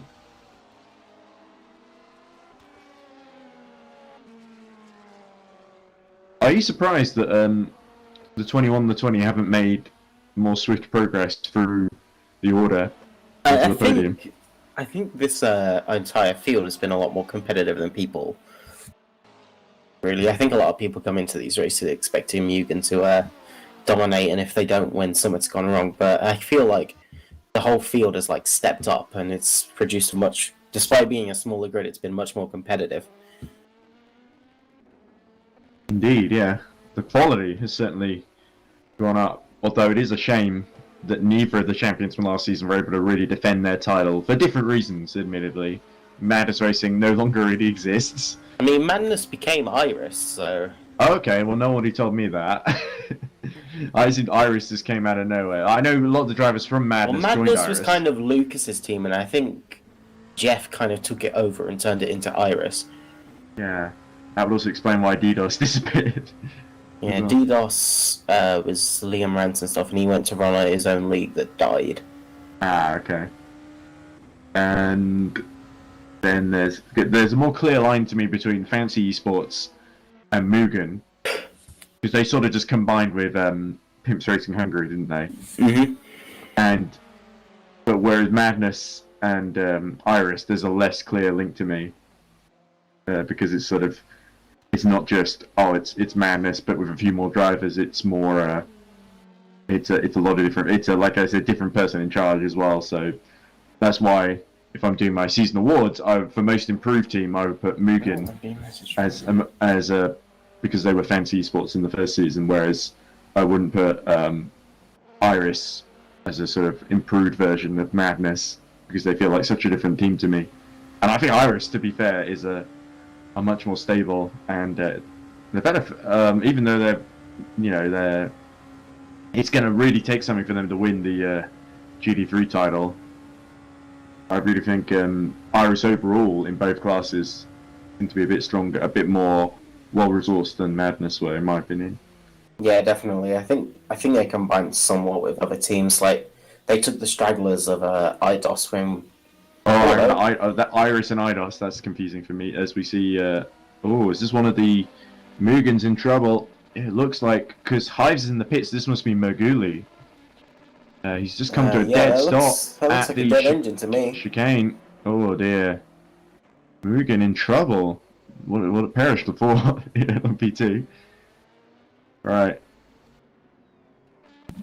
Yeah, they're still there. They're still there. And that could be a code 80. How's this? Listen to that. Revving, nothing's happening. To me that looks like wheel or brake failure, but it could be an engine.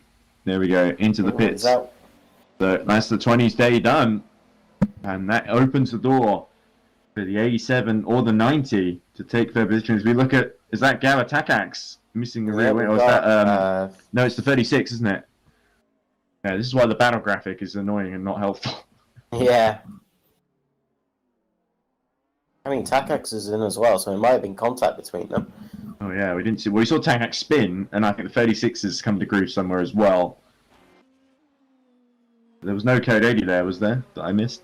No, I'm aware. I think I heard the whisper go off, but the drivers are still going like it's not it's green flag. So yeah, with the 20 out, certainly makes the third place in the championship slightly more interesting. And at the moment, it's Danahan in the box seats. I believe the gap's 26.5 between number 90. So they could afford to finish second, and they would beat number 20. But the 87 is a couple of points further down, so they need to win to beat number 20. But it also depends, because the 20, depending on the issue, could get back in the race. They already had the incident earlier where they ran out of fuel and had to be pushed into the pit lane under code 80 to continue that the was race. definitely something. I've not seen it before. It shows that Mugen will do anything to stay in a race. I'm sure they I somewhat respect that, to be honest. Yeah, that's true. Like, it is an endurance championship. You gotta. If that's the end of the 20s day, it's a sad way for it to end. Whatever the case. So yeah, the 90's in contention and The 87. 87's in contention. I think 87 is just about. 87 is like 31, 32 points behind. 29 points behind. So 29, and the 90 is 26.5 behind. I think they both have to win. Actually, no. The 90 points. The 90 could finish second. But Yeah, if the 87 beats them, then it's over. Yeah. So it's really a straight fight. 26 seconds between the top three, like we said earlier. But Sellers actually starting to lose touch with Bauer and Denahan. As Machka has made it to the pit lane in the 36 that was missing the rear wing earlier.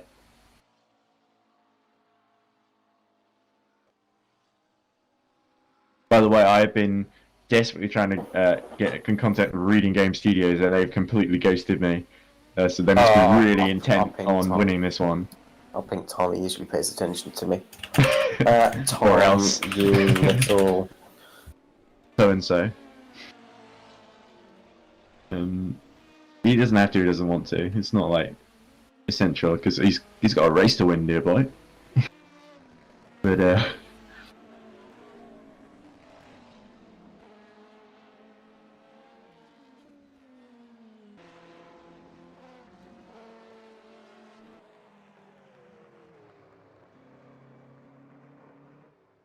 certainly, I think if Lichten can't catch back up to the 314, then our focus is gonna shift increasingly more to LM-P2, isn't it? Because I think GT3 looking like the 88s at the present moment.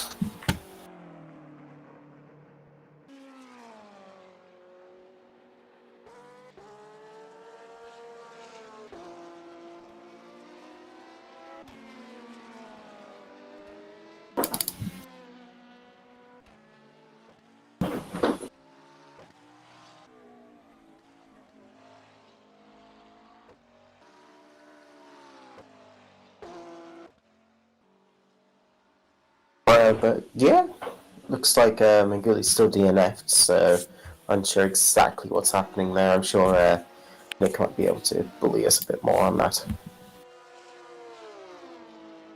Yeah, but certainly I might have it not forget a lot of that crew in the 20. Martin Maguli, especially, did really well for the 95 DAC Hackers team as the runner-up, and won in career, of course. So it will be a sad way for their season to end because they certainly did a little better than that, like I said. But that's racing, unfortunately. Can be cruel mistress to the unwary. But showing Maguli in the pits now, so I'm assuming the issue may be fixed and he might try and rejoin. And if he does rejoin, that means that sorting it. Yeah, well, if he, three lucky escapes technically because they got disconnected first, didn't they? Yeah. Then they ran out of fuel, and now something else has happened. And the I think it's impressive they managed to run out of fuel personally. Especially that early in the race, you wouldn't think definitely. that. It feels like they just ignored a call to come in. They did a typical John O'Lacey move. Didn't he do that once in Australia 1997, the Australian Grand Prix? And there's a famous Murray Walker commentary about it. Like, if a Lacey has run out of petrol, then you can see from the body language of the Benetton mechanics, they are, and I'm going to use an Anglo-Saxon expression here, absolutely furious. Well, John, you may well look a bit worried. You've got a major problem when you get back to the pit of sunshine. And so, yeah. But certainly, John Lacey Esports will be much happier with the way this is going at the moment, despite ran out of fuel, yes. Nicky Pastor crashing out. John? Was that about someone running out of fuel yesterday? I said that John Lacey hasn't run out of fuel yet this time. Oh, the Nicky Pastor, like I said, went backwards into the wall, which is probably not a huge improvement. But they are, Lichten is sort of keeping with them, but not closing the gap. So, Caribbean on one tyres is doing an exceptional job. And he got in just at the right time as well. Denham, similarly, he's been holding Ballet fairly steady. Ballet starting to be dropped. Oh, Lachlan Andrews spins. So the 35 has rejoined, but it's not having much luck, is it? In 11th place. I think they're last, aren't they? I think they've got a shifter issue that's made them have to use auto gears, which we do have enabled sometimes. Usually, if someone asks for it, we'll usually enable it because it's a detriment. It doesn't improve performance, so we usually leave it disabled. But if someone asks for it, then we'll enable it. Oh, there we go then. So hopefully. There's no real doesn't point have too much having it pain on. in the rest of the race. They're literally just trying to get to the end now, aren't they? Yeah, definitely. I think Lackey's just trying to Can the survive 35 this, wait there, please? fallout. Code 80 in 10 seconds. Don't go anywhere. We need to call the code 80. We don't move until we've done the code 80. 4, 3, 2, 1. Code 80. I think it's because it's a blind 35. corner, You can so... rejoin now. Thank you. There it is. I think he's trying to. He's stuck in reverse, it looks like. Yeah. Well, this could be a bit dangerous. So he's going to have to loop round and reverse back to the pits. This is going to be something. So he's lost forward gear. This is going to be a long Code. And who does this play into the hands of, I wonder? Is it Valley Esports number 90? I don't think so, because they hit, and they're sort of out of sequence now, aren't they, with the other two? Yeah, so, what, probably... Plays into 87, doesn't it, surely? Possibly 72 as well. Nah, I think, yeah, probably. 87 could pit and come out just Maybe behind. just behind, probably about 10 seconds. I tell you what, I was Lichten I pit under this. But the problem is Krupi's probably going to get there first. Yeah. I can't wait for it to cut to Lackey reversing around the...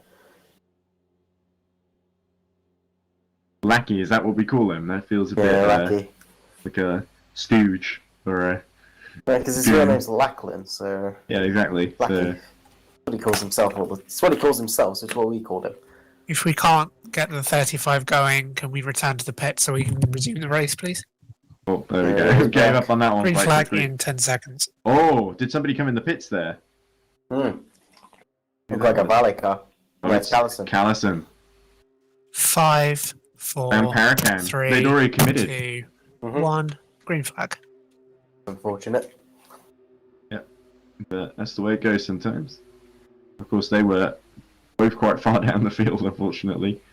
Yeah, even with Magoo, who lost like 2 or 3 laps there, he's still come out ahead of Callison.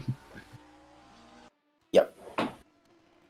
Yeah, neither Krupi nor Lichten got to pit in the end there, so the gap remains 16. So actually, Lichten got a decent getaway there. He was 18 seconds down, he's now just under 17. He's gained a little bit. Could help in the long run. Yeah, it's a few seconds gain, at least on the pit entry, so... Ooh, Ballet is closing rapidly on Jake Dennehan. What's going on there? Has Dennehan got an issue? Because it was like, what? There is the gain that would, from the gaps back together under code 80, but... Could this be that Dennehan having to brake for La Source? Here we go, here's Ballet. It's the gap's about 3.5 seconds or so? It looks to be about 3.5, 4 seconds. I mean, all credit to Reading Game. They are now, like, within shouting distance of the lead, like... Oh, well. You say all credit, but Tom still won't do an interviews. Yeah, well, there we go. Yeah, well. Well, to be fair, his priority is winning and managing the race, so it's a lot to think about in terms of making sure they got someone in all the hours of the night, because that is really what's going to decide these night stints, isn't it? While we're asleep.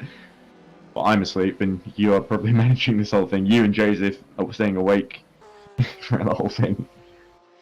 Several cans of Red Bull. Go for like a quick couple-minute break. Oh, yeah. Okay. Not contradicting what I said at all, but okay. Yeah, it's alright. I'm staying awake though, so it might just be that's true. Manning the commentary and stewarding at the same time, so we'll see what happens. Well, don't worry about the commentary, because everyone else will probably be asleep as well until the morning. I'll try and wake up as early as is reasonable on a Sunday. I think 9, starting back up at 9, I think is probably the best I could do.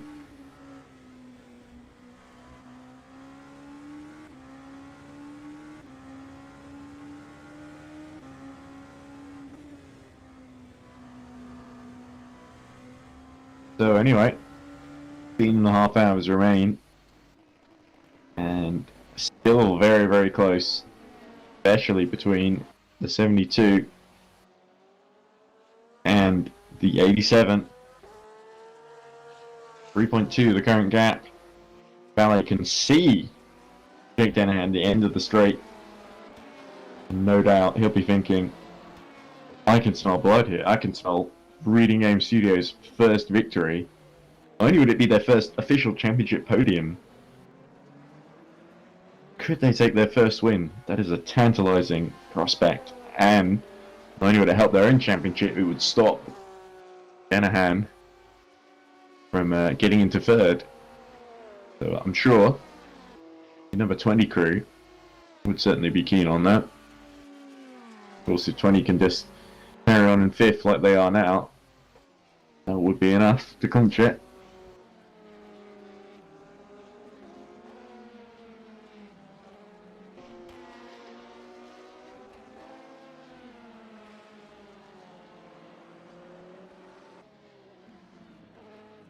Ooh, and Arteploet cops a penalty in the number 36.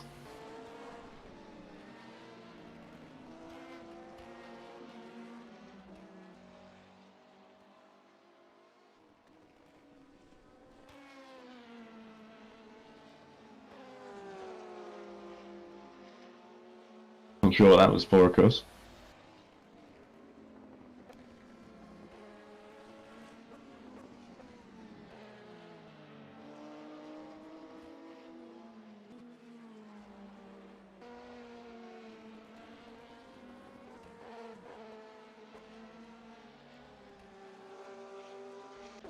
Here's Sven Meister. 6 laps down, but in a strong 5th position. And what's the gap between Sven and Privek Zolt? About 32 seconds. But I believe Zolt has been closing for a while. It was 50 seconds, and Zolt's got a lot of traffic here in front of him. But most of it's LM-P2 cars that will pull away. We are lap 197. Race view started working again, funnily enough.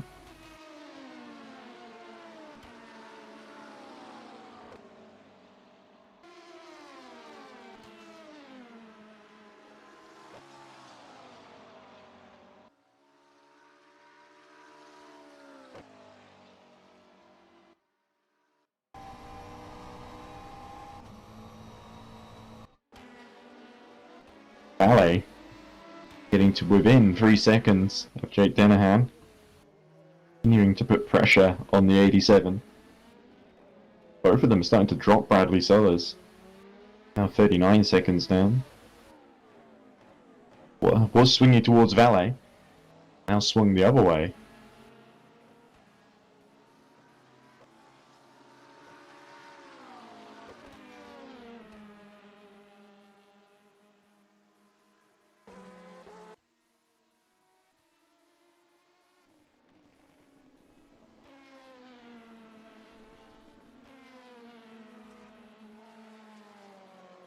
Alex Hallow's pits.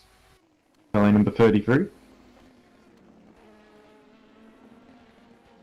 Group B starting to drop Lichton at this phase of the race. Yeah, now 21 seconds between the two. That's an impressively quick recovery considering big crash that Nicky Pastor had.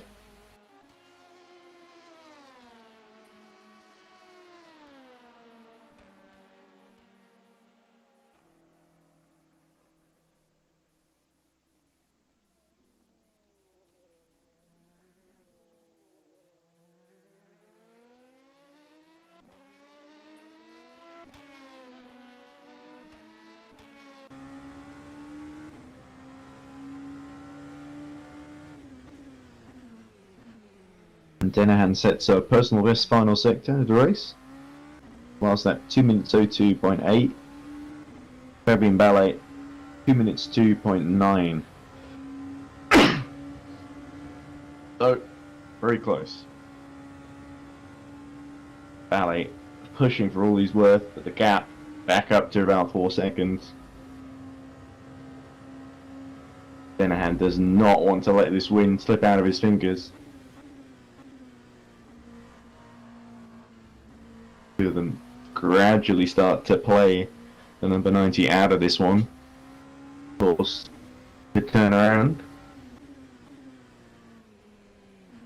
The 90. As we heard earlier, they are saving for the end. Park and Callison briefly swap positions. Not sure what that was about.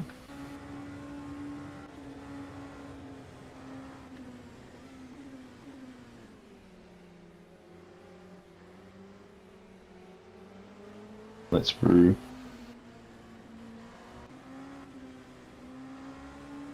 They're 2 laps apart, so I'm not sure why that was on.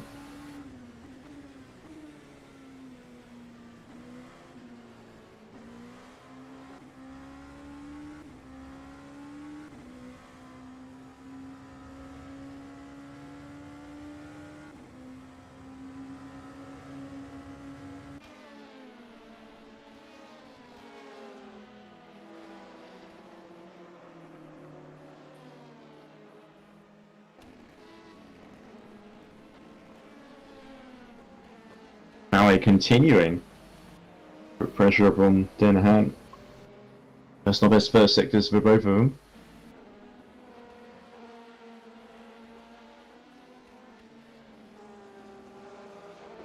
Yeah, on that last lap, Ballet was 2/10 faster than Danahan.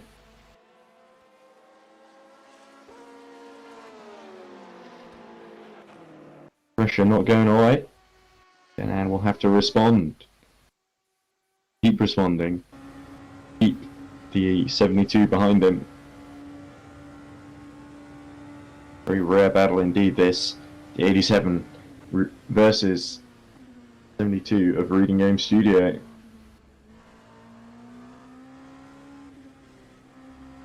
Neither of these two have run before. The 90 has won before.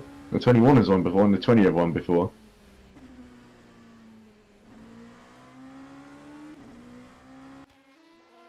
Really is. Who is going to break that act first?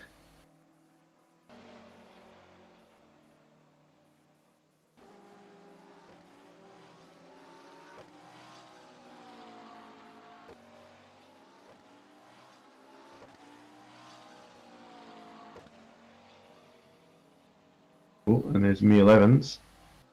Emil of the pit entry. Continuing with the medium tyres, the 445 team. As you saw, they're about 40 seconds behind Dan Rusen and the 91. Well, their main competition really in this race. They're trying to get another podium to end the season. A big deal for Finnevond after it's been a breakthrough year for them. And meanwhile, Ballet continues cut the gap to Danahan. Oh, are they both coming in? There they are. Oh, look at that.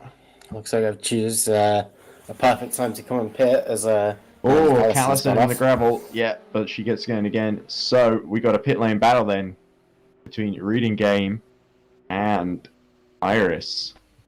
As Ballet takes the lead for the first time since, well, he took the lead earlier. And this is going to allow Bradley Sellers back through past the both of them. I wonder if both their fuel was running out. That's why they came in at the same time. Yeah, definitely. It's going to be interesting to see how this comes forward. Does someone sacrifice this stop to try and put a bit less fuel in to hope that they can get out ahead and just try and hold it there? Oh, it's going to be nervy. In the hope of a code 80. Well, I would love to hear Tom Dillon's thoughts on this, but of course he's got to organise this strategy as it happens, so I imagine he'll talk to us after if Caution drivers, slow car on the Camel Straight. Oh, is that Emily Callison? There it is. They're in Camel. I think she was past that. Yeah. Oh, we'll see. There's Sellers. Retakes the race lead then, but he's out of sequence with the other two. I really think this is turning into 87 versus 72 because they were dropping Bradley Sellers in their stint. It's going to take something change special. with the next round of driver changes. Exactly, yeah. So it's nipping. It's really Looks going like back and forth, Sophie isn't Jones has got back in the Reading game. Yeah. We'll have to see what Sophie Jones can do. There she is. And there, just a few miles down, is Danahan continuing. So, looking at the gaps... Look at that, the 35. Almost so got in the way of the I 40. believe from what I've heard, they're doing just a lap to try and get someone else in that car after Lackey's issues. Yeah. Oh, we've got that round. TACAX, it's BH Racing number 3. Oh, I've had atrocious luck since Joseph has left. There seems to be a theme, isn't it? Yeah. Maybe that's why Tom isn't coming in for the interview. Yeah, you got it. When you come for interview, you got to stay. The only point doing it after the race, I guess, when the success has already happened.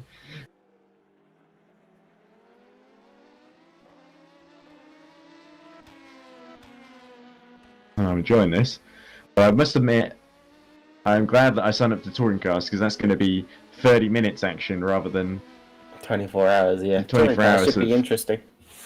Not that I hate endurance events or anything, but it's sort of it's nice to have a change of pace now and again after like a whole 2 years of doing this.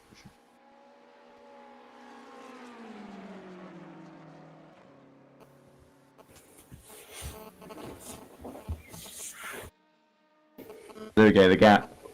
That's 10 seconds or so between Denahan and Jones. Denahan 84 seconds behind Bradley Sellers. You'd think when Bradley Sellers changes drivers, that's going to let Denahan through, and Jones as well, potentially. Okay, code 80 in 10 seconds. Oh, well, maybe not then. This is going to put Valet straight back into 5, contention. 4, 3, 2, 1, code 80. This is the same trick from before, isn't it? And late call from Lachlan Andrews. I think he was coming in anyway, actually, like you say. But, ooh, purple sector by Martin Maguli. Sector 1. That's not going to be much good with the code 80.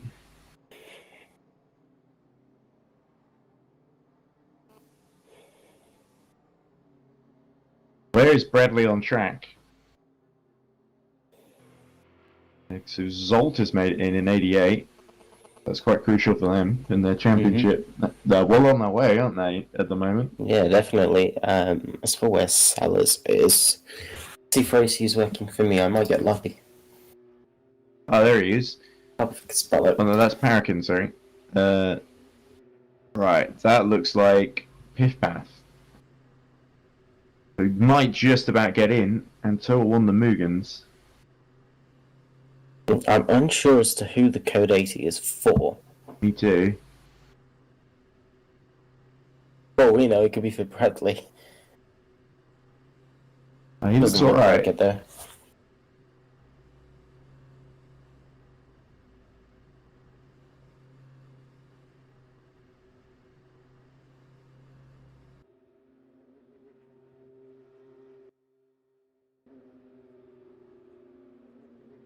Paracan for Into the Points Racing, number 46.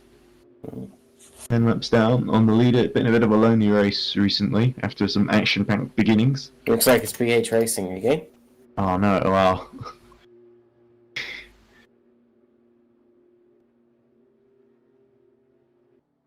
There they are. Did them have a big off, didn't they?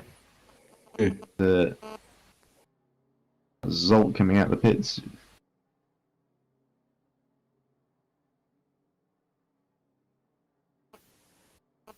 There we go, so 88 back on track. Won't lose a position because it's Tech-Axe coming in. The Sellers won't make it unless he hit the very end of the code 80, but We go back to green in 10 seconds. That's unfortunate then. 5, 4, I've still got an 81 second 3, lead. 2, Yeah, true. 1, green flag. But he's got less fuel than the 87 and the 72. And the driver that's been in there a while. Well, that's necessarily a disadvantage. Oh, creepy. So good restart. He's got the gap back up to 30 seconds between himself and Lichten.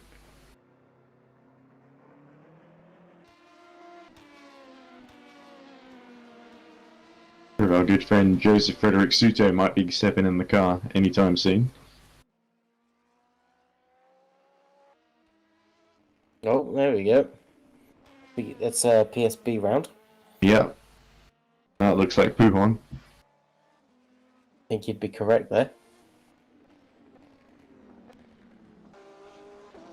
Hard to tell in the darkness sometimes.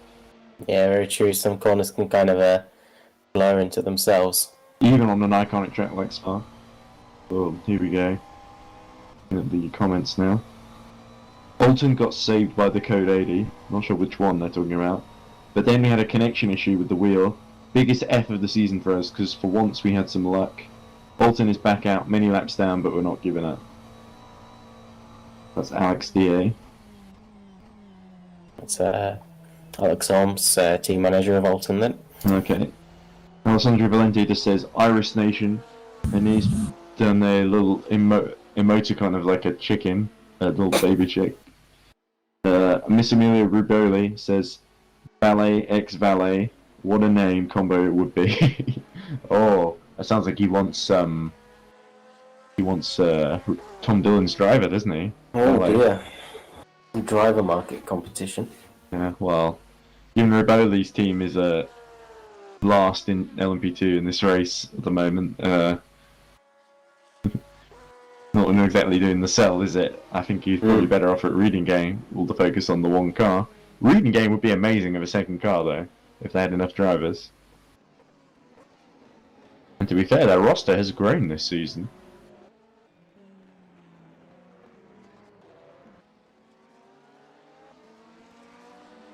As Nick is in the admin chat being surprised that people are actually being nice to us for once.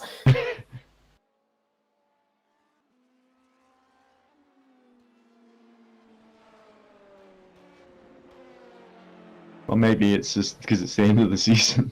Yeah, maybe. Looked like the Ferrari there just had a small twitch through poo on. Didn't look like anything too serious because they were still flat out, but it definitely looked like it had a bit of a twitch on. Denham has started to cut the gap. It's just over 80 seconds. So we should keep an eye on those lap times.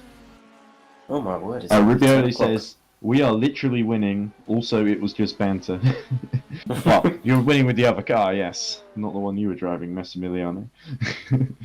not that he was driving particularly badly. It's just where the 33 is at the moment. I mean, that's sort of what happens when Alex Hallows tries to cheat under the code 80 by going downhill in 6th gear at 90 miles per hour. It's amazing that you'd think someone would notice when the gap all of a sudden becomes a lot smaller. Yeah, well, or maybe the 33 is so far behind that no one noticed until afterwards. It's doing them a disservice, I think. Sorry about that. Looks Anyway, like, Laser, they were just Lucas joking. is still so. going. Got about 35 seconds for the leader GT3. Like, Groupie's been I don't want to say. I feel like it's Jean Alesi's best driver versus Iris's weakest. So I think this is the time where Jean Alesi has to build out the gap. Well, Lucas will not like bad. hearing you say that. I'm not saying Lucas is bad. I'm just saying that he's probably the weakest of a very strong lineup. He is very consistent, though. Doesn't make too many mistakes. Very true. It's the big strength. We saw even Nicky Pastor, how much time they lost. Obviously, the problem is Krupi's gained it all back and then some. Yeah, definitely. So, it's completely possible Lichton got caught out by Code 80s as well. Yeah. We saw him lose so much time there. Could be that did he make an extra stop under the Code 80 that the 314 didn't? I'm not sure if I missed that. I can have a look because Racy's working. I could probably have a check. Have a look. Lucas. 19 laps on these tyres. Groupie 19 laps. So they're on the same strategy. They pitted under a Code 80 together a while ago, I think.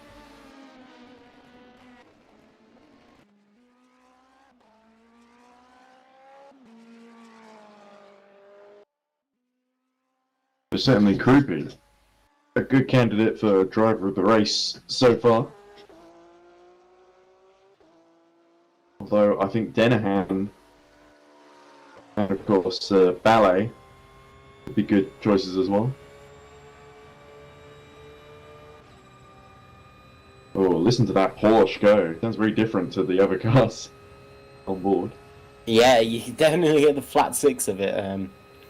It's a stark contrast to when you've just been on board with a McLaren. Sounds a little tinny, doesn't it, in comparison? Yeah. The McLaren probably with the worst engine sound in all of R-Factor 2, I won't lie. That's full lot going through the bus stop there. Hey, you got to get the Porsche to turn somehow. Actually, the problem with the Porsche is that it turns too much. More of a pug than a Porsche. Oh, Bukout being lapped for the first time. Poor Wesley had to deal with that. And that's the title, the car that's on the way to winning the title just in front of him. There is that tension really that I love at the night where any moment the 88 could be in an incident or something could happen to it, it would suddenly blow its start chances into jeopardy again, even with Lichtenstein not in a winning position currently. It would put so much pressure on the 88 if they had another big setback. So, yeah, definitely. They're just doing enough right now, but all it takes they're is just one doing engine enough failure. that they'll win no One matter wheel what. disconnect, one crash, and that's it. Or one code 80 even. Although, Yeah. to be fair, They I had a don't think 2-lap Kamedi... gap, but Yeah, Kamedi's 2 16 laps hours. down. Yeah, with that unfortunate disconnection for the 77, it's really kind of ruined the plan that Jeff Close was so proud of, where they were just going to use the 77 to hold up the 88. Didn't really work out that way in the end. It was working well earlier on when they were keeping them lapped down, because they couldn't unlap themselves. And you could tell that was frustrating, the crew of the 88.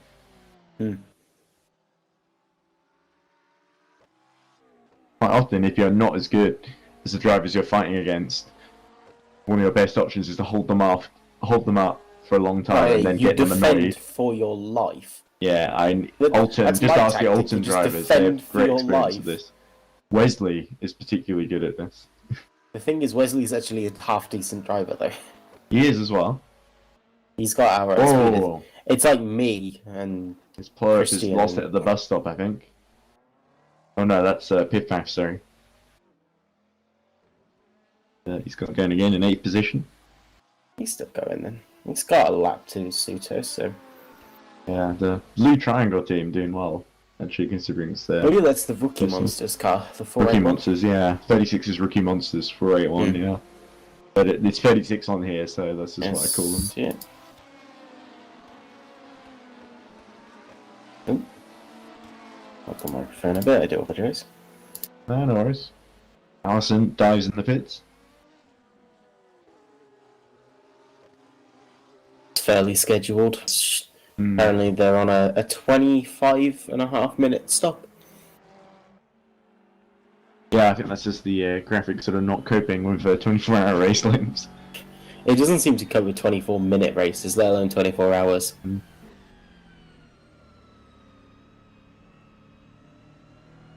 It is amazing, by the way, to me, that Sven Meister has kept the Porsche in 5th position, ahead of title protagonist and probably title favourite, the 88. I'm amazed it hasn't looped itself yet. Genuinely, like, every single time I've had the Porsche, it's like, it's such a different car to drive compared to most GTs, because most GTs you kind of just chuck in and hope for the best, and they'll usually stick. Especially like the Ferrari and the McLaren. Well, maybe like Royal Racing have just found a way to make it work, you know? Yeah. They've made a setup that just makes it drivable. The way It's they do usually a lot of trail braking. Well, I found with the Porsche you have to brake perfectly in a straight line, chuck it in, and then get on the power and turn the opposite way to the corner you're in and kind of like drift it through a corner, which if you're good at that, it can get the Porsche to be very quick, but it's also quite risky, especially in an endurance race like this, because all it takes is one snap and you're in the wall. Well, let's have a look at their lap times. Okay, so Ben Meister's last time around was a 2 minutes 20.7. Prevexalt 2 minutes 16.9. He's about 5 seconds down actually. So not quite working to plan for the 93. They have done very well so far. I think that gap's been chipped away the last couple of hours. As Sellers pits from the lead, there we go. The honeymoon period is over. And they didn't get their code 80 that they could pit under. It was just a bit too short, wasn't it? Yeah, definitely. Just right at the wrong time for them, I think. And now we're going to see Dennehan and Jones go through, I think. What can this man do by the end? Zoltan Hives in the 21. I still think a podium is completely possible for Yeah, amazing. say 5th down in a LM-P2. I know Maguli's like 4 or 5 laps behind, but in 16 hours, 5 laps is nothing. Amazing that the championship fight is over, and yet right at the end of the season they're giving us another, it must be said, 4-way fight, because we got one in Suzuka as well. We've had a couple of 4-way fights elsewhere as well, but not ones that have gone all the way to the end.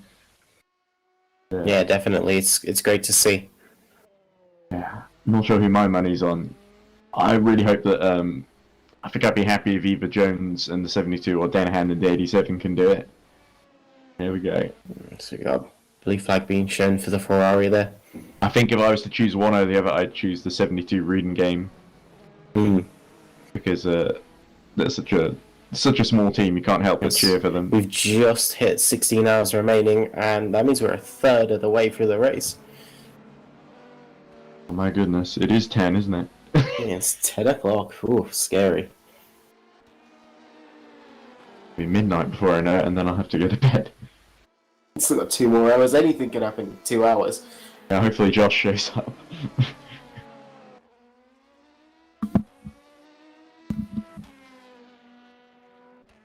We've done pretty well catching all the best bits. What I need to learn before next season is how to do replays in this properly, using the overlays. Yeah, I don't think the overlay's particularly great for replays.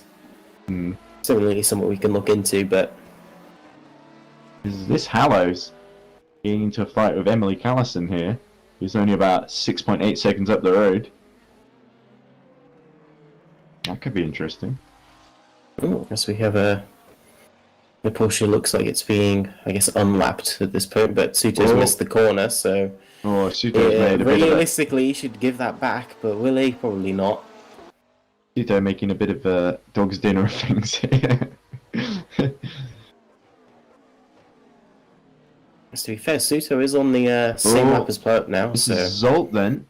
In 5th. And Zolt is just Getting past, that's overtaken good position. Meister. Yes, there we go. So, because the Porsche was getting lapped, that Zolt take the opportunity to go through. Can the Porsche do anything? Probably not on the straight.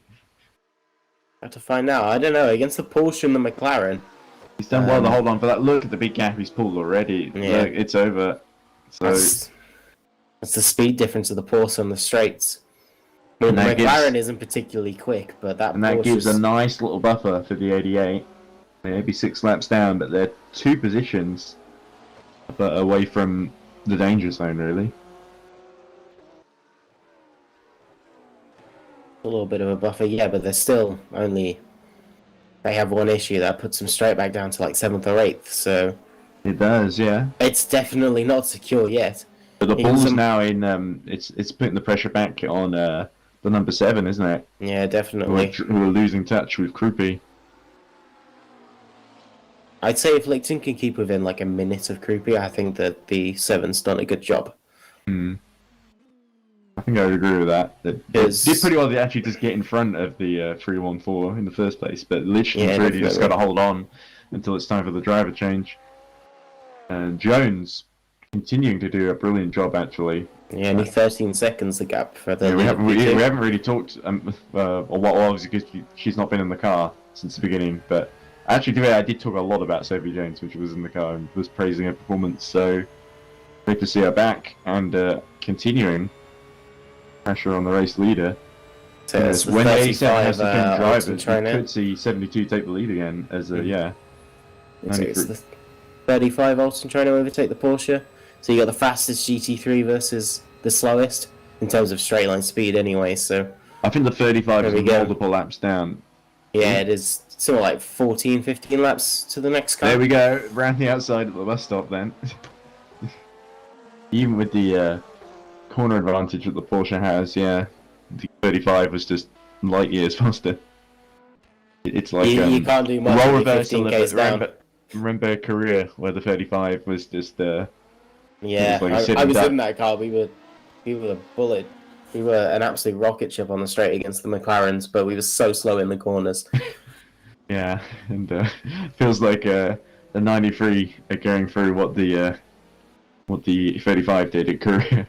Yeah. Although the attrition rate really helped in both instances, I think. How long the 93 can hold on. Top 6 would still be a great result. 2 laps to Komedi. Honestly, like, just finishing a 24 hour is a great result. Especially in that thing. Yeah, definitely. Especially in a Porsche, yeah. And started to pull out a bit, actually, on Jones.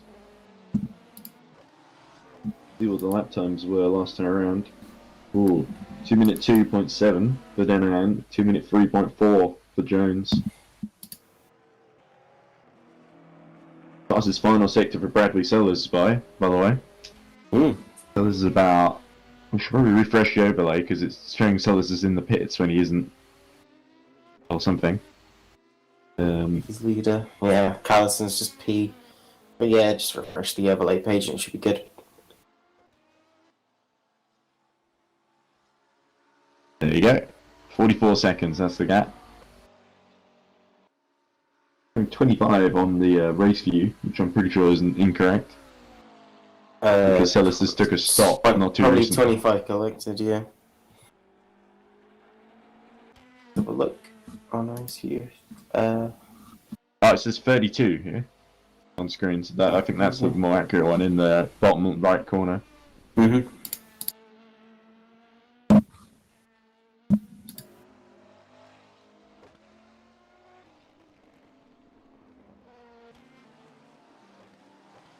Anything you wanted to talk about, Chris? Because I know you and Joshua talked about Formula One and there is the Formula E new qualifying format, which looks a bit overly complex. Basically, they've turned it into like a full-on tournament.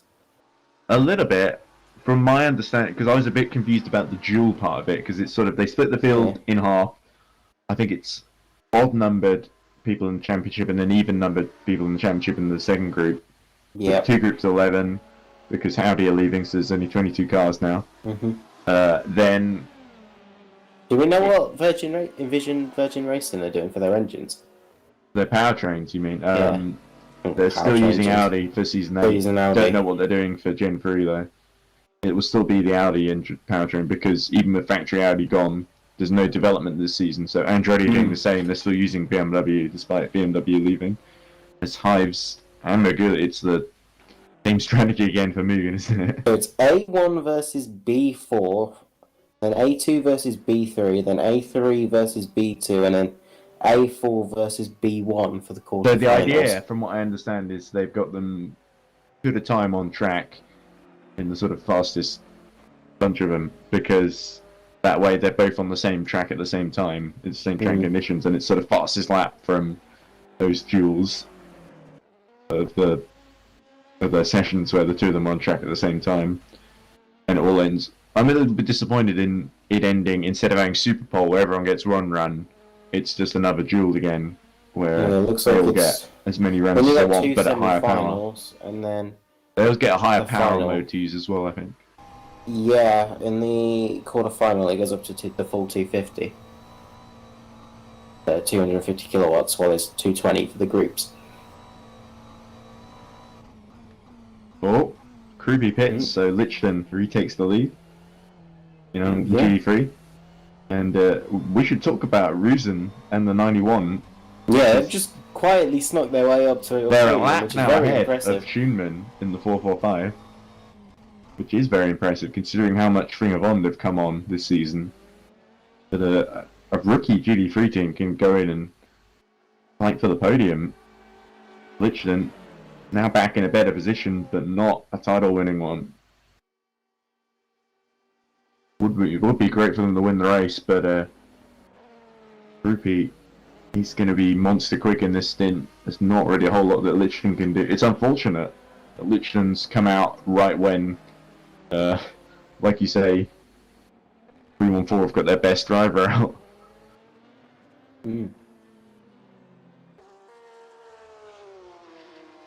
So I think Lichton's doing an alright job, realistically.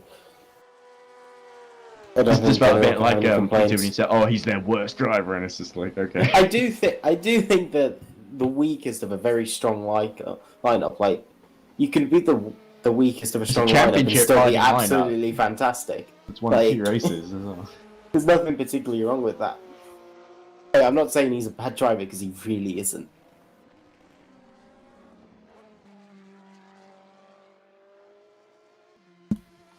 There are very few bad drivers left in the championship at the moment, to be honest. Everyone's sort of good to great. And we're in that kind of spectrum. And we've got a couple of potentially exceptional ones, like your Varconis, your Christopher Kianics, your I mean, you can compete in like the Studio 397 sponsored like GT Pro races, so They do, yeah. They do incredibly well. Always sort of in the top in is it VEC or VSC? I forget what they're called. The VC is the endurance one, but they have Yeah. Fraction.gg run the GT Pro and the GT Challenge, which Oh, you can take part in. Bruce And they're like coming in. they're like the F1 esports, but for R Factor.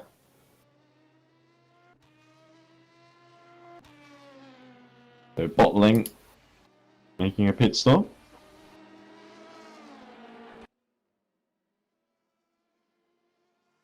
They should be able to come out ahead of the 445. Dan Rusen has had a brilliant stint, really.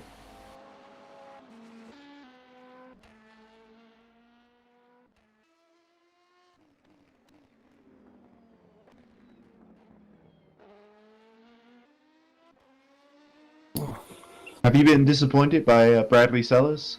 No. Sort of gradually lost a little bit of touch with Denahan, particularly.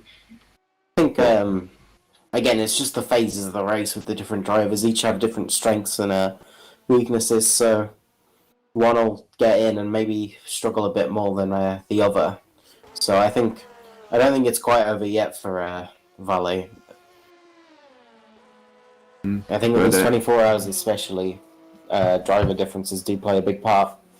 The danger is, though, if Zoltan Hyebs catches up to him, and he's about how many laps down? Like at least two, isn't it? Yeah, too. I think it's been Looks like the consistently overlay's two. been stuck back on, so there we go. All three have only got the top 5. Okay, let's try again. Usually you can just switch it to multi-class and it'll come up. There we go. Yeah, it says 3 on there. Oh! that's a big spins and has lost his rear wing. Has he? I think yeah, he has. He's lost his rear wing. Let me talk. Oof. Well, that was more than 360 degrees down the Camel Straight, wasn't it? Don't know how that happened. Quite a scary moment there. And could be a code 80 for Alex Hallows there. Creepy's remerged. Going into code 80 in 10 seconds. Oh, this would be ideal for Lichten as well. Creepy having just 5, 4, 3, 2, 1. Code 80. So we need to check where Lichten is really, because Please, number he's in the pit 3, lane, 1, that's 4, where go to the he's pits been for listening. yeah, Lichten's in the pits. There we go, straight in. Perfect timing for him because he's going to get the full code 80. There he is.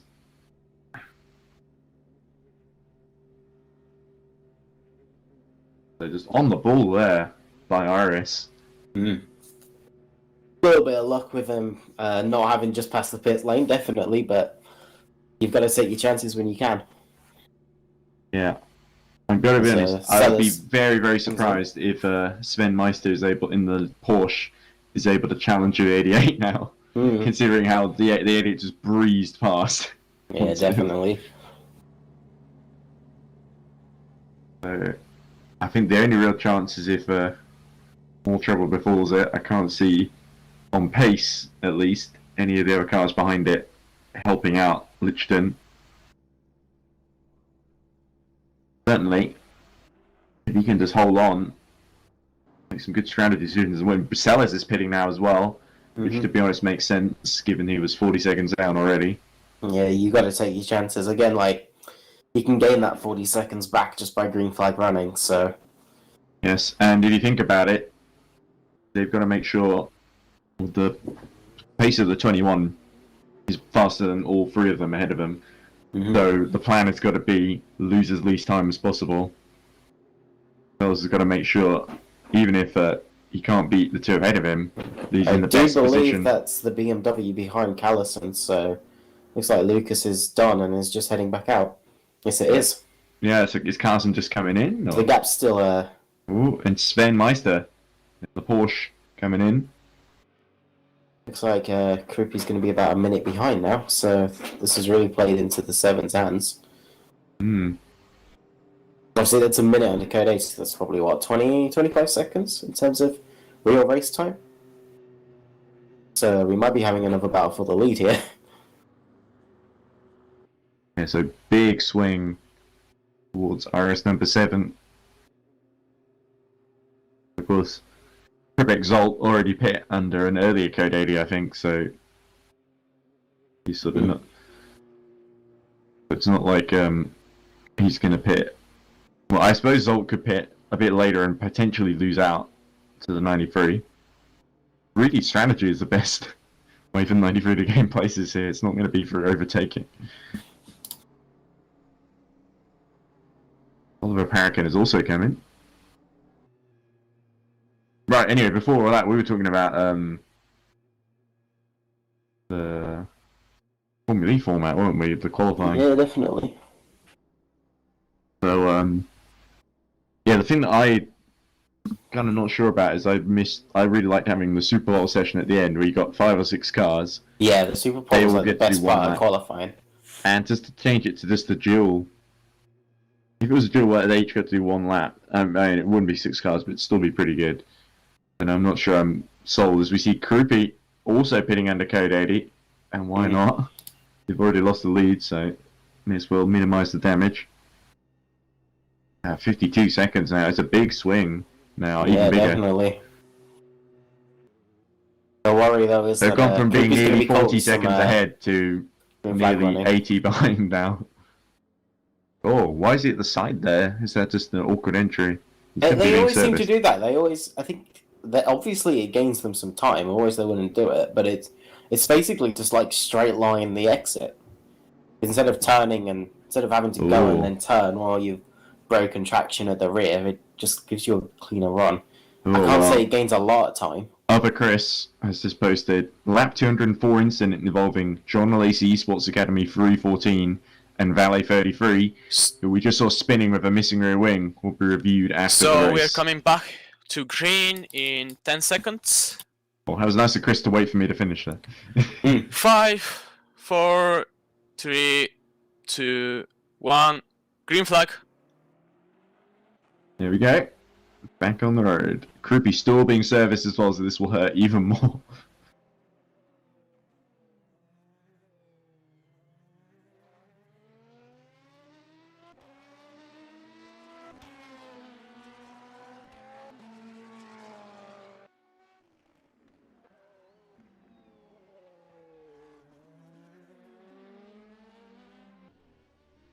Yeah, so now Denahan leads Jones by 17 seconds.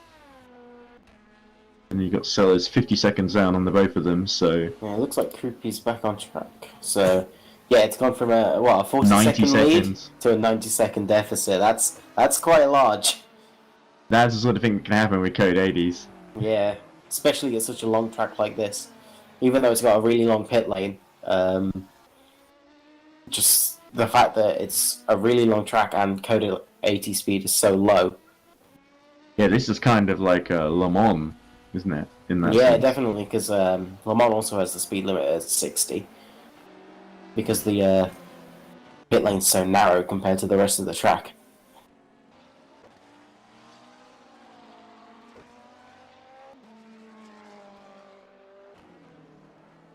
Do you think that's why Alex Hallers is trying to go down in 6th gear? Mm-hmm. Because of the 60 mile per hour speed limit? Yeah. I think it is, yeah, because he's hit his 60 kilometers an hour, and like if you can gain 10-20 kilometers an hour that much, it's like 25% quicker. And that's why he got such a big penalty. Yeah, if it was Code 80, he might not. We make it very clear in the drivers' briefings why you need to be in the lowest gear. Yeah, but that was like 6 or 7 hours ago. He's probably forgotten that. Well, actually, it was only 4 or 5 hours when he did it. So, so that pit stop under Code 80 really brought Sellers back into play, didn't it? Yeah, definitely. He's 30 seconds behind Sophie Jones now, so Yeah. he's definitely within the hunt. And he's got the fresher tyres too, so I think Sophie was closing on Denahan, has now potentially got her hands full in the next stint. We might see a convergence in a freeway battle for the lead if we're lucky. That'd definitely be something. I think I'd be very lucky if we had Hives unlap himself to the point where it'd be a four-way battle. But I think that's going to take. I mean, he's done it before. Yeah, but that was when he definitely. was 2 laps down in Laguna, so 3 laps might be. The 2 laps big in ask. Laguna is only a couple minutes, so. Well, to be fair, we still got 3 more hours than the entirety of Laguna left to go. Yeah, true. So, but it is a very different track, of course. You can catch someone quite quickly at Laguna. It takes a bit longer at Spa. I mean, 3 laps at Spa is probably what? Thinking about the length. Like 7 2.5 or 8 Laguna? laps? 7 or 8 laps? Whoa, Suto's Suto round. has a big spin out of Blanchimont. This is what you were saying, like the way I spin there is very clean without hitting anything, but the way that my teammate spins, it's like in the wall. Rupee, 91 seconds, so he's not bolted to try and catch Lichton yet. He's but it take a while to make sure he doesn't burn out the tyres in the first 3 laps. I think 314 pacing itself. Also, Kopi's been a while, he must be a bit tired. All that hard work and then the Code 80 wipes it out. Yeah, honestly, it sounds horrid, but it is somewhat kind of demoralizing, I guess. But you've got to pick yourself up and keep going through it. Exactly, so. it's happened. I think I remember Iris number 7 complaining about it early in the season that their battles with Mugen, that they've been screwed by the Code 80, and it always seems to go back and forth, doesn't it? Doing his duty and getting out the way. A track like Le Mans and Spa, it can really have huge swings. Like remember Le Mans, who was it? It was 21, wasn't it, that stayed out and they jumped the 95 right near the end for the win in LM-P2. And the 95 are really put out by that because they were just going on that. Wow, every time we get close to a win, something like that happens. So it was really good to see them win in Korea, I thought. I hate to leave you, but something's just come up for my university, so I need to go sort this. Fair enough. I mean, I will be back at some point. Probably I mean, uni about stuff 20 always minutes. happens late at night, Yeah. it seems. Yeah. Anyway, I'll see you in a bit. I'm probably going to take a little break too and just go. Yeah, no worries. Hope you're back soon, and I'll see you later. See you then.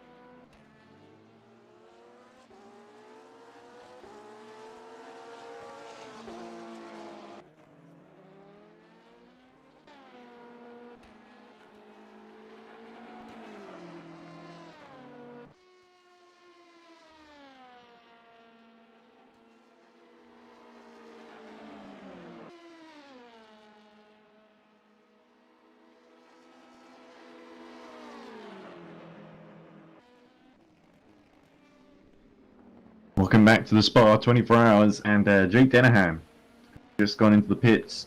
Race number 87. There he is. So allows the 72. Sophie Jones back into the lead. Ready says who pit under code 80 suddenly finds himself back in play. But of course, Dennehan going to use his superior pace to catch back up. But they're 94 seconds down on Sophie Jones, so it's going to be quite a comeback here.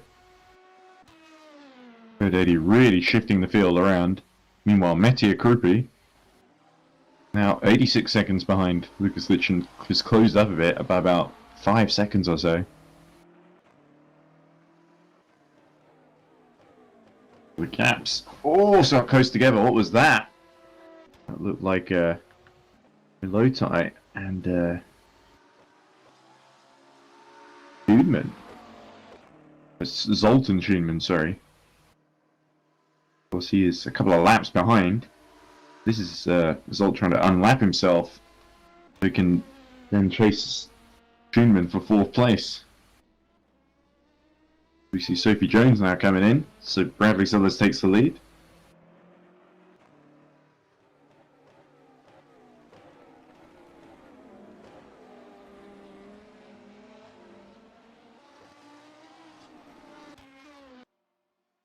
Jake Dennehan will retake second now. There is your new race leader, by number 90 Bradley Sellers.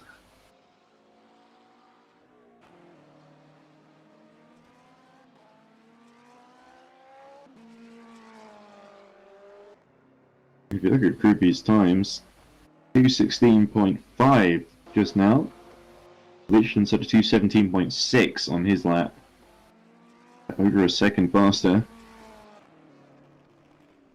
You're looking like Krupi's going to catch number 7 sooner rather than later. Especially as the night starts to fall, 314 cannot afford any more big mistakes. They want to win this one.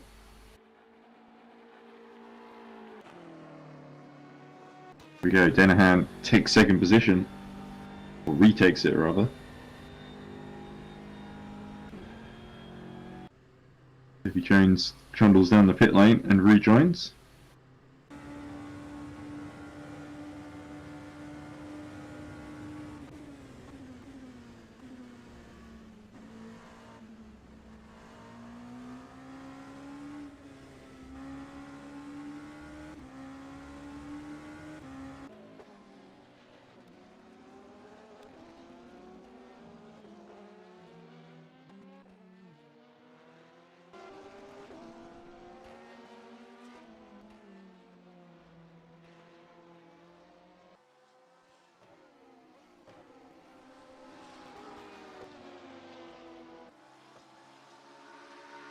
And this is sort of the scenario that the 88 found itself in earlier, where it just could not unlap itself until 77 hit trouble, cleared the way. Other McLaren just breezed past on the straights like the Porsche.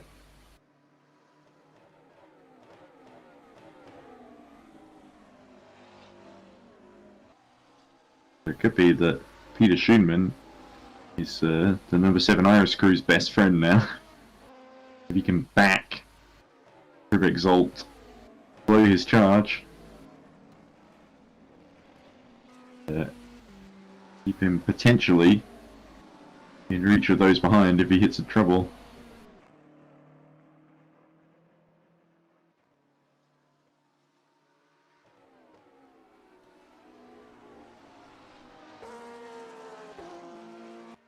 It has been, Gummit rather, has been slowly losing touch. Oh.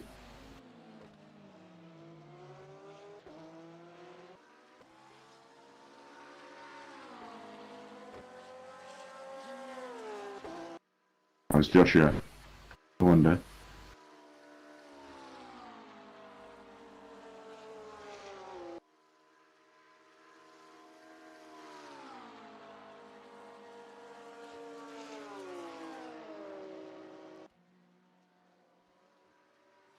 God, there's long shots of Hemel Straight.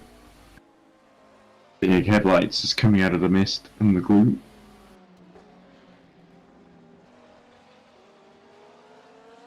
Oh! Garage being barged out of the way by, was that Rusin? I think it was. Oh, that was a bit clumsy. There he is. The steering okay on the Ferrari. Yeah, looks fine. Pretty sure 93 will not appreciate that at all. Yeah, it's bent the steering. Look, he's steering to the left. Oh, so slightly anyway. It's not that bad actually. Not ideal.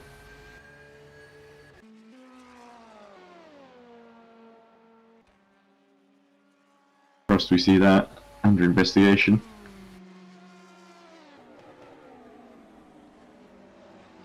Runways Esports Academy still got that incident hanging over them. So we'll have to see what kind of penalty they get, if any, for spinning LA33 around. It's only saw the tail end of that incident, so let's see what the stewards say.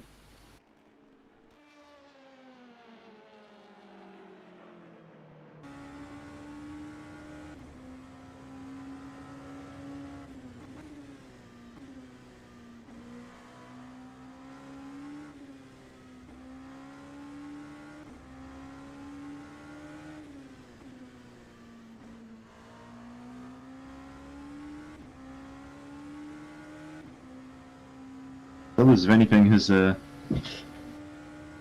slightly pulled away from Denham.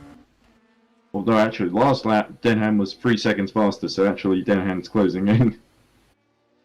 Completely misread that as Gomich comes in to repair the damage.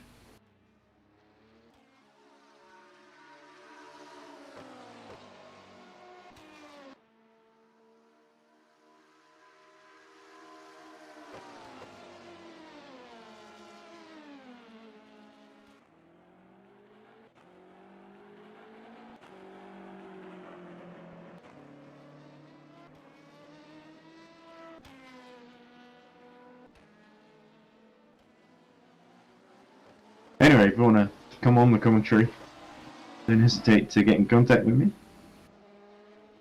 Michael Cole on board the 46. Hope he has a little off-track moment in his pursuit of Lichton.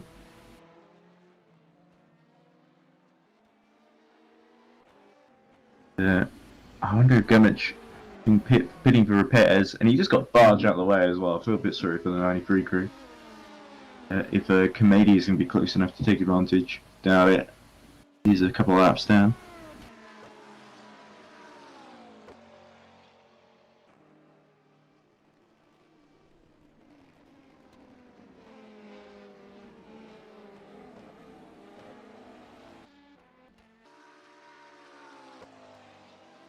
Ruby Jones is about 25 seconds behind Denahan, who was about 70 seconds down on Sellers, so I certainly feel like Sellers is managing quite well.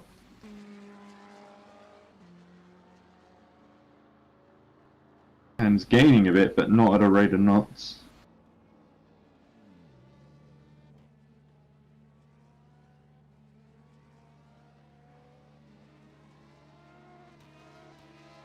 Fastest lap still remains Zoltan Hives in 21, which is 2 minutes, 0.6.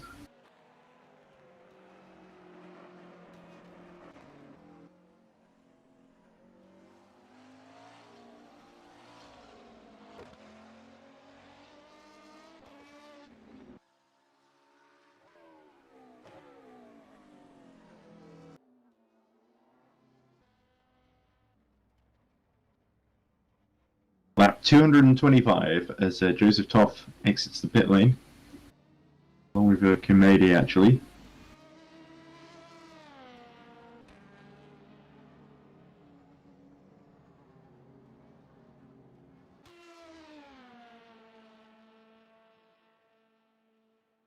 Wonderful to see Spa at night. A great way to end the season, really. Lovely atmosphere here in the trees. The line in first. Lee Callison. Just, no wait.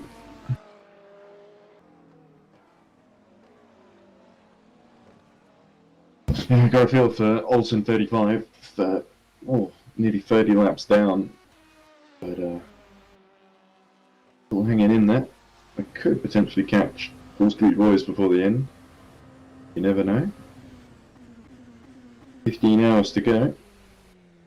And a penalty for Peter Schoenman. All good. It's certainly going to help Uber Exalt and the 88 championship favourites, let's say.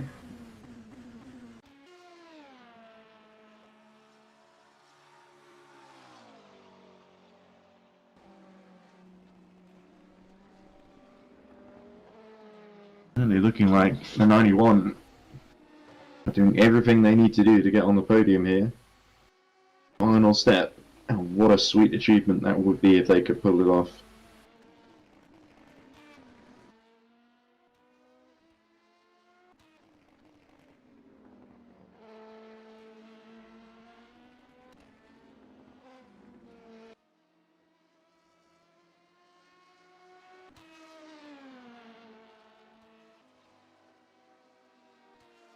Meanwhile,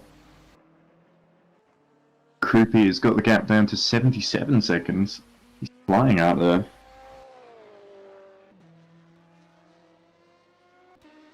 What is serviced? 2 minutes 16.6 last lap for Krupi. Lichten 2 minutes 18.6 last lap, so almost 2 seconds faster. Certainly feels like which you can really do to respond, make the stint last for the strategy to work.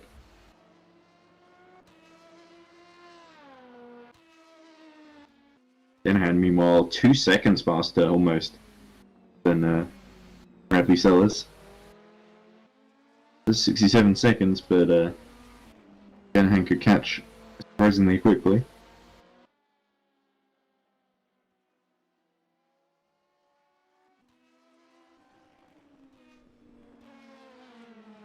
I'm honestly very surprised that Rusen escaped any kind of a penalty for barging into the 93.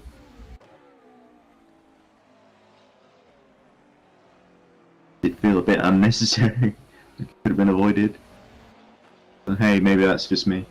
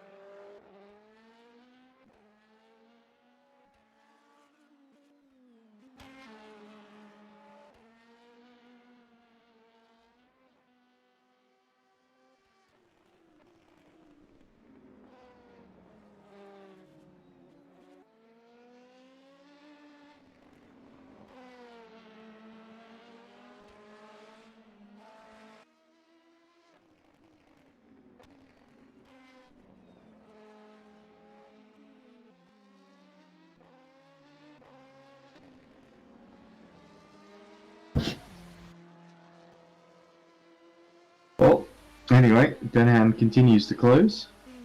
Krupi continues to close. Krupi, sorry. I believe Schoenman will serve the penalty any moment now, if he's not done so already. There he is, just coming in.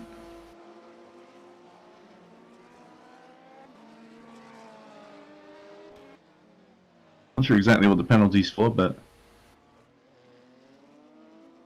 I guess we'll have to see.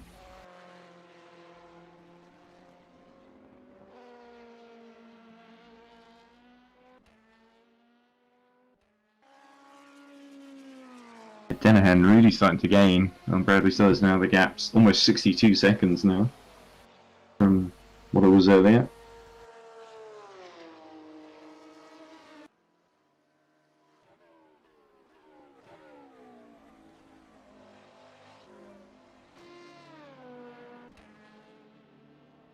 Now Schumann exits for his drive-through.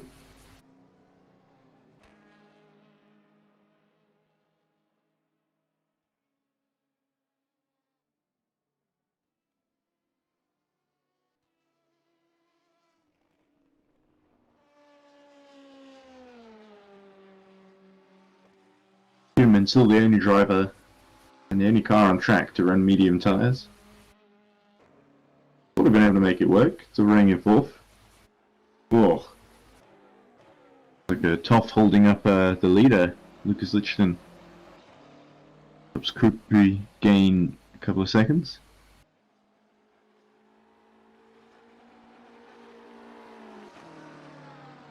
Watch Jake Denahan. He closes the gap. Here we go, starting a new lap.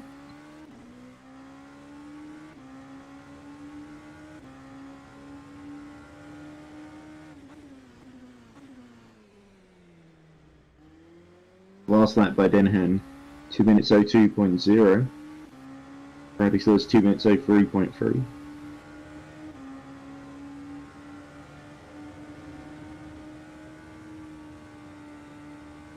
Both of them beginning to slightly break away from Sophie Jones.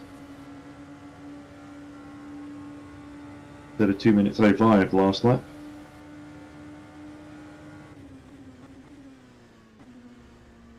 .38 seconds between Denahan and Jones.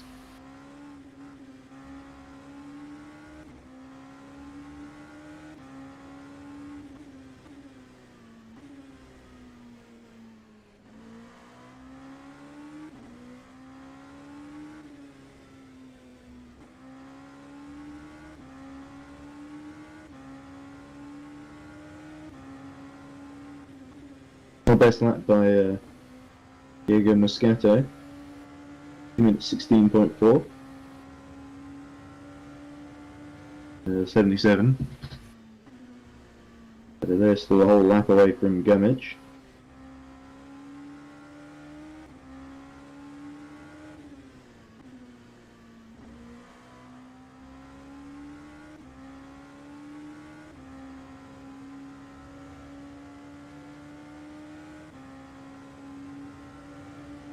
Closest gap on track at the moment is really Sophie Jones to Jake Denahan. It's about 27 seconds, not 38, sorry. Even then, I think Jones is starting to slowly lose ground.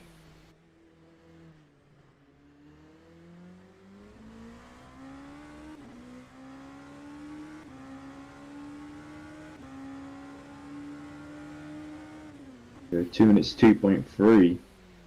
But Denahan that around.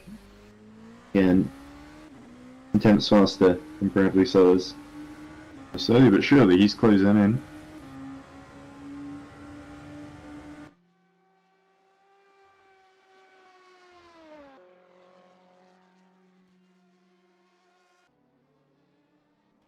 Ooh. There's a new driver on board, BH Racing number 3, Magic Benz.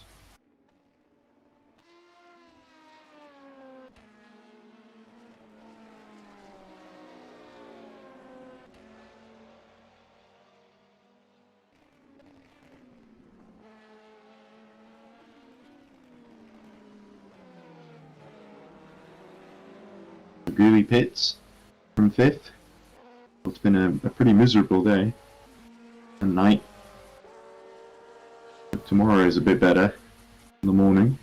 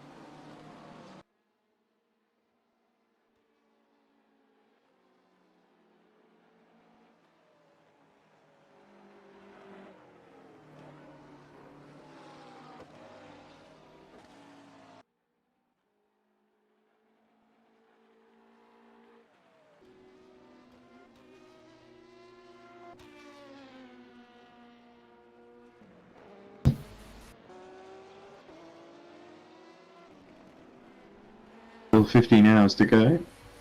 The Sultan Hives also pit.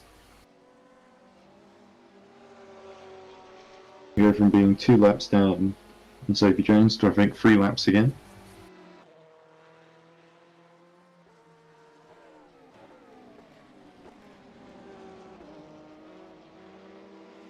Bella's being held up by the traffic here. And only 3 Porsche getting out of the way.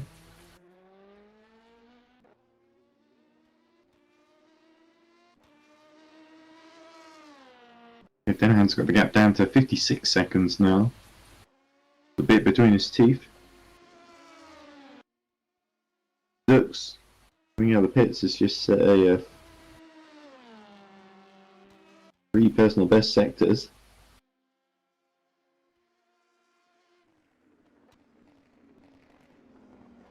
So I think that's his that was his in lap, of course, because the 3rd sector was very long.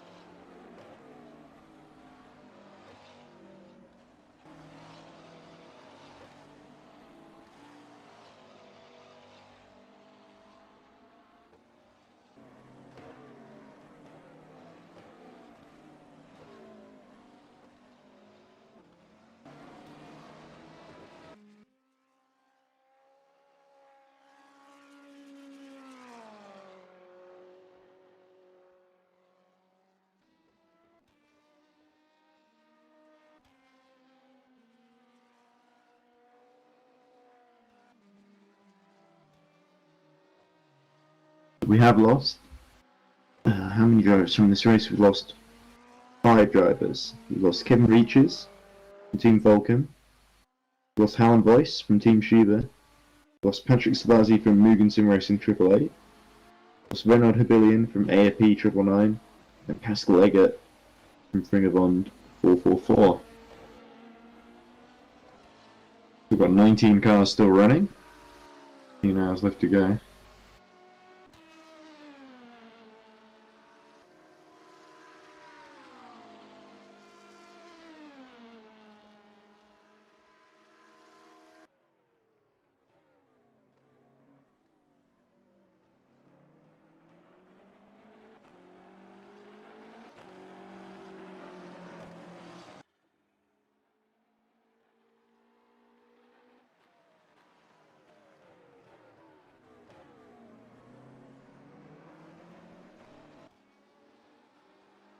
Denahan said a 202.1, Sellers said a 2.6, that 2 minutes 6 that last lap.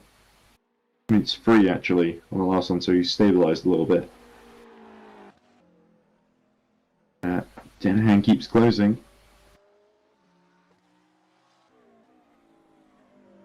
A relentless rate too. Even Jones is now 30 seconds behind.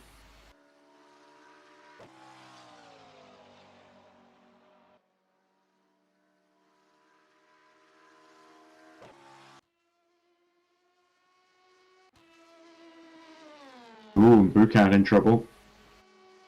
35. Lost it at the top of Radion. Allison Pitts.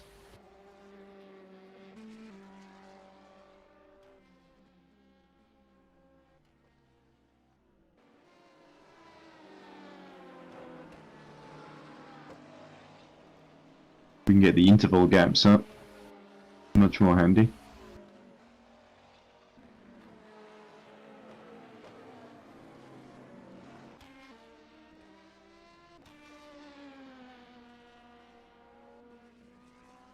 Sophie Jones 42 seconds behind Denahan. Rupee about 70 behind Lichton, so his charge still going, but not quite as much as before. Was 90 seconds earlier though, so he's 20 seconds out of Lucas Lichton. Human in the pits. Giving us a lap down on Dan Uzen. Perhaps out of Pure Exalt. Real threats from ahead or behind.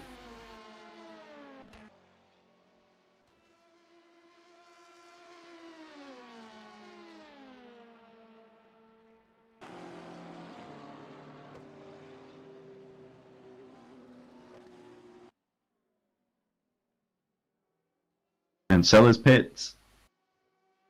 So this will hand the lead back to Denahan. Bradley. So bit too long for Denahan to catch up. Feeling Sellers will jump Jones though, potentially. There she is.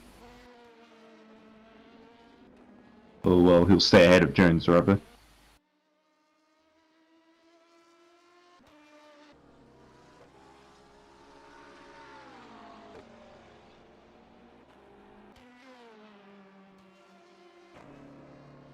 Denahan taking the lead.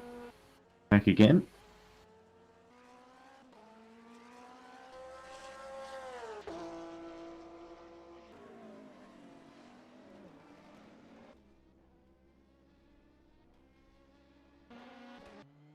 I think Jones might just get him here. I think she will. Keep forgetting how long these pit stops are. Here she goes. They're doing a driver change at Ballet as well. Nope. Still staying in. Got much fresher tyres now, so Jones needs to make hay.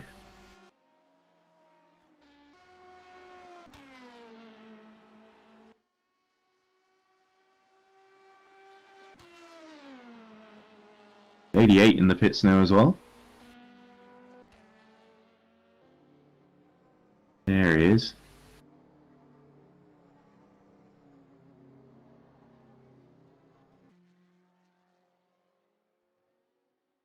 A whole lap to go, Mitch, so I don't think there's too big a threat from behind.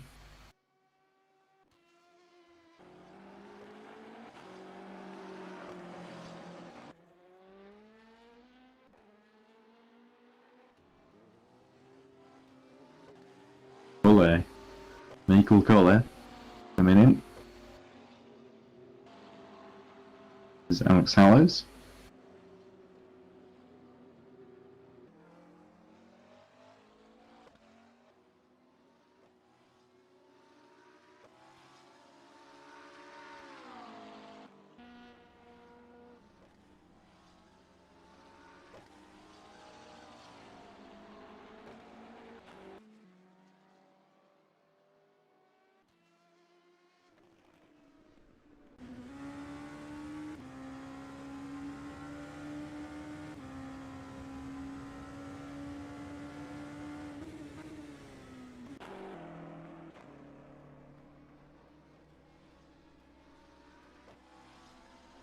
It seems like Valet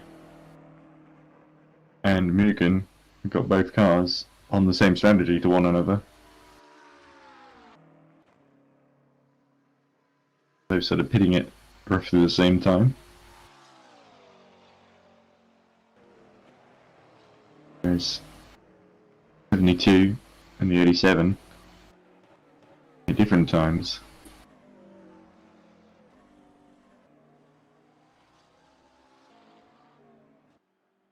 Depends where the code 80s fall across. But one sort of fairly soon now would really suit Denahan and Jones.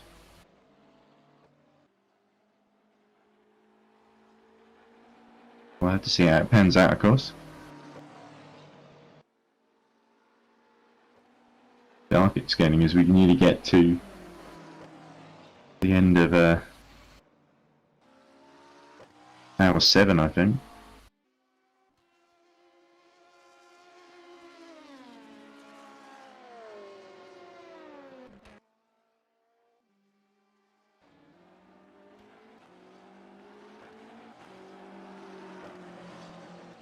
Hour 9, wouldn't it?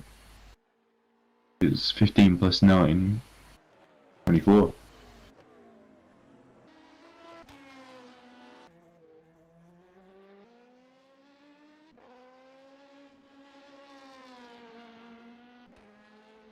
We're starting to close on Jones a little bit. 24 seconds down. Ooh, bit of a wiggle on by Cole. There we go. 15 hours left in the race. Going while it lasts, people.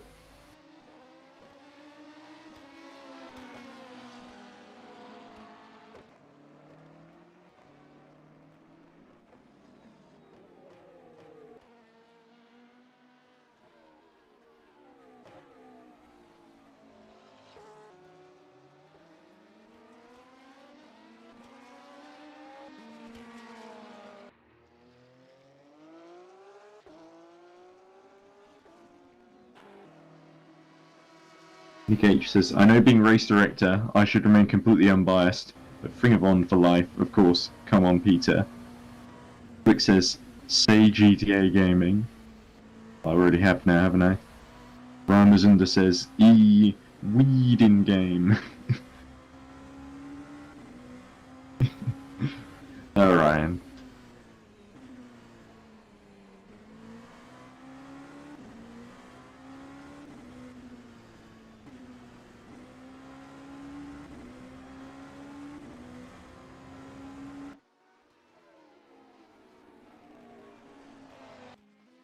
Right, I think I'll ask Tom for the third time. He will re-interview us.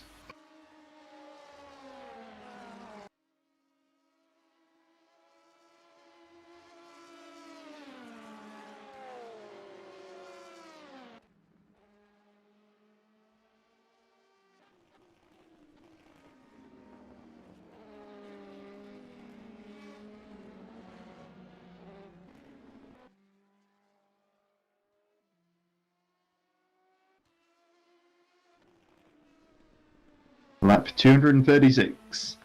And, oh. We're getting a message from the race steward.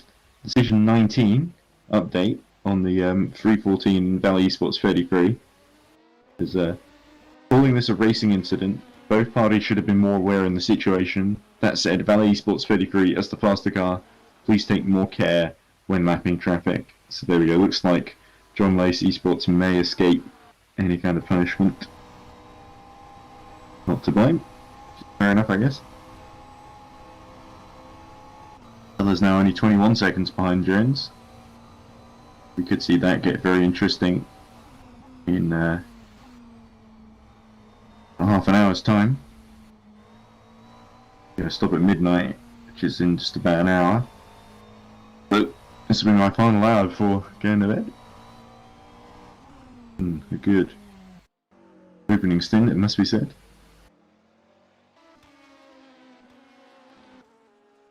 Alright, that's going to be when the title's decided in GT3 at least. I already know who the LM-P2 champion is.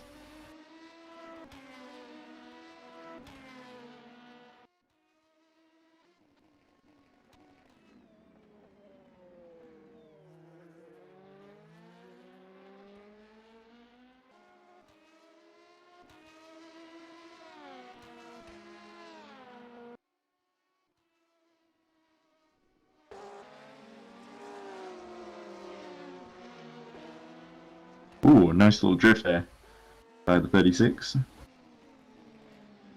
Rookie monsters.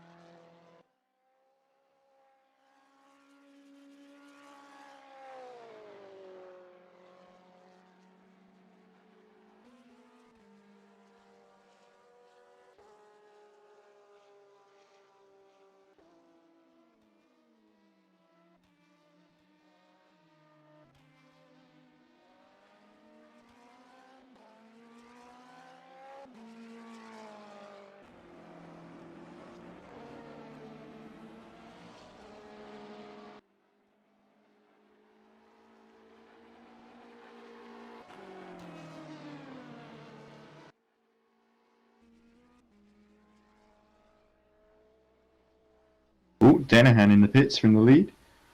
Jones will very briefly retake the lead again.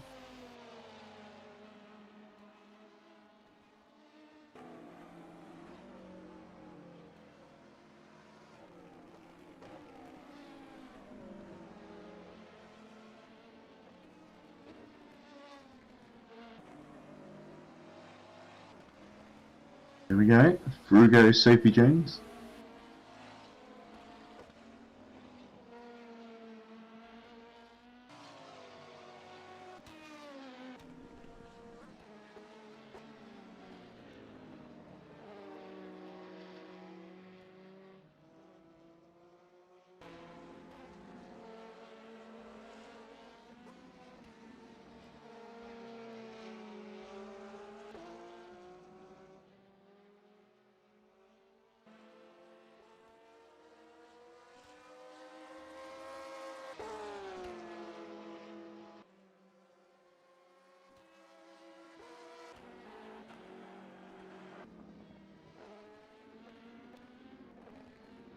Right, so where is, and I'm going to feed out, here we are. Jones will be coming in fairly soon. Lovely to see that Reading Game Studios car in the lead though.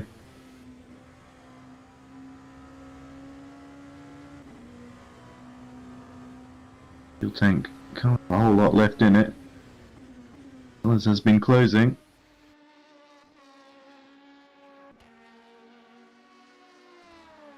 At below 20 seconds now.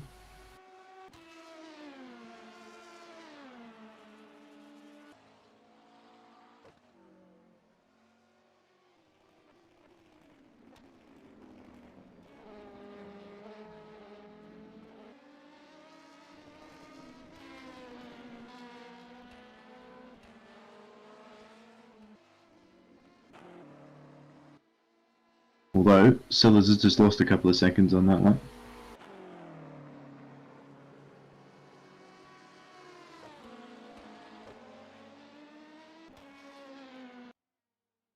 Yep, a 203 by Sellers.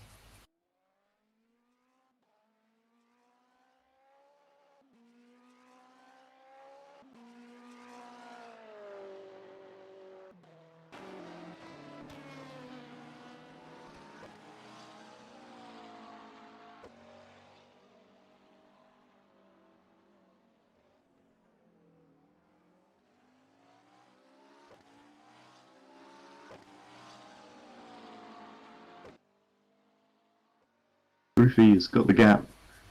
Koopy's got it under 70 seconds for the first time. Slowly but surely, 314 are gaining.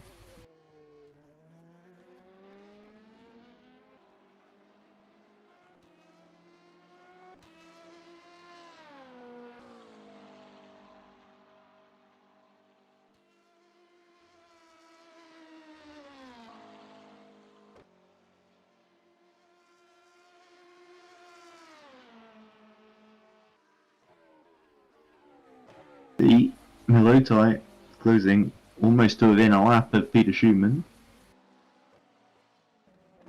445 will be vulnerable in the next couple of hours.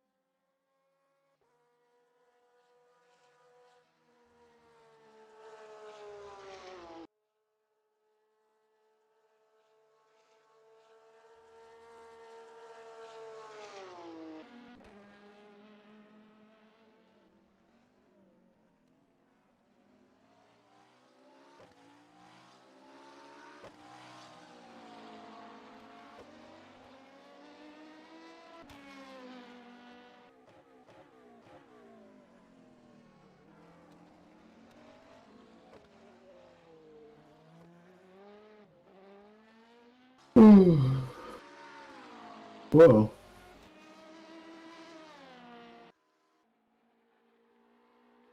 as continues to pressurize Sophie Jones. Jones doesn't seem to be coming in. This will be on much longer than Denahan, actually.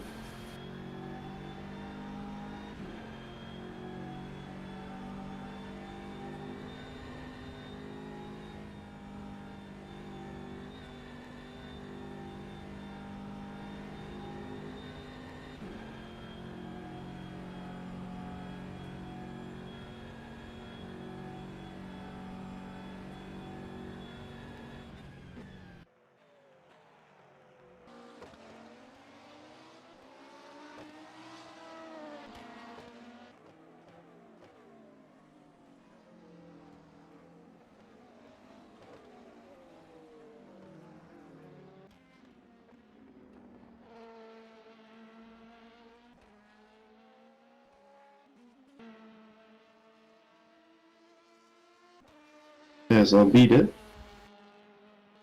Still holding true from the front. Rolling things. But sooner or later they'll have to come in. And the lead back to Bradley Sellers. Losing somewhat of a stalemate between these three. Is that her coming in now? I think so. Here we go.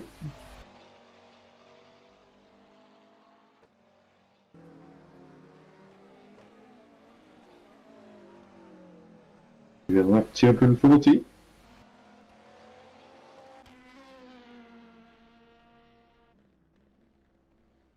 We'll easily get to 600 laps by the end. Ages since the Code 80, by the way. Seems like things have calmed down somewhat, at least temporarily.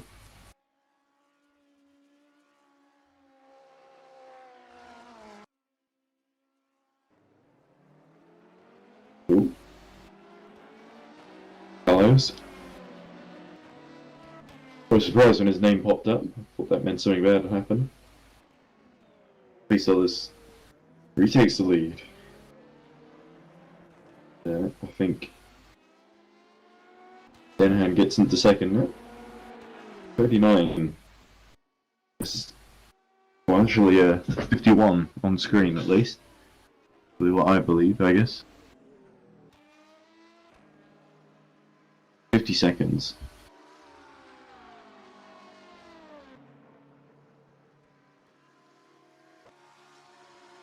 I'm going to take some doing.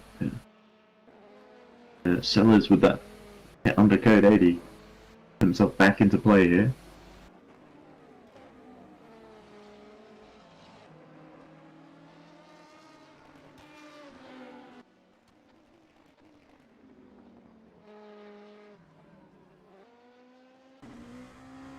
Repeat. Takes a pit stop himself. Will temporarily halt his charge against Lucas Lichton. There we go, look at the angle he goes into the box with.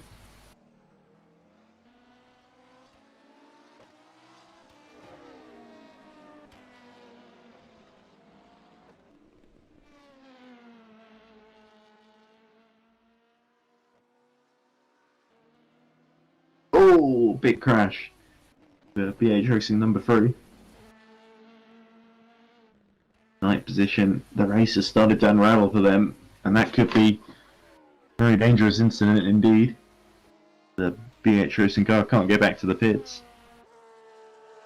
They have to retire. Get back into the race. Going anywhere. Too far off the racing line. Bit of grass there, at least. But this is certainly good news for Paul Street boys. There we go. Vince teleports back to the pit lane.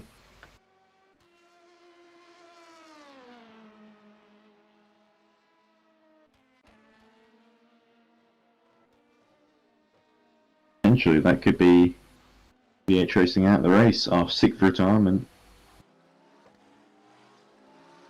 Pastore, Giuseppe Pastore, on board the John Lacey Esports 314 car for the first time in the race. Let's see Giuseppe at the wheel. This is a wake-up moment for Iris. Got anyone else to put in the car? Now might be a good time. Ristori closing rapidly. He gets up to speed. They are a lap ahead now. Good news for Iris in terms of the race win. The championship still looking out of reach at the moment.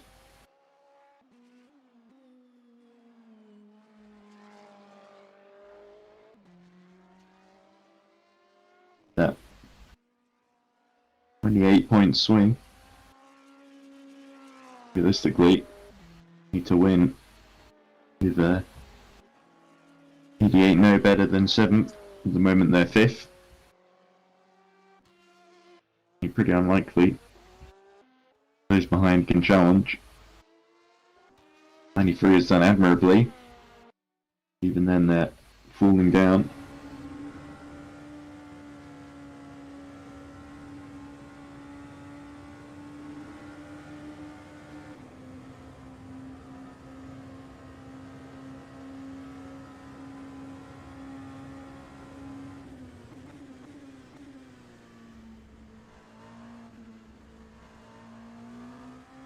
Really hard to choose between the crew of 90, 87 and 72.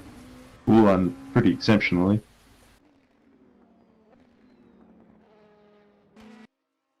Big threat's got to be Hives. 2 laps down on Sophie Jones. Going to be less than that by the time this finishes. There he is now. 3 laps down on the lead. 21 get a 6th victory of 2021.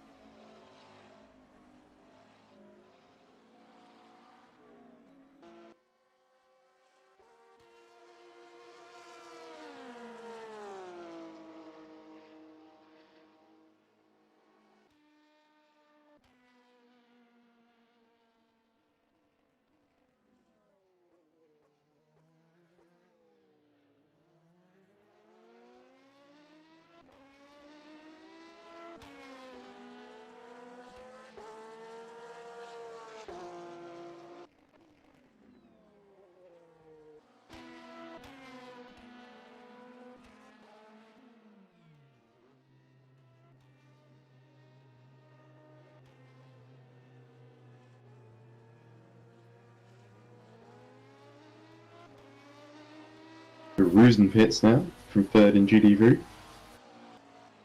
Schumann to close in slightly. Number 1, or the 91 technically, will get out with more than enough gap to stay in 3rd. All going to plan so far.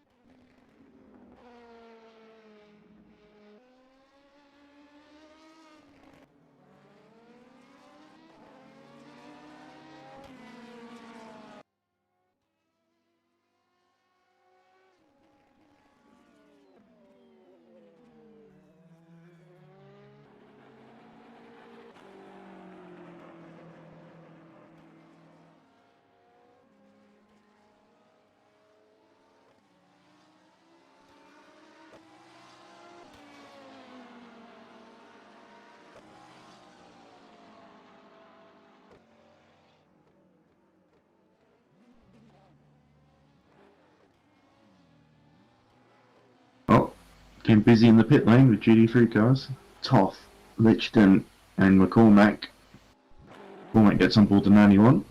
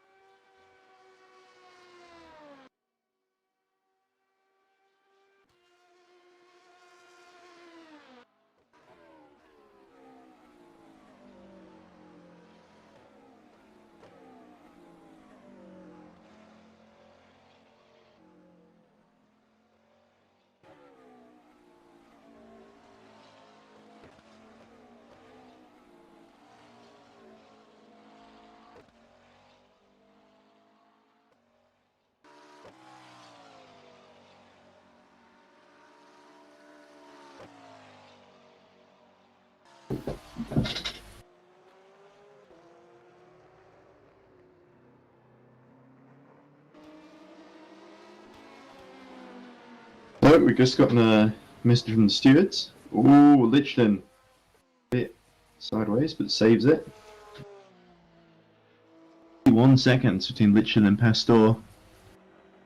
Closing rapidly, so not a lot of chance for the number 7 to respond here. Pastor has been setting the timing soon's alight. Have a look.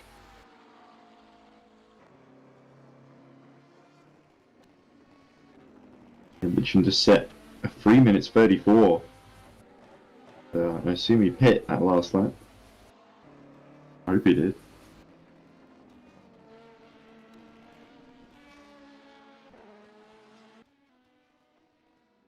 I hope it's me not paying attention here. Messages and stuff. So decision 20, lap 196 incident between Raw Racing Bravo 93 and Bottling 91. No further action. And lap 198 incident between Frinabon 445 and Mugen 88. Warning for Mugen 88 for driving standards while lapping themselves. So that's not good for 88. Don't have too many more of those. That could really put the title challenge in jeopardy.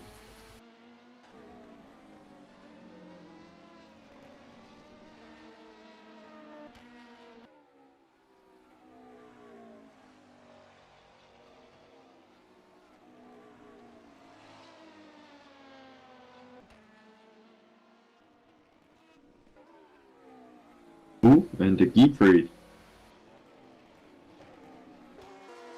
Going to come in. Yeah.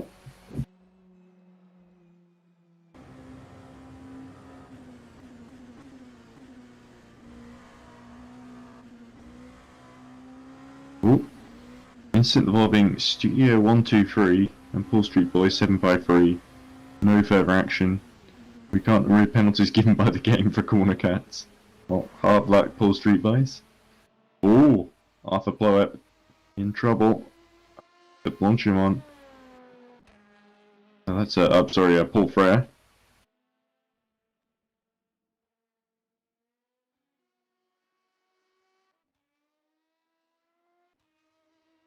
Yeah, it looks dead to me. Life in that thing. Be a code 80 if they're not careful. If we can find Ruben from 93.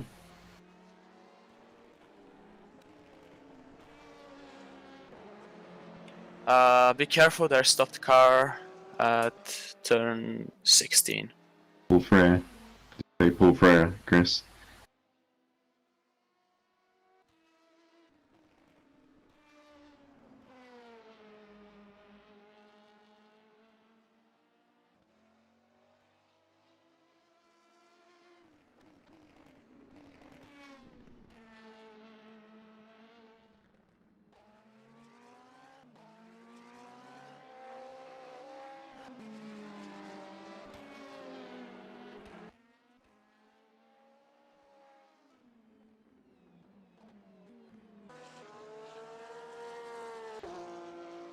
Hello there. Hey, we're joined by a person. Hooray! Human contact. Yeah, I don't have that much time because in like 6 laps I have to go into the car. Okay, But- sure thing. Let's make it quick. So, 93, you're in the Yeah. Porsche. Yeah. Slow down the straights. Good in the Yeah. corners. Oh, The problem was I was even slower at straights 91 has crashed at Eau Rouge. because I Forrest had McCormack, some sorry. problems with the brakes. Missing rear wing, so this could be a code 80. They might call you in immediately, Ruben. Oh, dang it. Well, we'll have to see if the 91 can get back. But anyway, so carry on. Yeah. I had some physical problems with the brakes because the thing was that my brake pedal braked a little bit on the straight line all the time. Oh dear, So I that's lost- not good. Yeah, so I lost like around, I don't know, 3 seconds per lap, 4 seconds per lap. You gotta hold it with the bottom of your toes up when you're on the street. I tried. But now it's working fine. We're going through the night. Our only thing is we're trying to do as less mistakes as we can do. And I think it's working pretty well right now. Okay, well that's good to hear. Because Yeah. oh, look at this McCormack in the middle of the road there. That's not safe at all. Need to get him out of the way. And Peter Schumann's going to catch him very quickly indeed. So, where routes do you think you can finish? You're looking good to get into 5th at the moment if McCormack can't get going. But, Be careful, there's a low car going to turn 5. yeah, let's tell them while after 6 cars have already gone through there, Chris. But there we go. To be honest, Okay, so we're coming into a code 80 in Code 80. 10 Okay. seconds. I We have might to be go. leaving you then, Ruben. I'm okay, sorry. but thanks for coming in. Maybe Yeah, we can talk to you 5, at the end of the race as 4, well bye. tomorrow. 3, Best of luck. 2, thanks. 1, code 80. Oh, and there's McCormack looking very forlorn in the barriers, and Schumann has got through, I think. He's about to, if not, here we go. There we go, there's McCormack on the outside. So, the 445, Fringavond takes third position. One mistake from the 91, and Bottling Motorsports have, unfortunately, once again, bottled Car it. 91 can return to the track at safe speed and go back Well, to it's the code pits 80, and everyone has to stick to a safe fix their speed. damage. Yep, exactly. Get back to the pits. Let's see what Forrest McCormack salvage then. Goes badly damages this. It must have been a big crash at Eau Rouge. He's missing the rear wing. Lagging a lot too. Oh, in the wall. It's crabbing to the right very badly. Milotai pits, Lichton pits, crucially. Excellent. So this could be a driver change for Iris. 2 title contenders in GT3 in the pits together. We got Mugen 88. Iris number 7 leaving. Lucas stays in the car. Consolidate that about 50-second gap he has on immediate rival Giuseppe Pastor. And fresh tyres should be a big help. As Bradley Sellers pits from the lead. So this has worked out brilliantly for Valet.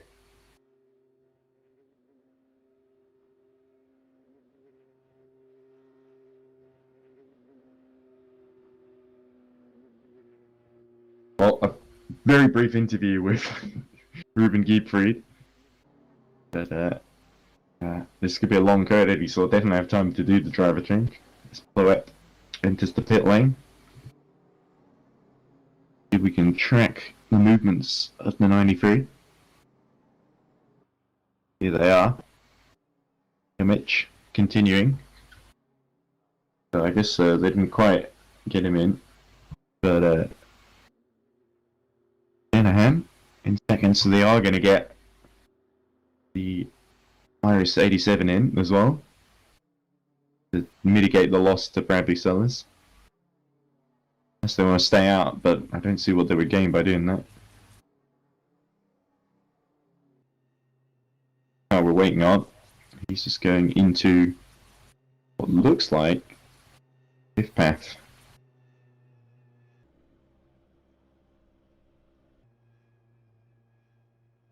no, this is actually Stavilo and Paul Ferrer.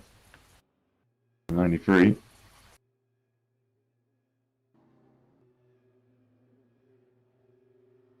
Yep, Denahan's made it. And 72 make it.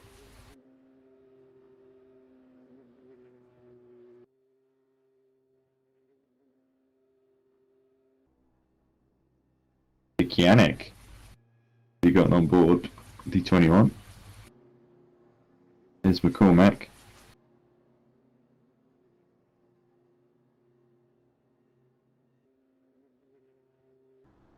I think Sophie Jones might actually lose out here.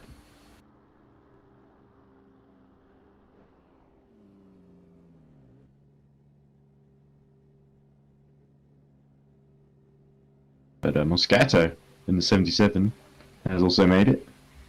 Can help in their battle against Gummidge. If we can get Gummidge, potentially, might be able to catch Milotai, you never know. Could really help in the Drivers' Championship, or the Teams' Championship, rather. Ooh, was Hallows DNFs. Problem for the 33 Valley.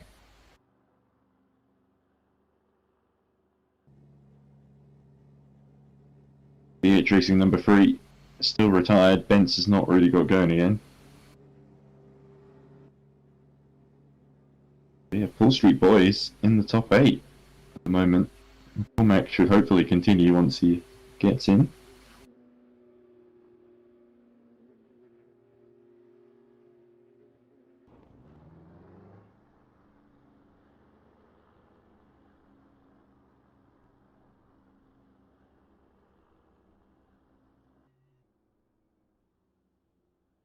By the way, just coming into the...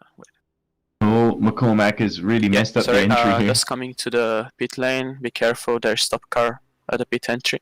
McCormack's got going again. He's trying to come back to the pit, so be careful, please. The car is going pretty slow. Allison, Mac, both come in. I'm not sure actually that Efried is going to be able to get on board before the Code 80 ends.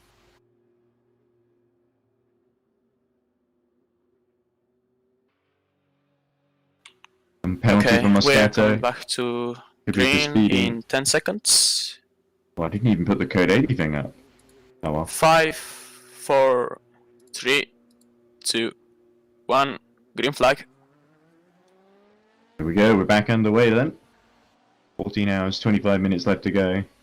I'll probably only be spending 25 minutes of those commentating before I go to bed. Yannick getting to the end of the lap. Callison and Cormac still being serviced.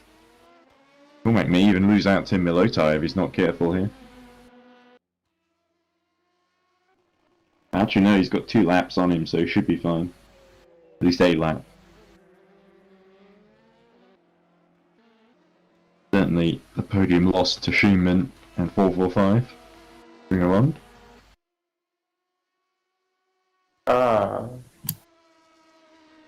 Ooh. Hello. Oh, hello, Chris. Yeah, I'm kind of like half here to half commentate, half steward right now. So Alright. I've got about 24 minutes before I'm supposed to start, so my parents and myself can sleep, and I can wake up in the morning and then do more commentary. Fair enough. I mean, yeah. We're here to help take you through the night. I don't know if anyone else is coming through the night. I'm not Let's sure have if a people are look going at to the stay commentary out that score. long.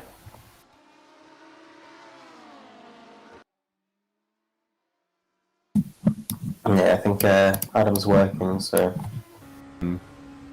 Fortunately, I don't think we're going to get too much help from our American friends today. Yeah.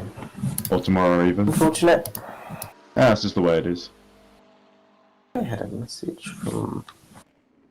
There we go. Where is it? So, quite a lot of them pitted under the Code 80, including Lucas Lichten, but Giuseppe Pastor continuing to close on Lichten. Yeah, it looks like the gaps are pretty big, so... Yeah, because... Onto a lap, though, which is kind of dramatic. What was a really close battle earlier. Yeah, there's also been a driver change in the number 90. Yeah, back to Emilio. Emilio. Emilio, I think, take advantage of his freshness. 29 seconds, I think, is the gap between himself and Danahan. Let's refresh the overlay so people can see for themselves. Peter Schumann now has gone up to third because of 91 crashing at Eau Rouge and losing the rear wing and damaging the steering. It was a big crash. Yeah. Well, that's Final Bond on the podium again, which is... This is 77 unlapping itself there from the finger on. One thing for Moscato. Oh, look at the LM-P2 as well. Yeah, Moscato's got the bit between his teeth here. 82 seconds behind Gummich. The low time, meanwhile, 88 seconds behind 91, now driven by Cofield. So yeah, GT3 looking interesting, and then we've still got that relatively close battle between top three. Sophie Jones was the only one who couldn't pit under the code 80, so unfortunately That's Costa, and then... it's going to hurt a little bit later on in terms of fuel. But it could go back around the other way, you never know. Yeah, definitely. Probably will come back around at some point. Again, we still got 14 and a half hours left, which is mental. I won't seem that mental when we get up in the morning. And Yeah. what will be mental is if everyone's still so close, as close together as they are now, near the end. Certainly. A lot to enjoy, a lot to reflect on. Season Definitely. inexorably draws to exclusion, and it could well be a dramatic.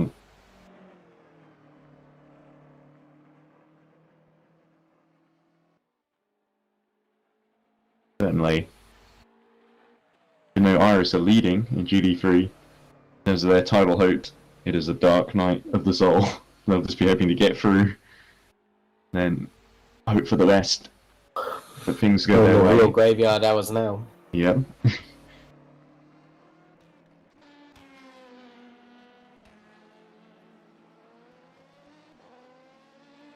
I did also try and get Tom in, and Tom told me that he was at a party and his voice was dead. He'd spent all day at a party, rather, and his voice was dead. Apart from when he was driving earlier, I guess.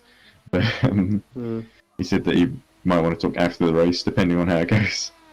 And then Ruben Giefried offered to come in, and then there was a code 80, so he almost immediately had to get in the car. Well, that's what he said. I don't think Giefried actually made it in the car, because the 93 didn't make it to the pits before the code 80 ended. So, Yeah. But he needed to be in communication with the team, so fair enough. Got to make sure they plan their driver change the best possible time, depending on the situation.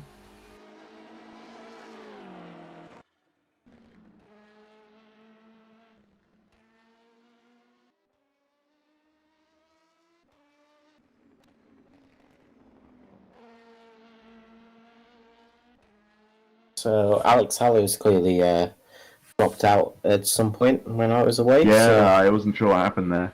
I think it a disconnection or a crash and incident. I know BH Racing number 3, Bence, ended up sort of spun, had a pit path, and sort of just near the inside actually, but was off track, so was able to basically just retire.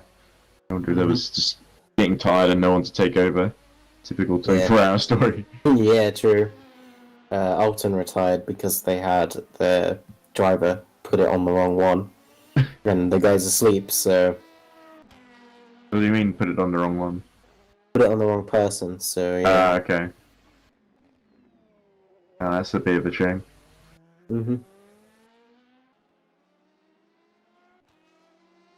But, bad way for the 35 season to end. Great performances from Alton this season. A couple of podiums here and there. Ooh. Now snapping at a wiggle at the top of the radio. That might just be lag on our end.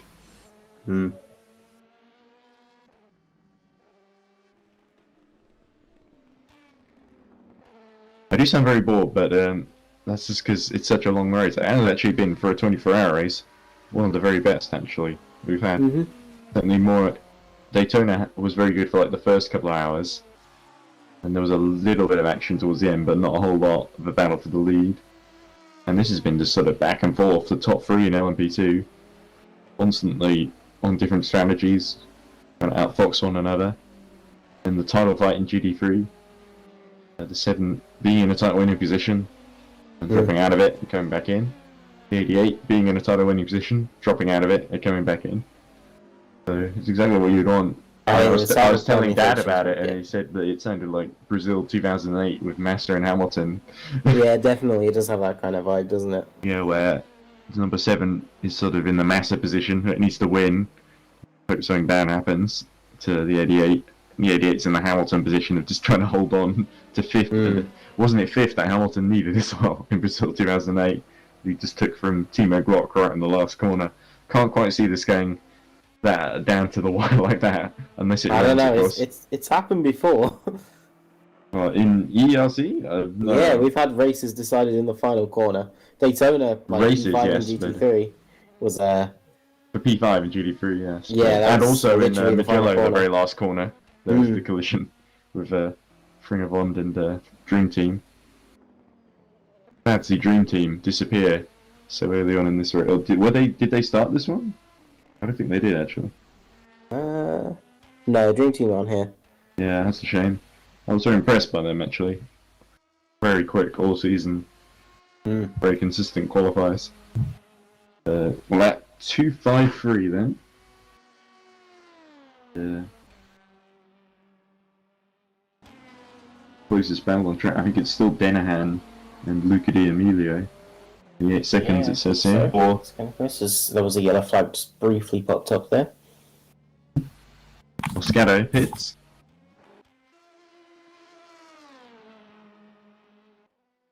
Let me just get our TV up on my copy so I can have no idea what's going on.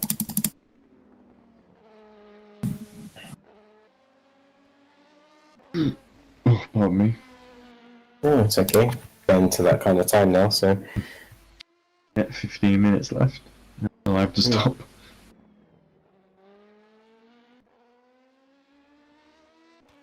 I will try and wake up on time, I promise, because I remember Road America last year, I woke up and sort of started commentating at, I think, 10 rather than 9. I was just exhausted.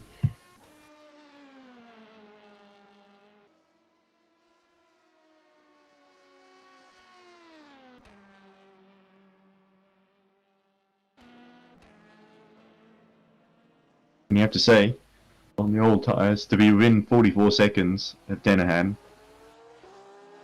is a pretty good effort, actually, by the reading game number 72 driver, Sophie Jones. Very impressive. I'm confused, is Sophie related to Sean Jones, who drove earlier in the season? I think it's the same person. Ah, okay. Sorry, I didn't want to dead name anyone. It's just a bit confusing for me because nobody really tells me. The drivers just pop up and I have to figure out why they're there or who they are. Yeah, definitely. I had a similar thing with Connie Bell from Iris as well.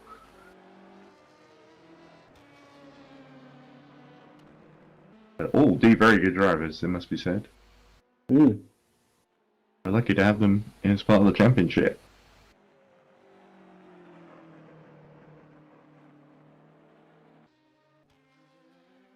Comes Mark Makel Kohler. This is into the points, isn't it? Not been out of the points all race. That's because only 7 drivers left in the race, and the 46 is the final one, still running. They're doing alright though. I mean, they're still running. They've kept it somewhat clean. Yeah, there have been some high points in this race with the 46. But also a couple of low points here and there, a couple of missing rear wings that had to be replaced. Yeah, well, so, it's a 20 per hour, it's to be expected. I would be amazed if the 46 won this one. It'd be a scene. It would be 11 laps down. As Luca Di Emilio's on lap 255 now. I forgot who messaged me, because I messaged about 60 people to try and get them to come in. was that? Oh no, that was nothing. Don't worry.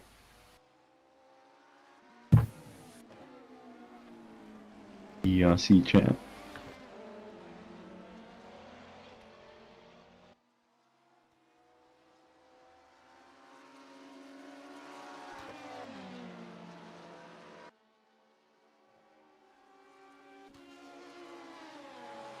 Yeah, weird. I had a TeamSpeak notification.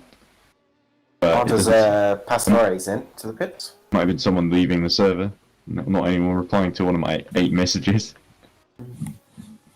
Marvin's in and Pastores in. Yeah, Gummich and Pastore then, as was Collar, who was already being serviced.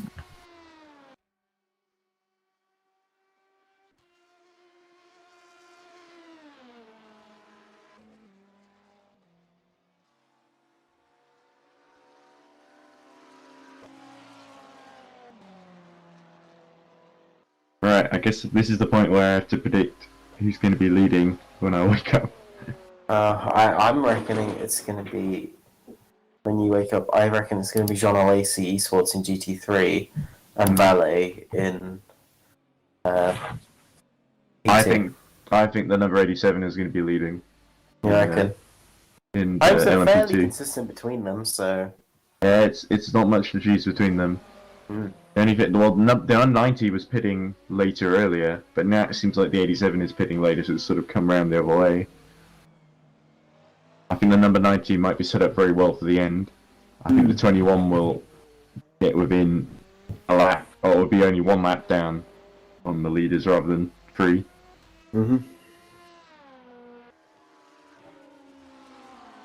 But I do hope the 72 can still stay in this. Brilliant job so far.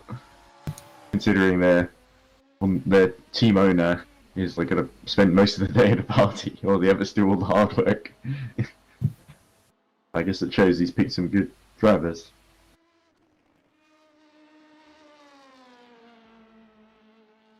Anyway. Right. 3 seconds down. They have been closing little by little. Plenty of time for the 314 to catch number 7. Or recatch them, rather. Game of cat and mouse will run and run. As Guipry finally gets on board the 93. About 10 minutes after he said he was going to get in. I guess because when you see a code 80, you sort of got to get ready to get in if there's a driver change coming. Even if your car's not quite near the pit lane.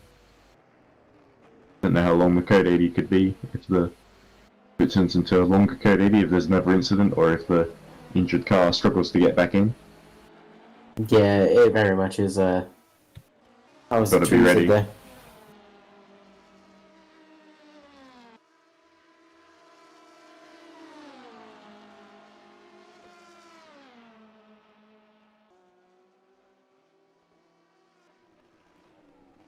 By the way, do you know anything about any of the calendar for next season? Any venues that are being considered? I have a bit of news. Okay. Well, it's wherever we can share. We've got some ideas at the very least. Alright. Well, are we going back to New Orleans next season? No. Okay. Well, that's one piece of news confirmed then, ladies and gentlemen.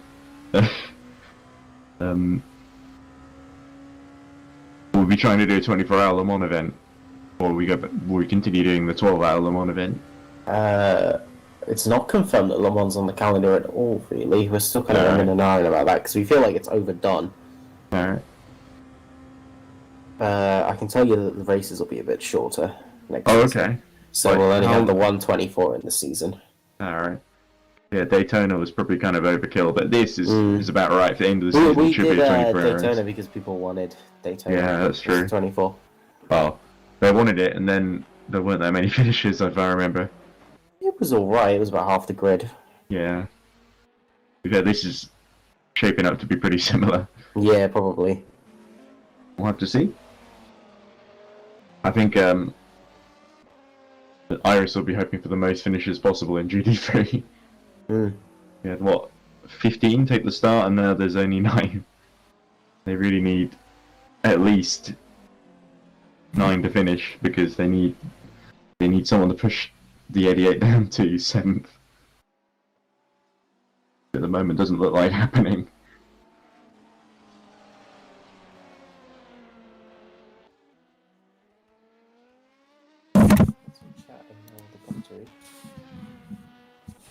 I'm looking forward to talking to Mugen because we haven't really had the chance to do a proper interview. I dragged Chris Kanik in immediately after the Laguna finished.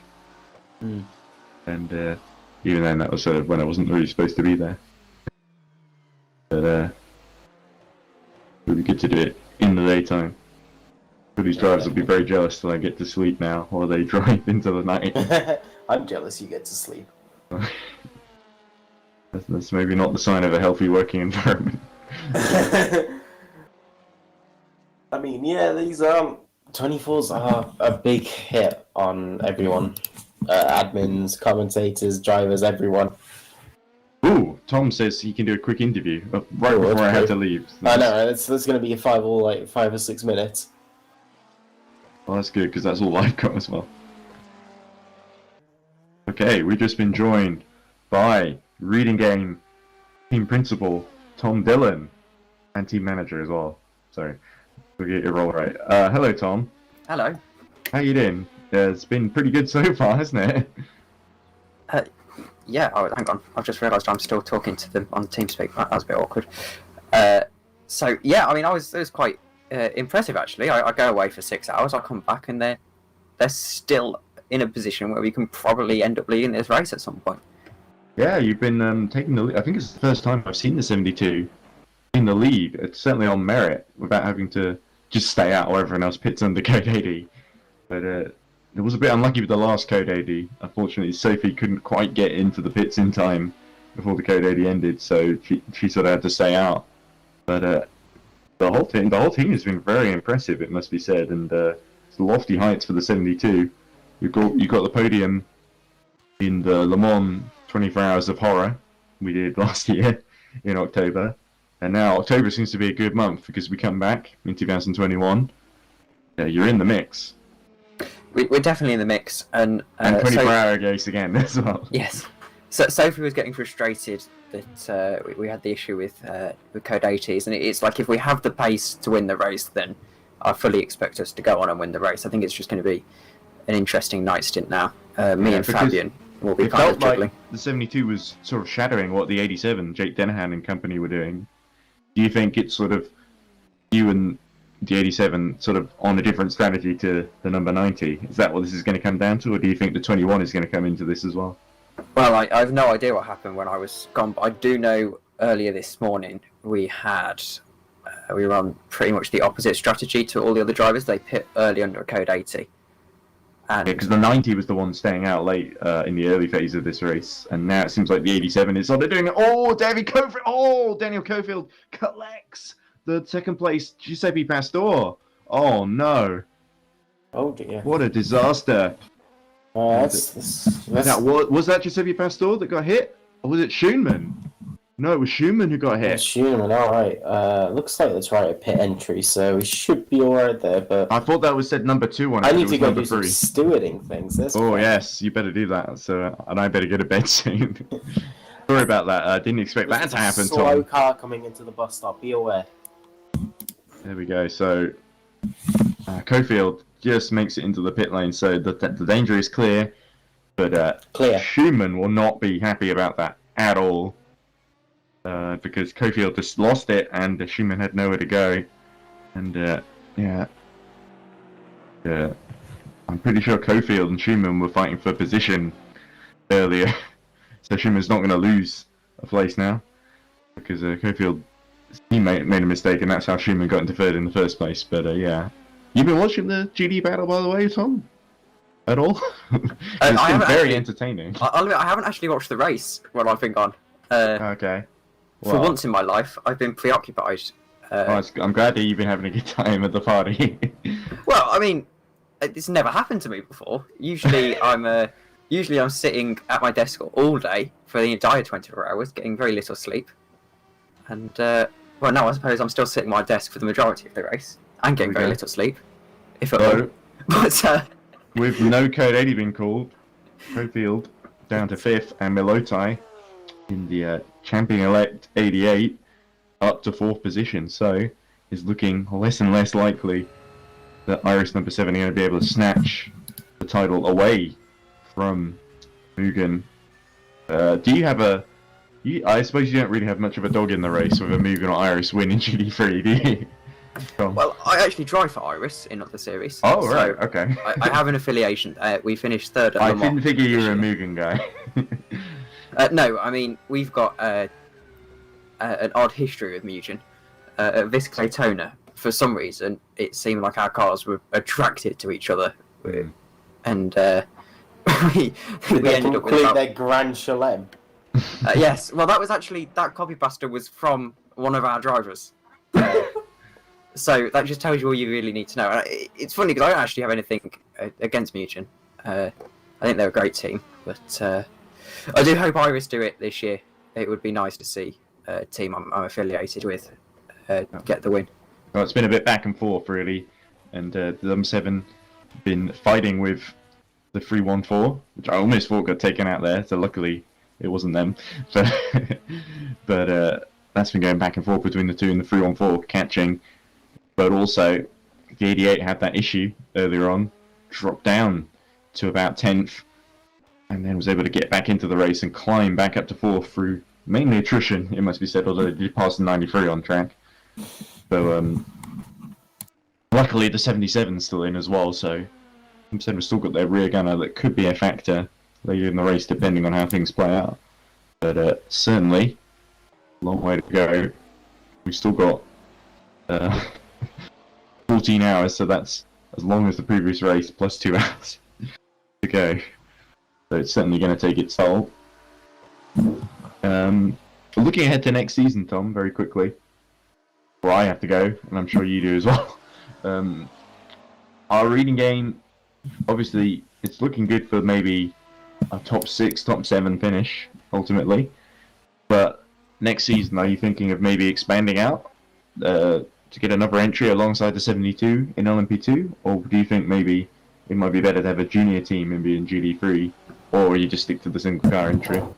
Well, there was talk of us wanting to do GT3 with the 72, but I think after my stint today, I definitely want to stay in LM-P2, so I don't think that's going to happen.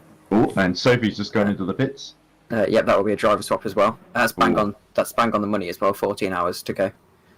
Absolutely. So let's hope this plays out then, because of course it's not under code 80, so it's going to be quite a slog to catch back up to the 87. But best of luck. If anyone can do it, it's going to be the new driver who's getting on board, whoever that is. But I'm very excited for next season. Actually, I just got a new computer, so all of the computer issues I've had over the last 2 years of the championship have hopefully evaporated. Yeah, because that's really played the last couple of races, hasn't it, for the team? There's been all sorts of misfortune that's cost them a better result, and hopefully the reading game can end 24 hours of Spa on a high and go like they did last season, and go into the next season with big momentum, because the first couple of races went really well, didn't they? It was like top 5s, top 7s against a really strong LM-P2 field. Yeah, These were hard-won results, weren't they? I think it was mainly on my part, not properly managing the team over the sort of mid-season, because I just lost motivation when we did Le Mans. I had computer problems, and I just got a little bit. Sorry, I can't speak. I had a Sophie in my ear because I just driver swapped. But yeah, it was my bad. So we kind of. We didn't really prepare, and I think it's a shame because we could have been in the title race if we'd have just kept getting the results in. But just think next season it's going to be reading game, Mugen, Valet, and Iris. That's a fight to relish, isn't it? Well, I hope next season is just going to be reading game. Of course, and everyone else left in the dust. Would help if you had a second reading game to hold off the other entries, or maybe Iris, you can do a little backdoor deal with them, like they're trying to do with the John Lacey esports team, so that they don't fight them too hard at the end. But I doubt that will work. I'll put a word through to John and see if he can. We've been trying to get John on the interview, but it seems he's a little bit too important to come on. Well, from my knowledge, the John Lacey esports entry was actually John Lacey's People's People authorised it. I had to. Or maybe ask. Giuliano can come on. Yes, I had to ask because when I was doing confirmed teams, it was like, there's no way John Lacey signed off. So I had to ask the person who signed it off, and I was like, I need you to send me proof that John Lacey's actually signed up. And yes, they are actually the official John Lacey esports team. It's not a fake. But, Now, Tom, I have a final question. You have a real talent for signing up talent, especially new talent, and we saw that in Suzuka when Sophie couldn't get to drive the Abstino Force Bologna and did a deal mid-race to drive with you guys. So, do you think there's anyone that you've got your eye on for next season, or are you very happy with the lineup you've got at the moment? I think we'll definitely try and keep the lineup we've got at the moment. I think Fabian's been incredible so far, and we'll try and get. Yes. We'll see how this thing goes. We'll try and get Joe back in as well, definitely. But yes, I think my issue is that I'm a bit of an Aston Villa, in that we sign a lot of talent and then we don't tend to keep them because they get eaten up by the likes of the John Lacey esports team. But yeah, that has certainly raised the standard there. You got the likes of Mia Rose, the Pastores, sort of very impressive stuff to have really experienced guys in there, or in other championships, like rookies here, of course. So we don't give them the same. We don't let them off as easy though. Anyway, I'm kind of getting to the end because it's time for me to stop. So yes, I think you should sleep. You sound very tired. Well, I've been talking on my own for several hours and reluctantly dragging people in who don't want to be there. I am sorry I didn't reply to any of your 3 messages on TeamSpeak, I believe. Yeah, it was. Yes, I was very persistent. And then I had a very kindly worded message from Chris telling me that Ed was begging for an interview. Yes, on my hands and knees. It's like if you've ever seen The Matrix, and Morpheus says that you may have been only waiting a couple of years to find me, but I've been waiting my whole life to find you, Neo. I've been waiting my whole life, Tom. This whole race, it feels like a lifetime already, and there's another lifetime to go. Anyway. Alright, thank you for the... Do I sound desperate? And I'll see you, hopefully after the race. Yes, best of luck, Tom. And if we don't talk before the end of the season, then I wish you all the best, and it's been great to have you on board this season. So hopefully I'll get to talk to you, and Sophie, and Fabian, and all the rest. I'll see you in a bit then. Thank you. And with that, a lot, I'm afraid. So Danahan, 36 seconds behind Lucadine Emilio, but Fabian Ballet only a lap down on Danahan, and he will close once the pit stops happen. So the RR is out, and don't forget Christopher Kianik and the number 21 crew. 4 drivers could all win in LM-P2. In GT3, only 2 can win the championship. Lukas Lichten leading by 60 seconds, but Milotai in 4th, doing more than enough. Needs to, 6th minimum would do it. 4th is definitely going to do it. So Lichten leading the race. Pastore 60 seconds down, but Milotai and 88 looking to seal the championship. So I've been Ed Hunter.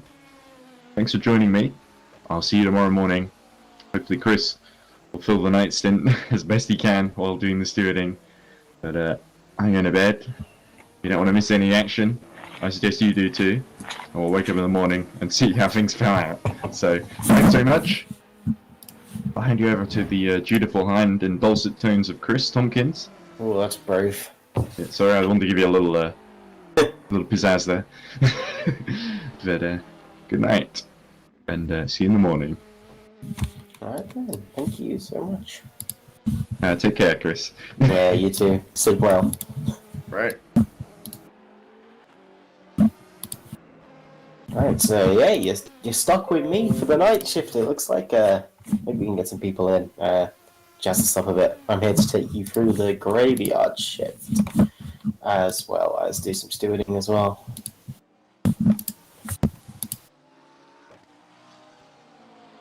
Right, I've seen some things about intervals being wrong. We'll just quickly jump on and refresh that. I'm also going to take this opportunity to break the stream up so we keep the VODs, so I will post the new link in chat as well as in the Discord. So for now, let's have a quick break.